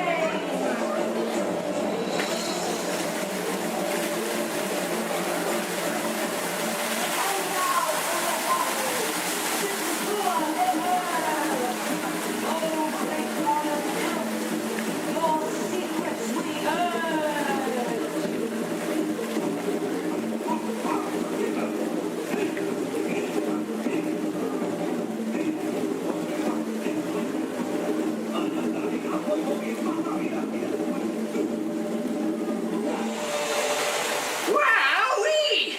Phew, that's almost as much fun as New Year's Eve in the orange groves. My word, we did get a mite carried away, huh? Yeah. I say, look out there across the water.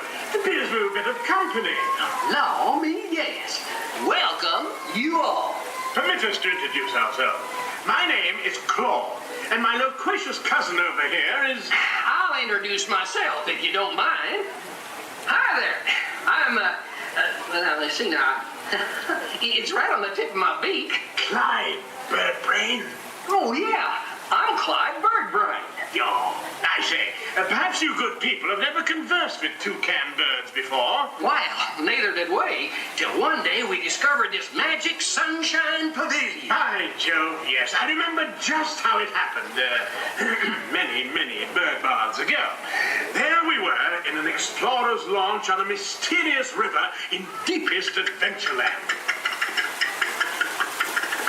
Off in the distance comes the fierce roar of an African lion.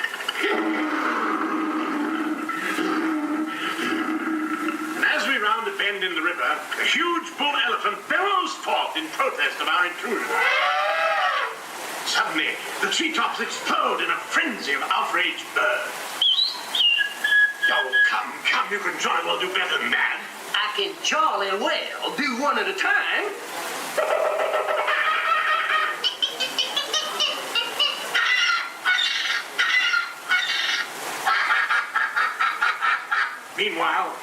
shifty-eyed crocodiles lurk by the water's edge. Lurk, lurk, lurk. And the giant python slithers down from an overhanging limb. What's happened? What's wrong? I can't stand snakes. Don't be ridiculous. I'm only relating a story. All right, Clyde, enough is enough. That wasn't me. I never even opened my beak. Huh? Excuse me, I hate to interrupt such an exciting story, but they're calling us to the show. Land's sakes, it's already showtime? Land's sakes, yes, it's already time for the show. And Claude, I do believe it's your turn to make the announcement. Righto. Ladies and gentlemen, boys and girls, gather up all your cameras, purses, and other articles, and now turn to your left towards the tall doors. When the drums begin, they'll open magically to lead you right into the Sunshine Pavilion. Is everybody ready?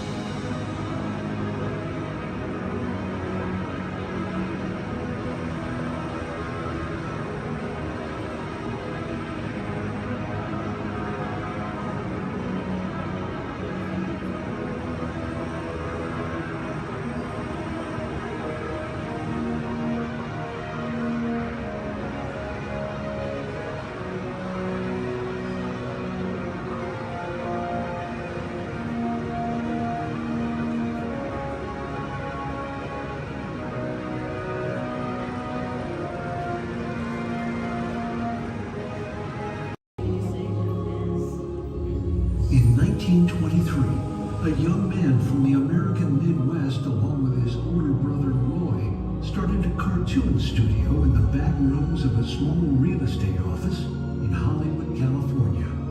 This was the small beginning of a family entertainment company that would create unforgettable stories, characters that become beloved friends, wondrous experiences, and music that has become the soundtrack of our lives. That young man was Walt Disney, a master storyteller whose imagination knew no bounds and who delighted in making the impossible possible. Disney 100, the exhibition, is a journey through 100 years of Disney magic, presented in themed galleries based on Walt Disney's creative concepts and philosophies. These include storytelling, creating believable characters, the spirit of adventure and discovery, the magic of sound and music, the world around us, real and imagined, curiosity, imagination, and technological innovation, the worldwide wonder of the Disney parks, and an everlasting sense of optimism about the future. Walt Disney famously said that it was all started by a mouse, but it really was all started by Walt himself. His philosophies became the foundation of the Walt Disney Company. They still inspire Disney's artists, filmmakers, Imagineers, and the storytellers of today. Oh boy! Oh, steady! Whoa! Hi, Mouseketeers! Well, here we go again, so hang on. Anything goes. You ready? And let the show begin! Here's my pal Walt to tell you how the magic is made. There's a lot of satisfaction in developing ideas into reality when we consider a new project we really studied. Not just the surface idea, but everything about it. And when we go into that new project, we believe in it all the way. We have confidence in our ability to do it right, and we work hard to do the best possible job. There's really no secret about our approach. We keep moving forward, opening up new doors, doing new things, because we're curious. And curiosity keeps leading us down new paths. We're always exploring and experimenting. Everybody ready?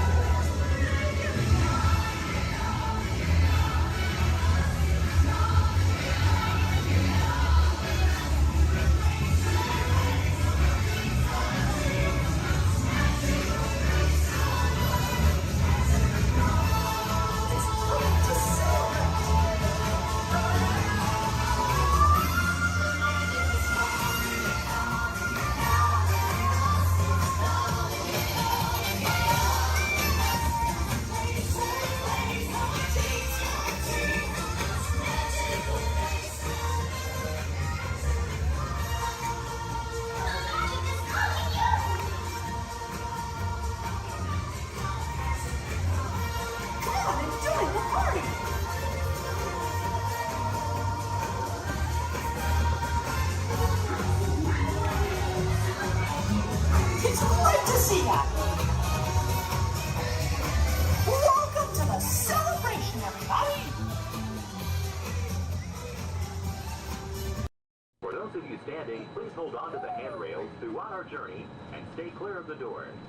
For the comfort of others, no smoking, please. Thank you. As we turn south, you can catch a glimpse of the spires of Space Mountain in the Magic Kingdom. Nearby is Disney's 8th-ranked contemporary resort. Oh no. Oh no. Oh no, no, oh no, no, no, no. Look at. Oh no.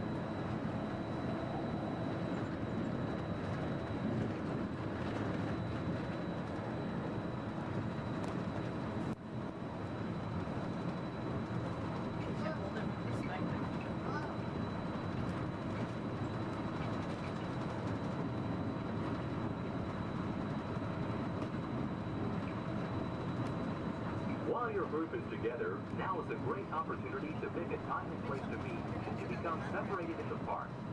If you should need any assistance, please go to Guest Relations, located in Innovations East. Guest Relations can also assist you in making dining arrangements, provide special tours of Epcot, or make other suggestions for planning your visit to Walt Disney World.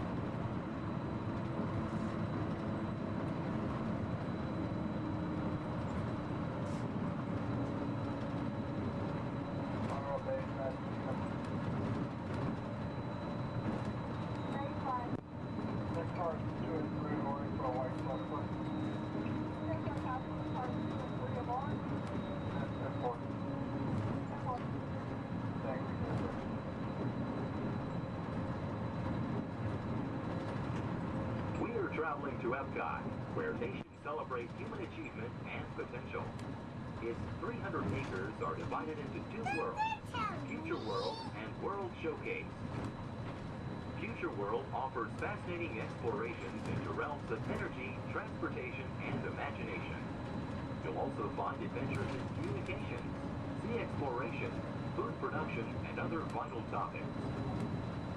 World Showcase is a community of nations, highlighting the accomplishments and cultures of people around the world. On the banks of the 40-acre World Showcase Lagoon are Mexico, Norway, China, Germany, Italy, the American Adventure, Japan, Morocco, France, United Kingdom, and Canada. Young adults from each nation represented in World Showcase are your hosts, making this a true international exchange.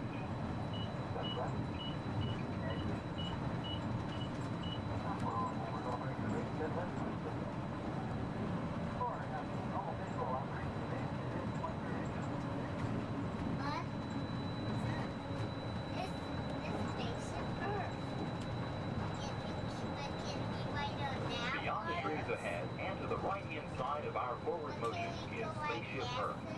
This 18-story geosphere marks the entrance to Epcot. Inside Spaceship Earth, time machine vehicles take you through the evolution of human communication, from a distant yesterday to the dawn of tomorrow.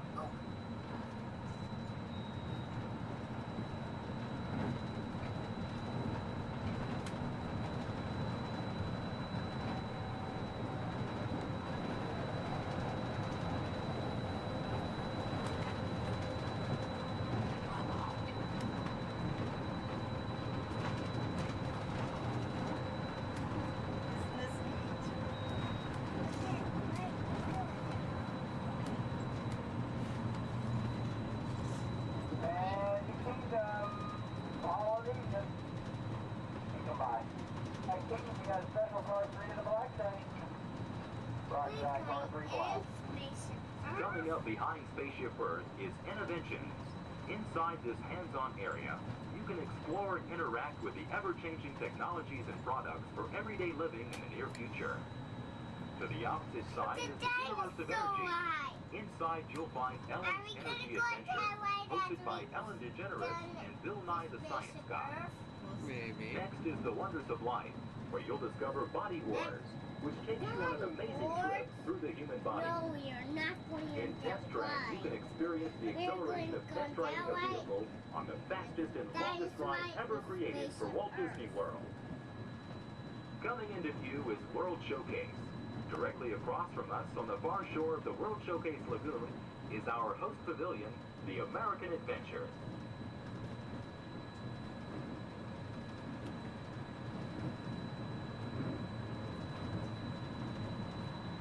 I'm still thirsty. Well, I'm sure we can find something for you to drink.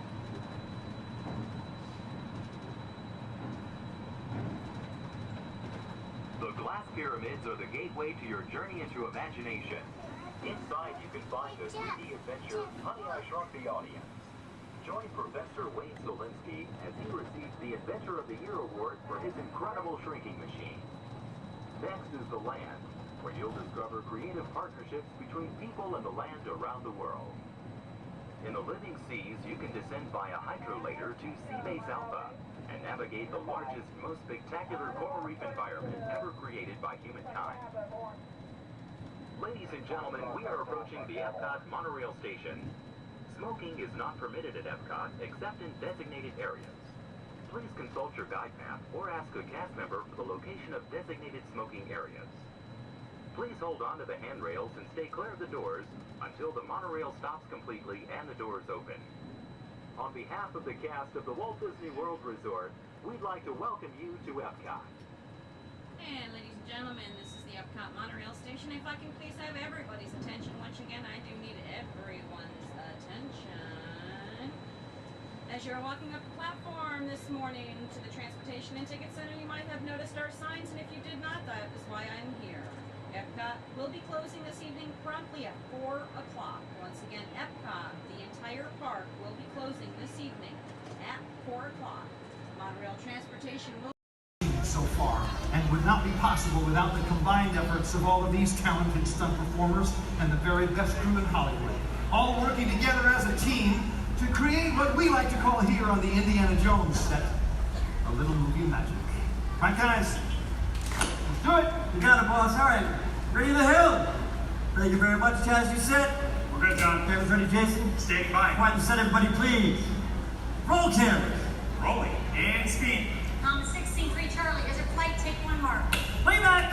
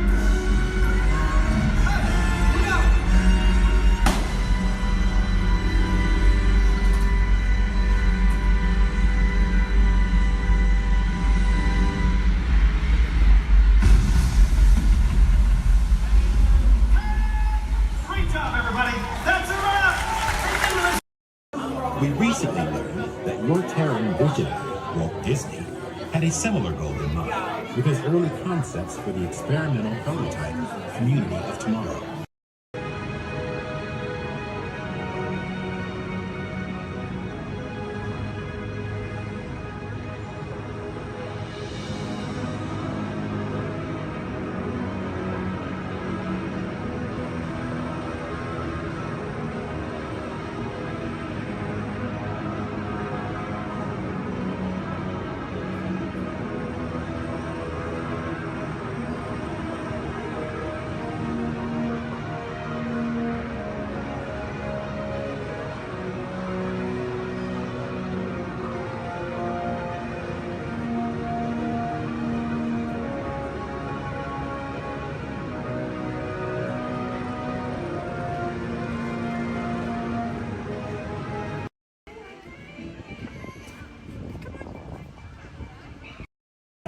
My name is Christina, and here at Seabase I do have a few reminders.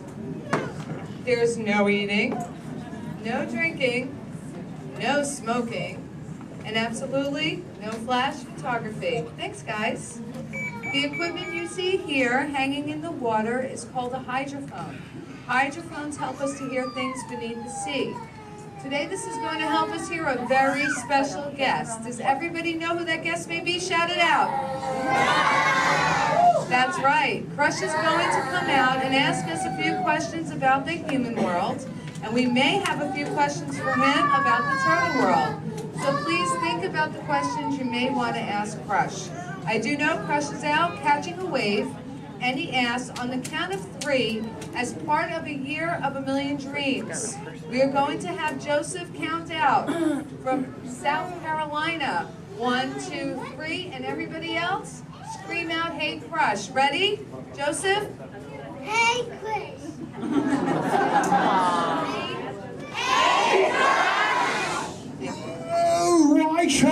Righteous, dude! Oh, dude, I totally heard my name while I was catching that totally tasty wave, and I was just totally, whoa.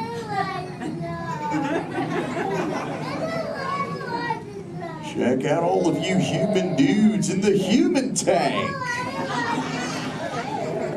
Hello, dudes! Oh, they live. Hey, dudes! Whoa, there's a little Brahmin sub-level. Awesome!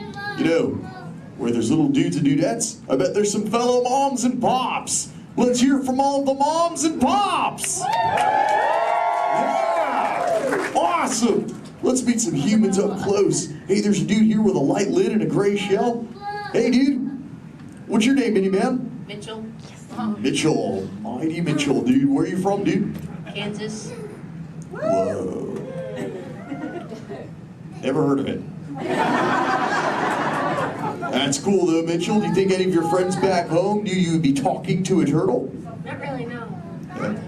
Well, dude, if you told me earlier I'd be talking to a human, I'd have been like, no way. Hey, Mitchell, dude, it's really nice to meet you.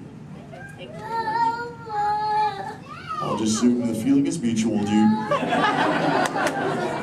Totally, dude. Hey, there's more humans on this side. There's someone with a blue lid and an orange shell, I think, right in the front here. What's your name, dude?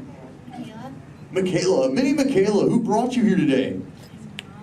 Your mom. Where's the mom to Michaela, dude? Oh, way in the back. Sorry to get stuck with the cheap seat. Standing room only, dude. Sorry. Hi, name's Crush. What's your name? Shelly. Shelly. Oh, that's the name of my wife. Shelly. Yes. That's your little offspring, Michaela. Do you have multiple offspring? Yes, I have 3. Awesome, dude. Do they ever ask you questions? Yes, I do. They never stop, do they? No. I bet some days you're like, am I right, dudette? You are very right. Sure. You know what, Shelly? What? From one parent to another, we just shared a moment. Totally did do that, Jaw. Because my offspring Squirt, he always asks me questions about all of you humans. So if you dudes can answer some of his questions, everybody here really loud say cha! Awesome, dudes! Now, dudes, before we can answer any of his questions, we gotta make sure we're all on the same page, lingo-wise. Do you dudes know what the most important word, dude, in the turtle language is, dudes?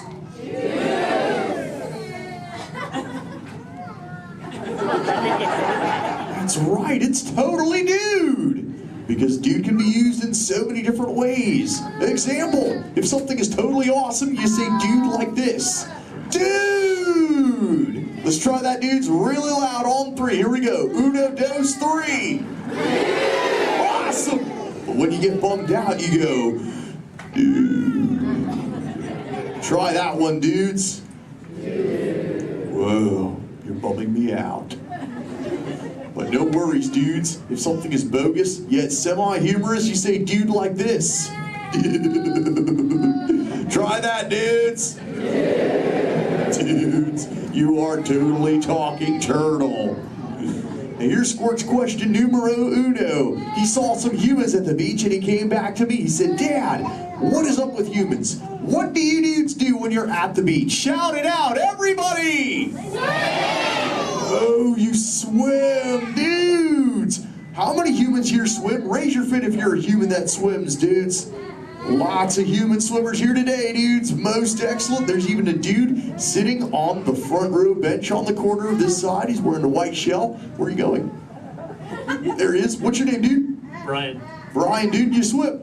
Yes. Awesome. Brian, when you swim, do you prefer to swim real fast or to take it easy and take the turtle's pace? The turtle's pace. Turtle's pace. No shame in the turtle's pace, right, Brian? No shame. Awesome, dude. Hey, Brian, I've got a question for you, dude. All right. Does this look familiar? Yes. I'm Brian. Yes. Awesome, Brian. Thanks for your help, dude. Hey, dudes. I just realized I am the only one here asking questions. Does anyone have a question for me, dudes? Raise your fins, and I shall try to find you. Who's got questions, dudes? Let's go up front near the center. There's a dudette wearing a white shell. Right up front here. Hey there, dudette. What's your name? Madison. Mindy Madison. What is your question? How do turtles swim? How do we swim? Well, we got these awesome flippers that push us through the water, Madison. It's totally awesome. In fact, a sea turtle like me can swim up to about 20, 25 miles an hour. And that's like, whoa. Totally, dude, chaw. Hey, if you dudes want to see how fast that is, say chaw! Awesome, dudes. I'm going to swim so fast, you'll be like, no way. And I'll be like, oh, way. All right, dudes. I'm building up the speed now. Here we go, dudes. Check it out. Right. Dude. Whoa, dudes, that was bogus. Yet semi-humorous. What do we say, dudes? Totally. But you know what, dudes? I've got other questions. Who else wants to ask me a question, dudes? Oh, let's go back to the center. Right in that second row, she's got the red shell here. She's got a question for me. Right there in the center with the red shell. What's your name, dudette? Cameron, what is your question? What do you like to eat? Oh, I love to eat green sea grass and green sea kelp. Cameron, what do you like to eat? Chicken. Chicken. Does chicken ever give you bubbles, Cameron? Sometimes green seagrass gives me bubbles, dude. It's kind of bogus.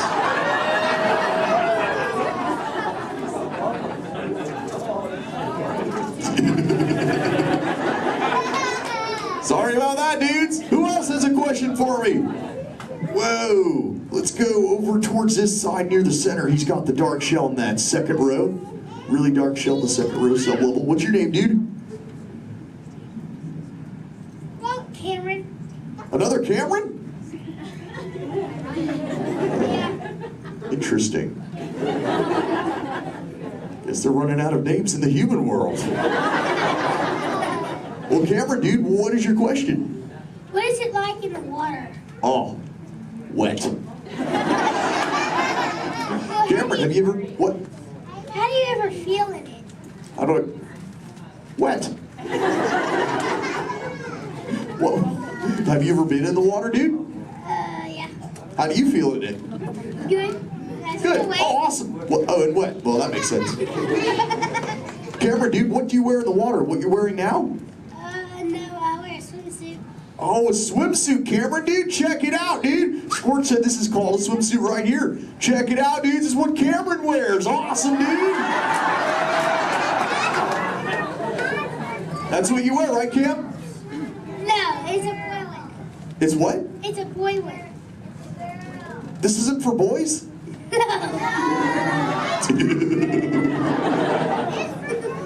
I didn't know that, dude. Cameron, dude, can I ask you a personal question, dude? Yeah. Does this make me look fat? No. No? Oh, thanks, dude.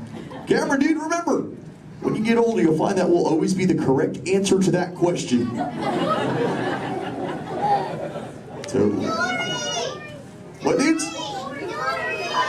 No, dude's name's Crush.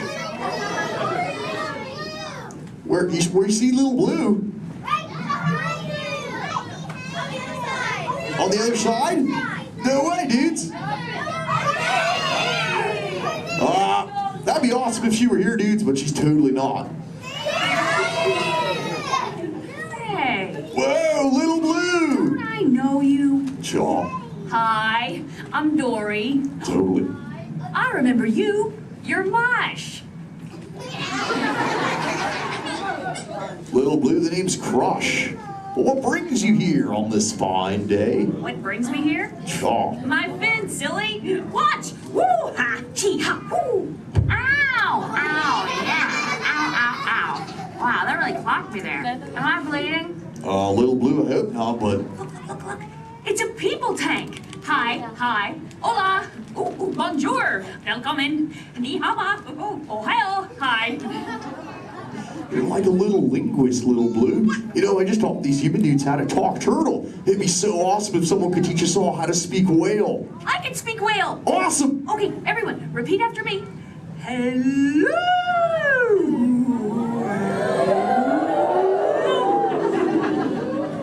That sounded pretty good, dudes, but let's try it all together real loud. Hello, whale.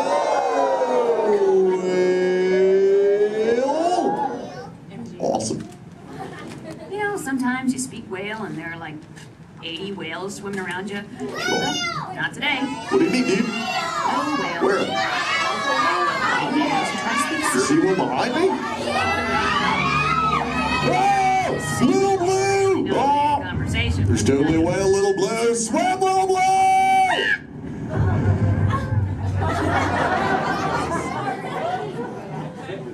Tell the whale to go away. Help her out, dudes, and say, go away, whale.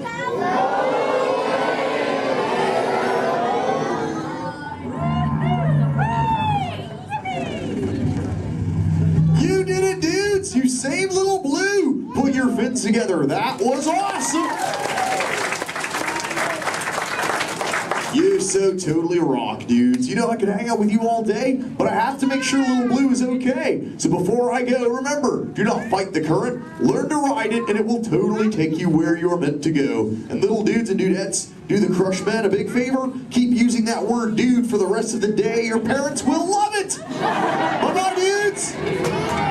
Let's give it up for Crush! For your safety, please remain fully seated. No lap sitting and hold on to all these items.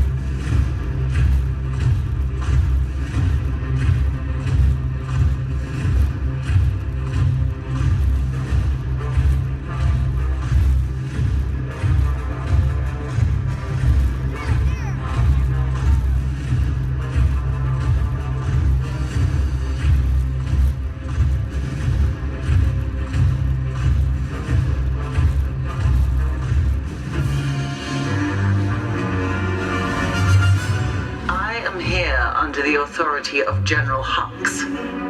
You are here under the authority of me. Stand proud.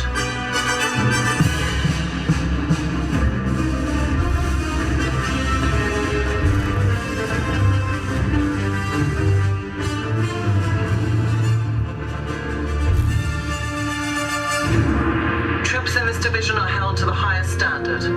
Mine. Show me fearless.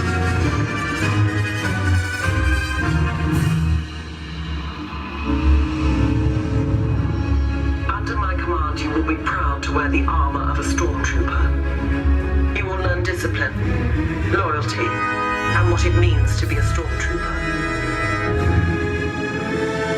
Battle starts.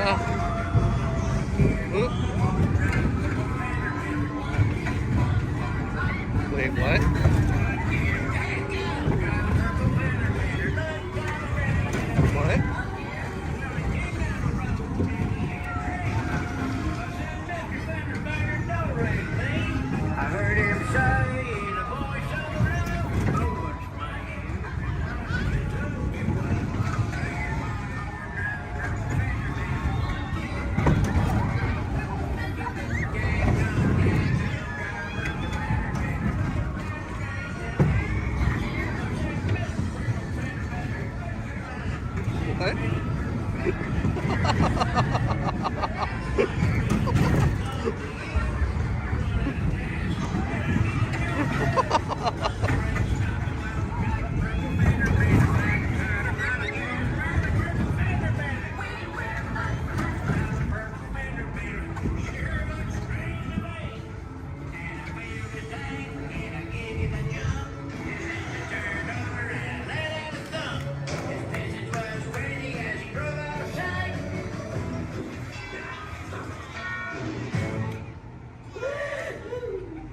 you believe that?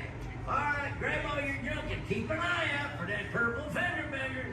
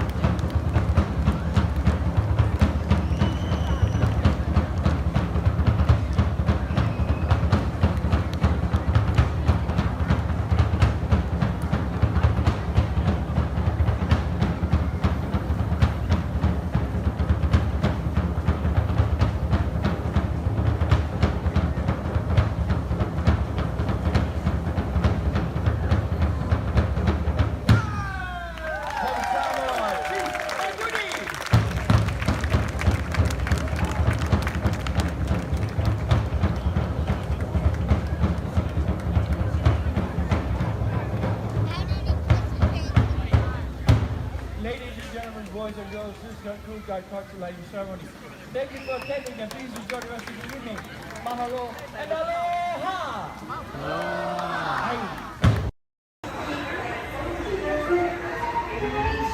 Edna, keep your eye on Jack Jack. No problem, darling. And the baby is gone. Edna? Dash, go get him! Edna, get started! Hold on! 5, 4, 3, 2, 1, go!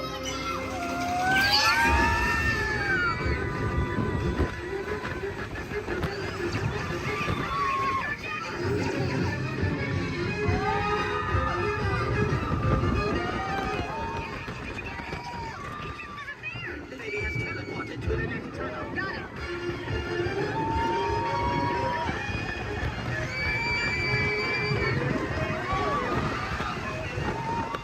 Hey, sweetie, come to mommy. No, don't go, sweetie. Oh, Jack,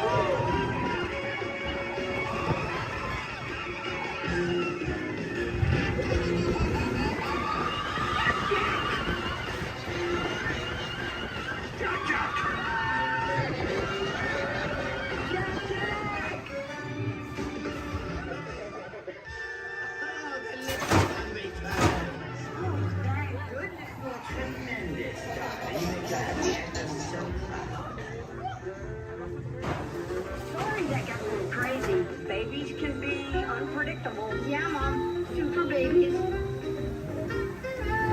Please remain seated until the coaster comes to a complete stop. Remember to gather your belongings. Your little brother. And safely exit your vehicle. Have an incredible day. We head out. Please remain seated at all times. Please keep your hands, arms, feet, legs, and elbows inside the vehicle. And please supervise your children. This is a one-way trip to Main Street, USA. And enjoy your ride.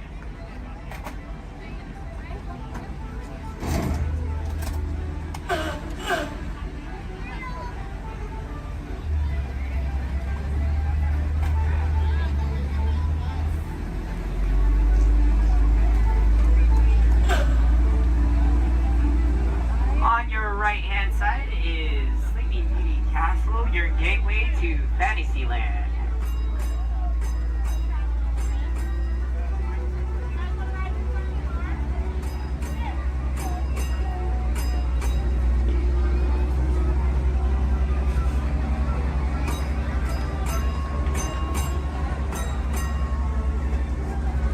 Coming up on your right-hand side is Frontierland and Adventureland. Beyond that, Critter Country, Darla Square, and Star Wars Galaxy's Edge.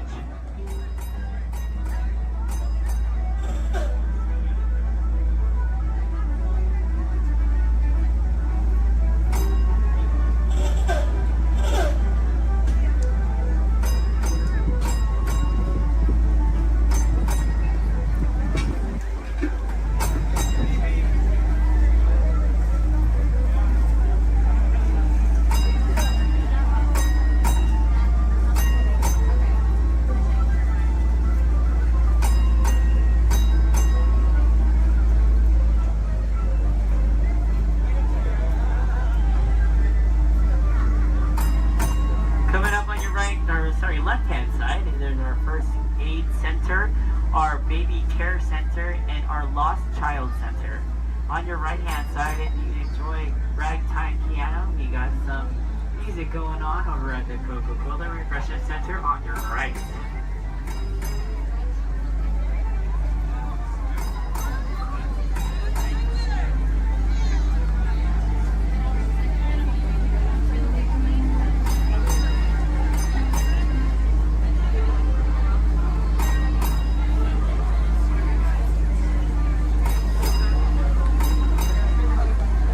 If you get hot later, on your right-hand side is our Dips and Grill ice cream parlor. And on your left is Market House, where you can find our Starbucks coffee and tea. Beyond that is our locker station.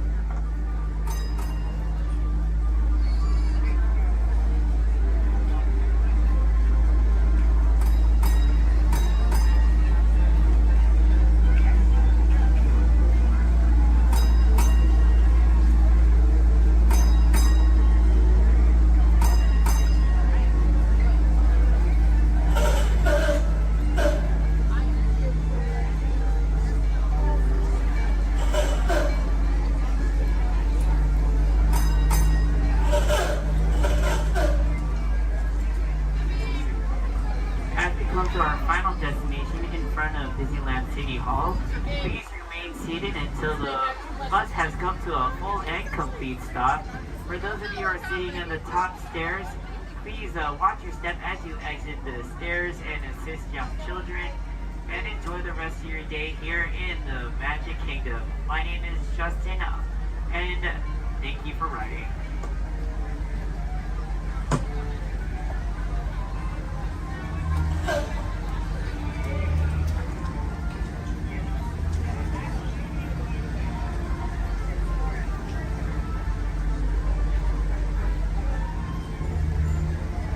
Thank you. Please remain seated, folks. I do need a park deck right over there. Yeah. Please remain seated, folks.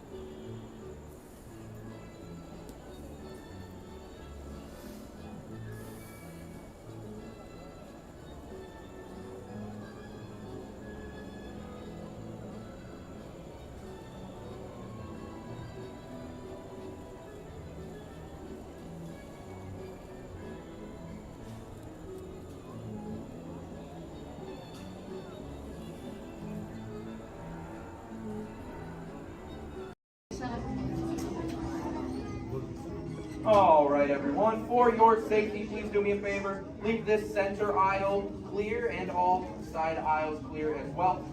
If for any reason you need to leave the theater, you can do so through these two right rear exit doors. That's if you're looking to leave. Please do so through these two right rear exit doors. They're a little bit heavy. Just give them a big old push and they'll open right up for you.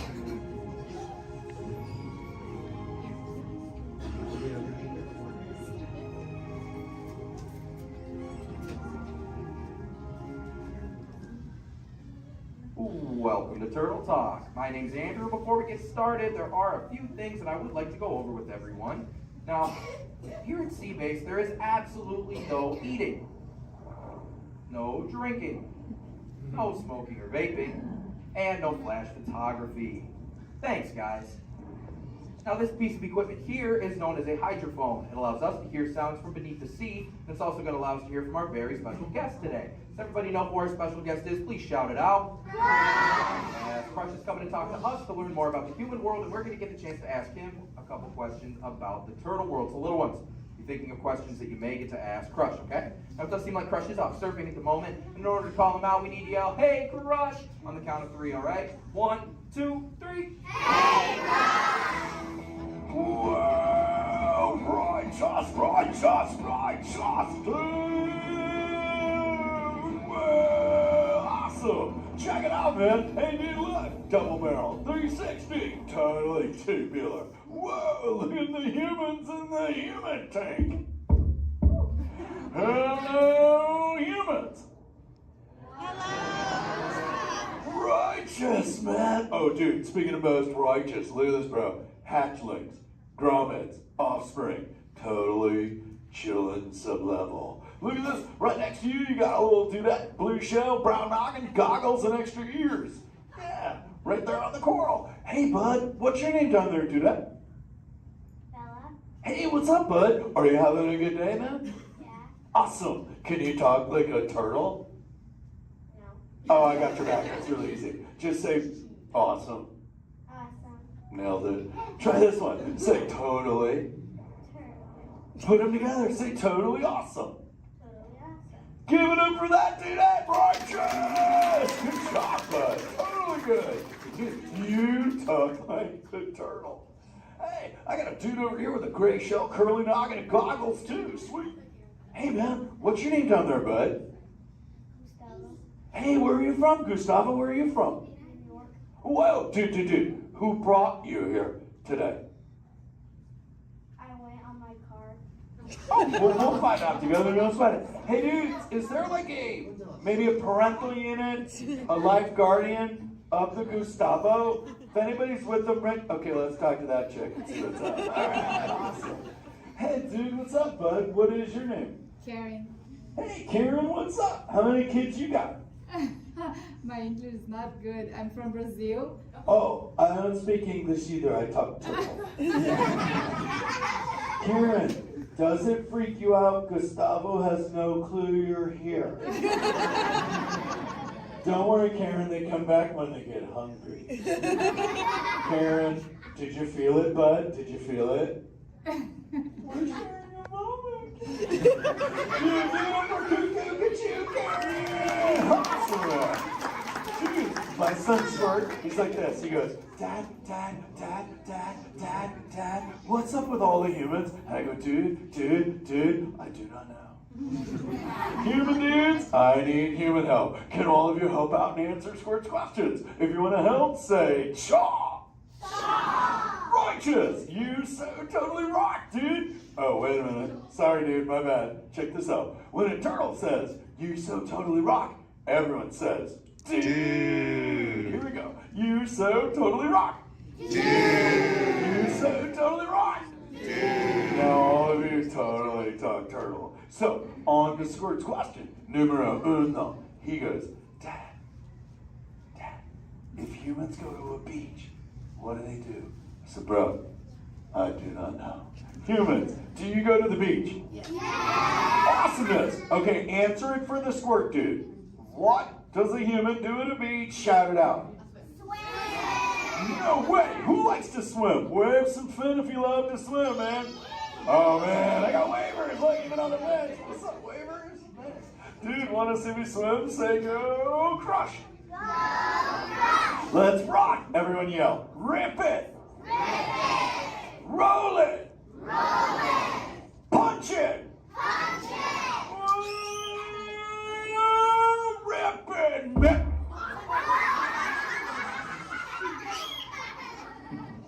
Hey, Crush, watch out for the glass. Hey, dude, thanks, Hank. How long has that dude been there? Oh, no, man. My bad, bro, my bad. Where are the manners? I've been asking the questions. Dudes, do any humans have a question about being a turtle? Raise a fin. Hi, if you have a question about turtles. Cool. Got a chick over here, aisle style, red shell, brown knock, hanging loose. Hello, bud. What's your name? Hey, bud. What's your question? What turtles eat? Oh, dude, we're chowing green seagrass and green sea kelp. Big dudes, you're sitting on green seagrass benches. But check it out, Harper. We only eat green stuff, and so it actually turned us green. So, like, I'm green, and my kids are green, and my parents are green. Oh, and my wife's green, and my favorite color ever, purple. He's pulling your fin. It's green. Hey, there's a purple chick over here with like a jellyfish lid. Let's talk this one on this side. Hey, bud, what's your name down low? Scarlet. Hey, cool name, Scarlet. What's your question? My name's not Scarlet. Oh, wait, what's your name? It's Charlotte.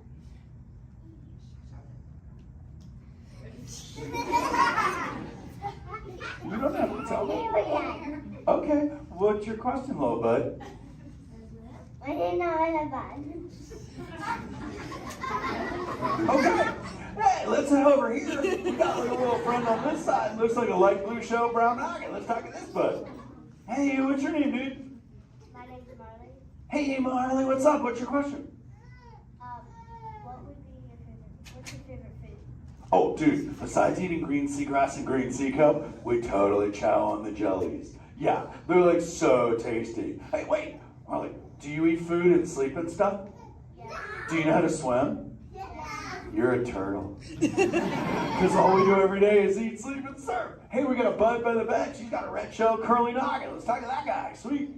Hey, big man. What's your name, dude? Ezekiel. Hey, Ezekiel. What's your question, friend? How do turtles breathe? Okay, here's the deal. We have to go up every 15 minutes, bud, because I'm like you. I breathe oxygen. But here's the deal. We have to go up every 15. But when I sleep, Ezekiel, we can go in this little cave right there. See the green shell sticking out over there? We got to tuck under, and we can sleep 5 hours straight and absorb oxygen out of water when we're underwater. Who else has a question? This is kind of cool. Oh, whoa, dude, check it out. We got like a little friend chilling on this side by the bench. Looks like a grayish blue shell, brown knock, sitting on her own flips. Dude, what's your name over there, bud? Abby. Hey, Abs, what's your question, Abby? How many babies can a turtle have? Well, mommy turtles, man, they go to a beach, but it's the same beach every time. And they drop off like 90 to 100 eggs. But here's the cool part. When the sand is really warm, Abby, everybody is a dudette. And when it's cold, they're all dudes. So we say, dudes are cool and chicks are hot. Yeah. This is awesome, humans. Hey, the Jelly Man. I was talking about you, buddy. Oh, Crush. Hey, man. I'm trying to get away from a turtle pile. Marlon, turtle piles are a celebration. Everyone yell, turtle pile!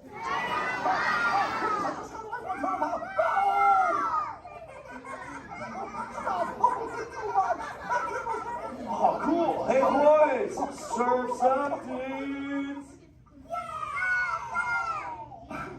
Thanks a lot, Crush. For what? The turtle pile? Shout it out, humans! That dude has serious thrill issues. Humans, you rocked it! You so totally rock! Okay, like 4 kids remembered. The rest of you dudes pulled a hard Dory. Dudes, don't space out! Remember, Turtle says you so totally rock. Everyone screams! You so totally rock! There you go, you're back again. Oh, bummer. Hey bro, the frequency thing is not working. Whoa, it's Bailey! Call him back with your fins. Put your both fins up. Yeah, put your both fins up. Go.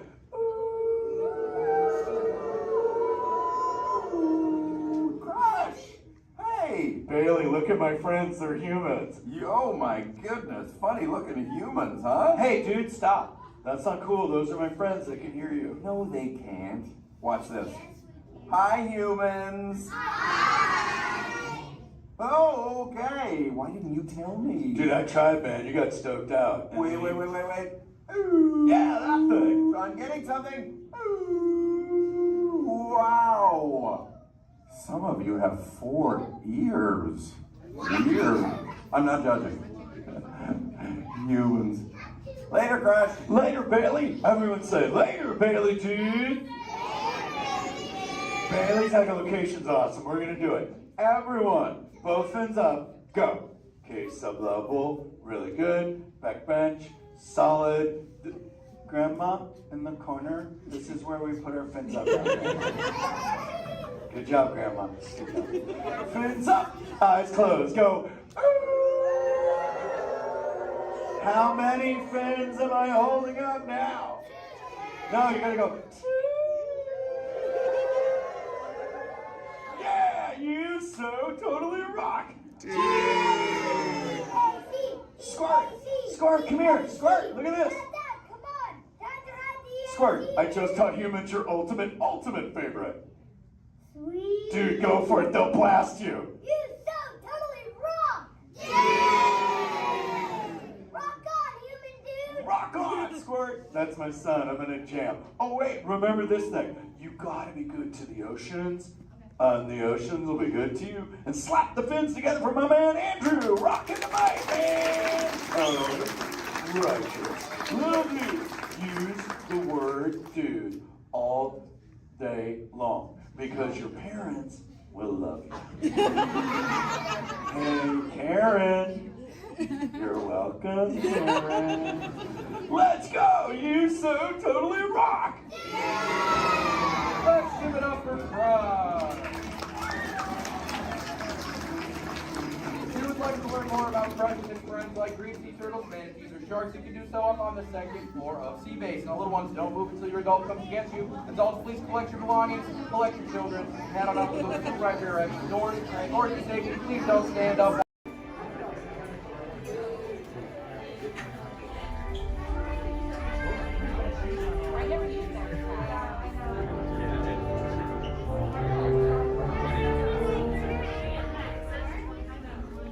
Hello and welcome to Soarin'. My name is Patrick and I'll be your chief flight attendant today. We'll begin boarding in a few minutes, but first I'd like to acquaint you with some important safety information. When the doors to your flight open, please take a seat and store all carry-on items in the underseat compartment. This includes cameras, purses, hats, and of course, these little dudes. Next, fasten your seatbelts, inserting them into the buckle on your right. The smaller aviators don't measure up to the height indicator on the seat. Just put the belt through the loop in the center strap before buckling it.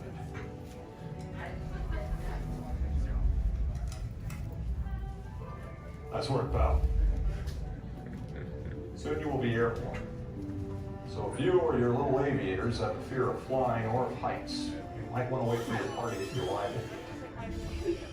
Okay, let's review. That is seatbelt, carry-on item, safety strap, fear of heights, keep your hands and arms inside at all times. Anything else? Yeah. Have a nice flight. Alright, my friends, we're gonna load row 3, followed by 2, then 1. Row 3, please follow me. 2, you're gonna follow 3, 1, you're gonna follow